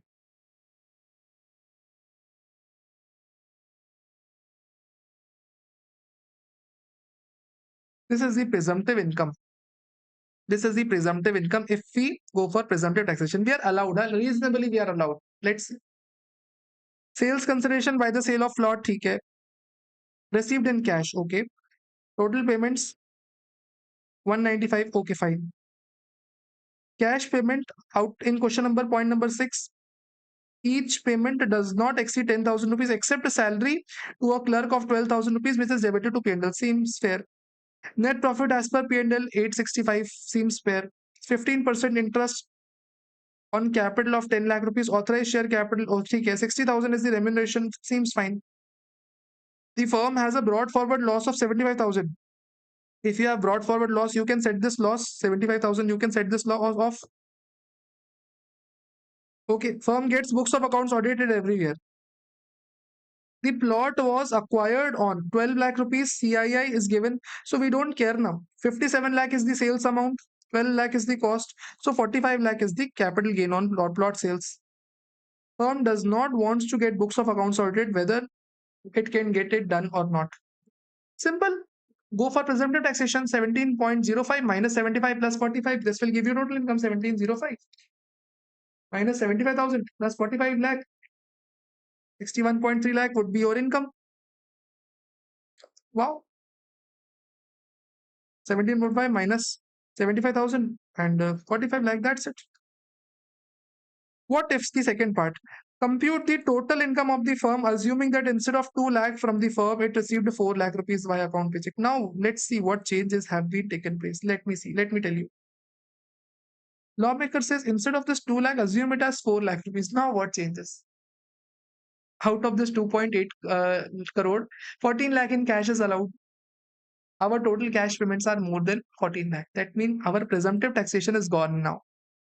Very logical point. Now presumptive taxation is gone. We are not entitled to presumptive taxation. We are not entitled. Wow. Like wow, wow, wow, wow. That means we have to get audited. And now even in audit also, it is not clear, huh? For audit purpose, we have to check whether 1 crore limit applicable or 10 crore limit applicable. So out of total receipts, we have to check the cash receipts, we have to check total payments and cash payments. First of all, let's go for payment. 1 crore 95 lakh, 10% is 5% is allowed. 1 crore 95 lakh into 5%, that means 975 payment in cash is allowed. Our cash payment is 450. That means payment criteria is fulfilling. Fingers crossed. Let's check for receipt criteria. Let's check for receipt criteria. Total turnover is 280. Out of that, consideration for the plot is 270. That means what is the total sales? What is the total sales? 280. Total receipts is 280 plus 57. See, while calculating this 5% limit now, for the purpose of tax audit, we take every receipt, total receipt, 3.37 crore, and we shall take 5% of that. 16 lakh 85,000 in cash is allowed. Here we have 14.5 lakh. Here we have 16.8 lakh in cash. So 5% condition is failed here. That means audit will be applicable for greater than 1 crore of turnover. Audit will be applicable for greater than 1 crore of turnover. So audit will be applicable in this case. And for that matter, now we shall take his profit and loss. 8,65,000 is the profit and loss. This is the profit. Interest at the rate of 15% is provided on B partner, capital of 10 lakh rupees. See, on 10 lakh capital, we have debited 15%. That means 1,50,000 interest we have debited. Allowed is 12%. That means 1,20,000 should be allowed. So 30,000 we shall add back.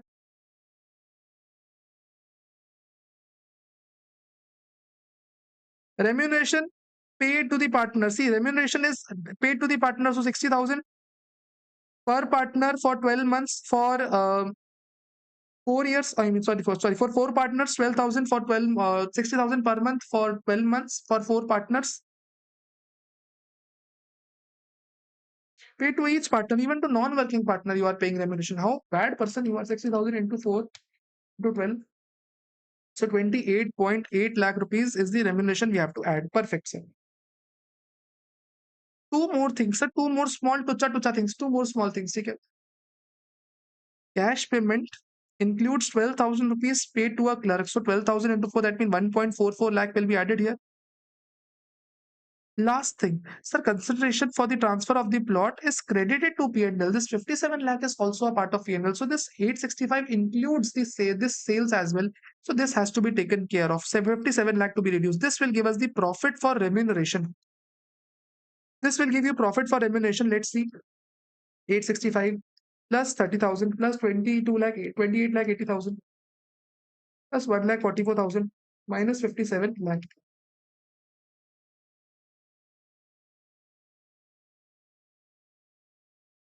865 plus 30,000 plus 28 lakh 80,000 plus 1 lakh 44,000 minus profit is created. No, sorry, I made a mistake. Profit is created. 45 lakh is the profit. So 45 lakh is to be reduced. Yes, 581 is the loss. Is the loss. In case of loss, how much remuneration is allowed? See, remuneration is allowed nothing but for 75. Sorry, 3 lakh is remuneration allowed. So our loss finally turns out to be 881. It is the amount of loss. Now, since we have a loss, brought forward loss, this cannot be set off. If you have a brought forward loss, this cannot be set off.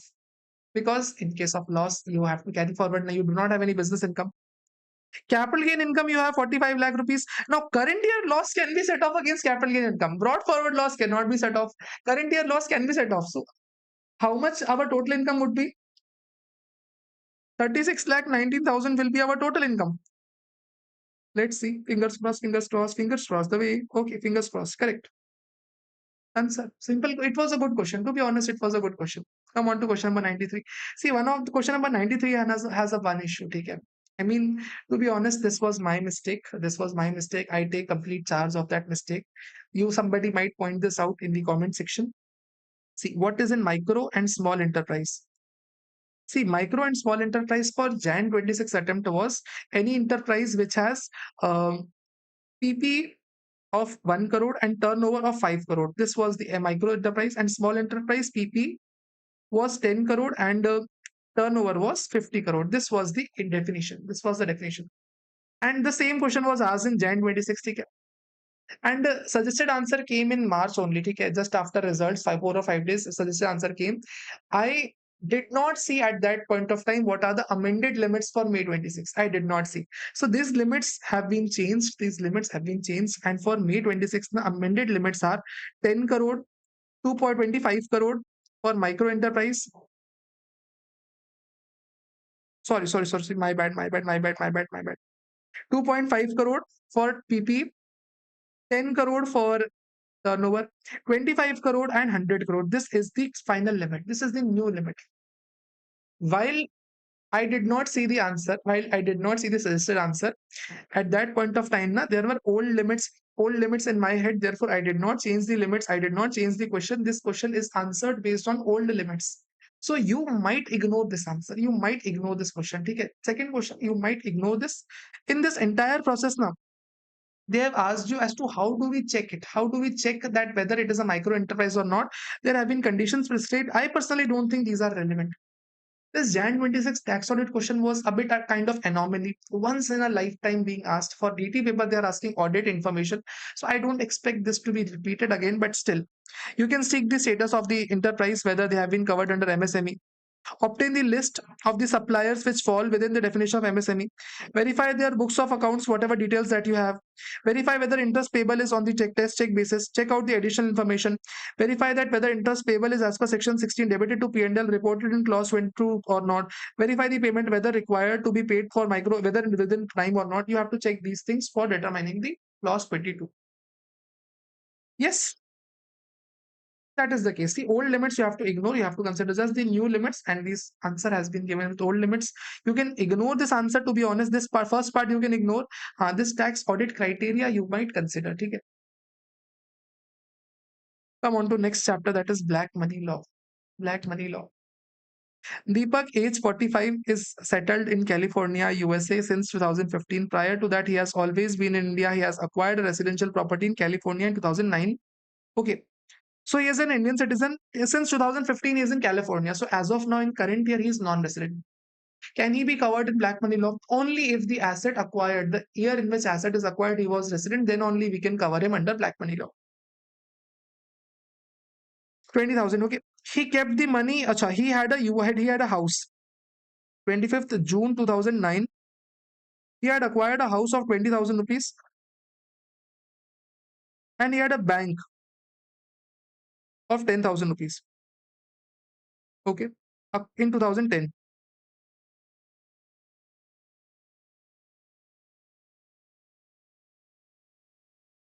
Notice under black money imposition was issued on 20th October 2025. See, notice date is always irrelevant. Notice date is always irrelevant. We have to check now the 1st April of the previous year in which AO noticed. Not the notice issue date, the year in which AO noticed. See, it is possible that AO noticed on one day and he issues notice on the other day.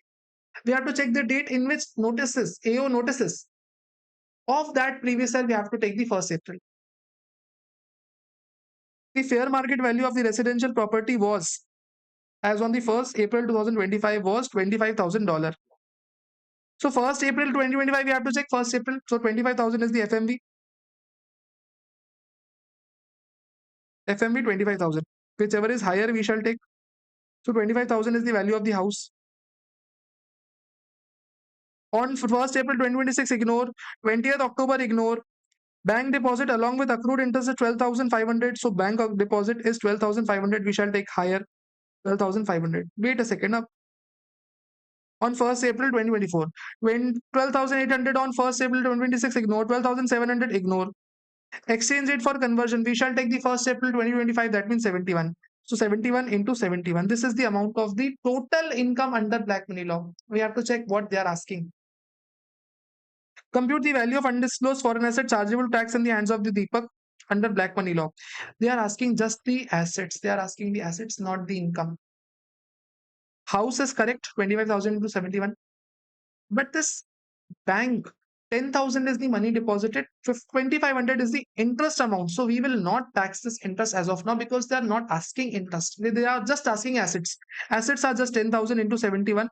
If they would ask us total income, if they would ask us the income as well, then we would consider this 25,000 or 2,500. Otherwise, it is just the deposit amount. 25,000 into 71, 10,000 into 71. Question number 95. Let's solve this question as well. Mr. Rohit is an Indian citizen returned to India from March 2013. March 2013. Assumed the role of CEO at ABC Private Limited, Indian company. He served in the capacity from 1st April. So, okay. So 1st April 2013 to March 2020. Prior to the date 2020 to February, he was working with Red Chili. So before that, he was working in USA. This was the black year. In 1st April 20, he went back to USA and permanently settled. So as of now, he is non-resident. He went to USA. That was his black year. Outside India, always black year. Always black year. Rohit visit. Acha. Rohit visits India every year for 1 month after the stay. He was, it was found that when he was CEO, he accumulated the wealth. See, this was the time when he was in India. So that was his golden time.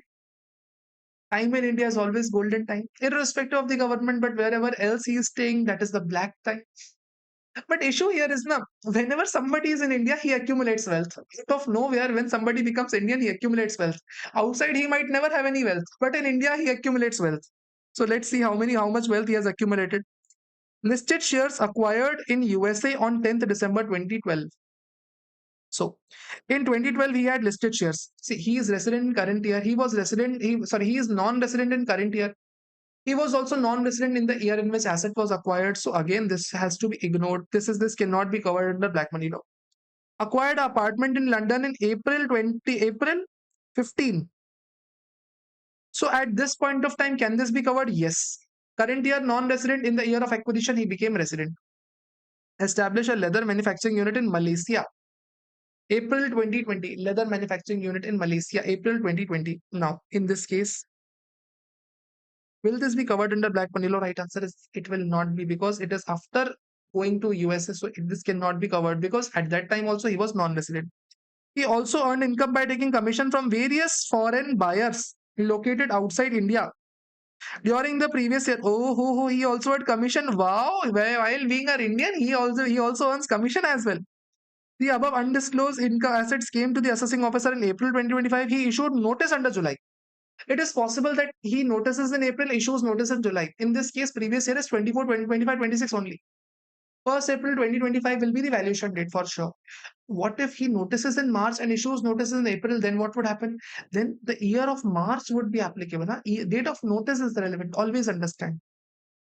Is notice tenable? See, for shares, not valid. For apartment, valid. For factory, not valid. For commission, see, commission, it is valid. For commission, it is valid, but only for the period starting from April only, because before that, commission was not taxed in India. Black money law, assets are taxed in the year in which AO notices. Perfect. So any asset can be covered, but money can be only taxed in the year in which it was earned. So if it was earned before 1st April 2015, then it cannot be covered under black money law, because black money law came from 1st April 2015. Wow, sir, wow. Come on to next chapter, that is NR taxation. Question number 96. Now, what this question number 96? Examine with reason whether the following transaction shall attract income tax under section 9 or not. Okay. A non-resident German company, which does not have any P in India, seems fair, entered into an agreement for execution of electrical works in India. ठीक है, non-resident entering into India for electrical works. Separate payments were made for drawing and designs, which were described as engineering fees. So we are paying them engineering fees. SSC contended that such business profit should be taxable in the Germany as there is no business connection. According to SSC, this should be taxed in Germany because there is no business connection. Seems fair. See, is it business connection? Right answer is no. Business connection is not relevant here. Here we have a technical services being paid. It is not business that is being done. It is the technical service that is being paid. So there would be TDS application. There would be income taxability in India because it is TDS, and non-resident providing any technical services taxable in India. A firm of solicitors in Mumbai engaged a barrister in UK for arguing a case before the Supreme Court. Payment of 5,000 was paid as the professional engagement. See, there is a UK firm that came to India to argue at Supreme Court. See, ideally, whenever a firm comes to India, whether do we consider it as business in India? Right answer is it is not business in India, but we can call it a profession in India. We might call it a profession in India. So if it is a profession in India, so business connection is taxable. Profession will also be taxable. Ideally, should be taxed. Even if it is not taxed now, ideally we can consider it as technical services. So it will be taxed under technical services as well. So in both the cases, it is taxed. Now, amount paid by Government of India for use of patent to a non-resident, always when government pays any patent, any royalty, FTS, it is always Indian income.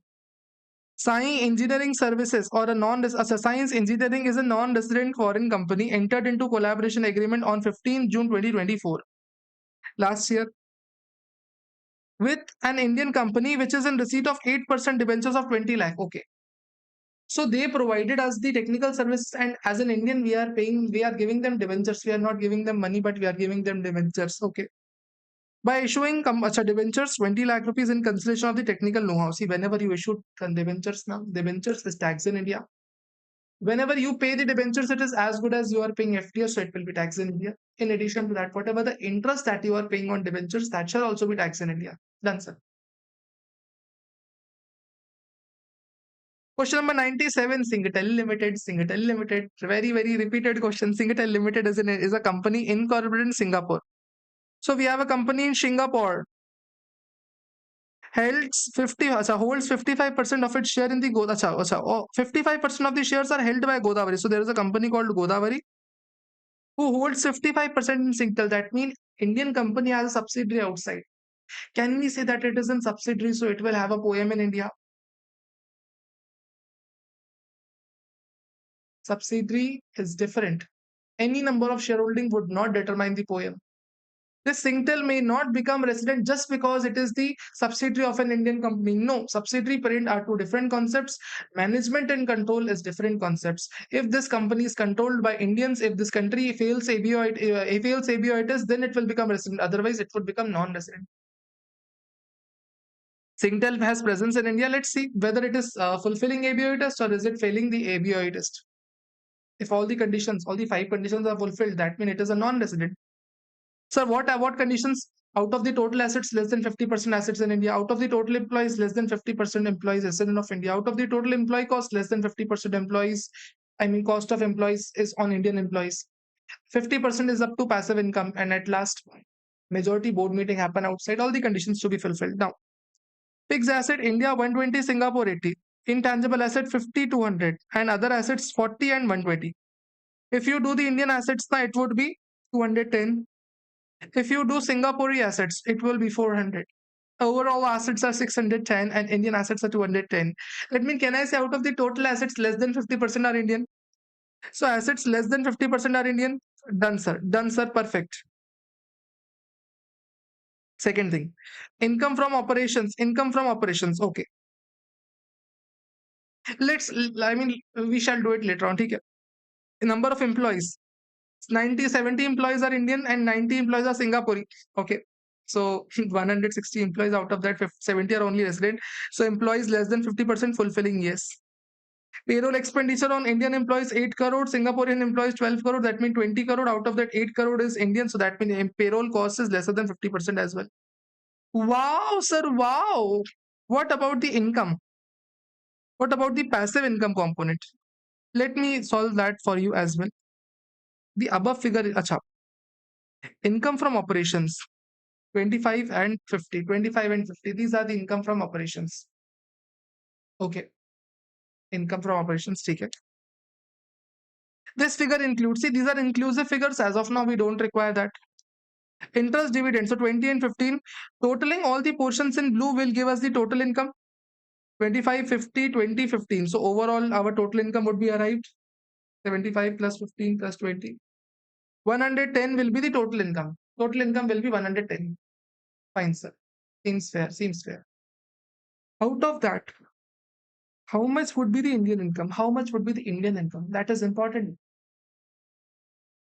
Sorry, not how much of that would be passive income. See, I am again removing the highlights. Interest dividend is always passive income. Also, passive income is that income now where purchases are done from associates and sales are also done to associates. Both the things are done to associates, so it shall become passive. Let's see, income where transaction where purchases are from associate, where is sale to unrelated party. Purchase from associate, sale to unrelated. It is not passive. Where sales are to associate and purchases to unrelated. Sales to associate, but purchases from unrelated party. It is also not passive. Transaction where both purchase and sale are from associates, so this shall become passive. So we shall find out the red ones. 5 plus 10 plus 20 plus 15. So overall we have 50.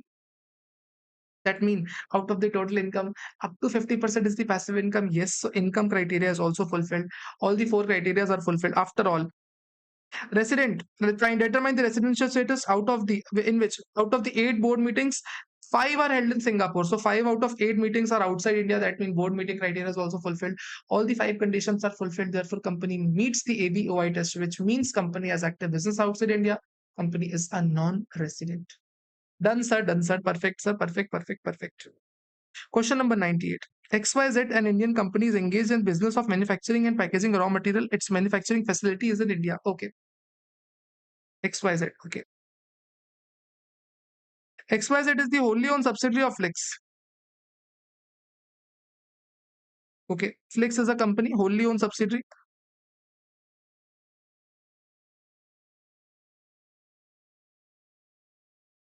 XYZ is the wholly owned subsidiary of Flix. 100% of the XYZ are held by Flix. Okay. A company incorporated in country M. So Flix is in country M. Angelo and James, citizen and resident of country N. So there is country N as well, where we have two people, Angelo and James. Okay. Country N, huh? Each of them hold 50%. So 100%, 50% are being held by Angelo and 50% are held by James. Okay. Okay. Angelo and James have invested 100 crore. So their cost of acquisition is 100 crore. On 1st June 2025, Angelo James received an offer which they believe is fair and sold the entire stake of the Flix to Ishan. So Angelo sold, James sold to Ishan, resident of country N, for amount equivalent to 350 crore. Oh my god. So Angelo also sold the shares to Ishan and James also sold the shares to Ishan. Both of them sold the shares to Ishan. Both of them sold the shares to Ishan. Oh dear God. Oh dear, dear, dear, dear, dearest God. What do we do now?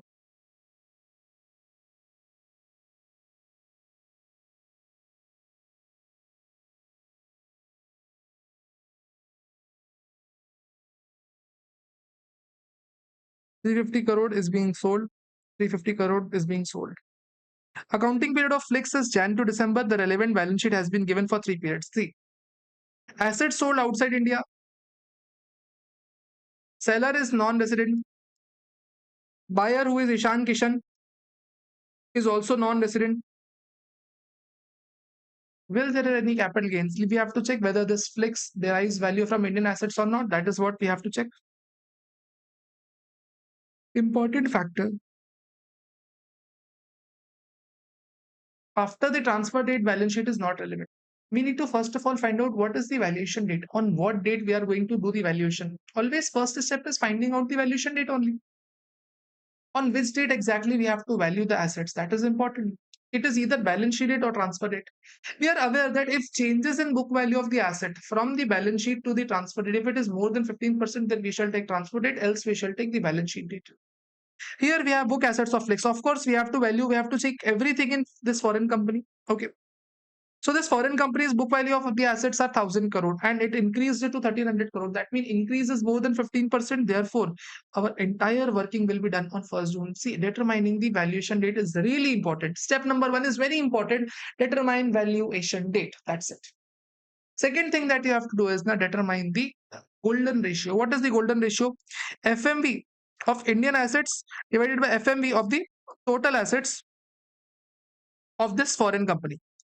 So total assets of this foreign company are being given without reducing liability. Of course, we shall take without reducing liability. And FME of Indian assets. See, Indian assets entirely are being held by this entity only. So whatever the value of Indian assets are there, we shall take it. So FME of Indian assets are 600 crore. So 600 crore has been given to us. That means major, that 54.54 percentage out of the total 1100 crore, 54% are Indian assets only. In this foreign company, in this cheap foreign company, out of the entire 1100 crore of assets, 600 crore are Indian assets only. What is the existence of this company? There is no existence of its own. No existence of its own, sir. What this company is doing, just it is existing because it has assets from India. So any transfer of this Flix would be taxed in the hands of Angelo and James. So whatever the capital gain would arise, 250 into 54.54 would be taxed in India, and here also 250 into 54.54 would be taxed in India. Oh sir, oh sir, okay sir, okay, okay, okay. Question number 99. What this question 99 says?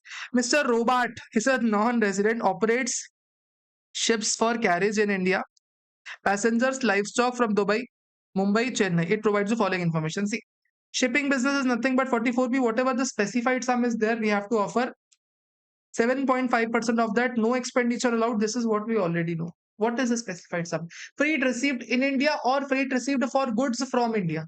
What did I say? If freight is received in India, we shall take. If cargo goes outside India and wherever it is received, wherever freight is received, we shall take. So these two things are to be added. Freight received in India, okay, not eating anything up, not eating anything apart. Freight received in India, 200 lakh add. Freight received in India, 50 lakh add. Freight received in Dubai, Dubai. But from Chennai to Dubai, that means it has cargo has gone from Chennai to Dubai, so it will also be added. So 65 lakh would also be added. All in all, 315 lakh would be added into 7.5%.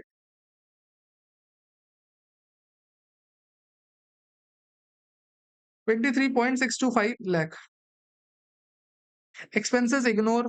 See, this is the income of the Robert. This will be taxed at slab only. And he has income from horses is 25 lakh. So this will be taxed at 30%. Compute the total income of Mr. Robert in India chargeable to tax in the year for the assessment year 26-27. Also calculate the tax liability thereon, assuming that he has exercised the option to shift out of default tax regime. So shifting out of default tax regime, see, 23.625 lakh rupees. This is the presumptive income. Horses is 25 lakh, 28 lakh is the income. So horse races, we have other income, we know. Adding 4% education cess would give us the final tax liability. Question number 46. Question number 100. Oh my God. Willingly, unwillingly, happily, unhappily, we reached question number 100. Wow, sir. Century. And century question is very good. Very nicely crafted question. I mean, you will love this question. But if you want to solve, what you have to do? What you have to do? You have to, you know what I'm going to speak. You have to do that. Do that. Okay. Why only limited? Sir, we liked your video twice. You want to waste time. You really want to waste time. Like it, like it even numbers. 1 time, 3 times, 5 times, 7 times, 10 times you can like. Hype you can do 3 times. You can do these things. See? That's your call. But always in odd numbers. See? Not in even numbers. Vioni Inca company incorporated in India. Okay. Is engaged in development of infrastructure and providing consultancy in the field, in the same field. Okay. Is a Japanese incorporated in Japanese? That means it is not registered in India. Let's see poem in India or not, if any information given. During the year, shareholders met in India 3 times. Meeting of shareholders is not relevant. First two meetings were to discuss the modifications in the rights attached to different class of shareholders, and third meeting was to discuss whether to sale of companies assets located in India. It provides the following information. So Vioni does not have any poem in India because no information with respect to poem has been given. But important here is this is India and this is somewhere Japan, where Vioni states. Let's draw Japan in a bigger sense. Of course, fourth largest economy.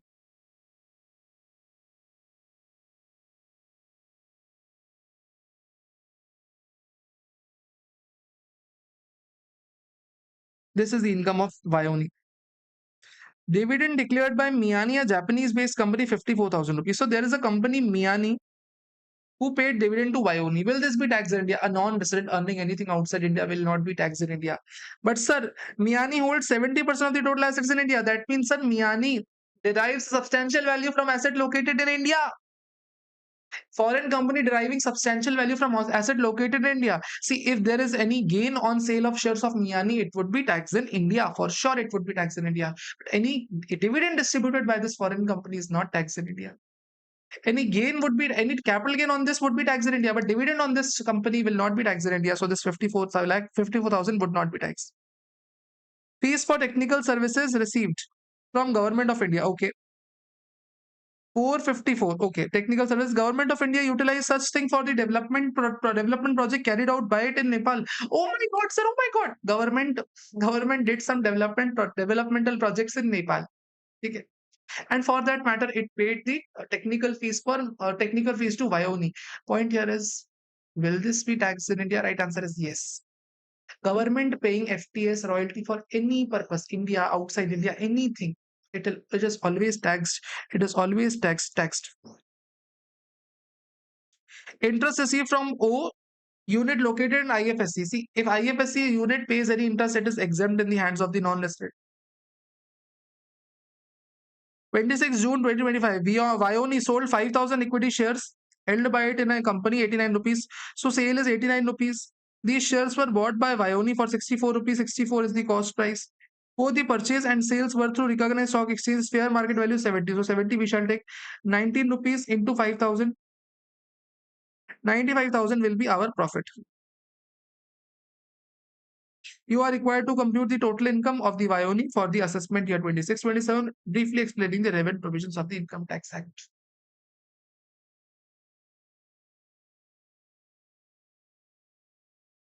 That's it. 454 plus 95. That's the answer.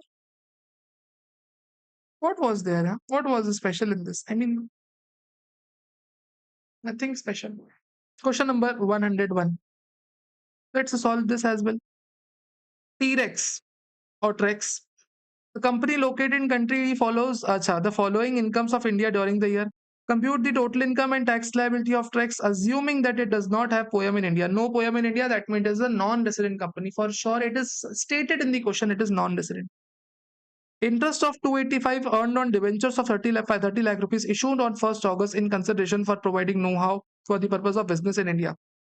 Indian company took the technical services. In return, Indian company did not pay the money. Rather, Indian company gave the what it gave. What did it actually give? It did not give the money. Rather, it gave the debentures. So these debentures would be taxed at 20% for sure. Second thing, this interest would be taxed. Interest would be taxed, and since there is no inflow of money in India, so interest would be taxed at 35%, because for foreign company, interest or 20% benefit is not given unless there is inflow of money in India. So there is no inflow, so 20% tax would not be given. 35% would be tax rate. Wow! Dividend of 650 earned on GDR of an Indian company issued under the scheme of central government against the initial issue of the shares and purchase. Okay, GDR always 115 AC, 10% tax rate. Dividend of 15 lakh 50,000 rupees earned on equity shares, 20% tax rate would apply. Income by the way of royalty of 12 lakh 56,000 net of TDS. Whenever we want to tax anything, we always have to tax on gross basis. So 12 lakh 56,470 divided by 79.2%. 12 lakh 56,470 divided by 79.2%. This will give us 1586,452 into how much? Into 20%, because 20% it is itself saying business income of 8,50,000 from a unit established in Delhi. In this case, it would be taxed at 35%. Long-term capital gain is 1,32,000 on the transfer of unlisted shares computed with indexation. So this is not relevant. We never take indexation. But without indexation is 2,32,000. On this, we shall take 12.5%. So whatever the rates, whatever the incomes that I have highlighted in blue now, if you add up the incomes, then you will get the total income. If you add up the blue ones, you will get the total income. And if you multiply the blue ones with the red ones, you will get the total taxes. If you multiply the blue ones with the corresponding red ones, you will get the total taxes. So how much it is? 2,85,000 into 35% M plus. 30 lakh into 20% M plus. 650 into 10% M plus. Then 1550 into 20% M plus. 1586 452 into 20% M plus. 850 into 35% M plus. 232 into 12.5% M plus. 17 lakh 18,540 into 1.04, of course. 1787 282. Fingers crossed if we have not done anything wrong. 1787 282. Oh my god. Oh my god. Oh my god. Absolutely matching. Wow. 102. Net results of the business carried out on a branch of US based foreign company in India is given below. See, net results have been given. Okay. This is a loss, 28 lakh loss. After charging the following expenses, what do we have to tell? We have to tell the total income and branch expenses loud. See, so it is relating to 40, question number 44C. Okay, section number 44C, head office expenses. For this matter, we need two things. First of all, we need total income. And in total income, we have to do the 5 adjustments. Now, what are the 5 adjustments we need to do? What are the 5 adjustments we do? Sir, you just have to you just have to speak after me. Buffalo was sitting in head office, taking the direction of family planning, and then at Parakodu. What did I say? What did I say? Just repeat after me. Buffalo was sitting in head office, taking the direction of family planning, and it Parakodu. Again, those who are not saying now, I am saying now you will miss your exemption by 1 mark. You will miss your exemption by 1 mark if you are not saying. Buffalo was sitting in the head office, taking the direction of family planning, and then it Parakodu. Take a Parakodu. You know what is Parakodu? You are from South India. You understand what is Parakodu? It flew. Take a what did I say? Write it in the comment section. Take a write it in the comment section. Buffalo was sitting in the head office. And Buffalo. Okay. Buffalo was sitting in the head office, then taking deduction of family planning, and then it Parakodu. What did I say? Again, repeat. Buffalo was sitting in head office, taking the deduction of family planning, and then it Parakodu. Now, what does that mean? Buffalo is nothing but brought forward losses. Was sitting in head office, so head office expenses. Then we had sitting in head office and taking deduction under chapter 6A. Deduction, then taking deduction of family planning. So family planning and then Parakodu. Udu is nothing but unabsorbed depreciation. Okay, Parakodu. Okay. So Buffalo was taking deduction. Buffalo was sitting in head office, taking direction of family planning and it Parakodu. Okay. This should be written. Otherwise, you will forget what to add, what not to add. We will have the same question later on, and I'll tell you.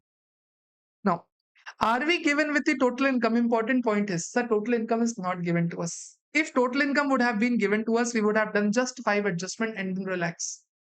But total income has not been given to us. Total income has not been given to us. We need to calculate the total income. Depreciation for current financial year to be considered, sir, to not be considered. It is correct. Corrected. It is adjusted from total income. It's fine. Unabsorbed depreciation. See, do we have to add unabsorbed depreciation to add up to arrive at the total income? Right answer is no. Unabsorbed depreciation is always reduced, then only we arrive. So it is done at correct adjustment. But here we have to add unabsorbed depreciation. In Parakodu, we have to add Parakodu. Short-term capital loss of 1.5 lakh on the sale of the shares in the company received in USA. Now, if a company is earning short-term capital gain, there it is at the top, it is saying that it is having business loss of 28 lakh rupees. How a short-term capital loss can be adjusted from business loss? It is not possible. No, so this has to be added. See, normally we would not add this, but because this is wrongly adjusted, so we have to correct it to arrive at corrected total income. Expenditure for the voluntary retirement scheme. See, for voluntary retirement scheme, whatever expenditure you incur now, 1/5 of that is only allowed. We have only debited 12, rather allowed would be just a 2.4. So how much should be disallowed? 9.6 would be disallowed. So we shall add 9.6. Speculative business brought forward. See, speculative business is never adjusted from the current year profits. So we have to add it. Are we going to add again here? Are we going to add here again? No, sir. Once we have already added, whatever our total income would already have this speculative losses added up. Deductions under chapter 6A 29 lakh we will add up. Head office expenses. Head office expenses we shall add up first of all. We shall add up here only. We will arrive at the total income. 28 lakh is the loss plus 1.5 plus 9.6 plus 17 plus 165. So this will give the total income 165.1. We shall take the adjustments as well 29 plus 18. And this will give the 212.2 is the adjusted total income. This will give the adjusted total income 212.2. This will be the adjusted total income.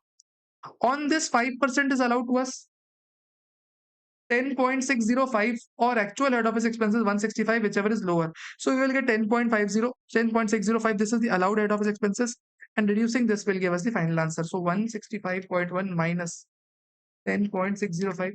Our total income would come 154,495. Wow! Head office expense allowed. Absolutely correct. Wait a second for 103. Let me solve one question. Question 105. Let's solve this question first. Okay, let's solve this question first and then we shall solve the remaining questions. It's a good question. Same question for head office expenses. Delta Global Inc. is a foreign company that operates a branch in India. It has a branch in India. The following year ended 31st March 2026, head office expenses, certain administrative expenses outside India allocate 1 crore 85 lakh rupees to the branch. So allocated head office expenses are 185 or ATI into 5%, whichever is lower is allowed to us.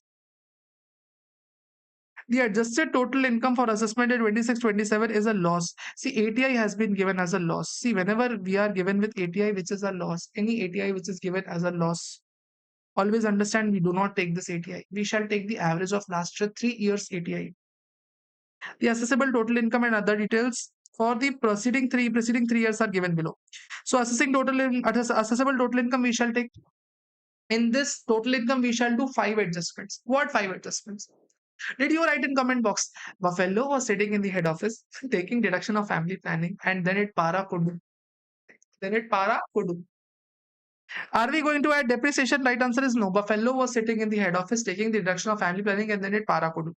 So do we add depreciation? Right answer is no. Depreciation, current year depreciation is never added. But yes, brought forward depreciation is added always. Deductions under chapter 6 is added. Brought forward short-term capital loss always added.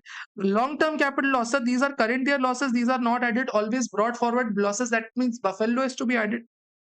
Speculative loss we shall add. VRS, sir, we will not add. Sir, why will we not add VRS? In the last question, we added a VRS. In last question, we were not given total income. Na? Here we are given total income. To correct the total income, we added VRS. Here we are already given corrected total income. Head office expenses, we will add. So if we add up all of them divided by 3. Of course, I'm not going to do that. Our total is given to us. Okay? We shall divide it by 3. Our ATI would turn out to be 2 crore 48 lakh 33,333. Out of that, 5% would be allowed to us. 5% would be allowed to us. That is 12 lakh 41,000. That shall be allowed ATI. That shall be allowed head office expenses. Question was simple, but only I wanted to tell you that what is Buffalo sitting in the head office, taking the direction of family planning, and then in Parakodu. One word, sir, you learned, and you are flaunting as if you know every Tamil language or every South Indian language. Arey Baba, understanding of one word is pleasurable to me. Okay? Mr. Joseph is a non-resident person of Indian origin. See, whenever you are given with a non-resident or person of Indian origin, it is nothing but an NRI. A NRI. Furnishes you the following information for previous year ending 31st March 2026. Fair enough. Sale proceeds of listed equity shares in A Limited, an Indian company. Okay. Sale proceeds are 6 lakh. That means full value of consideration is nothing but 6 lakh. Cost of acquisition is 1.1 lakh rupees and expenditure incurred in respect to the transfer is 50,000 rupees. So transfer expenses 50k. This will give you the net consideration 5.5 lakh minus cost of acquisition 1.1 lakh. Capital gain will be 4.4 lakh. Seems fair. Interest on government securities net of TDS. See, whenever you earn any government securities are forex asset for an NRI, and forex assets are taxed at 20%. So net of TDS imply 20 plus 4%. That means 20.8% TDS is already deducted. That means this is 79.2%.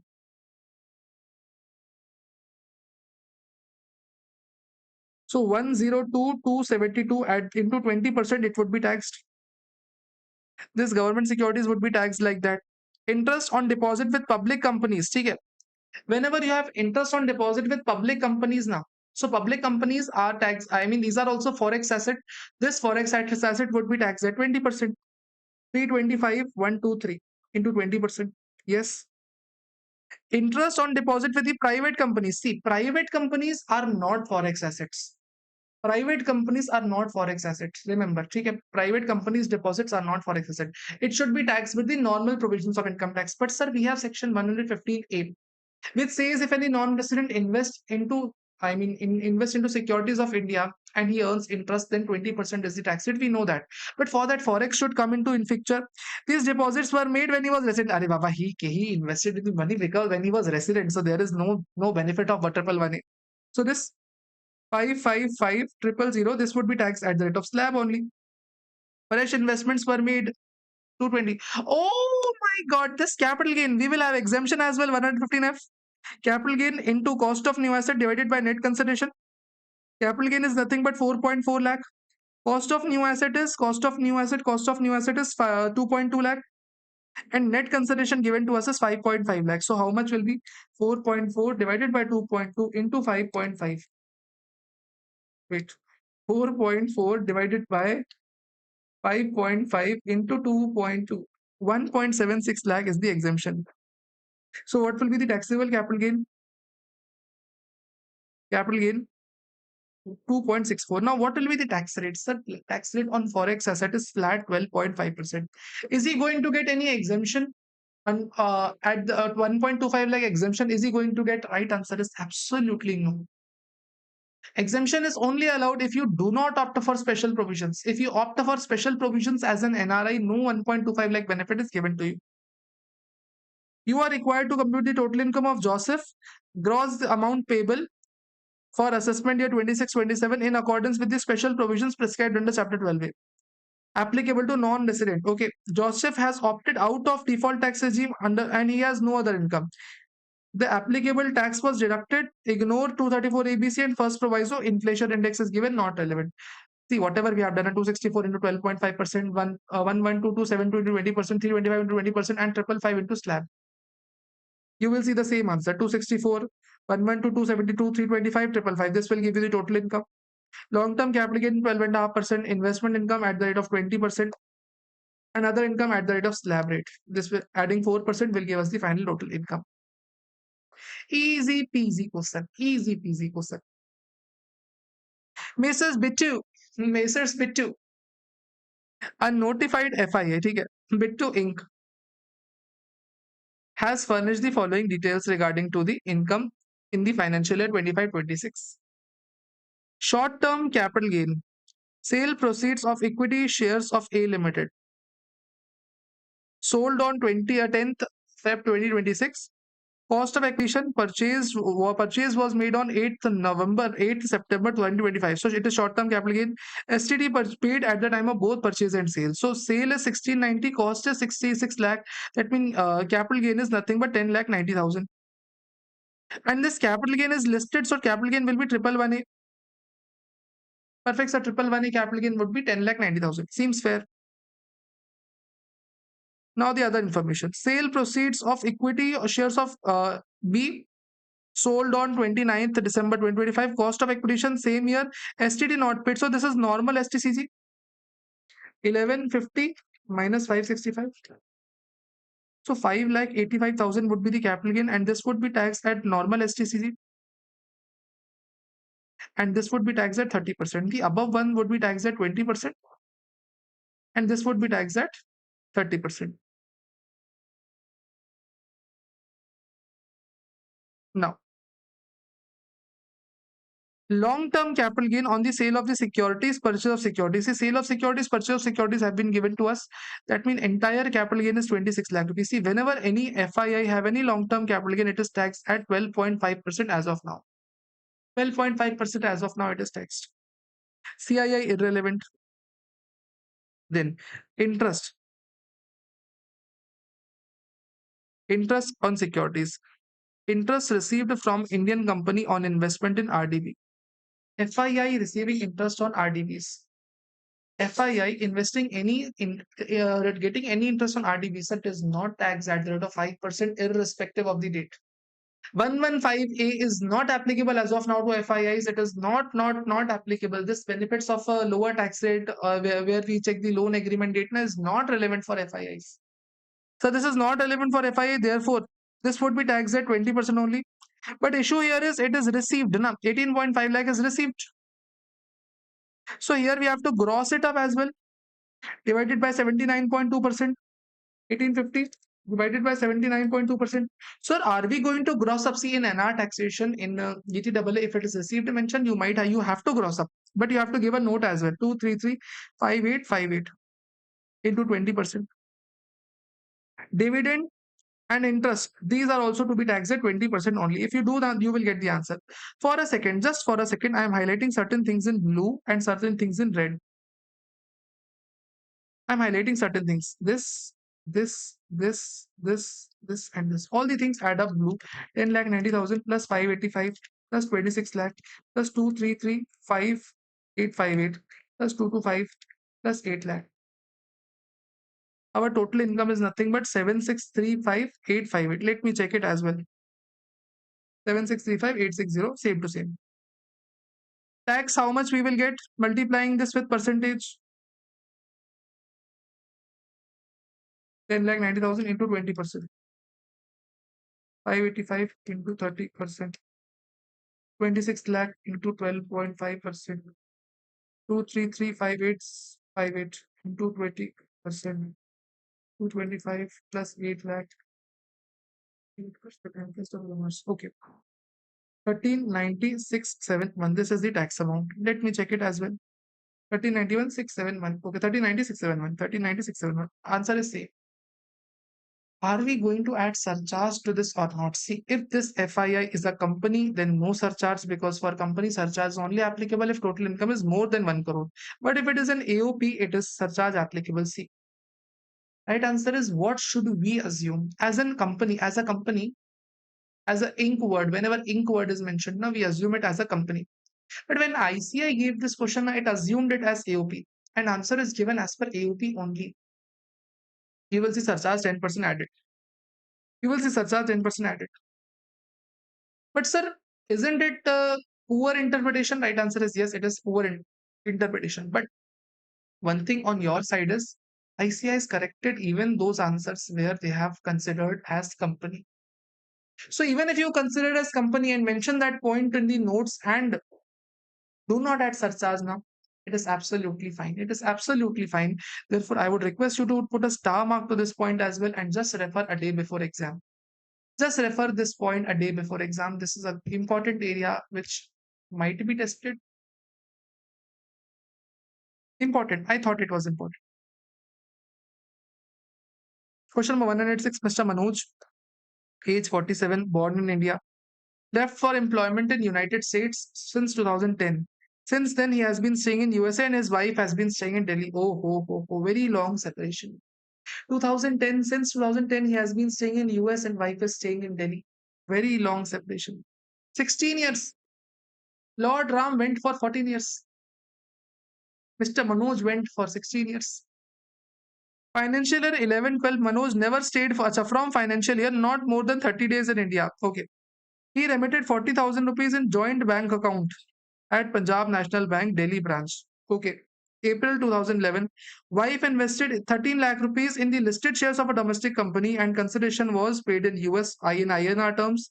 On March 2026, these shares were sold for 13 lakh rupees. STT was paid at the time of purchase and sale. So sale was made in 15 lakh, cost of acquisition was 13 lakh rupees, capital gain is 2 lakh rupees. We have conversion rates as well. Are we not going to convert it?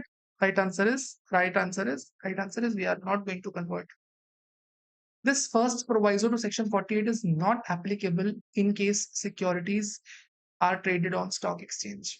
These are not applicable on listed securities. So there would be no conversion happening.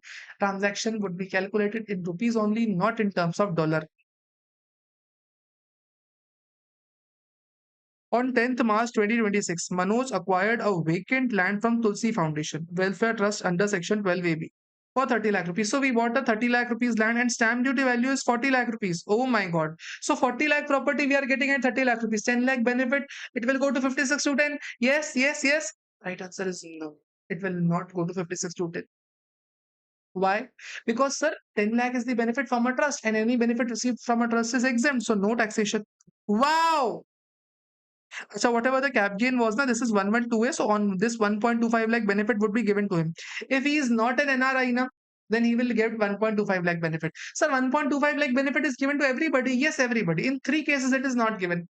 If you are an NRI and opt for special provisions, then 1.25 lakh is not given. If you sell GDR, then 1.25 lakh benefit is not given. If you are an overseas financial organization and you sell any asset, any mutual fund, then 1.25 lakh is benefit is not given. Otherwise, to every associate is given.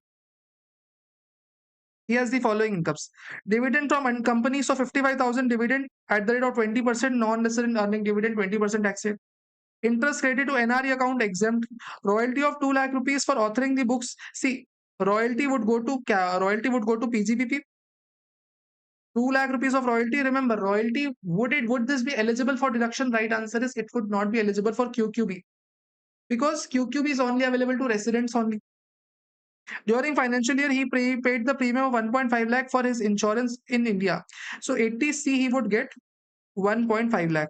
Compute the income and net tax liability, assuming that he opted out of default tax regime. That means old regime. That means that is correct. So his GTI would be 2 lakh plus 55 plus 2 lakh. That is 4 lakh 55,000. His deduction would be 1.5 lakh. That means 3.05 lakh would be total income. How much would be taxes? So capital gain is 2 lakh, dividend is 55,000, and remaining 50,000 is the other income. This other income would not be taxed. Dividend would be taxed at 20%, and this 2 lakh minus 1.25 lakh, so 75,000 would be taxed at the rate of 12.5%. 75,000 into 12.5%. 55,000 into 20%.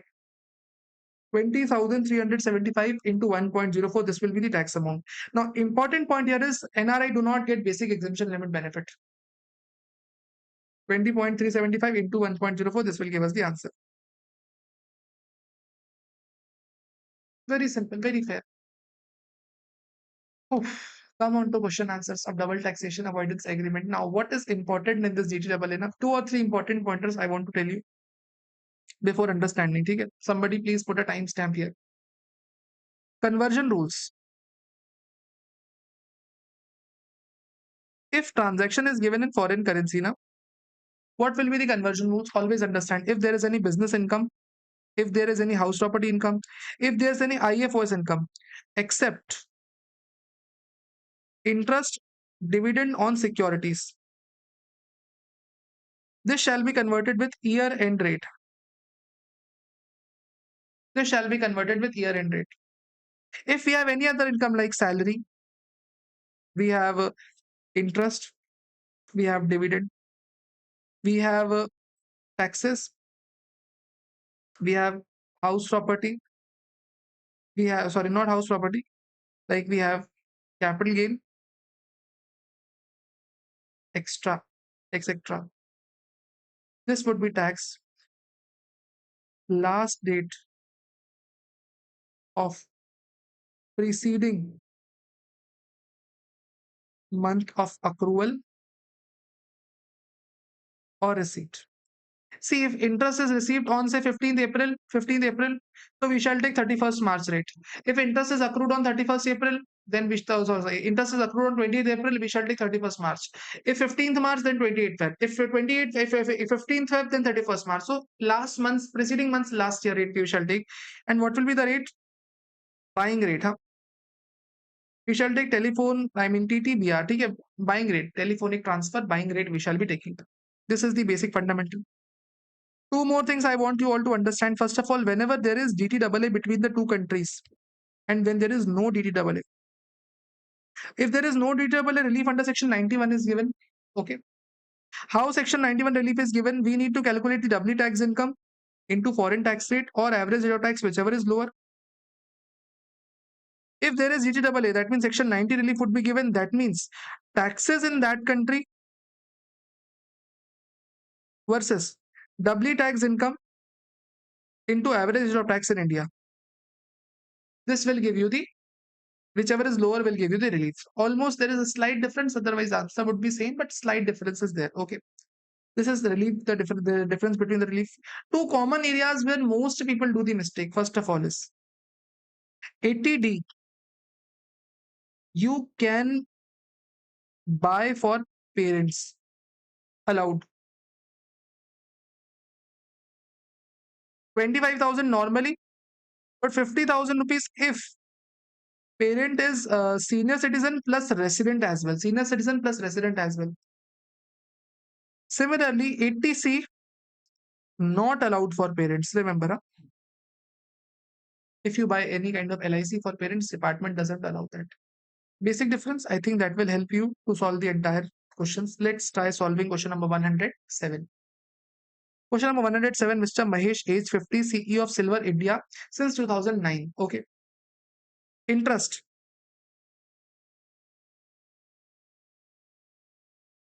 Did I miss out house property? Oh, house property mentioned. Okay. Okay. Salary,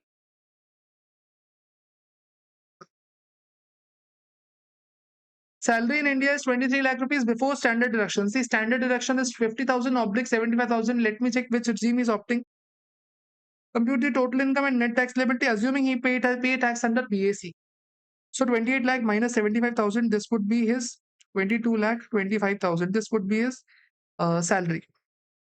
Interest in respect of self-occupied house property, 1 lakh 80,000. We shall take that. Interest. Interest is not earned, but it is expensed. Huh? Interest in respect of self-occupied house property, it is paid. And under new tax regime, it is not allowed to be set off.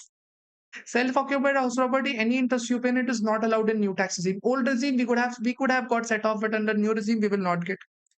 Interest on FD 1,60,000 rupees. And on this, no deduction under 80 TTB will also be given. TTA TTB will not be given. Yes, following income in country A. Business income 25,000. See, business income will be converted with year end rate. What is the year end rate? 31st March 2026. 71.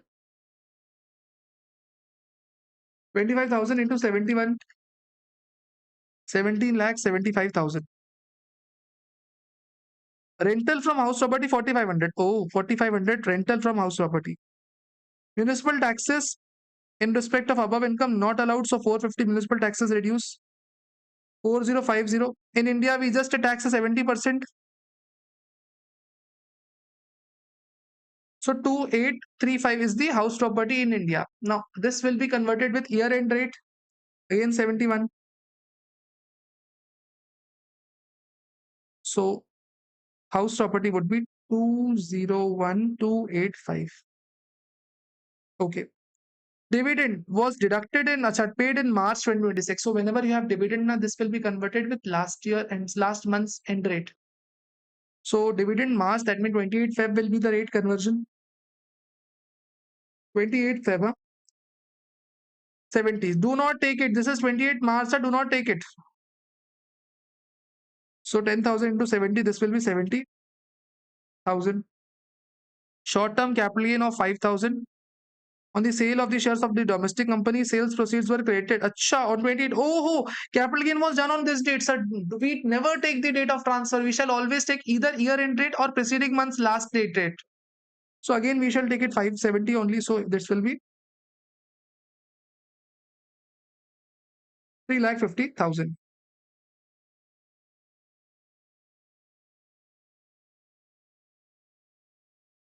India has GTAA with country A, and tax paid in country A is eligible for credit. The fiscal year for income tax is both same, okay?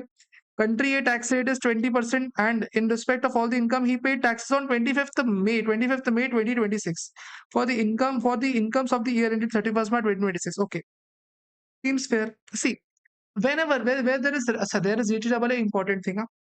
There is GTAA. So section 90 relief will be taken. Taxes paid in that country versus taxes paid on such income in our country. Whenever we have to calculate relief, first step is to calculate total income. I'm highlighting the income, and this will give us the total income. All these will give us the total income. 222,225 plus 61 lakh 60,000 plus 1,775 201,285 plus 7 lakh plus 350. So our total income would be 5,411,285. Our taxes would be minus 24 lakh into 30% plus 3 lakh into 1.1 into 1.04. How are you going to solve the taxes? You are not going to write down 0 to 4 lakh, 4 to 8 lakh, 8 to 12 lakh. You are not going to do that. You are simply going to do that minus 24 lakh into 30% plus 3 lakh into 1.1, because surcharge will also be applicable into 1.04. If you missed out surcharge, slap yourself once. Slap yourself once. Surcharge cannot be missed right now. Okay? At this juncture, you cannot skip surcharge. Okay? Sir, we will not slap, but yes, we will remember. We will remember. 1376 is 673. 1376 is 673. This is the taxes in India. Let me check it out. Always finger. 1376, 673. Oh, 673. Oh my God. Oh my God. Oh my. Take it. Fine, fine, fine.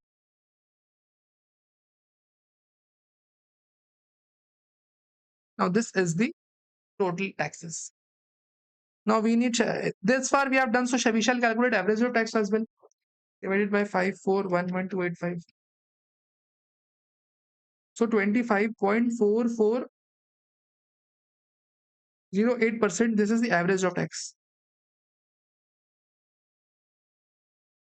We shall find out how much taxes are paid in that country. Let me tell. I'm highlighting the incomes in that country. Business income is 25,000 USD, rental income is 4,500 USD, and there is no deduction of municipal taxes, so we shall not reduce that. Dividend income is 10,000 and short-term capital gain is 5,000. So 25,000 plus 4,500 plus 10,000 plus 5,000. So 44,500, this is the amount. 44,500, this is the amount. Yes. On this 20% taxes he has paid, 1,800 he has paid.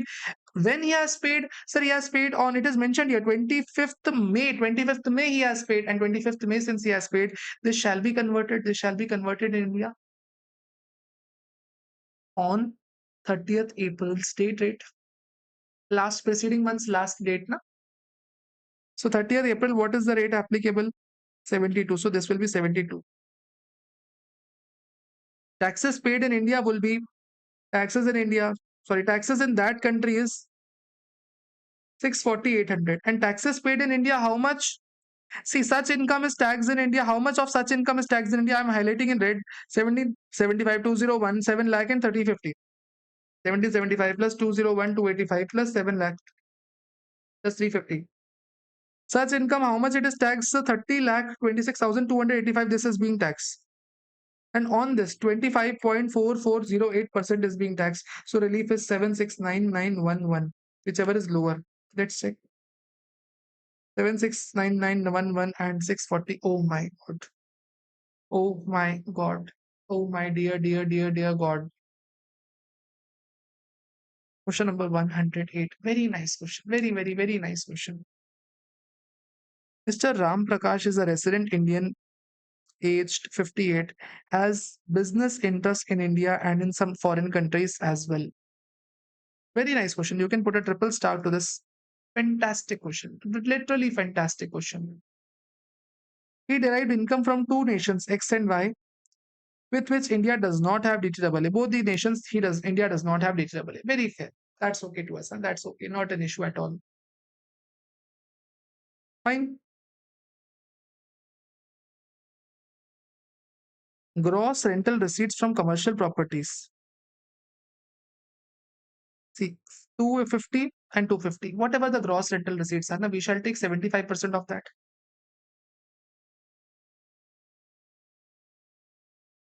We shall take 75% of that. So country X, country Y, 1,75,000, 1,75,000. This will be the rental income we shall take. Not 75,000, 70%, but 75%, but 70%. Simple, 70%.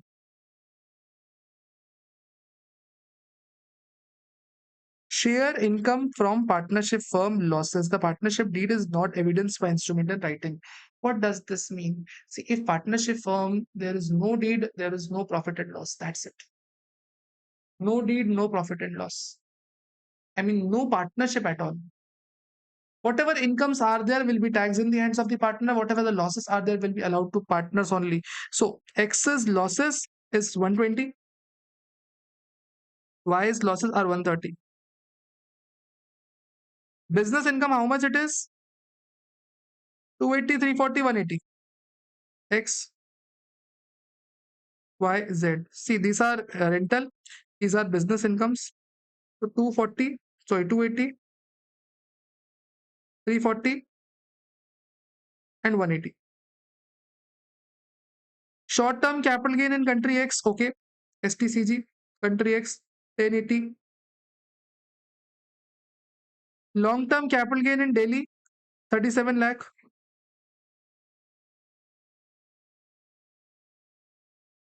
Agriculture income in that country, but agriculture income in India is not considered because agriculture income in India is exempt. See, if land is in India, then agriculture income on such land in India will be exempt. So, agriculture income, country X 340, country Y 180. Adding up all. Acha, let's see. Residential house at Delhi 2026. Oh, who in this 20, 36, 37 lakh, 25 lakh would be reduced. So it will be 12 lakh. Long term capital gain will be 12 lakh. Fine, sir.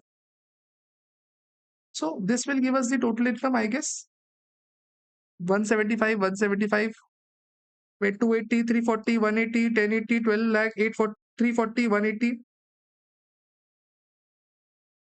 reducing 120, reducing 130.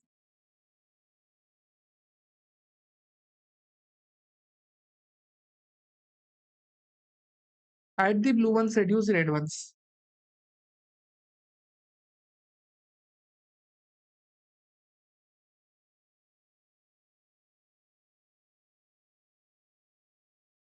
Our total income turns out to be 37 lakh. Contribution to PPF, will that be allowed? Let's check. Compute the net tax liability of Ram Prakash, assuming he pays tax under BAC. So if he pays tax under BAC, there is no such requirement of deduction. This is irrelevant. So our total income is fine. Step number 2 involves calculation of taxes. How taxes will be calculated is not easy. It's not easy. Let me tell you. Since we have agriculture income as well, we need to calculate in 3 steps. Step number 1, total income of 37 lakh plus agriculture income of 5.2. That means 42.2. This is the amount of income on which you have to calculate the taxes. And on this as well now, 12 lakh is 112 capital gain and 30 lakh will be calculated at slab. So how taxes will be applicable? 12 lakh into 12.5%. That means 1.5 lakh and 30 lakh 20,000 minus 24 lakh into 30% plus 3 lakh. Always do not add surcharge here. Huh? Surcharge education fees is never added here. 486. So on this total income taxes would be 636. Step number 2, agriculture income plus basic exemption limit. Agriculture income is 5.2, basic exemption limit is 4, so we will have 9 lakh, 9.2 lakh. How much taxes on 9.2 lakh is?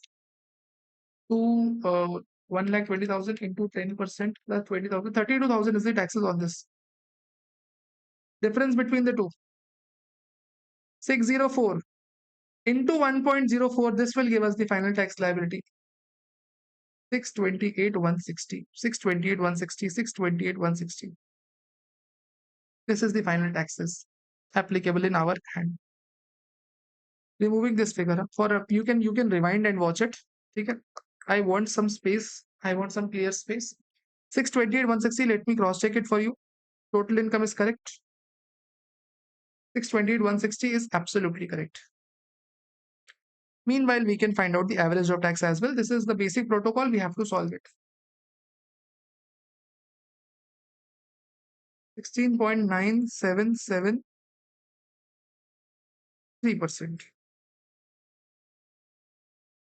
16.9773%. Okay.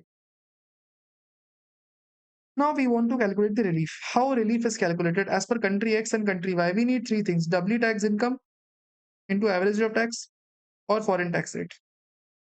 Country Y, W tax income, average of tax, foreign tax rate. Average of tax I can tell. 16.9773. This I am telling, huh? 16.9773. This I am only telling. I am personally telling. Okay. Foreign tax rate. What will be the impact of foreign tax rate? Let me tell you. Oof. Foreign tax rate has not been given to us. We have been given a slab. Country Y, we have been given 27%. We have to calculate foreign tax rate. We have to calculate W tax income. Let us solve it one by one. Let us solve it. First of all, let's read what the pointer says. No statutory deduction is allowed under the house property in country X and country Y. Country X and country Y, no municipal taxes are allowed. Loss from firm can be set off in country Y, but not in X. So country X, whatever loss we have cannot be set off. Agriculture income is exempt in country X only, not in country Y. Okay. So how country X and country Y taxation takes place? Let me help you. We need to calculate the total income in country X. In country X, Can I simply say that agriculture, this house property income as it is will be taxed in that country because there is no deduction? Sir, done. Losses are not allowed in country X as it is given below. You can read it out again. You can pause and read it out. Capital gain will be taxed as it is. Yes. Long term, short term capital gain will be taxed as it is. Agriculture income is exempt in that country. So in that country, now how much will be our total income? 1080 plus 280 plus 250. So total income would be 16 lakh 10,000 rupees. This will be the total income 16 lakh 10,000 rupees. Okay. Slab rate would apply up to 3 lakh, no tax. 3 lakh to 6 lakh, that is 3 lakh of income, that is 15%, that is 45,000. 6 lakh to 16.1 lakh, that means 10.1 lakh into 22%. How much it will be? 222,200. How much taxes would be there, sir? 267,200. And foreign tax rate in that country into 100. 16.5963. We are only done with foreign tax rates by now. Only foreign tax rates are done by now. We have to calculate doubly tax income as well. Let me cut it out for you. Since here, whichever is lower is foreign tax rate, we shall cut the average rate of tax. Here, we have lower is 16.97773, so we will cut this as well. Okay. Perfect, sir. Perfect. Absolutely perfect.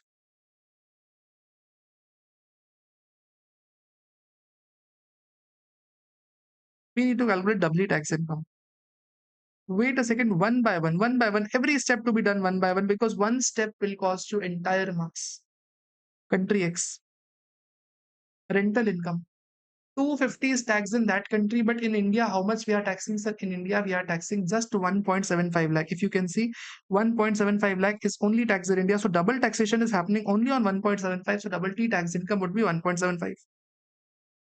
Wait a second for a loss. Business income, the way it is taxed in that country is the same amount taxed in India. Short-term capital gain is same tax in India. Agriculture income, sir, agriculture income is exempt in that country. Agriculture income is exempt in that country. We are just taxing. That country is not charging taxes. We are only charging taxes in that agriculture income. So there is no double taxation. There zero is tax here, 3.4 lakh is tax. So there is no double taxation happening. So no double taxation. And whenever, always learn it as a thumb rule that whenever there is a business loss that is in the foreign country now, if India allows that business loss, this will always be reduced from double tax income. Always reduced. So this 1.2 lakh will be reduced. 1,75,000 plus 280 plus 1080 minus 120.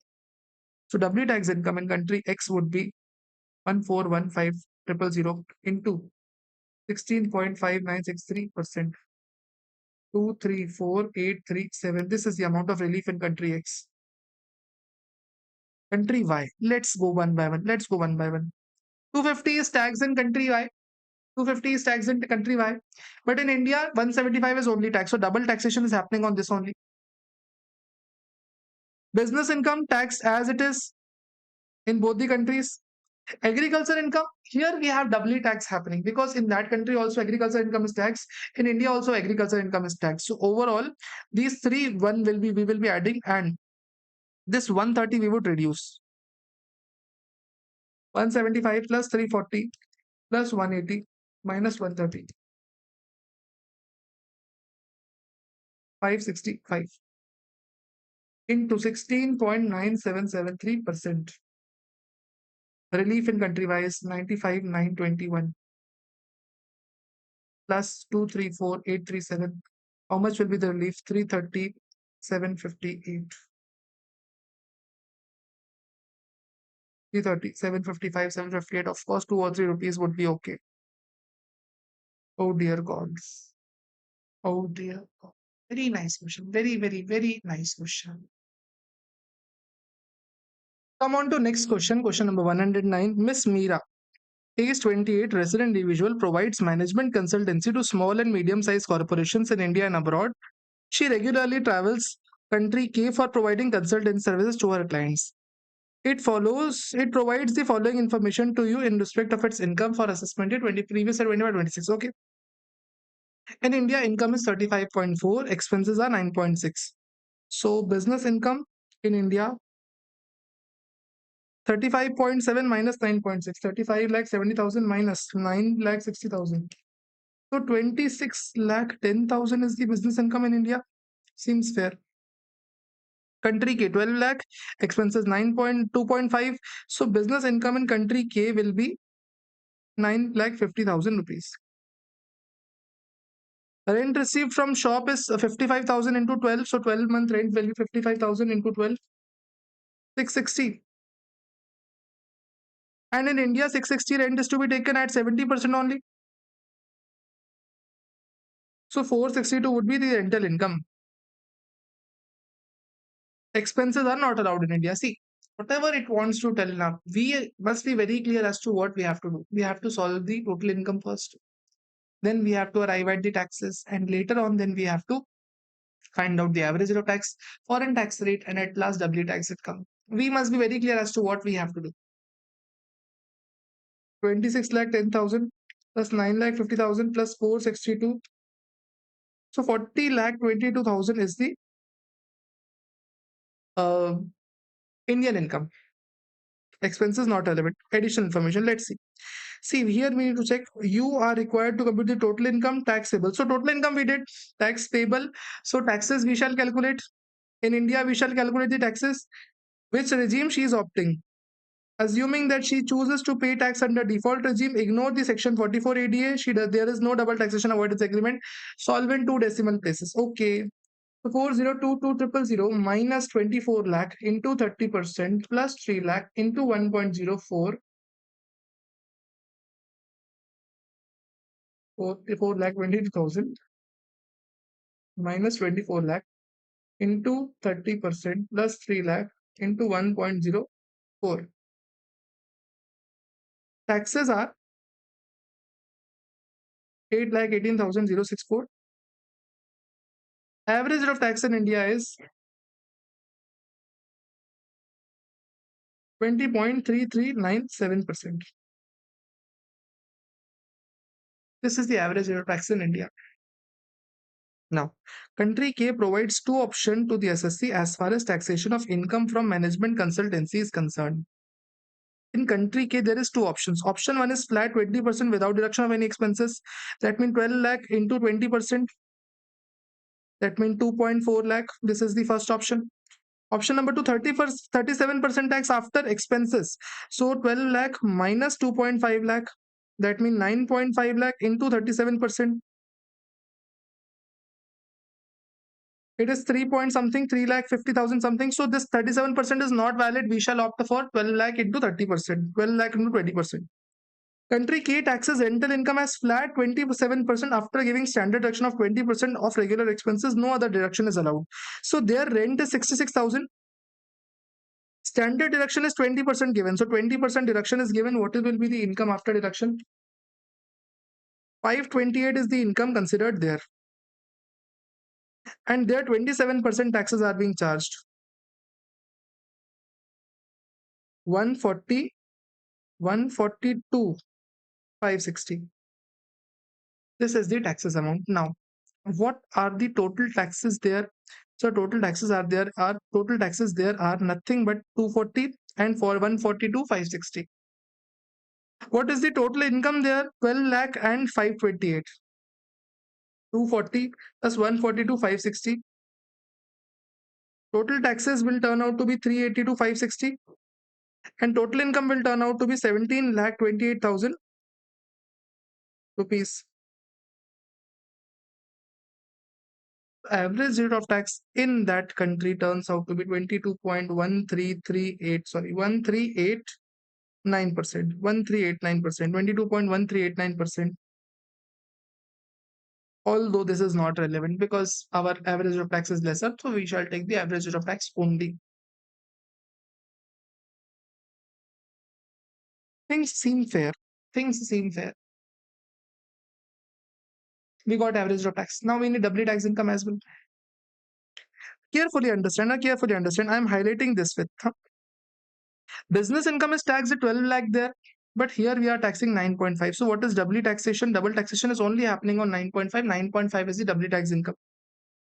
Rent is being taxed at 528 there. India is just charging India is charging 462. So double taxation is happening on these two only. So double taxation is only happening on 14 lakh 12,000. And on this relief would be given 20.14 lakh 12,000 into 20.3397%. Relief would be 287,196. This is the amount of relief I think we should get. 287,197. Okay. Question number 110. Easy peasy question. This is also easy question.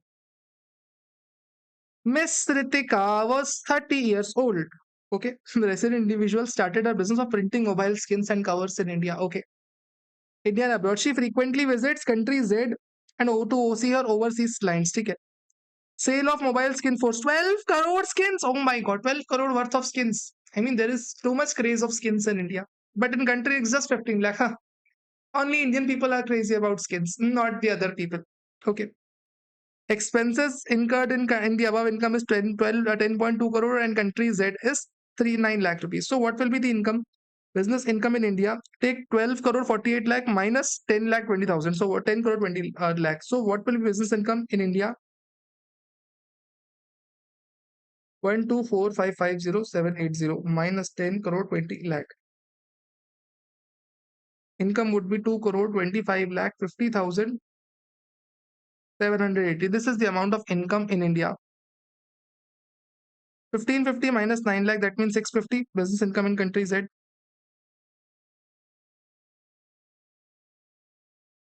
Seems fair. Rent received from commercial property 65,000 into 12 into 70%, 546. This will give us the total income. Expenses in that country are not relevant. 225 50780, 225 50780 plus 650 plus 546. Our total income is 237,46780. Seems fair. Additional information, country Z taxes every income at 25%. Dear God, foreign tax rate is given directly to us, 25%. Fair. Business expansion in India. Hiritika expanded her business in last year. She hired employees in this current year. Okay. 18 employees on 1st May. So 23,000 salary on 18 employees. On these 18 employees, for 11 months, we will get deduction. 22 employees on 1st June. That means 22 employees, and for them 10 months salary would be given. 15 employees on 1st November. Deduction will not be given because these employees are employed for less than 240 days. At least 240 days we need to employ. Whatever the salary expenditure would come out, we shall take 30% of that. 23,300 into 18 into 11 M plus 24,500 into 22 into 10 M plus double MRC into 30%. 80 double Z double A. 3001020. 237,46780. 207,45760. Our total income is 207,45760. Important point here is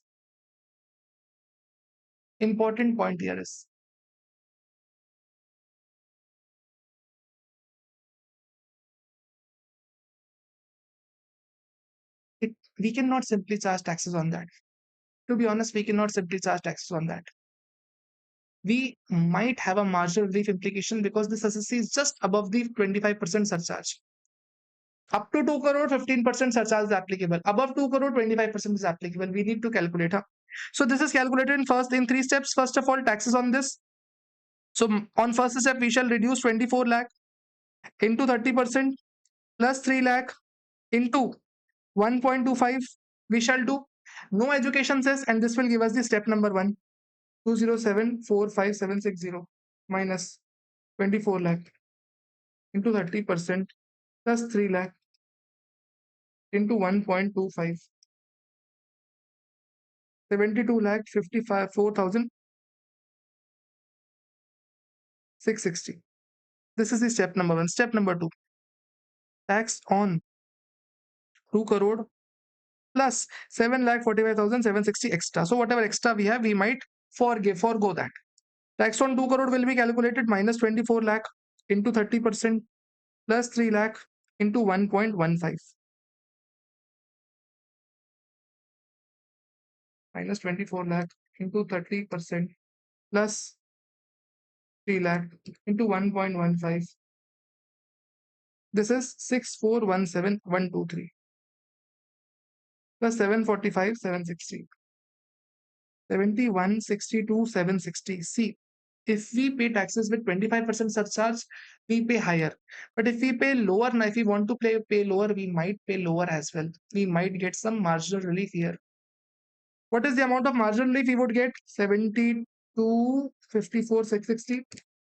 So 91,900 is the marginal relief we would get, but that is not relevant. We shall just pay taxes on this. Into 1.04 will give us the taxes. So 71,62760 into 1.04. So taxes payable on this would be 7449270. This is the amount of taxes that will be paid. 7449270. If you check out the marginal relief will be same. How are we going to compute the relief? See, for that matter, we need to calculate average of tax. 207,45760. So 35.9074%. Okay. See, ideally you can do up to 3 digit, 4 digit. That's up to you. In examiner, if it mentions that you have to solve it at 2 digit, you should solve it up to 2 digit only. I personally like solving at 4 digits because it accurately measures my answer. So average of tax is clear. Foreign tax rate 25%. Of course, we will get relief on 25%. Entire effort not relevant, but yes, average rate of tax is always higher. Foreign tax rate is very less. We shall use this 25%. What is the doubly tax income? Doubly tax income is nothing but these two only. 650 plus 546 into 25%. So 2,99,000 is the relief. Even without calculating the taxes, now we would have got relief. Relief was easier to calculate even without calculating the taxes as well. Question number 111, that is Miss Sreshtha. Miss Sreshtha is a resident individual, age 34, furnishes the following information relating to previous year 25-26. Seems fair. Okay. Gross receipt from business carried from Jaipur. Okay, Jaipur business is 26 lakh rupees. We shall take that. Expenditure earning the receipts is 3.5. So we shall reduce this 3.5 lakh. So 22.5 lakh will be the business income. We shall take this. Rent received in country M in respect of residential property situated there in country M. Achha, this is Jaipur. Huh? This is Jaipur. Rent business is on Jaipur. Rent received in that country 95,000 into 12 we shall take, and into 70% we shall take in India. So 95,000 into 12 into 70%. 7,98,000 will be taxable in India. See, this is Jaipur's income. This is foreign income. This is foreign income. Okay. Expenditure with respect to repairs and maintenance in India, we are not going to allow this. Receipt of agriculture operations in country M. See, if you have any income in country M, it might not be taxed there, but it will be taxed in India. So foreign income, that is agriculture income, we shall take 18 lakh rupees as it is in India. Expenditure for earning agriculture income, we shall also reduce the expenditure as well, because in India we give deduction of expenditure. So net foreign income taxable in this case would be 9,50,000 rupees. Agriculture income tax in India is 950. So 758 and 950, 798 and 950. Expenditure. Dividend income from country M. So again another foreign income. Dividend 420. As it is taxed. Okay. Taxation regime in country M provides all agriculture income, agriculture income is exempt in country M. All other incomes are taxed at 20% rupees. In that country, flat tax rate is 20% only. So foreign tax rate is clear to us. Compute the total income and net tax liability, assuming she has not opted out of default tax regime. Not opted out of default tax regime. That means she pays tax under new tax regime only. Not opted out. Wow. She continues? No, not opted out. Okay. Adding up to all the blue ones will give us the total income 22,50,000 plus 798 plus 950 plus 42 lakh. 4,20,000. That means 44,18,000 is the GTI. 44,18,000 is the, of course, GTI or NTI, whatever it is, we shall get. We shall get that.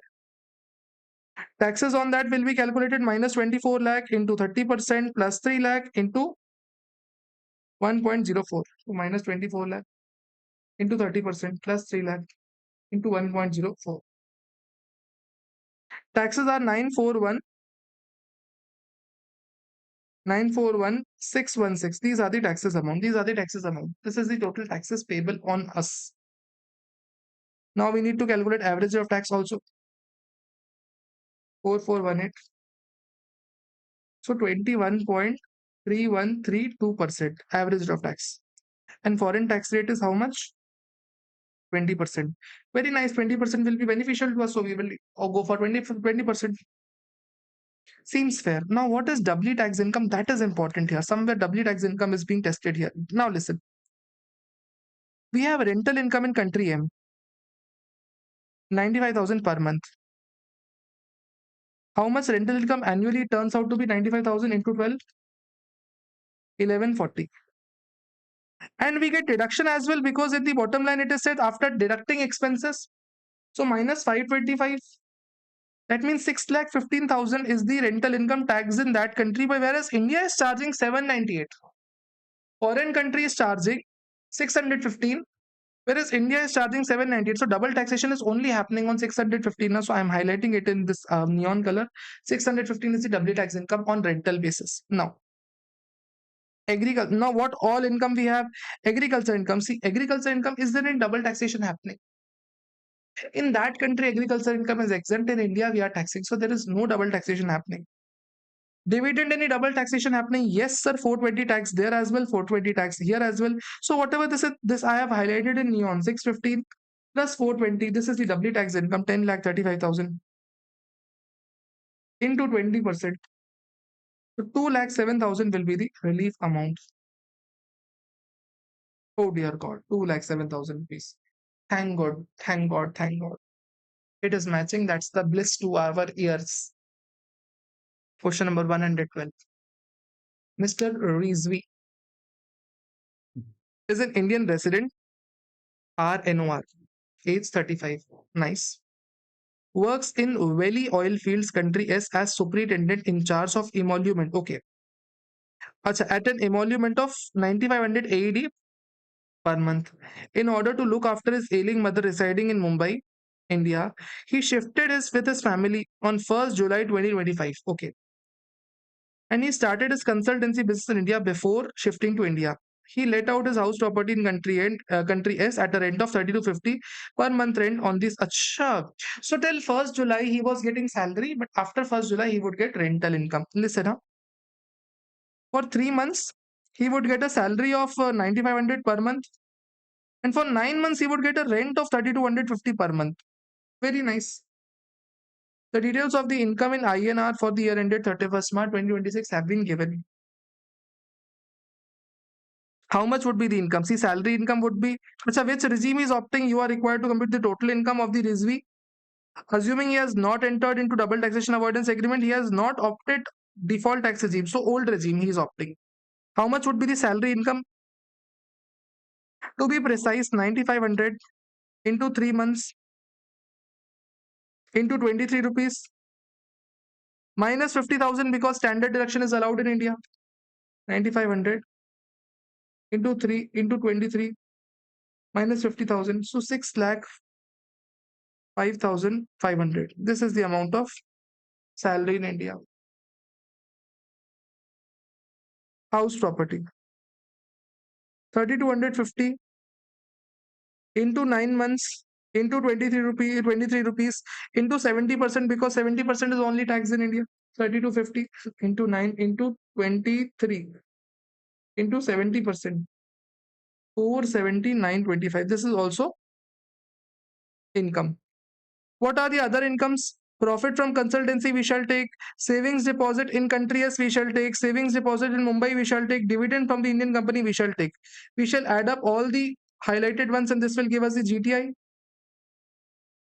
605500 plus 470925 plus 865 plus 45500 plus 18250 plus 7750 2012925. This is the GTI. On this GTI, we shall give some deductions. Rate of tax, acha, foreign tax it has been given, thankfully. Thankfully, foreign tax it has been given. During previous year, Rizvi paid 48,000 as medical insurance for himself and 60,000 rupees as medical insurance to health of a father non-resident. So for himself, he would get maximum 25,000. And for father also, he would get maximum 25,000 because father is a non-resident. I had told you, for a non-resident person, maximum medical deduction you would get is 25,000 only, not more than that. So 50,000 ATD for 25,000 for himself, 25,000 for parents. So 80 TTA, savings interest at 10,000 rupees. Yes, that's it. This will give us the total income. How much is the total income? 1952, 925. Now here we have to calculate with old regime. Minus 10 lakh into 30% plus 1 lakh 12,500 into 1.04. This will give us the taxes.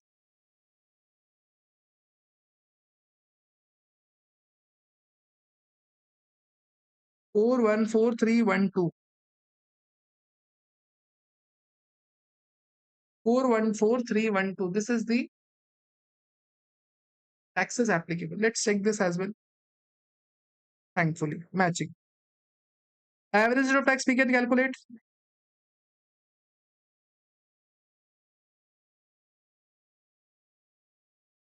21.215%. This is the average rate of tax. Foreign tax rate is given to us 23%. Foreign tax rate is not relevant. We will calculate with average of tax. Now we need to calculate doubly tax income. Salary, whatever is tax, India is giving 50,000 extra deduction. So doubly tax income would be this only. Rental income, whatever is tax, India is giving special deduction of 30%. So this will be doubly tax income only. 605500470925.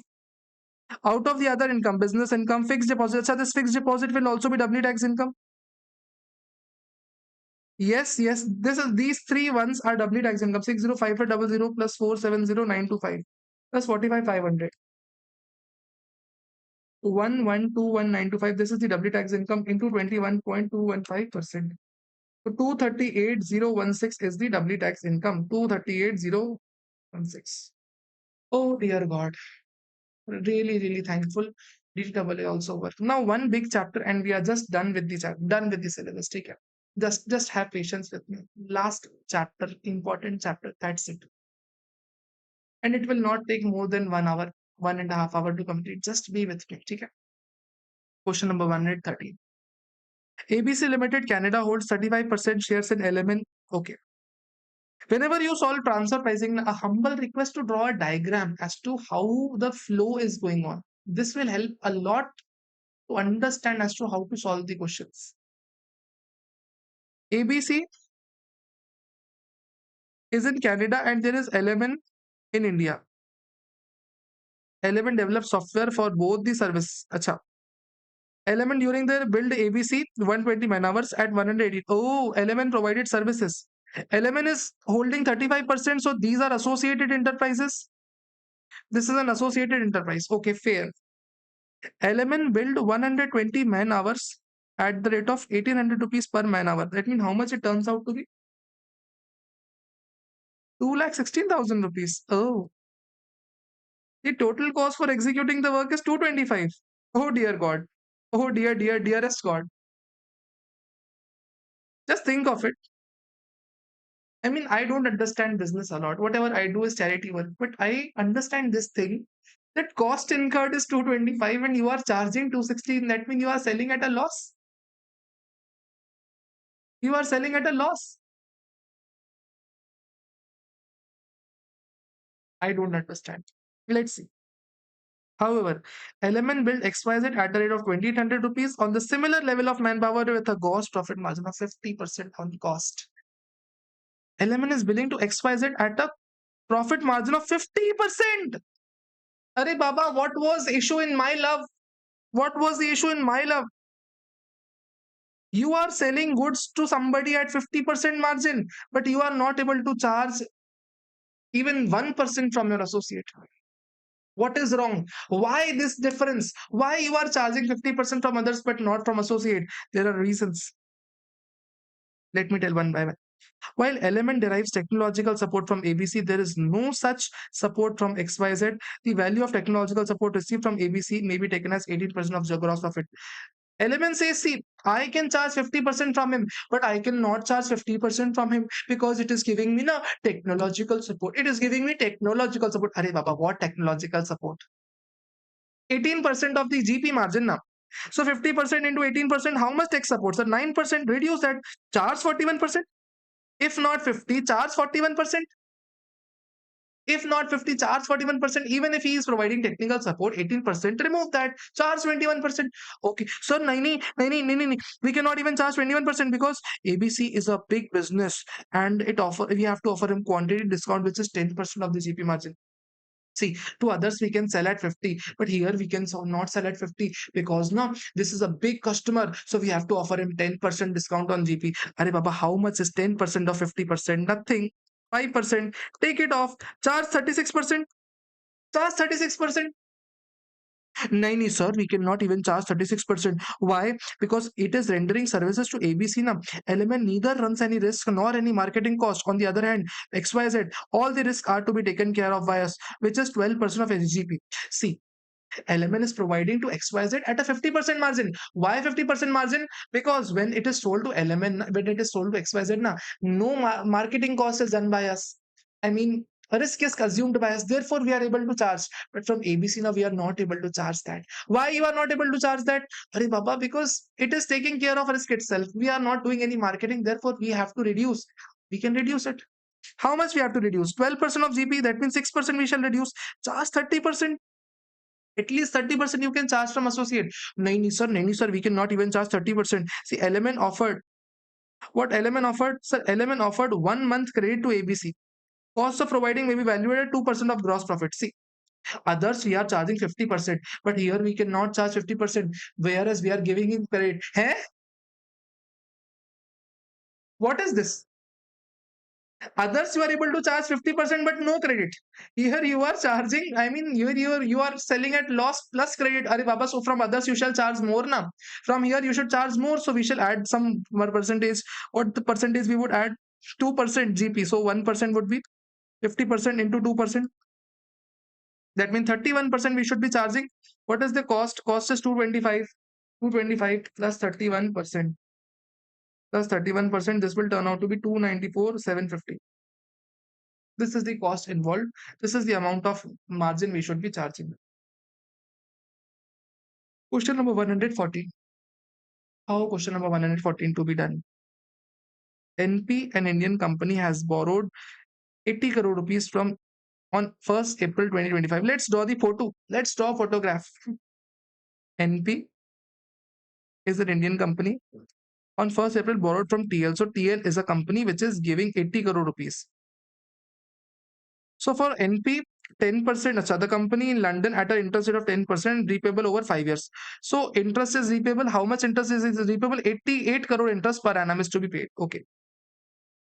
But there is loan is guaranteed by ST. So there is company called ST which has guaranteed the loan. Okay. ST Incorporated UK. Tweed Limited, a non-resident, holds 40% voting power in NP and ST. So there is Tweed karke company that holds 40% in NP and 40% ST. Oh, somebody holding 40% in me and 40% in somebody else. So we shall become associates, and our associate is giving guarantee to TL. So whenever we will be paying interest to TL. Only 90% now. Only 30% of EBITDA would be allowed. That means 94B provision shall apply. So 30% of EBITDA shall apply. 30% of EBITDA we can maximum pay. Net profit of NP is 7 crore rupees. 7 crore is the net profit. Sir, from net profit, we have to go to EBITDA. So we have to add up interest, we have to add up taxes, we have to add up depreciation, we have to add up whatever the amortization is. After debiting interest, interest is 8 crore. We shall add up. We have debited interest 8 crore. Depreciation 6 crore. Taxes 4 crore. How much it turns out to be? 7 plus 8 plus 6 plus 4. 25 crore. On this 30% shall be allowed to us. That means 7.5 crore shall be allowed to us. How much we have actually paid? We have actually paid 8 crore rupees. So 8 crore we have paid. So 50 lakh rupees extra we have paid, and that shall be disallowed. Oh dear God. Oh dear God. Oh dear God. Oh dear God. 115. Done. MNO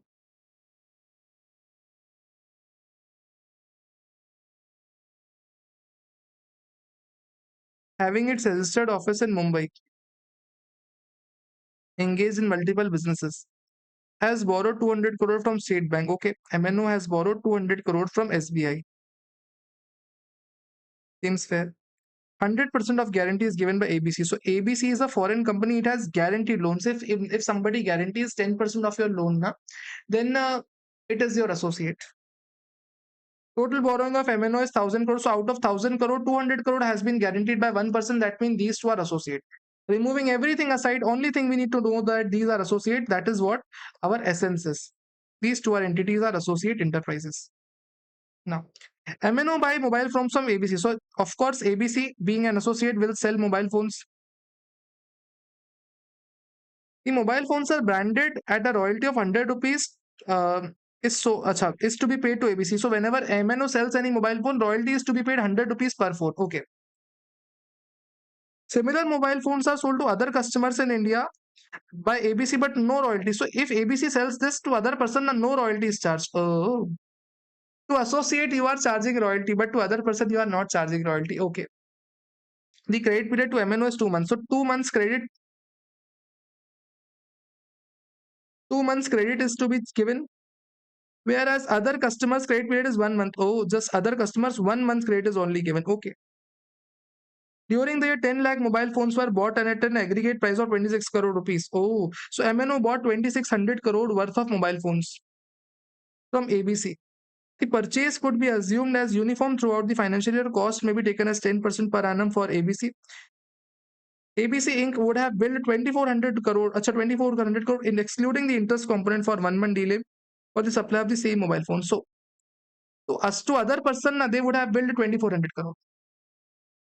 To other person, they have billed 2400 crore. Same products, same thing, but to associate, we are billing 2600 crore.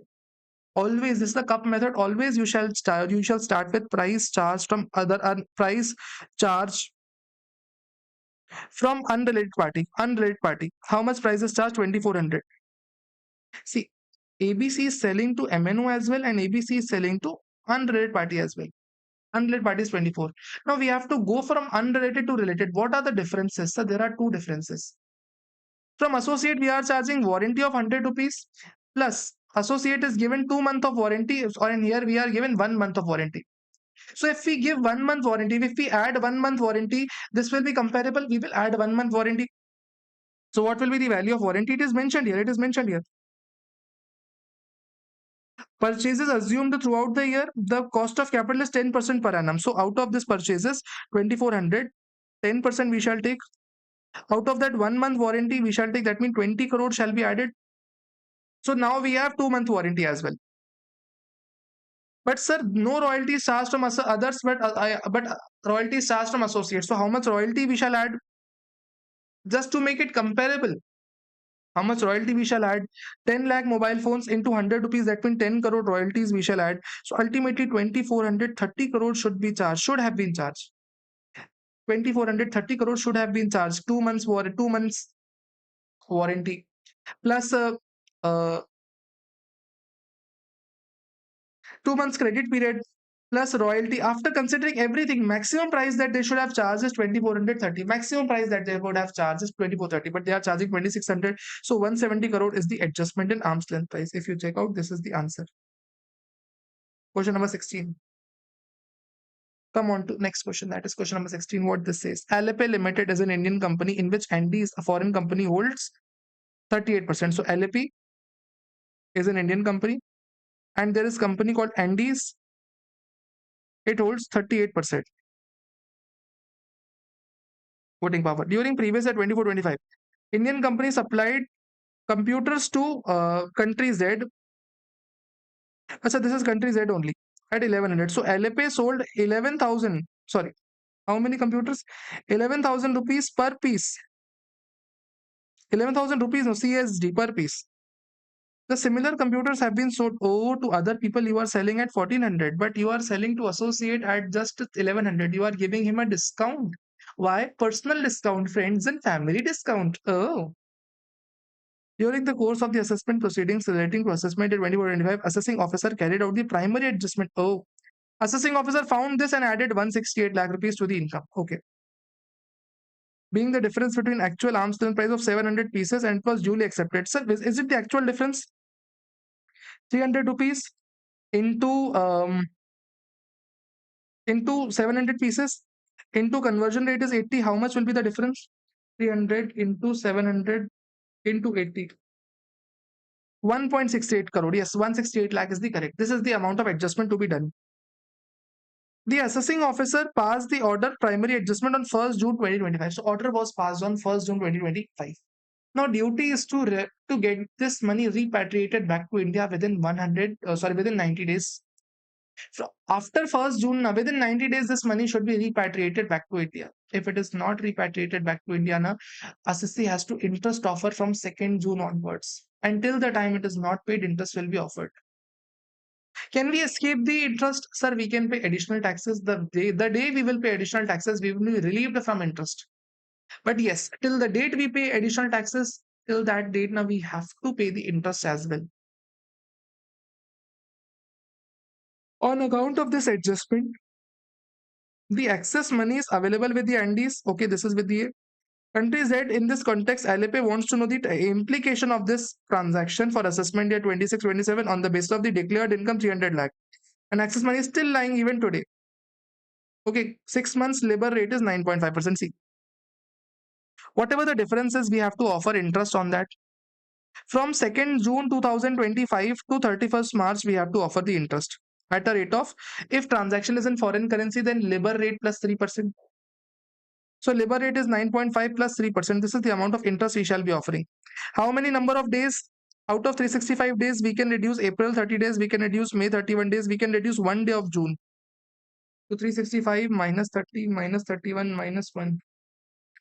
303 days. 168 lakh into 303 divided by 365 into 12.5%. 174. No, not 174. 17 lakh 43,288. This is the actual amount. This is the actual amount.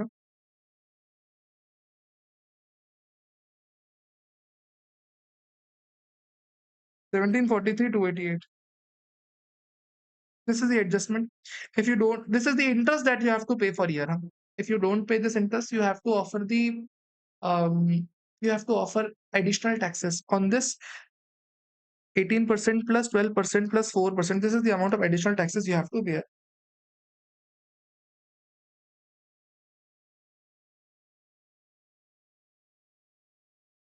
35 lakh 22,355. This is the additional taxes you have to pay.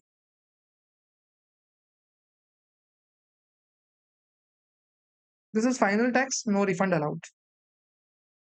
Question number 117. ABC Private Limited, Bangalore, is engaged in manufacturing of electronic goods and exporting the same to various associated and other enterprises in Southeast Asia. The report with respect to international transaction with AE has been furnished for all the years. Okay. So manufacturing thing, exporting things, international transaction report furnished all the year. The company applied for APA and APA was filed on 15th Feb 2025 and was signed on 5th May. So of course, application has to be made before 1st April of the previous year and signing can be any date. If it has applied before 1st April 2024, that means from previous year, 24, 25, 26, 25, 26, they will get APA. 26, 27, 27, 28, 28, 29, and 29, 30. This is the period of APA. This is the period of APA that assessee would get. What is the rollback period? Previous year 24, 25, 23, 24, 22, 23, 21, 22. If we write in assessment terms, 25, 26, AY 25, 26, 24, 25, 23, 24, and 22, 23. Of course, you don't have to write this much, but for understanding purpose, I have to write this much. Company also applied for international transaction for which rollback benefit was signed in Jan 2026. So whenever rollback benefit is signed, so we shall get rollback as well for 4 years. The details of the 4 years have been given. Assessment year 2021, assessment year 2021. So this is not relevant. We will not get rollback even if case is pending. 21-22 assessment year 22-23 is the first year of rollback. So this is also not eligible. 2023 no dispute, allowed rollback. For 22-23 we will get rollback. Second, assessment year 23-24. Assessment year for 23-24 was completed by making the reference to TPO who enhanced the arm's length price of the international transaction by 500 lakh. For this year, TPO enhance the arm's length price by 500 lakh rupees. Perfect. Original income would have been maybe 1,000. Your increased assessed income would be 1,500 lakh. Now, if AP is applied now, arm's length price for 23-24 would get enhanced only by 300 lakh as against 500 lakh. So against 500 lakh, there would be only addition of 300 lakh. We are already aware that if assessed income is reduced now, we will get the rollback. But if declared income is reduced, we will not get the rollback. Declared income, we will not get the rollback. But assessed income, if it is reduced, then we will get the rollback. Declared income. What is declared income? If rollback results in reducing this declared income, no rollback given. So for this period, sir, since our assessed income is just reducing now, whatever enhancement was done by TPO, that is reduced. So that is okay. That's okay. That is why we have taken a rollback, because we want TPO's order to be reduced. So we will get rollback. Now, for 24-25, arm's length price of the international transaction was disputed before tribunal and it was set aside by the tribunal for the fresh consideration. See, tribunal has two options. Either it can dispose of your application. If tribunal has disposed of your application, you will not get the APA, will not get the rollback for that year. But tribunal has second option. It can set aside the order of the AO and request AO to do the fresh assessment. If tribunal does this, if tribunal set aside the order of the AO and request AO to do the fresh assessment now, in that case, rollback is given to you. This we have studied. When year 26 income tax return was filed on 29th December. So it was filed on 29th December. It was late filed. So for previous at 24-25, we will not get rollback. Yes, yes, yes, no. Got it, sir. Got it. 118.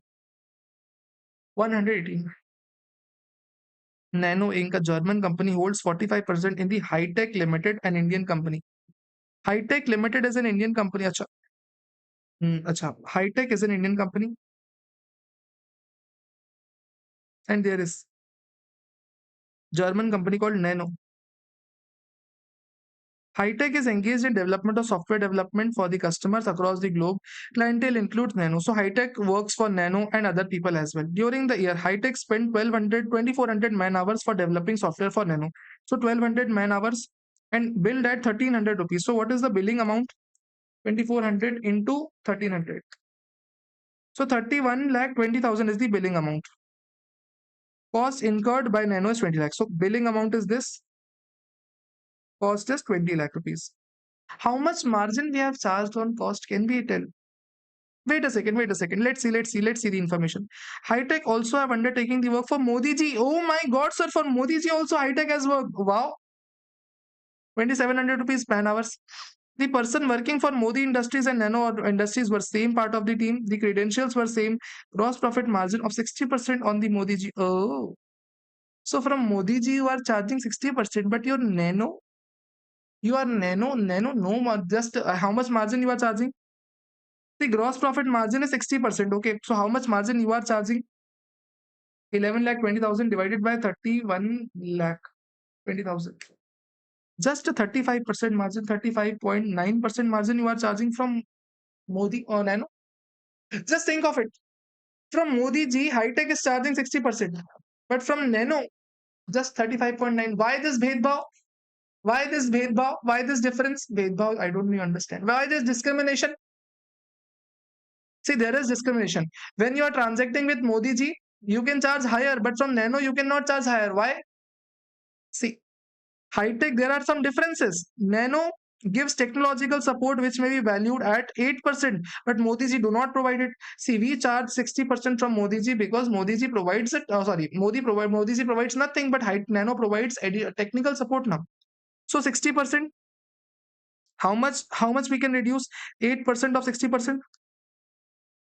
That means how much we can take it? 60 into 8%, that is 4.8% we can charge less, at least charge lesser amount. Since next point, what is another difference? Since work of Nano, there are large number of man hours now, so discount of 14% of normal GP is given. So what it is saying, to Modi ji we can charge 60%, but from Nano we cannot charge 16% because large volume. So 14% of GP is the discount we have to give. So 14% of 60% is the discount we have to give. 8.4 discount. High-tech has offered 90 days credit to Nano. Cost of it can be measured as 2% of the billing rate. No such discount has been given. Oh my god. High-tech ko you are giving 2%. Sorry, you are giving him 2 months credit, but Modi say no credit, even though 60%, but no credit. So you have to charge more now. So you have to increase this. How much you have to increase? 2%. Why 2%? Why not 2% of 60%? See, because other we are said that in other cases we are said 14% of GP margin. So 14% of GP margin we took. But here we are taking 2% of normal billing rate. So 2% of normal billing rate is nothing but 2% gross profit margin only. It is already after considering gross profit margin. 2% of gross profit, 2% is gross profit margin only. 2% of billing rate is nothing but GP only now. Anything multiplied will be comparable with GP only. Anything multiplied by billing rate is comparable to GP only. So we will add directly 2%. Of billing rate, we shall take 2%. 60 minus 4.8 minus 8.4 plus 2. So you should charge 48.8% at least on sales. At least on sales, you should charge this much.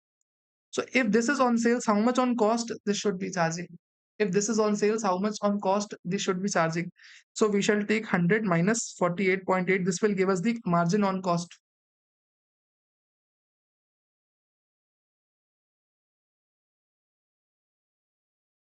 How much? 95.3125% should be charged.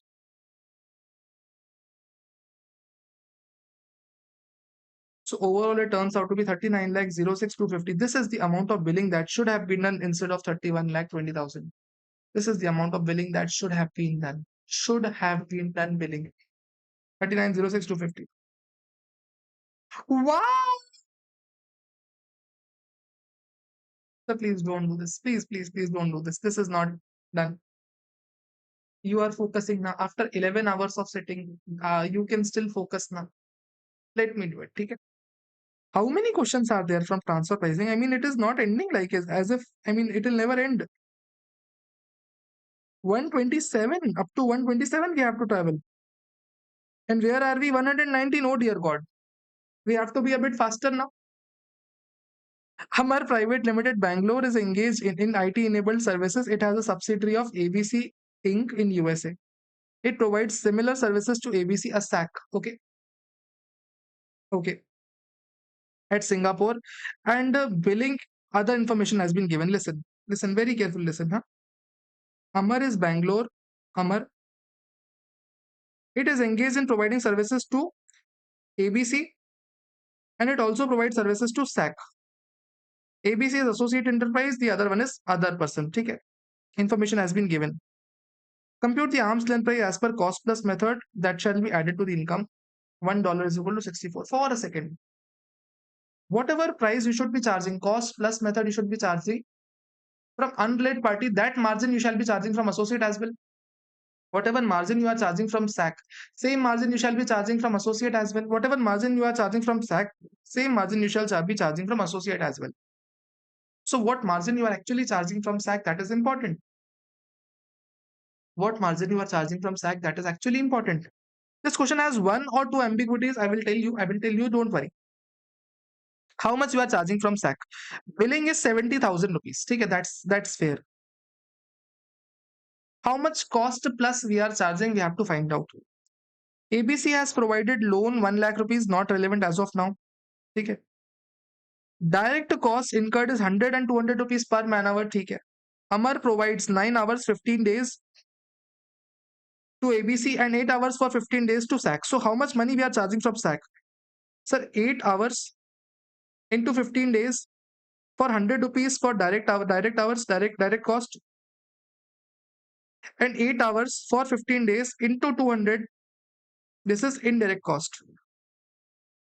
8 into 15 into 100, 12,000.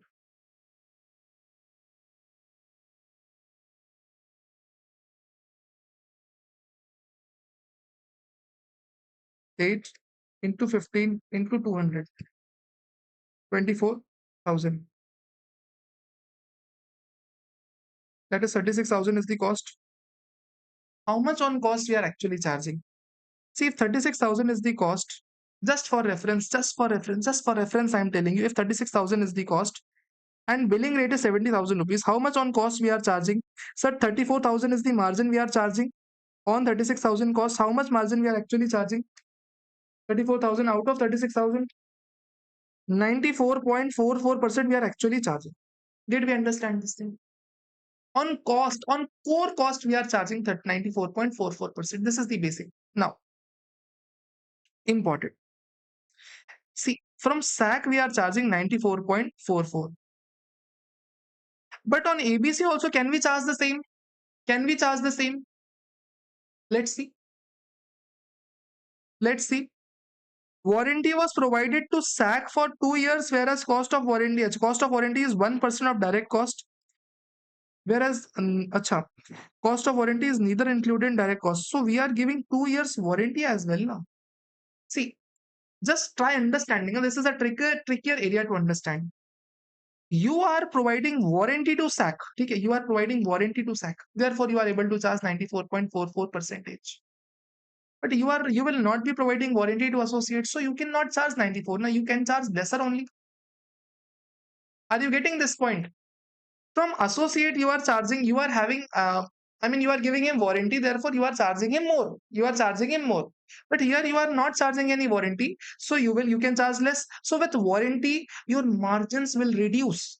With warranty, your margins with associate will reduce. Now, how much margin will reduce? Try understand. 36,000 is the cost. 1% of direct cost, that means 12,000, that is 120. This is the warranty cost. So what will be the actual cost? 36,120.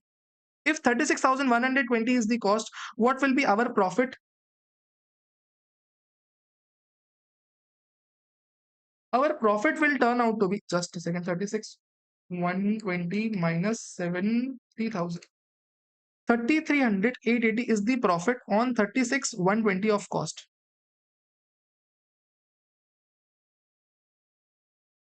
That means, in fact, we can charge just 93.8% from associate, or 93.79. 79% we can charge from associate. That is fair. How much we can charge? Did you understand this point? Why margin has shrunk? Why margin has not increased? This is important. Somebody would argue, why did we add the warranty? We added warranty because from unrelated party we can charge 94%, but from associate we cannot charge because we are giving him warranty as well now. So if we are giving him warranty, then we can charge 94%. But if we are not giving him any warranty, we can not charge that much amount. Now we have to charge lesser only. We have to charge lesser only, so because of its margin shall reduce, and this is the only way. Adding the warranty will reduce the margin. Warranty will not be reduced. Okay, sir, got it. So 93.79 should be charged. Now, what is the cost incurred for Amar? What is the cost incurred for ABC? This is the cost we have to calculate. See, we have to calculate 9 hours for 15 days into 100 is the direct cost. 9 hours into 15 days into 200 is the indirect cost. So 9 into 15 into 100. 13,500 and 27,000. This is the total cost. Now, one more important thing. Try understanding this. ABC has provided loan of 1 lakh rupees to Amar towards the purchase of the hardware for executing. Rate of interest is 3% per annum. See, 1 lakh rupees loan has been given at the rate of 3%.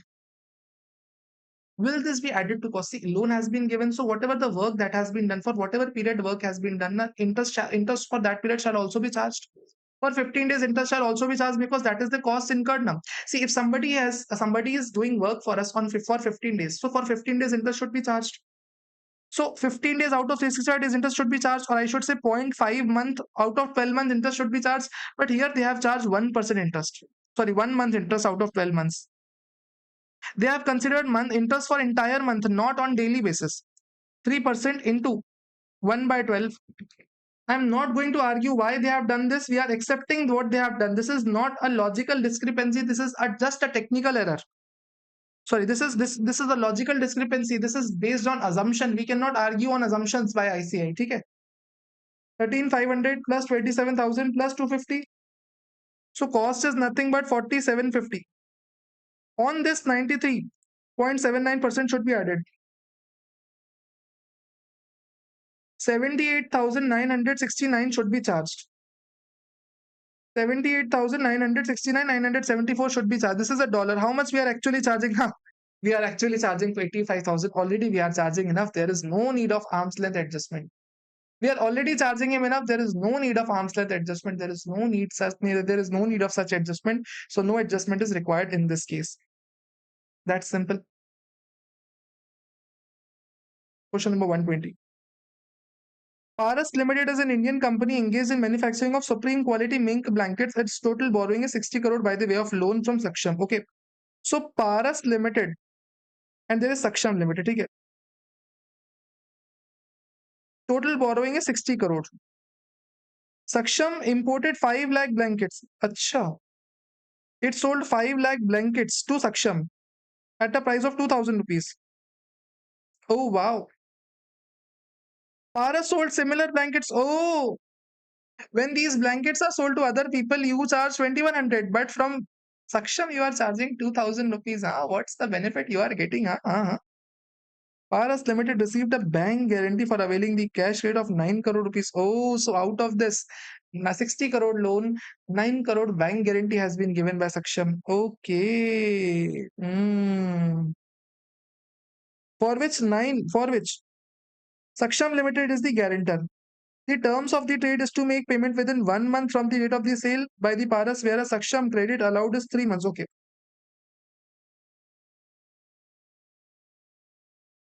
Oh dear God. You are selling at 2,100 to others and you are asking payment in 1 month. Whereas you are selling to Saksham, that is your associate at 2,000 rupees, but you are giving in credit of 3 months. Oh dear God. Oh dear God. Cost of capital may be taken as 12% per annum and it is assumed throughout the year. You are required to tell the Paras Limited, are they associate? Yes, they have given guarantee more than 10% of our borrowing. If yes, compute the arm's length price between the two. Let me tell you. See, this is a cup method, you understood this point. Always start from unrelated party. From unrelated party, you are charging 2,100. Are these two comparable? 2,000, 2,100 comparable? Right answer is no. Here, to unrelated party, we are just giving 1 month credit. Whereas to other people, we are giving 3 months credit. This is what is mentioned here, na? 1 month credit versus 3 month credit. So to others also, if we give 2 months credit plus 2 months credit, then this will be comparable. What is the value of 2 month credit? 2 month credit is nothing but 12% per annum of the cost. So 2,100 into 12% divided by 2 by 112. So 2,100 into 12% divided by 12 into 2. So 42. 2,142 is the price charged. Price to be charged. We are just charging 2,000. That means 142 on 5 lakh. So 7.1 crore is the adjustment amount. 7.1 crore is the adjustment amount that is to be done. Now,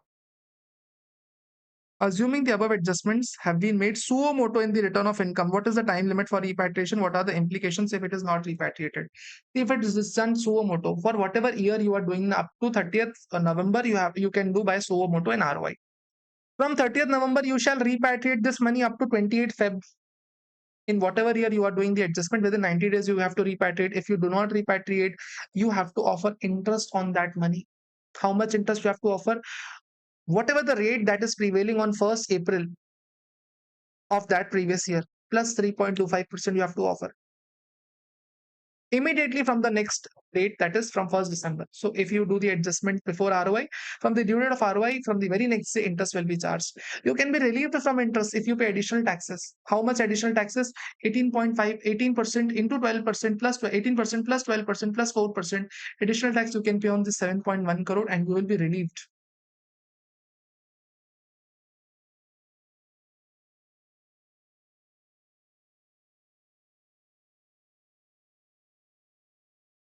121.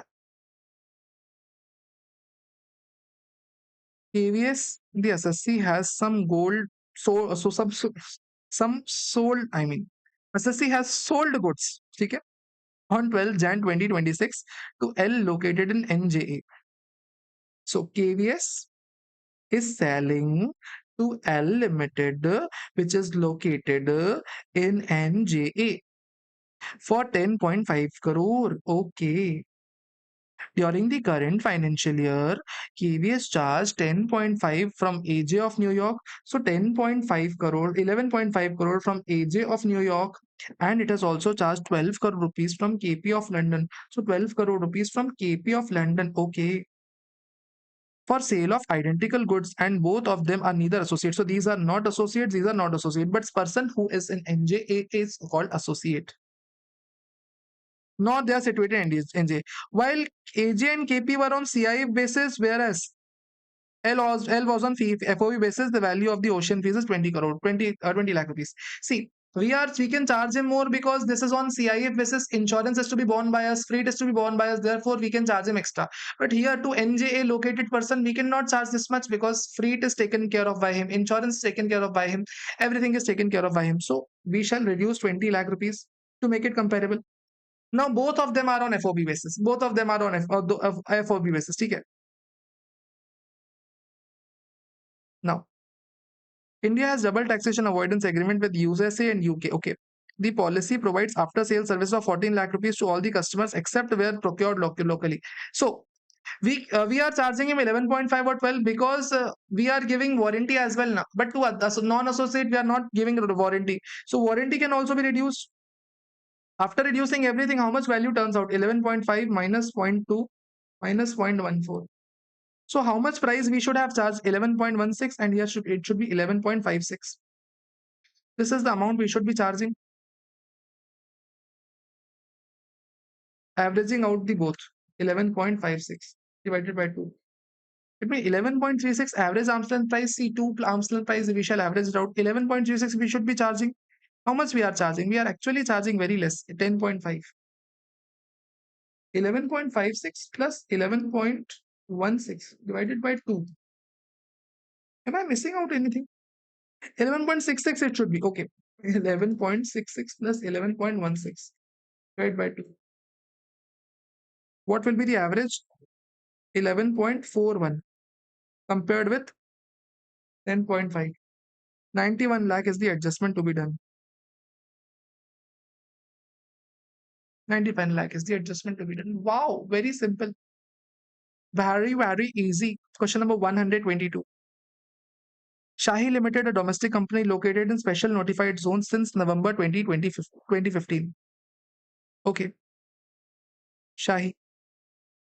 The company is engaged in manufacturing consumables. The manufacturing is wholly dependent on raw materials imported from Sumi. So Sumi entirely dependent. That means Sumi and Shahi are associated enterprises. Okay. The following details have been given. Shahi imported goods worth rupees 30 crore. So Shahi imported goods worth rupees 30 crore from Sumi. Sumi supplied similar goods to a other person at markup of 10% cost, whereas Shahi it is being charged 20% cost. Oh my god. From associate you are charging 10 cost plus 20%. From others you are charging cost plus 10%. Why? Why? Because Shahi was allowed to use the brand name without any payment, whereas unrelated party have to pay the pay value. So here brand name is given, but here brand name is not given. Okay. Calculate the arm's length price. Okay.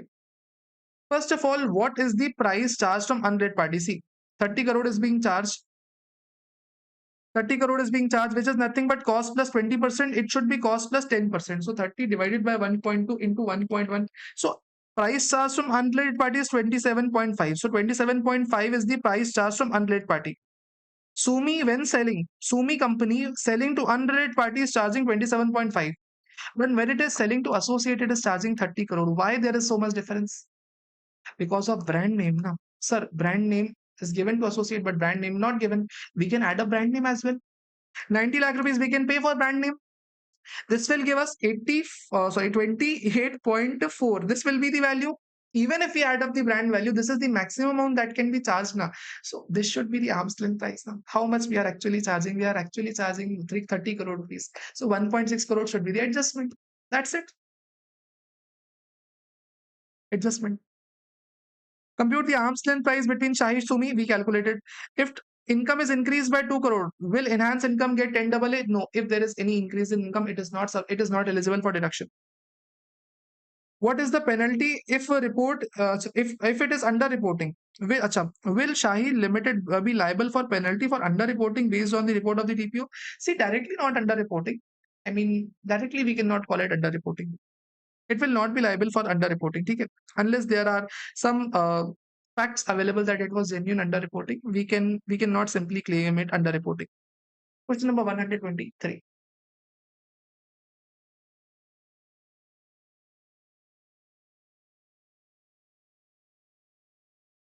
XYZ provides you the profit and loss for financial year 24-25. What they want? On 23rd June, XYZ is an Indian company.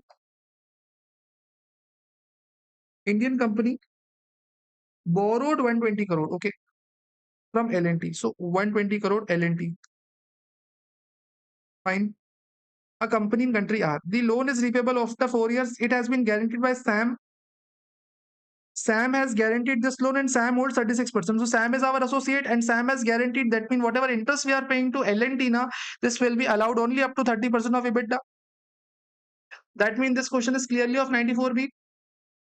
Our associate has given the guarantee and whatever interest we pay to this L&T now will be only allowed up to 30% of EBITDA. Calculate the total income and profit and loss for XYZ for assessment year 26-27.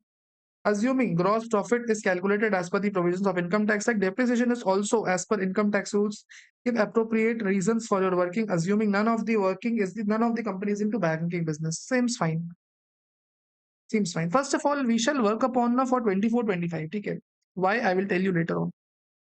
Gross profit has been given, employee benefit expenses have been given, interest expenditure, depreciation, profit, and reserves. We need to calculate EBITDA. For calculating EBITDA, we can just reduce employee benefit expenses and we will get EBITDA. So minus 390, 2030 minus 390. 1640 is nothing but the earning before interest, taxes, and depreciation. Of this, 30% is allowed interest.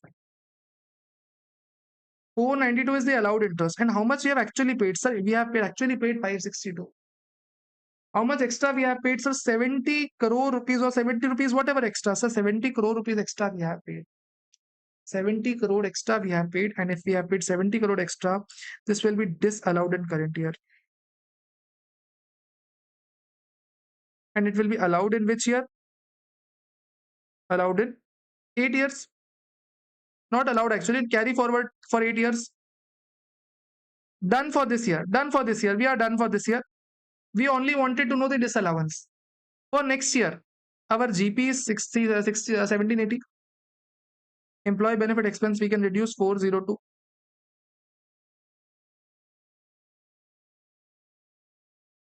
1378. Out of that, 30% shall be allowed. 403, 13.4. Now, point here is we are allowed 413.4 crore of interest. How much we have actually paid? We have actually paid just 389. So, how much extra we can pay? So 24.4 extra we can pay and this will be allowed. Why? Because out of this 70 crore was disallowed. So we can use 24.4 and we can set it off. We can use this. We can see last year 70 crore was disallowed. Out of this 70 crore, what can we do? Sir, we can use this use 24.4 in current year because we are still having this limit left now. So this shall also be allowed as an interest expenditure, and this will give you the net profit. Now, 1780 is nothing but the gross profit. We shall take it. We shall reduce the current year employee benefit expenses. We shall reduce expenditure of interest, brought forward interest. We shall reduce depreciation. Are we going to reduce income tax? Are we going to reduce reserves? No. 1780 minus 402 minus 389 minus 254 minus 24.4, 710.6. This is the income available. Wow. Wow. Question number 124. Surya Limited, an Indian company, is engaged in manufacturing activities, imports raw material from Sun.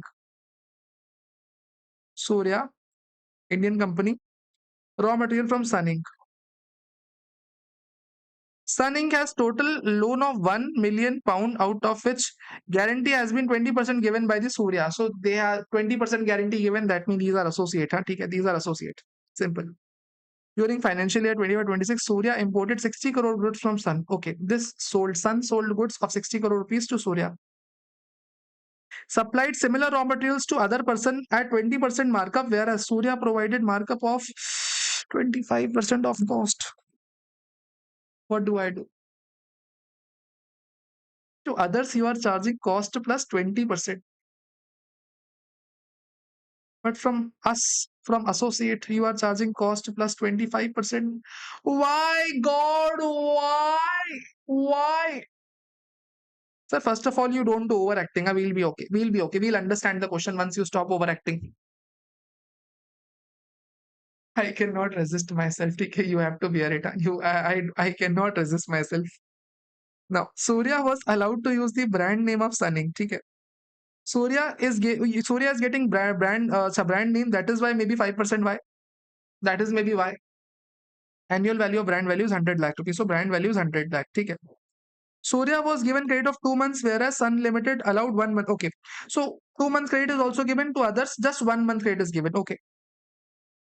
Interest cost may be taken as 12%. Wait a second. Just see, if we are charging 60% from Surya, if the Sun is charging 60% to 60 crore from Surya, what is the price that others should be charged? See, 60 crore cost plus 25%. So we shall take 125% off and we shall do 1.2. So how much others are being charged? Others are being charged just 57.6. Associates say we are charging 60 crore, from others we are charging 57.6 crore. This is the difference we are facing. Now, issue involved is now, these are not comparable. Why? Because to unrelated party we are just giving 1 month warranty, to related party we are giving 2 month warranty. So 1 month warranty to be given extra. What is the value of the warranty that they are saying? 1 month warranty as a credit period. Interest cost may be taken as 12% as the purchases. So on this 1% can be taken 57.6 into 1%. So 0.576 is the warranty amount. We can add warranty 1 month. So now warranty terms, they are comparable. With respect to brand name, sir, brand name, if we add 1 crore rupees, that means 100 lakh rupees as brand name, they will become comparable. So ultimately, even after brand name, warranty, everything compared, 59.176 can be charged, should be charged. We are still charging 60. So what's actually the difference? 82 lakh 40,000 rupees is an extra benefit given. Extra benefit given. And on this, there would be no secondary adjustment because primary adjustment is lesser than 1 crore. So there would be no secondary adjustment as well.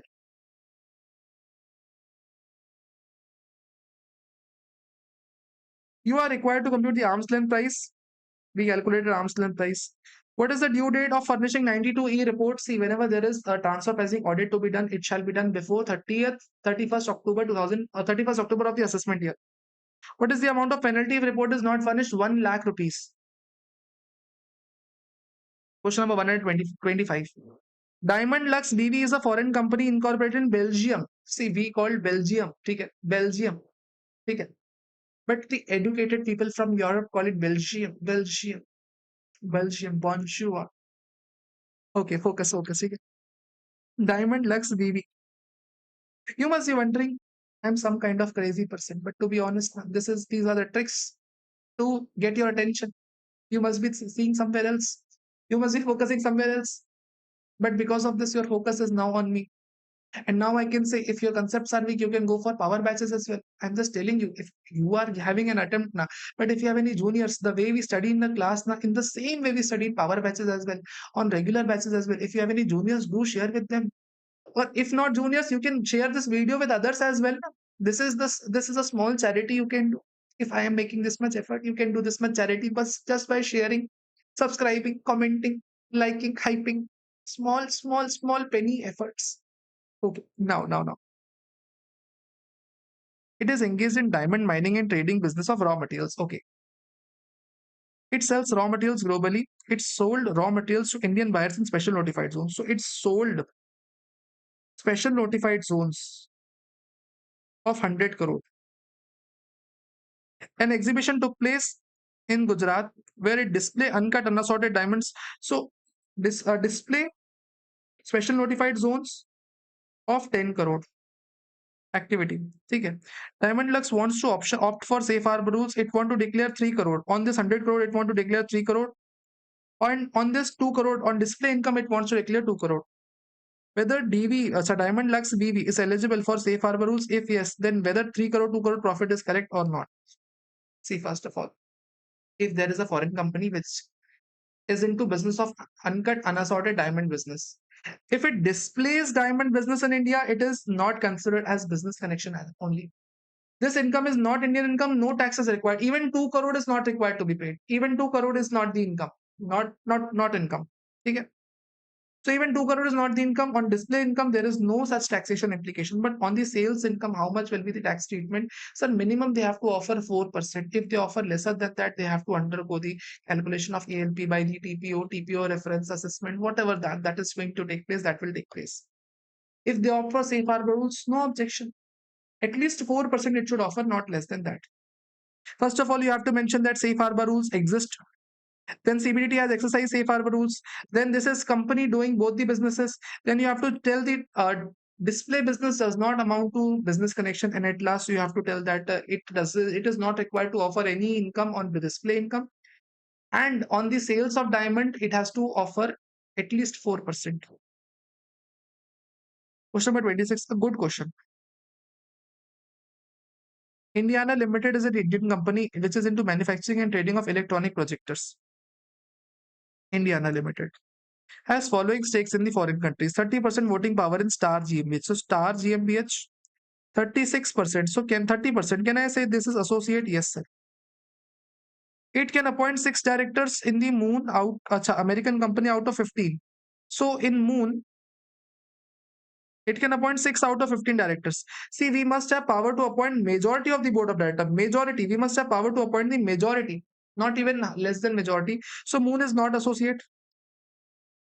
It has given guarantee for a loan amounting to 12 euros taken by Asteroid from UK.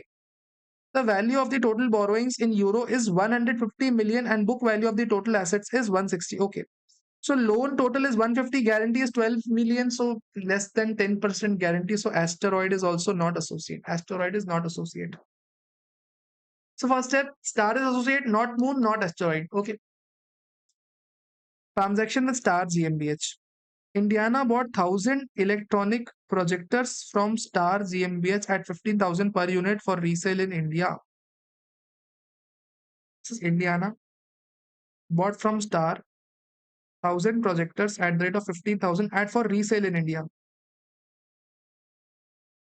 Okay, without any modification. See, whenever products are bought and sold without modifications, mostly resale price method would come into picture. The gross profit margin earned was 20% on the sales price, and after sales warranty is 1%. See, when you are buying from Star now, 1 year after sales warranty is given. But when you are selling them now, you are just earning 20% on sales. On sales, you are just earning 20%. Indiana bought 1,000 laptops, 1,000 similar projectors from Moon at rupees 14,000. Ignore 14,000 for a minute. For resale in India, these sold without doing any modifications at 30% margin, but warranty is 9 months. See, there is Moon. Listen, Star is associate, but Moon is not. No associate. You are buying similar projectors, 1,000 projectors at rupees 14,000 for a time, for a second. Ignore that. 9 months warranty, but when you are selling this project, you are earning 30% on sales. Why there is difference? Why there is difference? It might be because of warranty, but sir, you are buying assets from two different people, and on both the things you are having different margins, whereas there is no modification done. Without modification, why there is difference in margin? Reason is you have bought things at a higher price, and that is why resale price method would take place. What is the sales price? First of all, resale price method asks you the sales price. What is the sales price, sir? 15,000, 20% on sales. 15,000 is the cost, 20% on sales. So what will be the cost amount? 20% on sales, that means 25% on cost. 15,000 into 25%, 18,000, 15,000 plus 25%. So 18,000. 750 is the sales amount. 18,750 is the sales amounts. Ideally, we get 30%. So 30% reduce. 13,125 should have been the purchase price. We bought at 15,000, but our purchase price should have been purchase price is 13,125. This is should have been purchase price.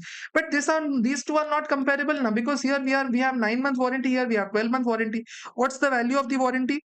Warranty says after sales warranty is nothing but the 3% of the sales price. So whatever the sales price is, our sales price is 18,750. Of that, we shall take 3%. 18,750 into 3%. And this is for 12 years. We just want 3 years because 9 months is given, 12 months we want. So 3 months year gap. 18,750 into 3% divided by 12 into 3. 140 warranty. If we check add now, it will become comparable. If we add 1 month warranty, 13,125. So our value is 13,265.625. This is the comparable amount. How much we are charging? 15,000 we are being buying. So this will be arm's length price, and for 1,000 projector it will be 13,265,625. Oh wow, sir. Oh wow, oh wow, oh wow. You have to tell whether they are associate. If yes, then tell the arm's length price. Told it. Examine the following transaction whether they attract a transfer pricing or whether they have opted for valid safe harbor rules or not. First of all, Tech Mitra. It is providing system support. See, system support is nothing but software development services only. Our aggregate transaction is 99 crore. If transaction is up to 100 crore, then 17% operating margin you should offer. 50 crore is the operating expense. Margin is 8. That means nearly 16% you are offering. Minimum 17% you have to offer. Otherwise, safe harbor rules would not be given to you. Next era provides data processing services. Data processing services are nothing but IT enabled services. To a subsidiary, if transaction is up to 100 crore, then 17% operating margin, 100 to 300 crore, then 18% gross profit margin. So, no, not gross profit, but operating margin. So, 225 into 45, this will be 20%. Allowed. Safe harbor valid. Pragati provides research and development for software development to a person in which we hold 10% profit sharing ratio. See, for partnership firm now to become associate enterprise, only 10% profit sharing ratio is required. So we have associates, we are providing research and development. In research and development, if transaction is up to 300 crore, then operating margin should be 24%. So here 24% margin we have to offer 250 crore, 50 crore. That means 20% we are just charging now. So just 20% we are charging. We should charge 24%. So safe harbor would not be given. In the above cases, it is assumed that services are not significant to the above non-resident. Would your answer change if in the following cases foreign entities are located in NJ? See, if this were located in NJA, no safe harbor allowed. No safe harbor allowed if they are located in NJA. Done with this question as well. Oof. Now come on to last and final questions of the certain chapters. Advanced ruling, BEPS, and model tax conventions and tax treaties. Last question, and then we'll be done. Question number 128. Examine the correctness or the otherwise. Mr. Ricky is a resident individual aggrieved by the order passed by the Board of Advanced Ruling. Since the decision is binding on the board applicant, there is no other option left. See, if you are aggrieved by the order, you can go to High Court within 60 days plus 30 days additional time is given. This is incorrect statement. RA3 is a public sector company which wants to seek advance ruling from the Board of Advanced Ruling in respect of matters relating to computation of the total income with respect to question relating to law. Public sector company wants to go to advance ruling for computation of total income. Seems fair. The matter is already pending at ITT. If matter is already pending at ITT, still PSU can go. It cannot go to Are Baba, incorrect statement. It can go even if matter is pending up to ITT, it can go. Now, Non-resident foreign company entered into contract with several Indian companies for installation of mobile telephone systems and made an application for Board of Advanced Ruling for determining the tax liability. So non-resident entered into transaction with multiple resident and non-resident went to board for advanced ruling. One of the above said companies has also made application to the assessing officer for determination of question of law. See, resident has already gone to assessing officer. Now, why in the heaven's name assessing officer would go? Why in the God's name assessing officer, the assessee would go to assessing officer? Why he would go? But still, we assume that he has gone to assessing officer. Case is pending at assessing officer. Board of Advanced Ruling rejected the application of the foreign company on the ground that question is pending before income tax authorities. Is rejection valid? See, if case is pending before AO, why board will give the judgment? Unless it is public sector company, board will not give the judgment if case is already pending. See, a resident has only gone on behalf of non-resident only. Na. So ultimately, if case is pending at the AO, na, no, see, board is justified in rejecting the application because case is already pending at AO. ABC Limited is an Indian company, makes an application to Board of Advanced Ruling in relation to tax liability of Pinsir Limited. Okay. ABC. Tax liability with Pinsir. Arising out of the transaction proposed to be undertaken by the Pinsir. The value of the transaction covered is 250 crore. See, if 250 crore value of the transaction, then fees charged will be 5 lakh rupees. Up to 100 crore, 2 lakh, 100 to 300 crore, 5 lakh, more than 300 crore, then 10 lakh. What were the amount of fees complete by the application? See, fees is filed up to 5 lakh rupees, not up to 5 lakh rupees, total 5 lakh rupees. Plus, application is filed in 4 copies, quadruplicate, but digitally filed, no copies required. What is the remedy? Remedy, if you are aggrieved by the order of the advance ruling, you have to go to High Court within 60 days. Within 60 days plus 30 days extension allowed to you. Question number 131. Wow.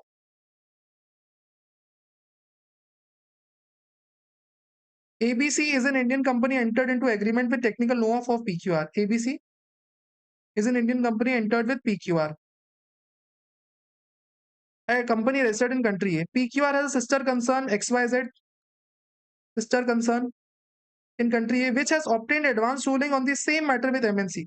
So XYZ already has advance ruling on similar matter, okay, where ABC and PQR is going to enter, same advance ruling has already been taken by XYZ and MNC. The agreement is expected to be 500 crore and expected tax liability is 150 crore. Okay. ABC wants to make use this advance ruling, so it applied to Board of Advance Ruling to issue the ruling to ABC. Similar ruling to ABC. Being identical, to verify the transaction, ABC and PQR both requested the SSC, compelled the SSC to produce books of accounts. Can ABC make an application to board as per Act? Also examine whether board can request the production of books of accounts on the, if the same is already been given, examine in context with the Income Tax Act. First of all, whenever there is already advance ruling given, can you simply use that? Right answer is no. You have to go to board. If board allows, then only you can use it. If board doesn't allow, you cannot use that. First thing. Second thing, during the process now, they can ask books of accounts, whatever he wants. Board has 4 powers: discovery, inspection, examining person on oath, production of books of accounts, and at last issuing summons. Board can do that. It is doing the same, so it is okay. Seems fair. Question number 132. Analyze whether the following persons fall within the definition of the applicant or not. Okay, let's see. TBF India is a closely held Indian company, needs to pay 75 crore to BIK USA for services provided by the BIK on 12th April 2024. TBF wants to know that such services fall under the technical services and thus determine the tax to be deducted to be made to the US. So the estimate tax liability is 15 crore in the hands of the BK. See, we are making payment to non-resident, okay? And we want to know what will be the tax liability in the hands of the non-resident. So we are actually going on behalf of non-resident. Will 100 crore limit apply? Right answer is no. 100 crore limit apply only if we want to know our tax liability. If our tax liability is due, then 100 crore limit would apply. But here we are just going for non-resident. So if no tax, no limit would apply. Ultimately, we are an applicant, valid applicant. Fig Tree. Fig Tree is an Indian private sector company considering entering into export control with Lamau Inca of China. Fig Tree is expected to earn 500 crore and expected tax liability is 150 crore. Can it go for? Yes, it can go more than 100 crore. Of course, anybody can go. Universe India. Universe India. Oh, public sector undertaking undertook a transaction with Moon PT. Expected tax liability is 56 crore. See, public sector company can go any point of time. BNHJ is an Indian public sector undertaking for assessment year 2024. The matter is pending with appellate authority. Okay. With which involves question of fact and transaction. It entered into non-resident company. Transaction amount is 150 crore. See, transaction amount 105 crore. Of course, anybody having transaction more than 100 crore can enter. It is a PSU. It can enter any point of time. There is no issue as to what will be the question. 133. Fundamental of PEPs. Now, whether MLI provisions apply would in this case or not. Now, what is MLI? See, multilateral instrument. See, OECD gave 15 recommendations to entire world to prevent BEPS. Okay? Basic point, OECD gave 15 recommendations to the entire world to prevent the BEPS. Now, to change every DTAA, it's very difficult. So OECD gave a multilateral instrument that everybody will sign the MLI, and whoever signs the MLI now will change their DTAA automatically. For example, India signs. So whatever DTAA India wants to change now, it will become MLI. It will be changed. For example, India has 140 DTAAs. India wants 50 90 DTAAs. India has 140 DTAAs. India wants that 90 DTAAs should be changed as per OECD's recommendation. So India will sign the MLI. Perfect. As soon as India will sign, India will come. The government officials would come back. They will ratify in India and they will submit the ratified instrument. That is how the process goes. India signed, came back to government officials, came back to India, ratified in Parliament, and then submitted the ratified instrument. Similarly, the other countries also, for example, Singapore will sign the MLI, would ratify in their nation, and then submit this ratified instrument. Once both of our countries have ratified for each other, for example, India signed for 90 countries, which includes Singapore, and Singapore signed for 40 countries, which includes India. So India and Singapore has a covered tax arrangement. Covered tax arrangement, that means both of them are covered in MLI. Okay? This is basic fundamental. You can refer marathon as well for better understanding of the topic. A and B are the signatories to MLI. Both have signed MLI. Both countries have ratified MLI as per their domestic legislatures. Country has also ratified. They both have ratified. Country has notified, but country B has not notified. So country B has not submitted ratified instruments. This MLI will not be in force unless both the countries have submitted the ratified instruments. Country B has not notified, therefore it will not be valid. Not valid. Now, country A, country B, DTAA's covered tax arrangement. Okay, okay. As MLI, both the countries have notified DTAA. Okay. Country A has ratified the MLI. Country A has ratified domestic tax laws and deposited the ratified instrument. Country A has gone and deposited. Whereas B has not ratified. See, country B has came to its own nation. Officials came to their own nation, but they have not ratified. Their legislature is not that strong that they are able to ratify their acts. Due to political instability in regard, A wishes to invoke MLI. Can it invoke? Right answer is no. Because we have ratified, but the other country has not ratified. Other country has not notified. Therefore, in that case, it is not valid MLI. Whatever changes in DTAA are to be done will not be done.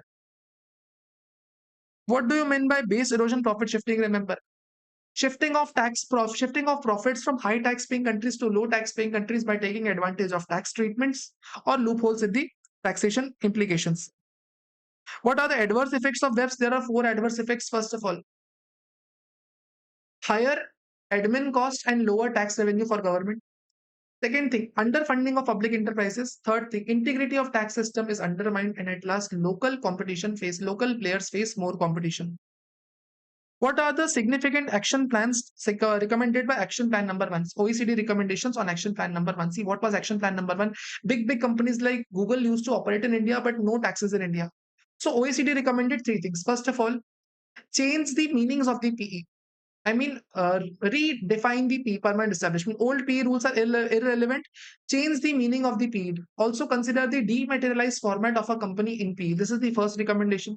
Second thing, also consider virtual fixed place of business as PE. For example, if company has a website in India, this cannot be taken as PE. But if that company's website is on the server in India, that shall be considered as PE. Third thing, countries should impose withholding taxes for equalization levies. These are the 3 OECD recommendations. What India did 2 things. First of all, it did significant economic presence. Under Section 9, Subsection 1, Clause 1, if any foreign company has more than 2 crore downloads, 2 crore revenue or 3 lakh downloads, in that case, now whatever income that they earn from India as Indian income, it will be taxed as per Indian tax laws.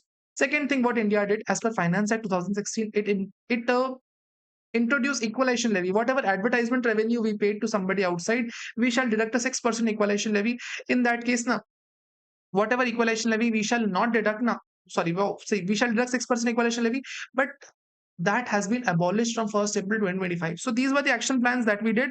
Of course, these are the suggestions. Okay, action plan number 1 was easy. Now, discuss the action plan number 4. See, if your country has high taxes now, then your country will have more debt. This is action plan number 94.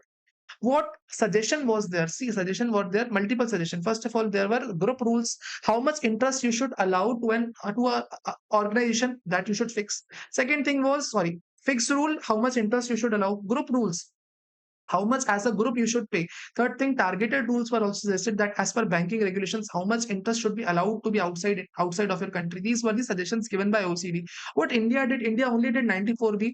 That means India only introduced one thing, that is interest paid to associate enterprise. Only 30% of EBITDA shall be allowed. Now, describe three-tier structure for transfer pricing. See, three-tier structure was master file, local file, and country by country reporting. Master file implies all the theoretical data of the every entity. For example, company is in Switzerland and a constituent entity is in India. So Indian company shall submit what all the constituent entities are, what are their addresses, what is their ownership, what are their main businesses. This shall be in master file. Local file, whatever international transaction you enter exceeding 1 crore, that shall be mentioned. CBC reporting, parent entity shall report the taxes, employees, capital employed, and profit before taxes. This parent entity should report. This is CBC reporting. Nexus approach, action plan number 5, India. What India did? See, action plan number 5 says avoid harmful tax practices. What this says, big business houses would develop the patent in India but registered in the countries outside so that they don't have to pay taxes. So every country should incentivize the intellectual property rights development. In that case, what India did, India came up with 115 BVF, which means India gave 10% tax rates on royalty if 75% of the expenditure is done in India. What are the phase in which hybrid mismatch arrangement can be done? See, first method is creating two deductions of a single borrower. You bought once, you borrowed once, but you took deduction twice. Second thing, you not even included income in your part of total income. Rather, you in addition to that, you claim reduction of that. You participated in fake tax regimes, or you participated in exemption regimes. You misutilize foreign tax credit. These are the ways in which hybrid mismatch arrangement can be done. See, application and interpretation of tax treaties. What is meant by double taxation? Taxing of income twice is double taxation. Taxing of income twice is double taxation. Double taxation happens because of two reasons. First of all is because of jurisdiction. For example, if I stay in India, okay, if I stay in India and I earn in USA, USA will charge because of source rule, India will charge because of residence rule. Because of differences jurisdiction, it is considered as double taxation. Jurisdiction, double taxation. Second type of double taxation that happens is because of not liking the video. This is the second reason why double taxation will take place for you. If you have not liked the video, sir, we liked, we subscribe. Okay. Second type of double taxation is economic double taxation. What does economic double taxation means? What does that mean? So economic double taxation simply imply difference in treatment of the assets. For example, so it can be interest for somebody and claiming deduction. It can be dividend for the other person and claiming exemption on dividend as well. So difference in treatment can lead to economic double taxation or economic double non-taxation.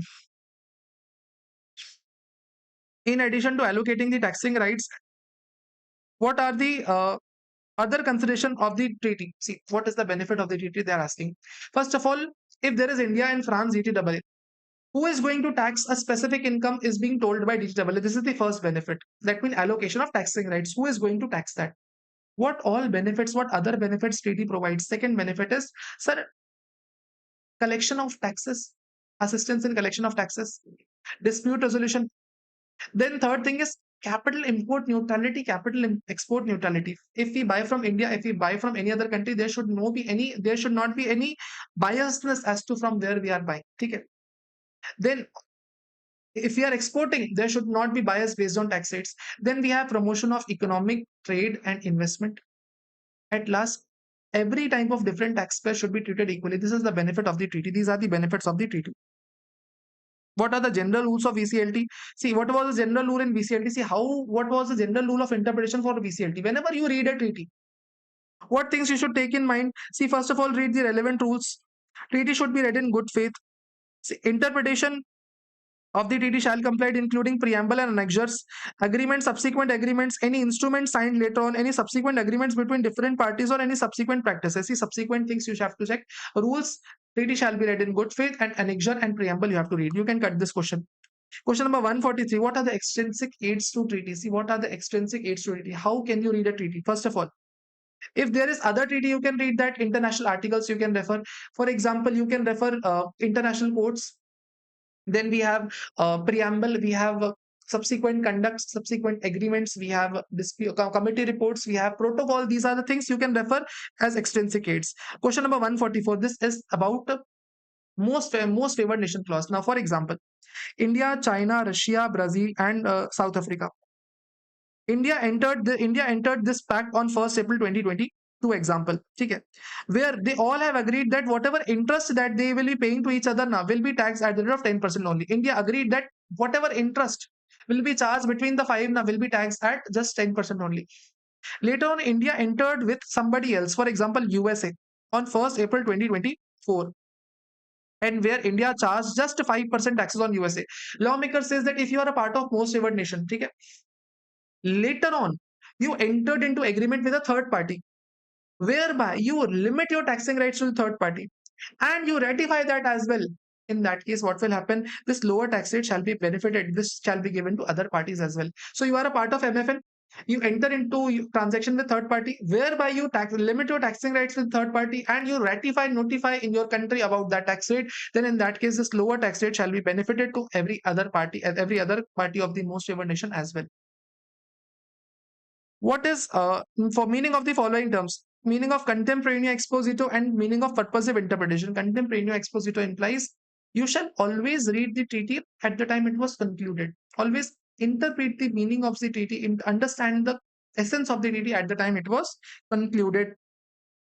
What was purposive interpretation? Purposive interpretation is nothing but whatever the objectives of the treaty, whatever the purpose of the treaty for which it was made, now that purpose should be fulfilled. That is the section. That is purposive interpretation. Overview of model tax conventions. What is the difference between UN model and OECD model? First difference.